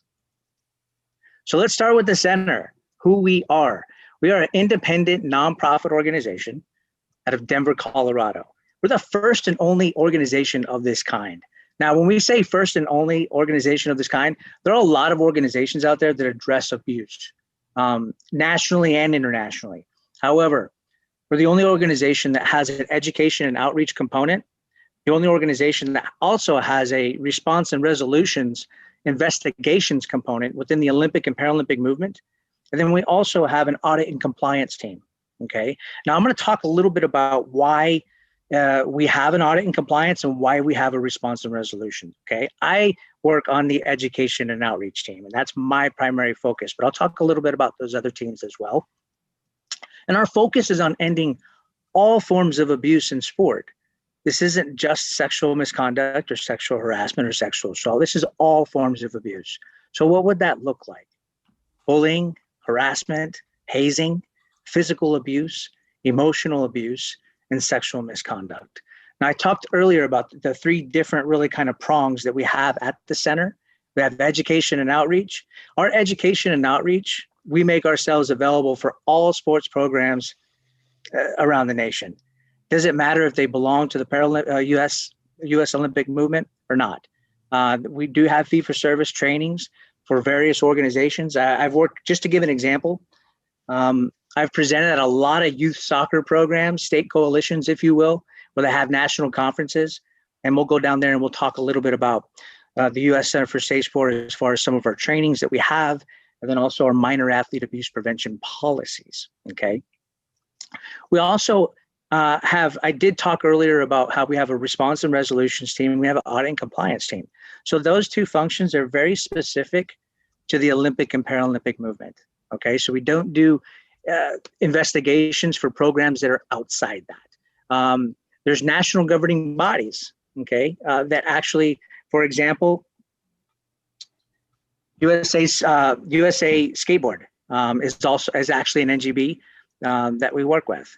Okay, just started. As a matter of fact, I have 2 sessions with them on January 26th and January 28th to really kind of talk a little bit about minor athlete abuse prevention policies and mandatory reporting. So each one of those topics can be very long, right? I mean, to really kind of get a true sense of all the things that we need to understand regarding those areas, it takes at a minimum of 60 to 90 minutes. And we specialize in really kind of leading these conversations. Right. I thank you for doing now. Yeah, go ahead. Sorry, go ahead, Chris. What's that? I was just saying, thank you for just doing an overview. I think it's great for people to just be exposed to this and see that it exists, because I don't think that this is common knowledge yet. But it's growing. Right. Absolutely. Absolutely. So our mission is to make athlete well-being the centerpiece of our nation's sport culture through prevention, education, and accountability. I'll talk a little bit about how that education piece works. Our vision is that every athlete, oh gosh, let me move this, will be safe, supported, and strengthened through sport. Okay. Now, I'd love to open up a dialogue here. There's 45 million U.S. youth that participate in organized sports each year. 45 million. Now, keep in mind, this is a stat from about 5 years ago. So I would venture to say there's probably even more youth now playing sports, maybe a slight increase. And then we also have a stat here to the right, 40 to 50% experience some form of abuse throughout their career. Okay. Now, I mentioned that this is a 5-year-old stat because, again, maybe this has increased slightly. If you've paid attention to the media and what's going on all over the world, really, even prior to COVID-19, what did you see on the news? Essentially once a week.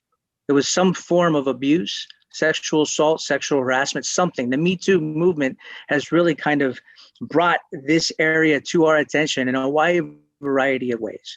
Okay. Now, granted, this is a 5-year-old stat, so I would venture to say that, again, the the statistics around this have probably slightly increased. Now, one thing that I would ask you all is, what do you think the most prevalent form of abuse is? And I'll back up I'm going to back up a little bit here and show you really quick here, just to kind of look at some options. Bullying, harassment, hazing, physical abuse, emotional abuse, or sexual misconduct. Which one do you think is the most prevalent? I'm going to pop in the chat here and see if I got anything. You got emotional, a lot of emotional, a little bit of verbal, and bullying, a little bit of physical. Okay. Emotional is winning right now. Yeah, so good. It should be winning, right? In the sense that most audiences that I do speak with, they really kind of, they get this right away. Every now and then we have some physical, some bullying, some sexual harassment, sexual assault. Emotional abuse is absolutely one of the leading ones. Why do we think that is? I'd love to open it up for the chat box here, just to see what some opinions are around that. I see some people saying, I see it. Okay. Why do you think emotional is so prevalent in sports? Easy for a coach to do, easiest for a coach to do. Okay. Toxic masculinity. I love that somebody identified that. Okay. Now, let me ask you this. Yes. Now, let me ask you this. Would it be maybe more prevalent in some sports than others? What are our thoughts around that?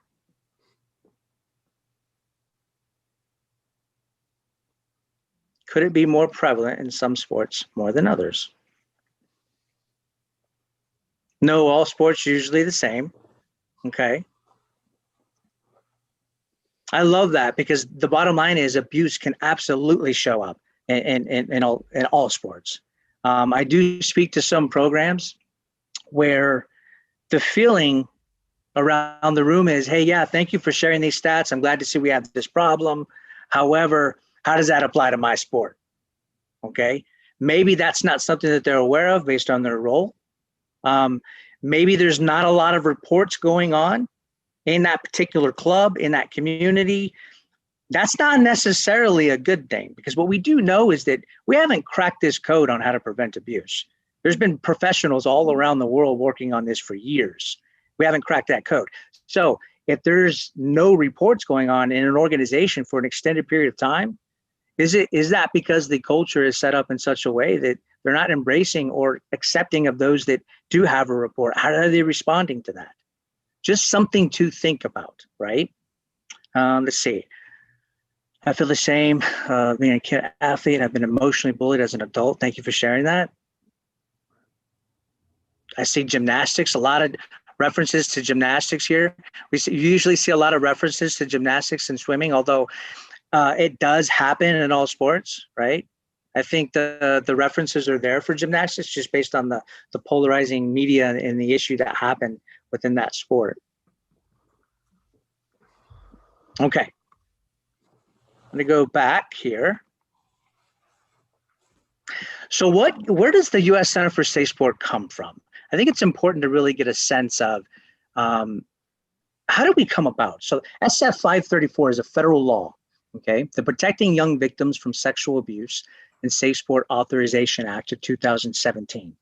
It designates the center to serve as the independent national safe sport organization with the responsibility for developing policies and procedures to prevent the emotional, physical, and sexual abuse of amateur athletes, okay? Now, our response and resolutions, our investigations, I talked a little bit earlier about that in terms of it being very specific to the Olympic and Paralympic movement, right? Our education and outreach is really kind of expansive. Anyone can really kind of call us and say, hey, look, we'd love to have some training. They're not necessarily required to, okay? Now, I think what's important about this federal law, at least nationally, this federal law, is that this is actually applicable to all amateur athlete programs, regardless of whether you're in the movement or not. But do you even know this law exists, right? And there are certain things that you have to abide by within this law, okay? Now, as a result of that, a lot of programs actually reach out to us nationally just to say, hey, I understand you have these minor athlete abuse prevention policies. They're in alignment with the federal law. We'd love to take a look at it. And we have no problem sharing that. They're actually on our website. You can absolutely take a look at it. If you're in the movement, i.e. one of the national governing bodies or a program that falls underneath one of them, chances are you're already familiar with this. You've been through the training and you've actually probably are already doing some things within your organization to prevent abuse. Now, all ages and types of athletes are susceptible to abuse. We talked a little bit about this earlier in terms of this is happening in all sorts of programs.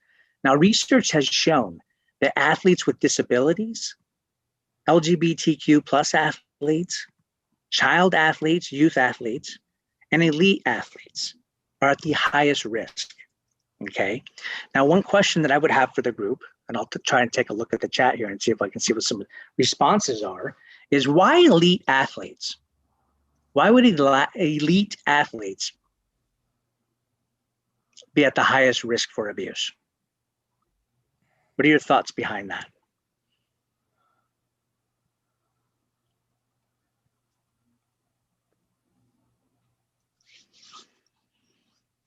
Pressure to succeed, money is on the line. A lot of good answers here. High public profile.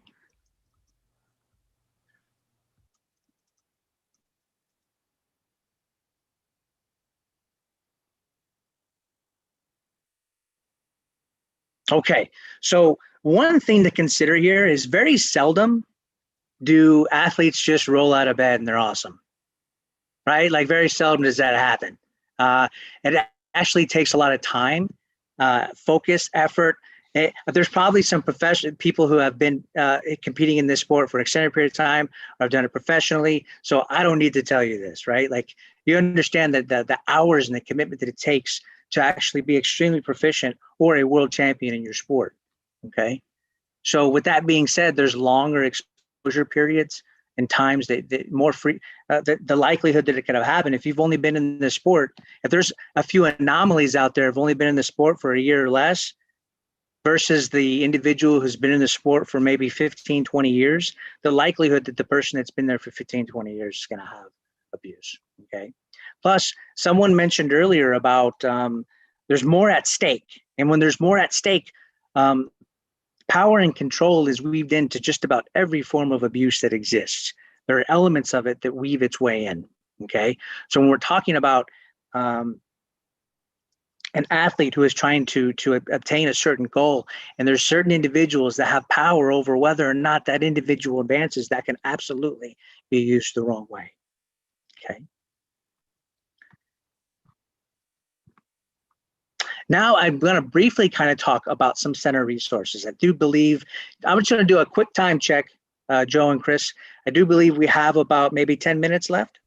Yeah, that's just about it. Thank you. Thank you. Thank you. No, perfect. And what I will do before we even move on to center resources is just see if we have any questions about what we kind of briefly covered about the center.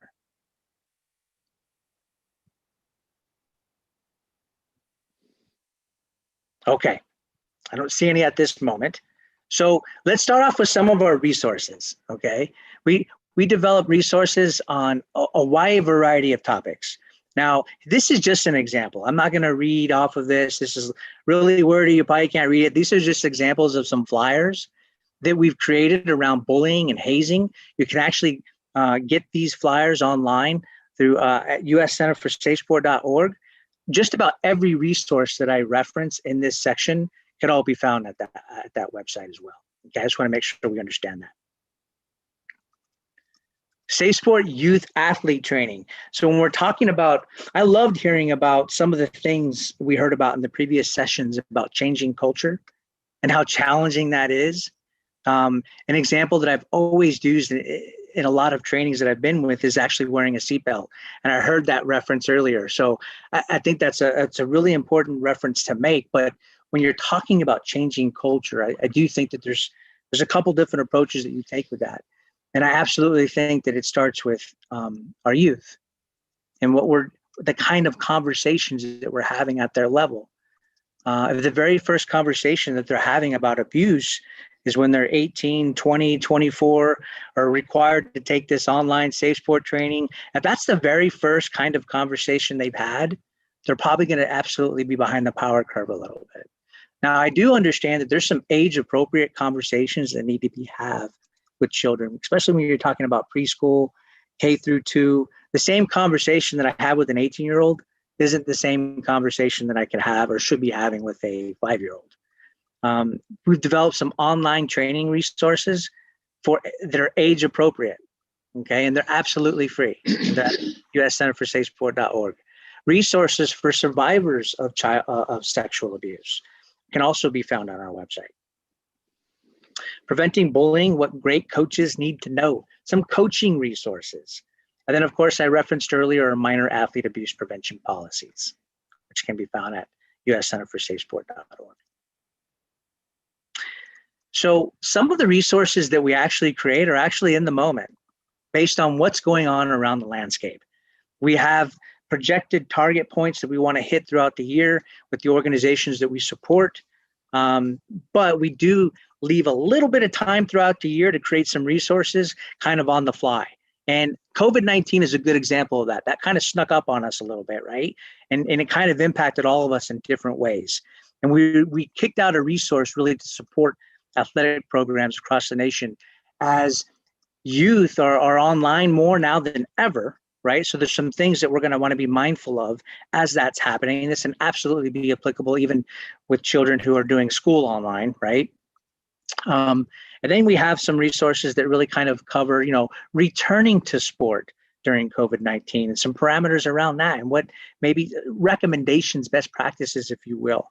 We obviously want everyone to follow local authorities and guidelines with public health, but there are still things that should be considered when we're talking about our minor athlete abuse prevention policies, which really focuses on limiting one-on-one interactions, okay?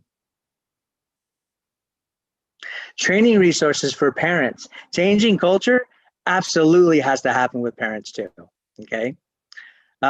With our parent toolkits, what you need to know about abuse, age-appropriate discussion starters about various forms of abuse, what that looks like, prevention questions, how to respond, and signs and symptoms of abuse. These are things that parents can look for. It's even just having age-appropriate conversations. I'm not going to say that my household is a representative of all households across America, but growing up, I never had any conversation about abuse with either of my parents. And I go around and I speak to a lot of parents that are affiliated with programs. Sometimes we'll go to a national conference and the organization will set up a parent workshop just for them to really kind of ask a lot of questions that are appropriate for them. And you'd be surprised just how many parents are not having these conversations. And I understand it, I get it. They're difficult conversations to navigate. They absolutely are. And we have a tendency of shying away from things that we're uncomfortable with.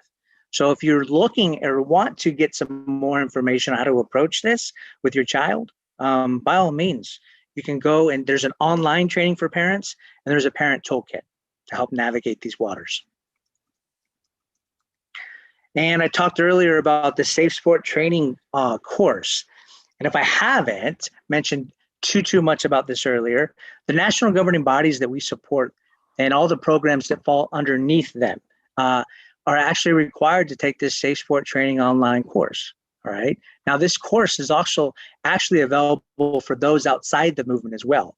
If they fall underneath the national governing body, then they're given a code where they can access it at no cost to them. If they're actually not part of the movement and outside, we get a lot of requests from programs around the nation that just want to be Safe Sport trained, okay? Then they can absolutely take it. You can find it online for a small fee. Now, a lot of programs that are holding events nationally, a lot of times with some volunteers that they're asking for or athletic trainers, things of that nature, a lot of them more and more are actually requiring that they have this Safe Sport training in order to be affiliated with their event. So these are absolutely things that even if you're outside of the movement, they can't hurt to take this. Not only can it not hurt so that we can educate around sexual misconduct awareness, emotional and physical misconduct, and mandatory reporting. But if a lot of the NGBs that are hosting these national events are actually requiring it, why not get ahead of the game and make yourself more marketable so that you can be a part of their conference or their summit or whatever it is that they're doing, their events. One thing that I did want to mention here too is that some of these trainings are actually available in English, Spanish, and French, and they're currently working on a few other languages as we speak. I'm so glad that we're working on these different languages, because I actually got a question the other day from Joe. Why do you have all these different languages? Primary language, right, in the United States is English, but why do we have all these other different languages? When I worked with a lot of different youth programs throughout the state of California, there were a lot of Spanish-speaking communities throughout California and throughout the rest of the nation as well, some of which coaches don't even speak English or very limited English. So by having these resources that are available in different languages and supporting different, say there's an event that's being hosted here nationally, but maybe it's an international event, and you're having organizations come from all over the world. It was absolutely be helpful. Okay, we have a lot of coaches who are maybe coming from overseas who are coaching American athletes. And so again, just having these resources available in different languages, I can't emphasize how important that is. The other part about this that's worth mentioning is if we get a lot of requests from a lot of international programs about, hey, we've heard about the U.S. Center for Safe Sport. We know that the federal law applies only in the United States, but we're looking at this in our country as well in terms of how we can posture ourselves to protect youth athletes. And we have no problem directing them to our resources. I talked earlier a little bit about the youth online training. This is just kind of gives you an idea of how it's broken down. Preschool age level online training, elementary school K2 through 3-5, middle school, and high school. And again, the most important thing about this is they are free. And then one of the last resources I'll cover before I open it up for any questions that you have is we have a centralized disciplinary database. How many of your programs, and I'll just kind of use the chat here to kind of get a sense, how many of your programs have maybe some background checks associated with who can be a coach or a volunteer or work with youth in your program?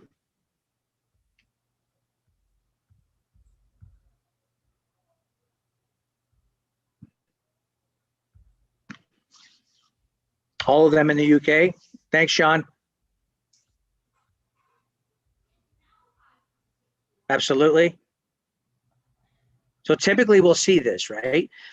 One thing that is helpful, a good resource, and this is a good resource is obviously for those national governing bodies that I referenced earlier that are in the Olympic and Paralympic movement. They can do this extra name check on our database that really it gives an idea of who has received a sanction, who's banned, who's temporarily banned, who maybe has some restrictions, things of that nature. You can actually do name checks on individuals. So if there's someone that's just say, for example, is on the East Coast and they were involved in an incident on the East Coast, they're outside of the national governing, they're outside of the USOPC or the Olympic movement, right? Maybe they're with another program, but they were involved at one time with an NGB. If they did something wrong and they're just now trying to move to the West Coast where they can get involved in another program, maybe outside of the Olympic movement, well, this is a good resource for you to at least go in and do a name check to see that, right? I can't say enough about expanding resources and name checks, and why not? We're affiliated with 50 plus national governing bodies, and a lot of coaches and individuals involved in sports, not even just coaches, but athletes, they sometimes will move around from sport to sport too. So it's super helpful. Okay. And I'll leave it with this. So the fact that the United States Skateboard Education Association decided to have us be a part of this is so amazing. If it wasn't for the U.S. Center for Safe Sport, this is just a quote that we got from a parent, okay? Because the power of education is real. If it wasn't for the U.S. Center for Safe Sport training videos we watched, we do not believe we would have identified that our daughter's former coach had been grooming her for the purposes of establishing an intimate relationship with our young athlete. It's likely we would have never known to ask our daughter more about it. And ultimately, this led to our daughter reporting the concern. We wish to express gratitude to the center. That's just some feedback that we got from a parent. But the power of education is absolutely there. It's real. It's what you all do, Joe and Chris. And so thank you for the opportunity to be able to share a little bit about what we're doing and how you all can be involved in changing culture. Yeah, we really appreciate you coming Thank you. and doing this, Eric. This is this is important, and you know, it's a sensitive and difficult subject for a lot of people, and you know, I think the more comfortable and open we become with this, the easier it gets. And I can tell you from firsthand experience, I mean, I've worked with kids in so many different capacities, and I've managed coaches and managed people that work with kids, and I can tell you, you're one person. You know, first start with educating yourself, but then educate everyone around you, because you can't do it all alone. And knowledge in this case truly is very powerful. So I really appreciate it. And some of the stories that I won't go into on this call are, you know, they were in some ways devastating. It was hard to sleep afterwards after knowing what had happened and having not been able to stop it or prevent it. And, you know, if the child is educated, if the parent is educated, if the coaches are educated, you literally mitigate so much of the potential for this to happen. So powerful stuff. Thank you, Eric. Absolutely. I appreciate it. I just want to leave my contact information here. I know you guys are probably all over it and maybe going to put something out. If you're QR code savvy and you want to participate in our survey, you can just pull this up on your phone real quick, and by all means, take the survey. I'll share the results with you, Joe and Chris, if you'd like. Thank you. If anyone does take it. And here's my email. If you have any questions, maybe you weren't comfortable asking a question in this environment, I totally get that. You can reach out to me, and there's my contact number. And then the website for all of those great and wonderful resources that I referenced, right there on the bottom. Right on, Eric. We're going to be sharing this information by email with the hundreds of educators who are signed up, and I'd like to thank you very much. It's a good thing you're doing. I appreciate it. And if you all, again, if you have questions for Eric, feel free to put them in the chat or the Q&A. We'll get those to Eric, and also just reach out to Safe Sport and follow the links. This is good information. It's easy to get involved with, and it does make a difference. So I think I've gone through the training at least 12 times, maybe more at this point. I still don't feel confident enough to give the presentation the way Eric would, but I'm so thankful. I know truly what a mandatory reporting situation looks like and beyond. I mean, it's excellent training. So thank you. Yeah, I too have been through the training as part of my certification as a UC skateboard coach, and it's changed me for the better. It just makes me so much more alert about things that I see going on, and I'm more protective of the children in my charge now because of that, because I'm aware of it. You've given me a vocabulary. Thank you. Thank you both. And on that note, I think I'm going to go ahead and I will welcome you. Yeah, you can welcome me. Because it's time for you to do a monologue. All right, this is a monologue. Fair enough. Yeah, we've been able to lean on some great presenters. Now I think we're not standing on the shoulders of giants. I feel like I'm looking up right now at these giants, and just really amazing group of people we had today. Agreed. It's been mind blowing. Honestly, the people who've come in to present, thank you so much for everyone so far. We've got a couple more presenters lined up, but it's been amazing. Yeah, and this is going to be short, Chris. Devin Weber, the CEO of Braille Skateboarding, is at this very moment knocking on the door, trying to get set up, and she'll be here in a few minutes. Okay, and she's going to be talking along with Bill Herman and Jonathan Strauss, all commercial skate park operators, on survival skills. If you're running a commercial park, or you want to have your municipal park doing something, acting more businesslike and getting more traffic and doing a better job, these three people have succeeded at doing that. So today, or right now, Chris Hargrave is going to talk about how to promote communication and awareness of safety in your skate park. It's been a resounding or a resonating topic that we've gone over a lot today. Absolutely. And first, safety. So Chris, take it away. Thank you. I want to share with you guys a video I just got from Johnny Brassley, who is rubbing it in my face that he's skateboarding right now while I'm in the office. So just for your enjoyment. This is Parasite DIY for those of you who aren't familiar.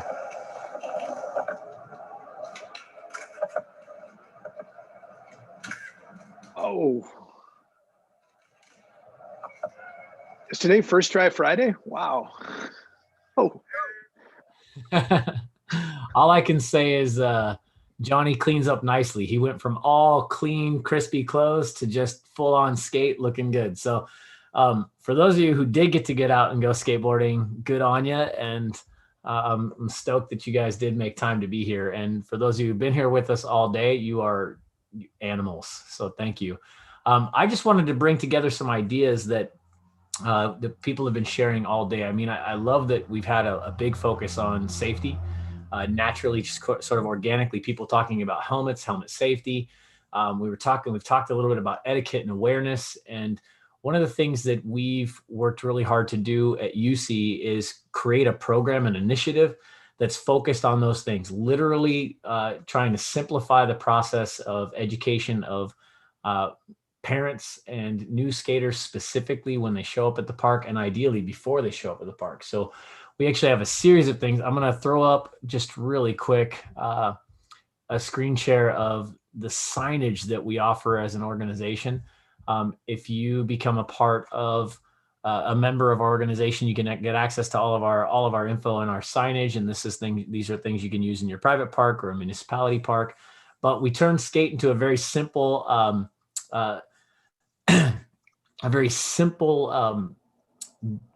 explanation of what to do when you get to the park. So, and I think these are things that this will resonate with everyone. But again, this isn't targeted at core and experienced skaters. This is more to kind of raise the bar for people who are just coming in. I can't tell you how many times I've helped families that are in the skate park and trying to figure things out. And I think, I love it when I see other skaters doing that. I see stories all the time online of, a skater who steps up and helps a little kid learn how to drop in or helps guide things. And then of course you also see the mocking things, the things where people are, making fun of the moments where, people in snowboarding, we call it's like Jerry of the day moments, but they're these moments where people are just in the wrong place, wrong time. They don't know what they're doing. They don't have the help or support to figure it out. So this Skate Safe initiative is all about helping people through that. We have video online course for coaches and parents, and then as well signage that you can utilize. So I'll just run through it really quick and then you guys can check out the details. But S is for start simple, right? Wear a helmet, warm up, easy skills first, get a lesson, all those basic things that you should think about before you start your day. And this is one of the things about keeping yourself safe I want to point out is I always tell my athletes that purpose protects.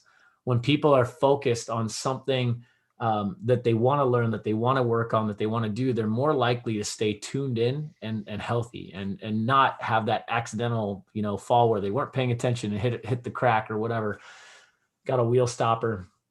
The K is for know your limits, right? Just making sure that parents and new skaters understand that they have limitations. They need to know what those look like. They need to know where to start and when to push and when not to push, right? Always have a plan. Very simple. Just this is one of those purposeful things, but it's like, look, when you show up, make sure that you have a plan for what you're going to work on, for how you're going to do it, for your timeline, and you're recognizing that you have limitations. I know I go to the skate park sometimes and I stay there I am capable of staying there for hours and not realizing how tired I am. But planning that out is a smart move. It doesn't matter what ability or age you are. So take a look. I think it's important that people actually inspect the park and understand what's going on. You got to know the condition, the intensity of the transition you're about to ride. And I think if you're a new skater, I see all the time on YouTube, it's like the funny videos of people trying to drop in and slamming. It's like understanding that an 8-foot radius is way easier than a 5.5-foot radius is a big deal when learning. Just because you're on a 3-foot high tranny that's got a 5 or 6 foot radius on it, that doesn't make it easy. That makes it really hard. But you're on a 3-foot tranny with your 3-foot, transition with an 8-foot radius, all of a sudden things become a lot easier. And then earning respect. It's just that understanding of, how we connect with others, how we communicate, and recognizing. And if you watch the video and go through the course, there's a lot more detail to this, but it's understanding and looking out for what other people are doing and how they're using the park. I think Micah said it best when he was talking about, you get familiar with the park once it's been there for a while and you skated it for a long time, you start to know how people are going to move, where they're going to go, how they're going to use the park. And I think that's one of the biggest pieces, is just making sure that people understand that. And for our organization, one of the biggest pieces of the puzzle is empowering parents to help their children. We are totally focused on coach education, coach certification, instructor coach certification education, but we are highly and acutely aware of the reality that, you know, parents are going to push in whatever direction they see as best and well-intentioned for their children. And I always reflect back on this story of, you know, you guys might remember the show MTV Made. It's a funny story, but I remember this episode where a 14-year-old girl wanted to become a competitive skateboarder on the show, and that's what they did on Made. And so they got a coach, and they went to it. And the first thing the young lady does is she steps on her board, rolls down a bank, and slips and falls, slams, and that was it. And they cut to 2 weeks later, and, you know, everybody's upset, and mom has finally convinced the daughter to try to skateboard again. She's holding her hands in the driveway, just trying to help her out, trying to help her understand things. And mom doesn't know anything about skateboarding. She's just trying to be helpful. And this is what parents do. They find a way. They want to find a way for their children to get engaged, and they want to find a way for their children to not feel like a failure. And that is a huge deal in skateboarding. It's in any sport. If you're a parent, you know this, that it's okay for children to fail. It's just, you don't want them to become the failure. You want them to fail forward. You want them to grow and learn from it. And so I always appreciate what that mom was trying to do, getting involved. And I see that a lot in my line of work, where parents try to get really involved and really engaged in the coaching process. And they do that because they're not getting the answers or the support that they need from coaches, from organizations, and so on. And so, you know, one of our missions here at UC is to step up and take on sort of that mantle of helping to educate parents, increase awareness through parents, and bring more people, you know, into skateboarding in a positive way through effective coaching and education of parents. So I think right now, if you guys have any questions, this is a perfect time, Joe, and you might want to share anything that you want to share about what we're doing. I don't know if everybody's aware of what we do, but we have certification program for instructors and coaches. We have education programs for parents and for anyone that wants to get involved. We have tools and resources for organizations that we offer to get access to these things. All you have to do is become a member. It's very simple. Yeah, the big thing that we're trying to do is we're trying to make it possible for more people to more safely learn how to skateboard. So we've got that whole toolkit there that does that. One thing to do, if you are a parent or you're an organizer of a skate park right now, and you're looking to hire coaches, there's a lot of coaches who are out there. Some of them, you know, that it's all over the place. You don't know what you're getting. We are certifying coaches with a very fundamental, foundational group of skills and also vettings. So look for the UC certified coach when you're doing your hiring, and you'll at least know that these people have gone through safe sport training, concussion, heads up concussion, CPR, and they've had a criminal background check, as well as going through our education, training, and examination process. So you're getting a qualified professional to work with children in your skate park. That's the big thing. I think if you can remember UC certified skateboard coach when you're doing your hiring of the future, it'll make your life a lot easier, a lot safer. And on that note, our next guest is shameless plug over. So sorry for everyone on the call. I know that was painful, but that was our opportunity. We just wanted to take a few minutes and share some ideas with you. There's more that we do and that we have to offer, and we're working really hard just to create a community space where educators from around the world can come together, share ideas, pursue professional development, and grow our sport through education. I guess grow skateboarding through education. I always get hung up between sport and skateboarding. I have to catch myself because it's so easy to say it. But we have joining us now, Devin Weber, CEO of Braille Skateboarding. And we're so thankful to have her. Devin, I've seen you speak before, and you clearly have so much to offer. And I don't think anybody, when they think about Braille Skateboarding, I don't think they think about what goes on behind the scenes. And one of the things that right? I see you shaking your head. And one of the things that really impressed me when you and I talked was what you do for your employees. You have a whole team of skateboarders that literally they're employed. They have 401k, they have insurance. This is you did this, you made this happen. And Right. you know, I don't steal your thunder or anything, but that is kind of mind blowing that those guys, they're not just making videos, they're getting paid and well cared for because of what you're doing. Well, thank you. Yeah. You know, I am a mom, so it matters to me that people are able to make a career doing what they love. And that's what we're talking about here, right? And I kind of bring something different to the organization than Aaron. My background is in taxes and accounting. And in 2013, we had been friends for several years, and I had seen him create like this little website where kids would submit their videos and he would voice them over of the help they needed. And I was like, okay, good luck making any money with that. I pursued my, doing taxes. And then in 2013, he came to me, he was like, oh my gosh, I'm going to make $30,000 this year and I don't know what to do. And I was like, I got you. So I kind of helped him build a solid financial background for the company, which is something most startups and especially extreme sports startups don't have, is that really solid financial background to start the company with. Right. I watched an amazing documentary, The Man Who Sold the World, all about Steve Rocco. And that was one of the hugest problems that he had at World Industries was just the accounting, right? And you never think of that. You're like, well, I'm an amazing skateboarder and I'm cool, so I can make a company.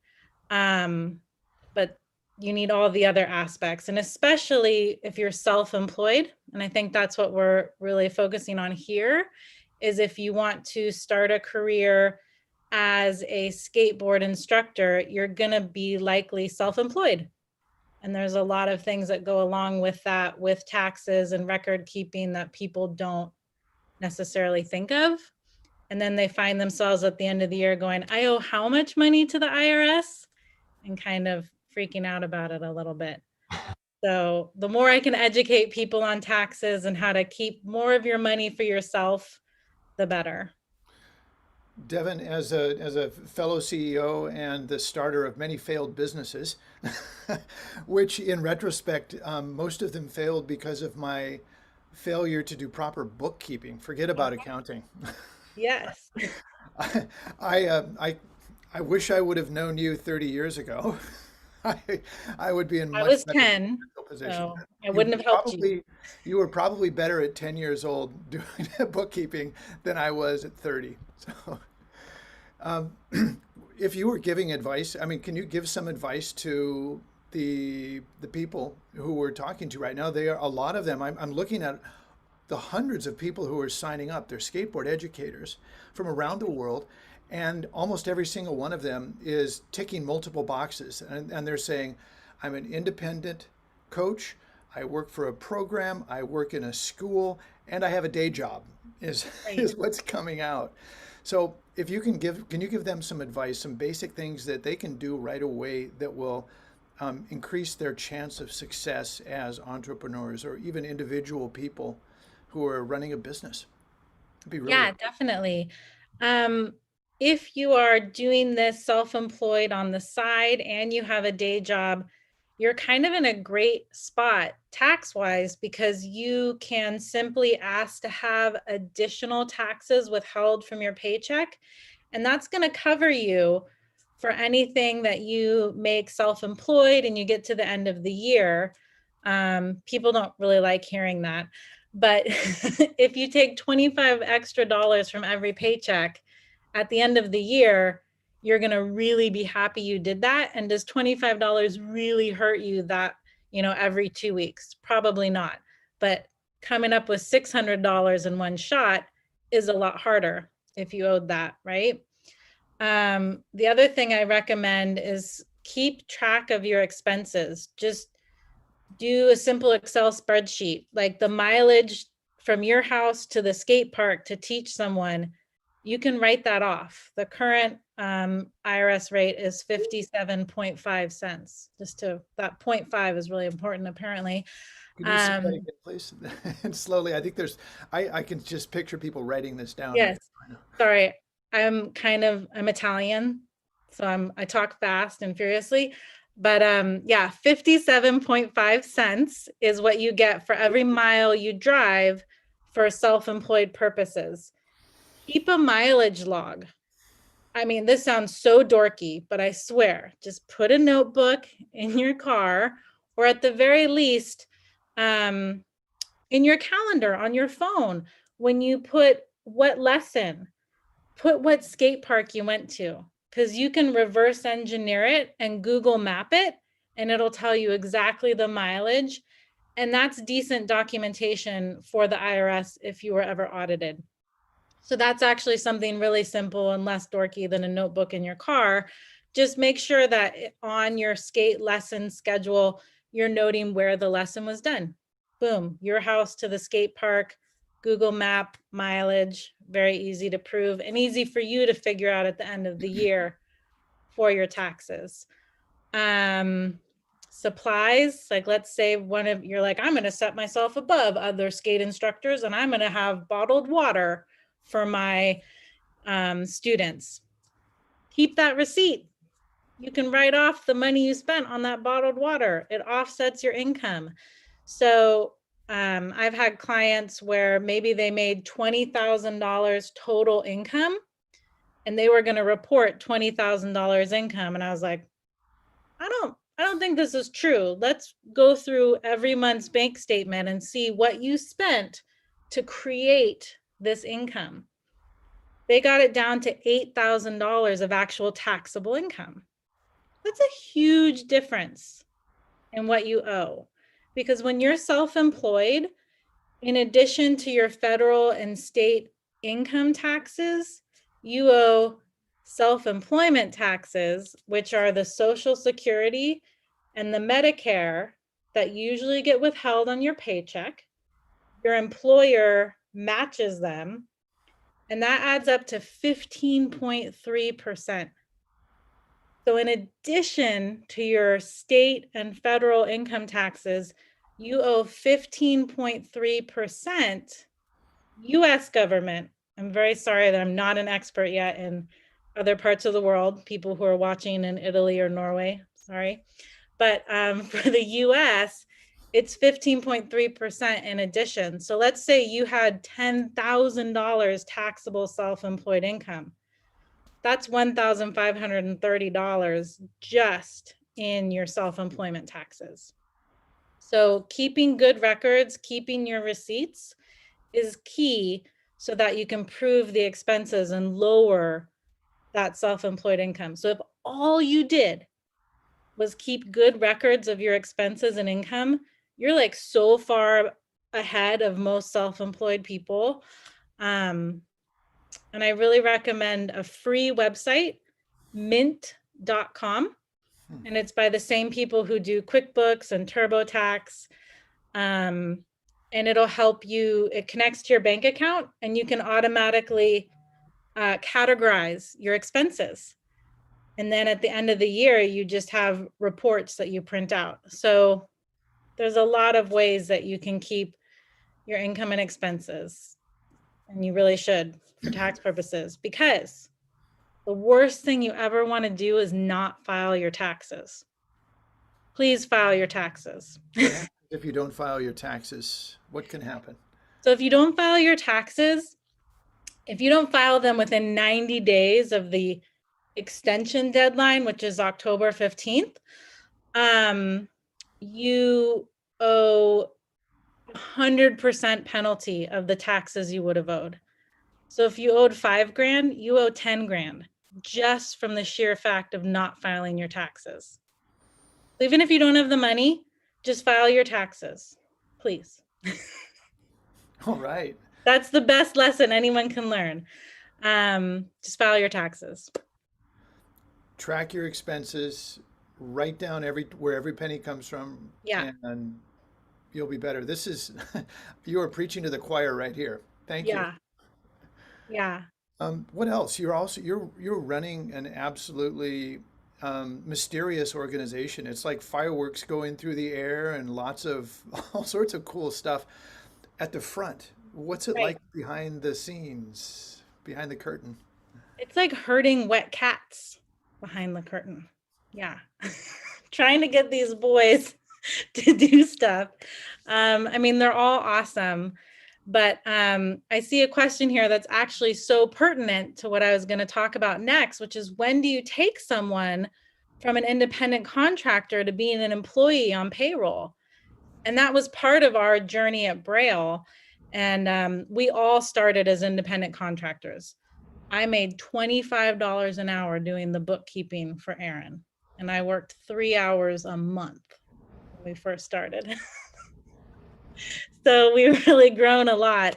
And the state of California specifically has crazy guidelines on when someone is a contractor or an employee. But the IRS in general, if you can dictate when, how, and where someone performs their duties, they're an employee, not an independent contractor. And even though it's a pain in the rear to be an employer and to pay your share of employer taxes, you can be fined up to $5,000 per person that you're incorrectly categorizing as an independent contractor. So from the employer side of it too, make sure that you are categorizing people correctly. And once you get to a certain level and you have like very exact schedules and they have like uniforms they have to wear, like they're probably employees, you know? Devin, so we got to that point where it was like, oh, I can't really categorize these people anymore. So everyone is an employee for us. All the skaters and the Braille videos, they're all on payroll. And so people, a lot of times I've seen people say, wow, I want to be the CEO. That's really a fun job. So why did Aaron give it up again and turn it over to you? I think I'm starting to understand. Yeah, well, everyone has their strengths and their weaknesses, right? And my strength is the financial side of things and being able to have a goal 10 months from now and being able to work backwards from that and knowing what needs to happen every month so that 10 months from now we did achieve it. And Aaron's strengths are his like incredible ideas and his charisma and his ability to inspire others. And he found himself weighed down in the paperwork and weighed down in the, well, should we get health insurance for everyone? And that's just not what he wanted to be doing with his time. And he's also getting older. And he was like, shoot, I need to keep skating more. Our whole company is built on me being able to teach people to skate. If I can't land a kickflip, we're toast. So we decided to go with our natural strengths there. Right on. Wow. What else is it? It's late for you, I know. And are there any other bits of sage advice you think you can offer people now? It's really important that you, as an instructor, in addition to your financial, get yourself some insurance. Liability insurance is probably going to be your best friend. And we never hope there's an accident. We never hope that something goes wrong, but we're skateboarding. And a good insurance policy might cost you a couple $100 for the year, and it could save you losing your house in a lawsuit or something like that. So like, I'm kind of like the Debbie Downer of the talk here, but get some insurance and really cover yourself. Please have liability waivers that all of your people are signing. Never do a lesson with a minor without their parents present. Like, these are just good business sense things that you want to have in place. It's not a fly by night, like, oh, I'll meet you at the skate park and teach you to ollie. Like, if this is going to be your business, this is a business, and you need to treat it like it, with all of the legal things in place, you know, legal and financial. If this is really what you want to do and you want to quit that day job, there is a buildup to it. And I often tell people, like, don't quit your day job, right? Aaron was valet parking cars and working a full-time job and building the channel for 5 years. And if he had quit his day job, he would have been super stressed and wouldn't have really had the creativity to make the videos he made. But having that day job and the money, it's ironic. I actually lent him the money to buy his first video camera. So it's all because of me, guys. But if he had been super pressured about money, he may not have kept the channel going, or he may not have ever created Skateboarding Made Simple.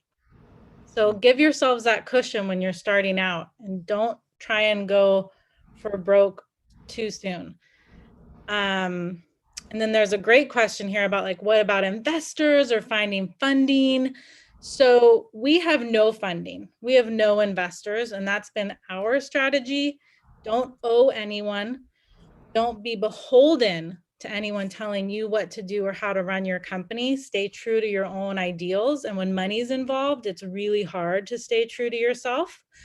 But let's say you're a skate school and you're like, I need 50 grand for new premises and to hire instructors. Find an investor who is on your same wavelength, who has the same mission as you. We've actually done this where we've given grants to small businesses. We just gave $1,000 to Exposure Skate to help them out. So you can find people who are like-minded. So if you really do need to find some money, maybe even crowdfunding. Just, it is really terrible to be beholden to someone who doesn't share your mission and you owe them. That's just never a great place to be.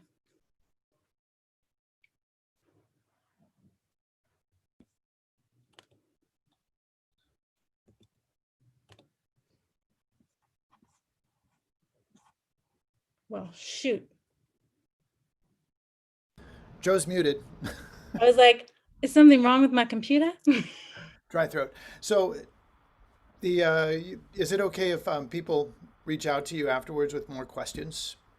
Yeah, totally. They can email me at I'll be sending the information out. Okay, great. An email afterward. Yeah, and then there's one other question, and I'll just answer it real quick, because he's asking, in your business model, what are your revenue streams? And it really started with YouTube. We're a YouTube-based business. We started the channel with YouTube. It's only when YouTube started making money that we had the capital to make our own products, and now we do skateboards and, you know, t-shirts, and we're also doing Facebook video, but our main revenue source is video income. Oh, and that app. I mean, your new app is... Yeah, that's right. So we did launch a new app. It's available on Google Play and Apple. And it's actually really amazing and should help instructors, because there's a whole trick guide.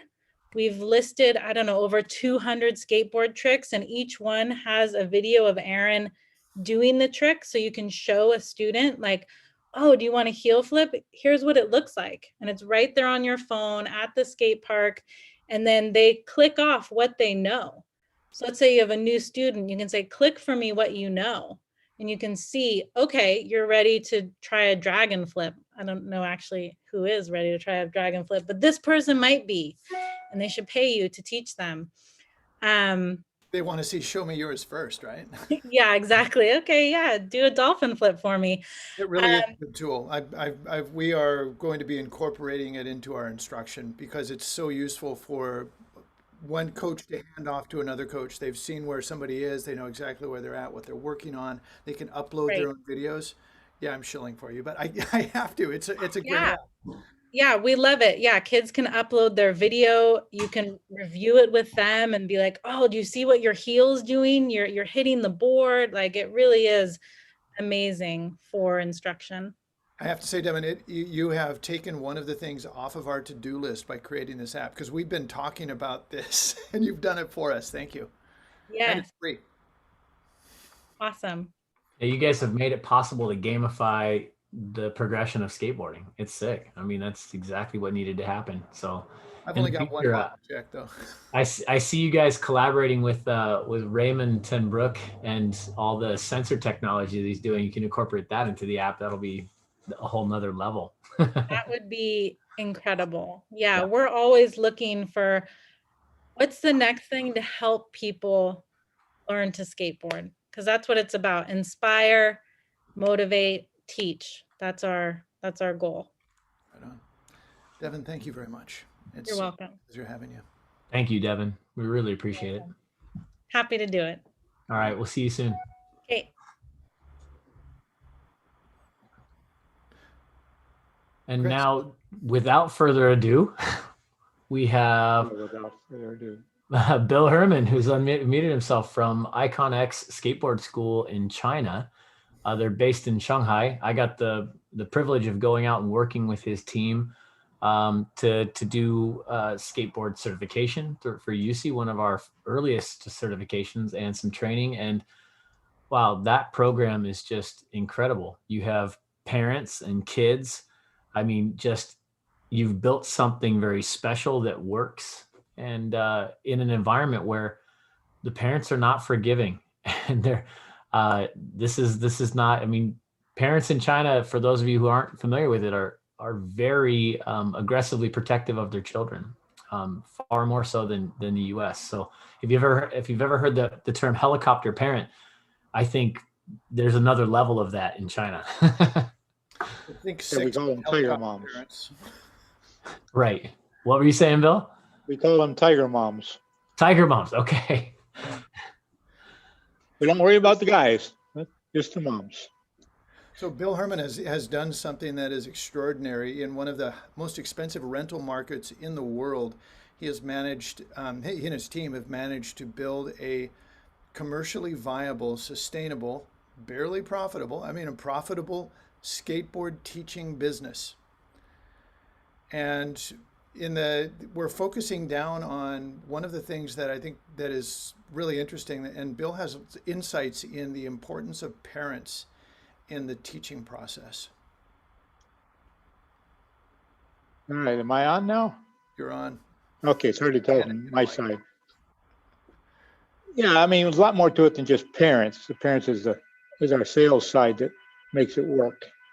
And part of what we do is we have a sales team that talks to parents on a regular basis, including talking to them at the end of our teaching programs. Now, as Devin alluded to, and you may not have picked up, running a skate park and making a profit is a challenge because of several obstacles that we have. One is rent. For those online who don't know what Shanghai is like, Shanghai is a great place except for the weather. It is too hot or too cold or too wet, and often too wet. So it rains a lot all year long. So trying to teach in a skate park is almost impossible because you can't set a schedule. So all of our facilities are indoor. The problem with indoor is the rent rates are like San Francisco. So we're paying a very large dollars per square meter per day. So our skate parks are typically between 400 and 200 square meters, which is a fair challenge to do training in. So we rely a lot on alternate income. So we also run camps. And this is where dealing with parents becomes so important because we have their kids for a week at a time. And our camps usually run from 15 to 20 kids a week at a time. So, and every morning we get to see the parent or the drop-off person and the pickup person, but we have the kids all day. So you have to build a lot of trust with parents, and our typical age group is 6 to 9. I'm not sure what everybody else teaches, but we started pretty young. And we actually moved it up to 6 because we found the 4 to 5-year-olds did not train very easily. It was very difficult for our coaches to work with them. So we found somewhere around 5 most kids are coachable. But the problem is you can't do skateboard for 8 hours. So our camps are built on much more than just skateboarding. We use it as one of the tools, because the other thing we found out with Chinese children especially is that most of the kids, when we first meet them, could not run, they could not jump, and they could not fall down. That's really interesting, Bill. What are the 3 things you need in skateboarding? Yeah, right. Be able to push, be able to jump, be able to fall. Right. So one of the early things we did in our program, we had to turn it into a physical development program for young people, and to build that confidence and their ability to actually hit the ground and get back up again is the very early phases of our training program.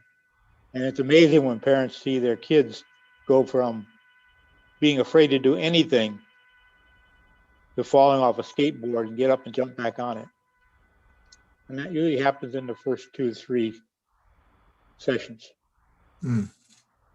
But it's a real change, because as a Westerner, we're used to our kids being very active. Yeah, are parents, Bill, in China, are parents really accepting of that type of training? Is that? Yeah, they're amazingly they get into it. For us who know China, the single child policy created a lot of single child parents themselves. So there's a lot of children, a lot of parents who missed out on being a family of kids. Right. And they're having kids now. So the kids quite often now have 2 parents who are both single children, and they have 4 grandparents. They end up with 6 people taking care of 1 child. That's very unique. And quite often there's one or sometimes both in-laws involved in this. So quite often the grandparents are actually in the apartments. And for those who don't know Shanghai, most people live in apartments there. So there isn't backyards, they're not garages, there are apartments and there's school. Right. So that leads into our problem with making money, because we have been virtually impossible to set up a during the week training program. So our skate parks sit empty 5 days a week, except for camp time. You've got to make it all happen on the weekends and vacation times. And vacation, that's it. So you have to work on developing alternative income streams as well. So we do birthdays, we've had movies being made in the skate parks. We do events in the skate parks. You literally got to think about, you have space that most people don't have, so how do you use it? And how do you earn money from it? And the same thing is true with, I think everybody's going to tell you, the hardest challenge we have from a labor standpoint is finding coaches, qualified coaches. So very early on, we found out that skateboarders knew how to skate. They didn't know how to teach 6-year-olds. Right. They're pretty good with 12-year-olds or 16-year-olds, but when they got 5, 6-year-olds to deal with, they had no idea what to do. So we actually had to set up training programs very early on, which we still run today. All of our coaching staffs are internally trained, and we run an OJT program as well. So and OJT is on-the-job training? Yeah, so we do initial training for anybody who's going to be in the skate park, and they are allowed then to do certain things underneath the guidance of a coach. So there's an assistant coach 8-week program. They need 8 weeks of exposure under a coach before they can be tested as a coach. And that's before the UC certification part. And we found that we had to do it. There just isn't anybody out there you just call up and they come in and they can do it. Right. You kind of have to build your own skateboard coaches. I mean, is what was my experience when I was out there. And it's really, our point is we have to teach them how to be teachers. Right. That's the first key part. So virtually, I say 80% of our coaches were not on a skateboard before they came to us. So we started them as teachers and we taught them how to skateboard. And then in reference to this morning, I sat through all the classes today. So I've had You're a warrior. Thank you. I think it's interesting for people listening in because your program, you hear about indoor skate parks that open up and they're opened up as like a skate park, but you're opening skate dojos, right? Really, you're building skate parks that are already programmed. In fact, if you didn't have the programming, you wouldn't open the park because the programming is what sustains the park, right? That's right. So in reference to the safety discussions, we require anybody in our skate park, in the skate park, to wear helmets, and all of the students wear full gear. So full gear, like wrist guards, elbow, knee, everything, and helmet. Yeah. Yep. And all the coaches have to wear helmets whenever they're in the park. It doesn't matter if they're teaching or not. If they're skating by themselves, they wear helmets. And what do you do if a coach is not wearing a He's helmet? fired. No, it's very simple. We had the problem. As soon as the kids went, they took their helmets off. And the other thing that we do that I advise anybody who has a skate park, we film everything. We have cameras in every skate park. We're running 4 sites now. So I have 4 different locations, 3 of them underground, which is challenging. You mean underground as in like underground dark web, or you mean underground as in their underground like underground? Yeah. Okay. Basements.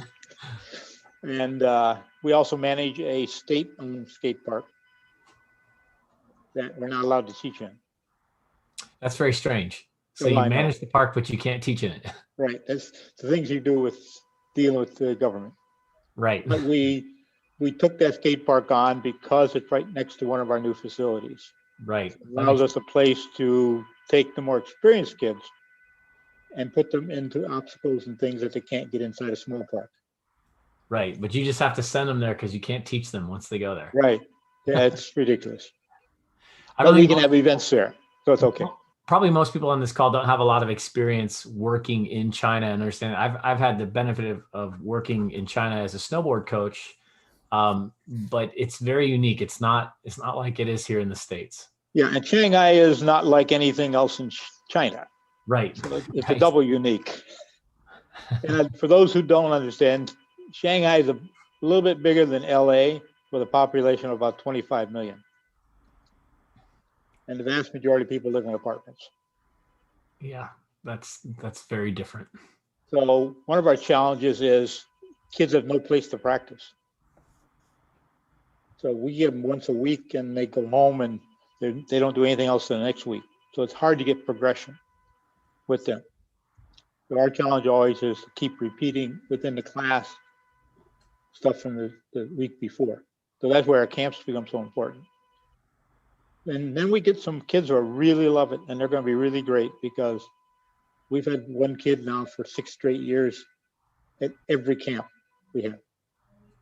And their skill is growing. Yeah. Do you think your school would produce Olympic level competitors? Is that a part of the process? No. No.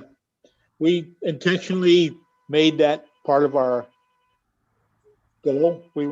We're there to teach Olympic levels. We're there to introduce young people to skateboarding and to use it as a tool for physical development.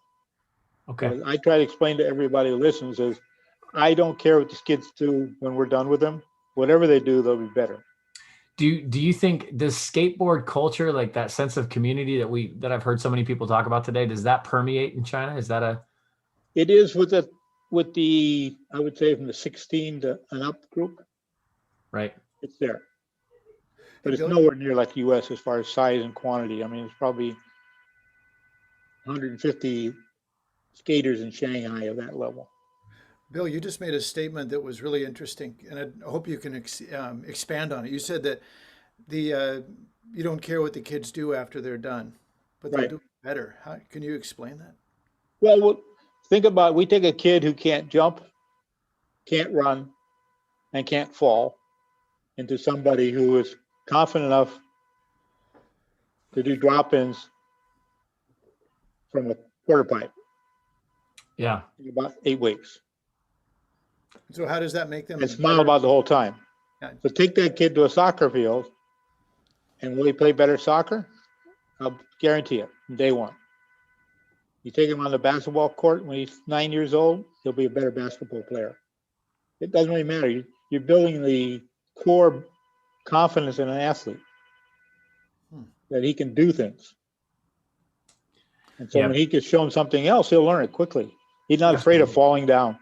I couldn't agree more. Afraid of getting smacked around. It just won't hurt him. Hey, Chris, our next guest, Jonathan Strauss, is here. I think it would be really good to have him and Bill on together because they have an interesting overlap. Absolutely. I know, because bring him on. Jonathan's built a program through pump tracks in China, right? That's now part of. Yeah, he's down south.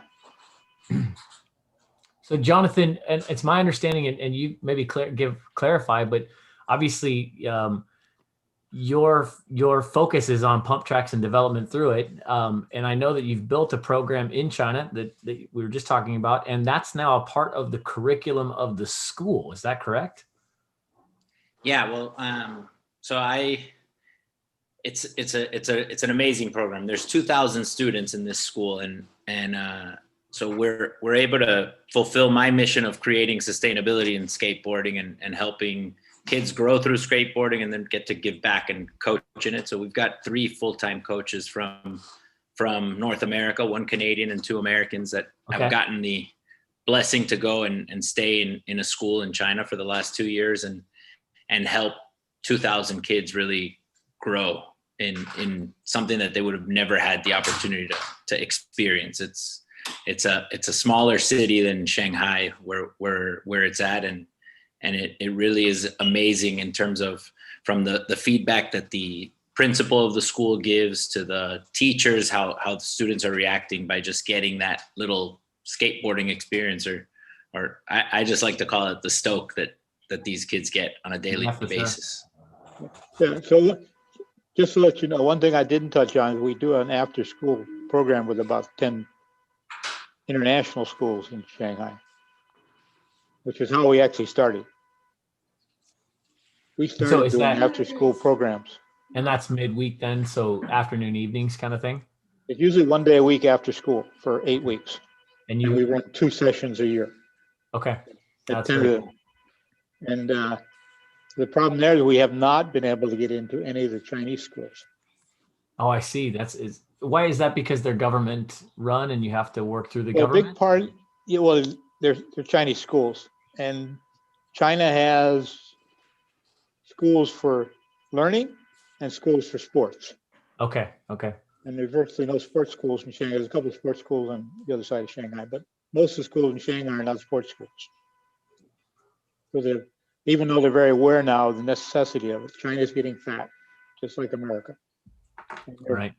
Much more aware of it than the Americans are, I think, and they're doing a lot more about it. So, but their schools aren't built for it. If you're lucky, the average school in Shanghai doesn't even have a running track. So they're physically limited too. Hence the reason why kids need to learn how to run and jump. Yep. It's not a part of the regular curriculum. Yep. Except for that one school that has 2,000 students in a pump track. Jonathan, how did that happen and what's it like? Yeah, well, about 6 years ago, I pioneered and brought pump tracks to the U.S. I worked with Claudio Caluri, a downhill mountain biker that was building them all over Europe, a company called Velo Solutions, and we were able to build the first ever paved pump track in North America, in New York City, in the most dreamlike location, where it was in Williamsburg, right across on the Williamsburg Bridge, right from Manhattan. I'm not sure if anybody's ever ridden it or not, but this was about 6 years ago. We built it, we operated it. It was a great event space, a great spot for the community to gather, a great spot for bikes and boards to coexist, something that never really happens in traditional skate parks or what have you, and when we built that and we're operating it successfully, I got really lucky at a family dinner that had business in China for years, and they're like brother, or they call them brothers when you're in China and you have somebody that has a good relationship. And their brother, the Chinese brother in China, actually owned a school And when they saw the cool parks that I had built and the cool things we were doing with community, they said, this is exactly what we need in our school. So I was extremely lucky to bring it. And with the wave of Olympics being asking for skateboarding to come and all of that, the Chinese take competition very seriously. And so we were just right place, right time. And the pump track ends up being like the number one element for progression in skateboarding. It really gives kids that feel of flow, the feel of good motion. It teaches them transition without having to roll fakie. And so that's a super valuable trait when somebody's never had an opportunity on it. So the school wanted the pump track, obviously, because it was something that they saw as something easier for all of their kids to accomplish and not so daring. But then because of the Olympics and everything, they wanted a developmental park. So so we built a full-blown street park and semi-bowl. It's a 32,000 square foot arena, basically, what we built. Do you have any pictures that you can show us now? Yes, of course. Let me share the screen here. It sounds amazing. We'd love to see it. You know, we just had Wally on here, and he's talking about taking a trip to Montana. I think maybe we should take a trip to China. Yeah, right, right. If you could get us in the gate at this school. Yeah, of course. So the beauty of what has happened in China, well, right now during coronavirus, it's a little bit on lockdown and what have you. Let me see if I can scroll through these pictures to find the. Was that multicolor thing, the pump track? That looked amazing. Well, this is a pump track. It's a rendering. The one you see in the top left corner. I don't know if you see. Yeah. It's a pump track that's designed for racing. It's going to happen here in Miami. We actually broke ground 3 weeks ago, and it'll be ready by summer. Nice job. Yeah. So that'll be able to race four skaters wide. It'll loop around. It's got a ditch section. It's got tabletop type style things. It's different than the pump track you normally are used to seeing. That's so cool. Here's China. How wide are those lanes, Jonathan, on that first image? So the one in China is 10 foot wide. You can see it there in the you see, I don't know if you guys see the park on the screen. Do you see it? Yep.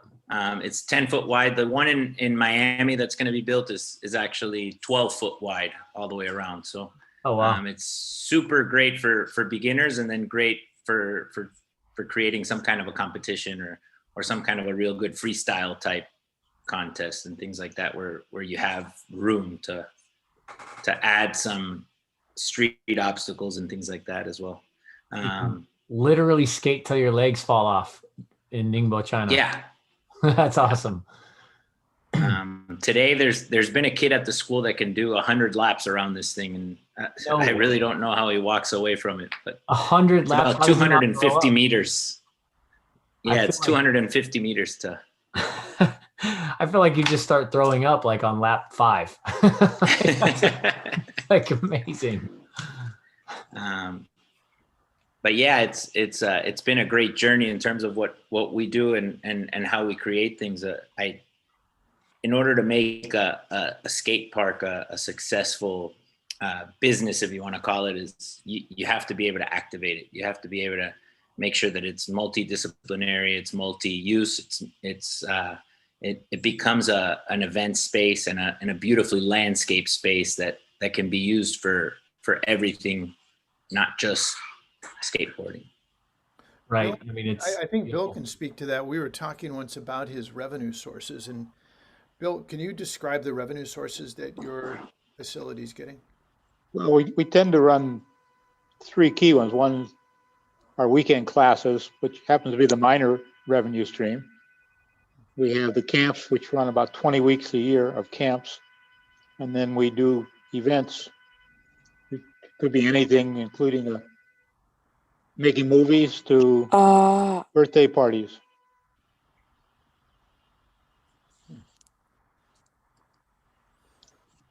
Jonathan, Did I just leave? What's that?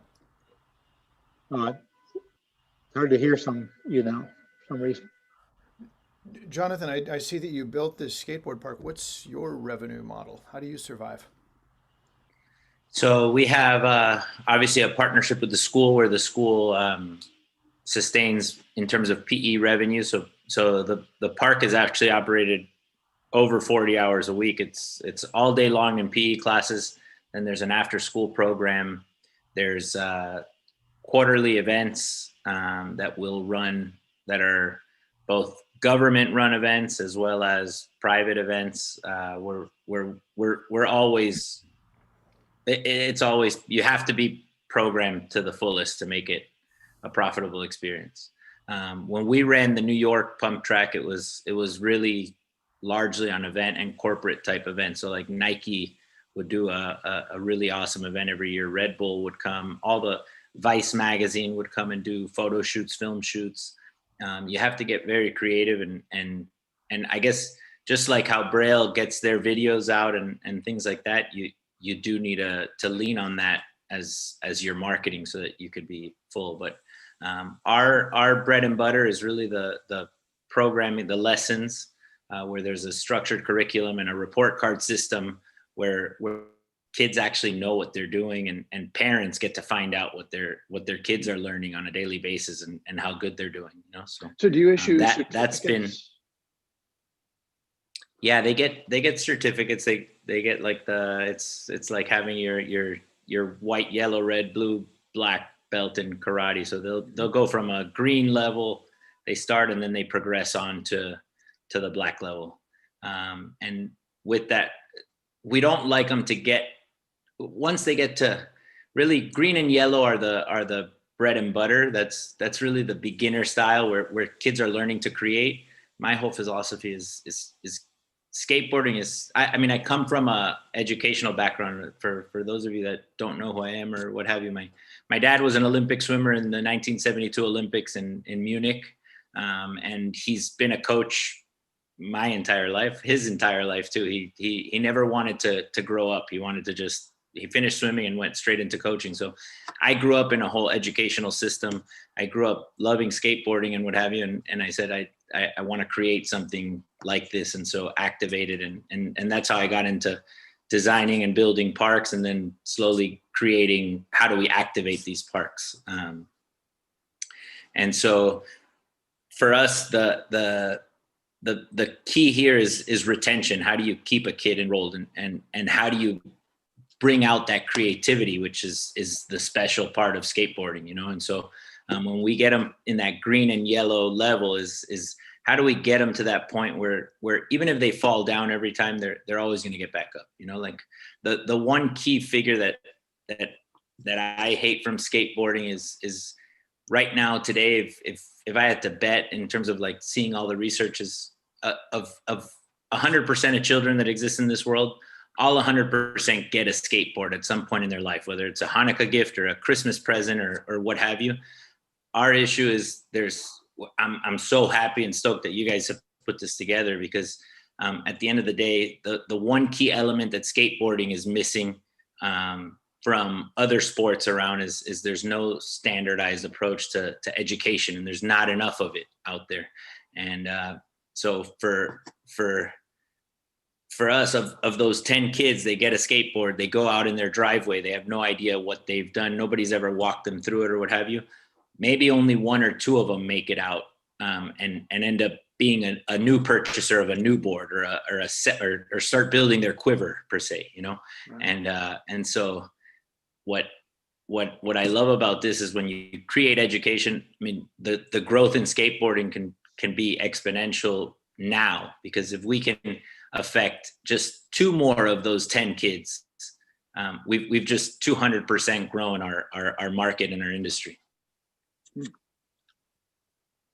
Yeah, well, you know, it's interesting. Raymond Timbrook said something earlier today when we were talking about the ollie, and he's saying getting yourself out of your own way. And I think, you know, the culture, people have called it the tribalism, but like the culture of skateboarding has been, you know, very protective. And the idea of education is that it makes it easier for more people to engage and get past those barriers to entry, the fear barriers, you know, all the threats, all those things kind of melt away with strong education. And what you've tapped into with pump tracks, because you can ask Joe every time he asks me, like, what would you design for a beginner skate park? Well, it's got to have a pump track. There will definitely be a pump track. There'll definitely be this, because that continuous flow, when you get to become your own engine, so to speak, and you don't have to push anymore, and you're using, physics and all those forces to build energy, release it, and just keep on moving.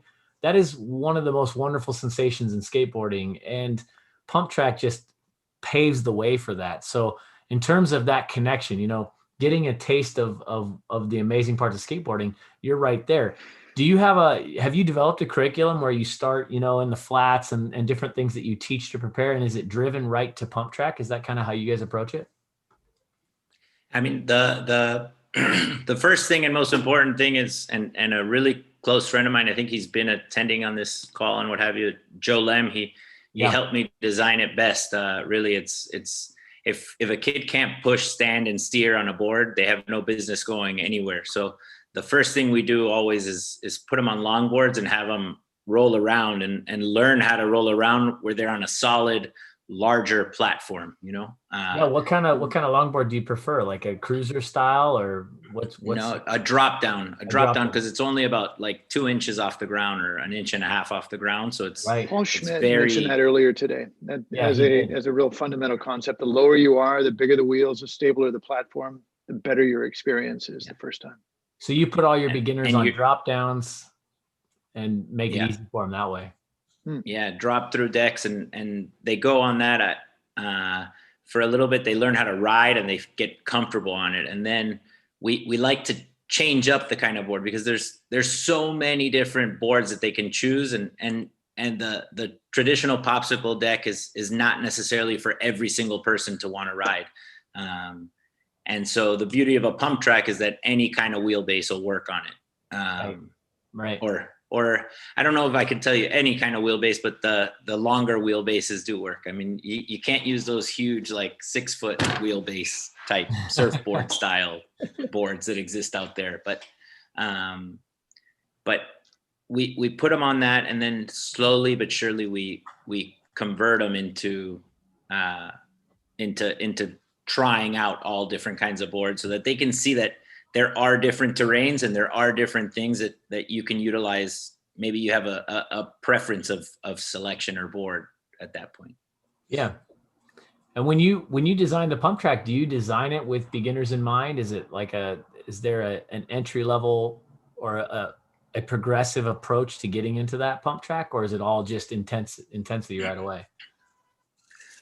No. So the pump track depending on how much space you have or how big the area is, right? We like to have divided areas in terms of whether it's a beginner area that's full circle or not. Like, for instance, in the Miami Park, it's all doable once you learn how to roll. If you can push, stand, and steer well, you can ride the pump track, just because it's all one direction. You're not, so it's you can go super challenging and it'll work out for your participants. Right. Wow, there were like 13 Jonathan Strausses that came on. Maybe I saw that. Family members. There's you got the whole family on, huh? That's out of the bag there. I wanted to increase the attendee rate, Well, people didn't pay though, right? That today, it's been making everybody into the last person who signed on or whatever. It's very strange. It's a wonderful tool, but not perfect.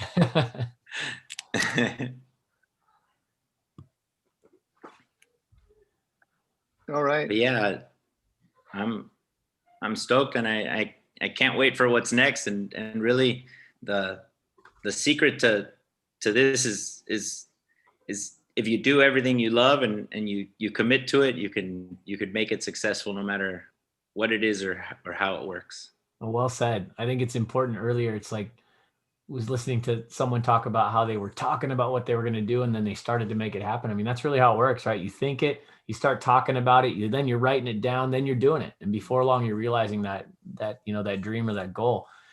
One thing I would like to do is I'd love to collaborate with you more and incorporate some of what you're doing into what we do, because I think it's just a beautiful fit in terms of getting people started in skateboarding. So if there's an opportunity, let's figure out how to connect and work together to push things forward, because where you're at with what you're doing is amazing. Plus it's exciting, to think of a whole new genre of skateboarding with pump track racing, with skateboard cross.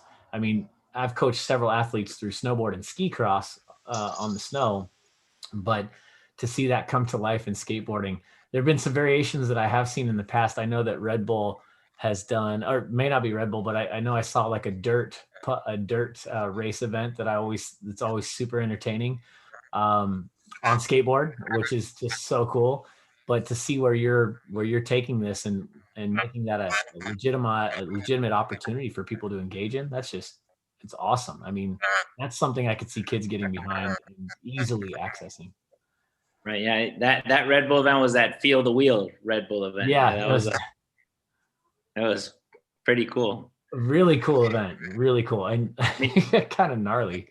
The beauty of what I've seen in terms of the pump track, every kid wants to drop in, every kid wants to drop in and every kid wants to do an ollie. But the truth is that if you get them on a pump track first, the drop in is really the easiest thing, because they've got so much confidence in the fact that they can learn how to zip around so fast. And the scary part of the drop in is the acceleration that it does for you. So once you're on a pump track, you've already gotten that acceleration. So it's just the mind game at that point, and that's it. The skill level is there 100%. Yeah, well, I said it before. It's like, if you can build sensation and feel, then you've got a great chance of succeeding, on all levels, because people can self-evaluate what they can feel. It's really hard to watch yourself skateboard because you're not, you're inside yourself. So I think, pump track and that sensation of pumping and working with the shape of the terrain just promotes that sensational experience right away. And that's what people lack. You're spot on. When they go to drop in, they just do not have a feel for working the transition and all the other movements that go into dropping in. So it makes it an incredibly challenging first experience for people. I got a question that might be strange. How much did it cost you to build that pump track at school? So a pump track in China, it costs about between, depending on the region, obviously, but it'll cost between 1,700 and 1,800 RMB per square meter. Okay. For those who don't know what RMB are, you divide it by 6 and you got it about right. Yeah, 6. Well, yeah. It fluctuates depending on how the Chinese like it, between 6.2 and 7. Whatever. Most people listening here are US dollar centered here. But the other thing I was really excited. I'm really excited actually to see what the Beijing Winter Olympics bring. We hosted the Chinese Olympic snowboard team in Ningbo, and they raved about the pump track. They couldn't come back this year, obviously, because of coronavirus. But last year they raved about it. They spent a month and a half with us training during their off season, and it was incredible. So I wish I could build, or I wish more skate park build companies that are out there start building more pump tracks, because I know that the multi-use aspect of it, not only in educating more skateboarders, but in helping the cycling community and helping the snowboarding community, helping skateboarders excel and really build their endurance levels is going to be key on a higher level type long-term goal with it. Well, not to mention, it's just super fun, like super fun. Yeah. So yeah, there's not one kid. Everyone talks bad about, like, you'll see a lot of street skaters. They'll come by a pump track and they'll say, "Oh, that's not fun. That's just," and then they get on it and it's a total game changer no matter what. Like, no, I've never seen a hater or somebody that didn't have fun on a pump track. Yeah, right. Yeah, well said. Joe, do you have more questions for Jonathan or Bill? You're muted. You need to unmute. Sorry. Did we lose him? You know, My biggest question is, when can I come out and skate that pump track and think, boy, it looks awesome? Or down in Miami, 3 weeks to finish. Is that right? Yeah, and this summer you can come to Miami. In Ningbo, it's open. That they've already opened up to the public. The only issue is when you're in China, you can't really travel so easy from province to province. So you gotta wait 2 weeks to get. Yeah, loose. you gotta wait 2 weeks to just travel between provinces. It's very tight. I mean, my hat's off to China for dealing with it. They don't even wear masks anymore in Ningbo right now. No, well, we didn't bring that up at all, but we lost 2 months of revenue. Actually, had negative revenue for 2 months. But compared to, I'm sitting in San Francisco right now, and we're on a year of most places being shut down here. So the difference in how it was handled, and we got a crisis in California. So it just worlds of difference on how it was handled. Yeah, I'm good. I would like to thank Bill Herman and Jonathan Strauss for coming, and the other Jonathan Strauss. And the other Jonathan Strauss. And the other Jonathan Strauss. And yep, there's another. No, but thank you, seriously. I've got fans, you know. I'm excited to learn more about what you're doing, Jonathan, and I look forward to connecting with you in the future. And likewise, Bill, it's just interesting to see what's going on with the programming and the business over there, and drawing parallels is just it's pretty cool, because the one thing about China, you know, that's very different than the US is they do not have a coaching averse culture over there. They're open to it, and they embrace it. And they even want certificates of completion every time they go through a coaching course, which is really cool. Here in the US, definitely a coaching averse culture, which is, you know, it is what it is. And there are all kinds of reasons for it, but it's interesting to see what you've been able to do over there, both of you, with those programs. It's very impressive. And hopefully we're able to do things like that over here in the US as things progress, and move the needle in a positive direction that way. All right. I think it's a wrap. The day is finished. Thanks I so just much, gotta guys. thank you guys. I got on with you this morning, and we're still here. Yeah. Thank you. You're a true warrior, Bill. It's been great. And there was no technical breakdowns. That's great. Yeah, and we actually literally got hundreds of people on when we expected to have a dozen or two of friends taking part in this. It's gone way beyond our expectations, and I think this is just the beginning. Yeah, just a huge thank you to everyone who tuned in today. For those of you watching on YouTube, for those of you who came to the Zoom call, really appreciate it. I'd like to say thank you to Devin and Gary for all the technical support on the back end. Joe, great job today. This was a lot of fun. My mind is beyond blown with the level of contribution that the presenters made today, and just the amount of passion there is for skateboard education around the world. This is awesome, and I think this is a great start to moving the needle and bringing people together to share that passion and grow skateboarding through and change lives through education.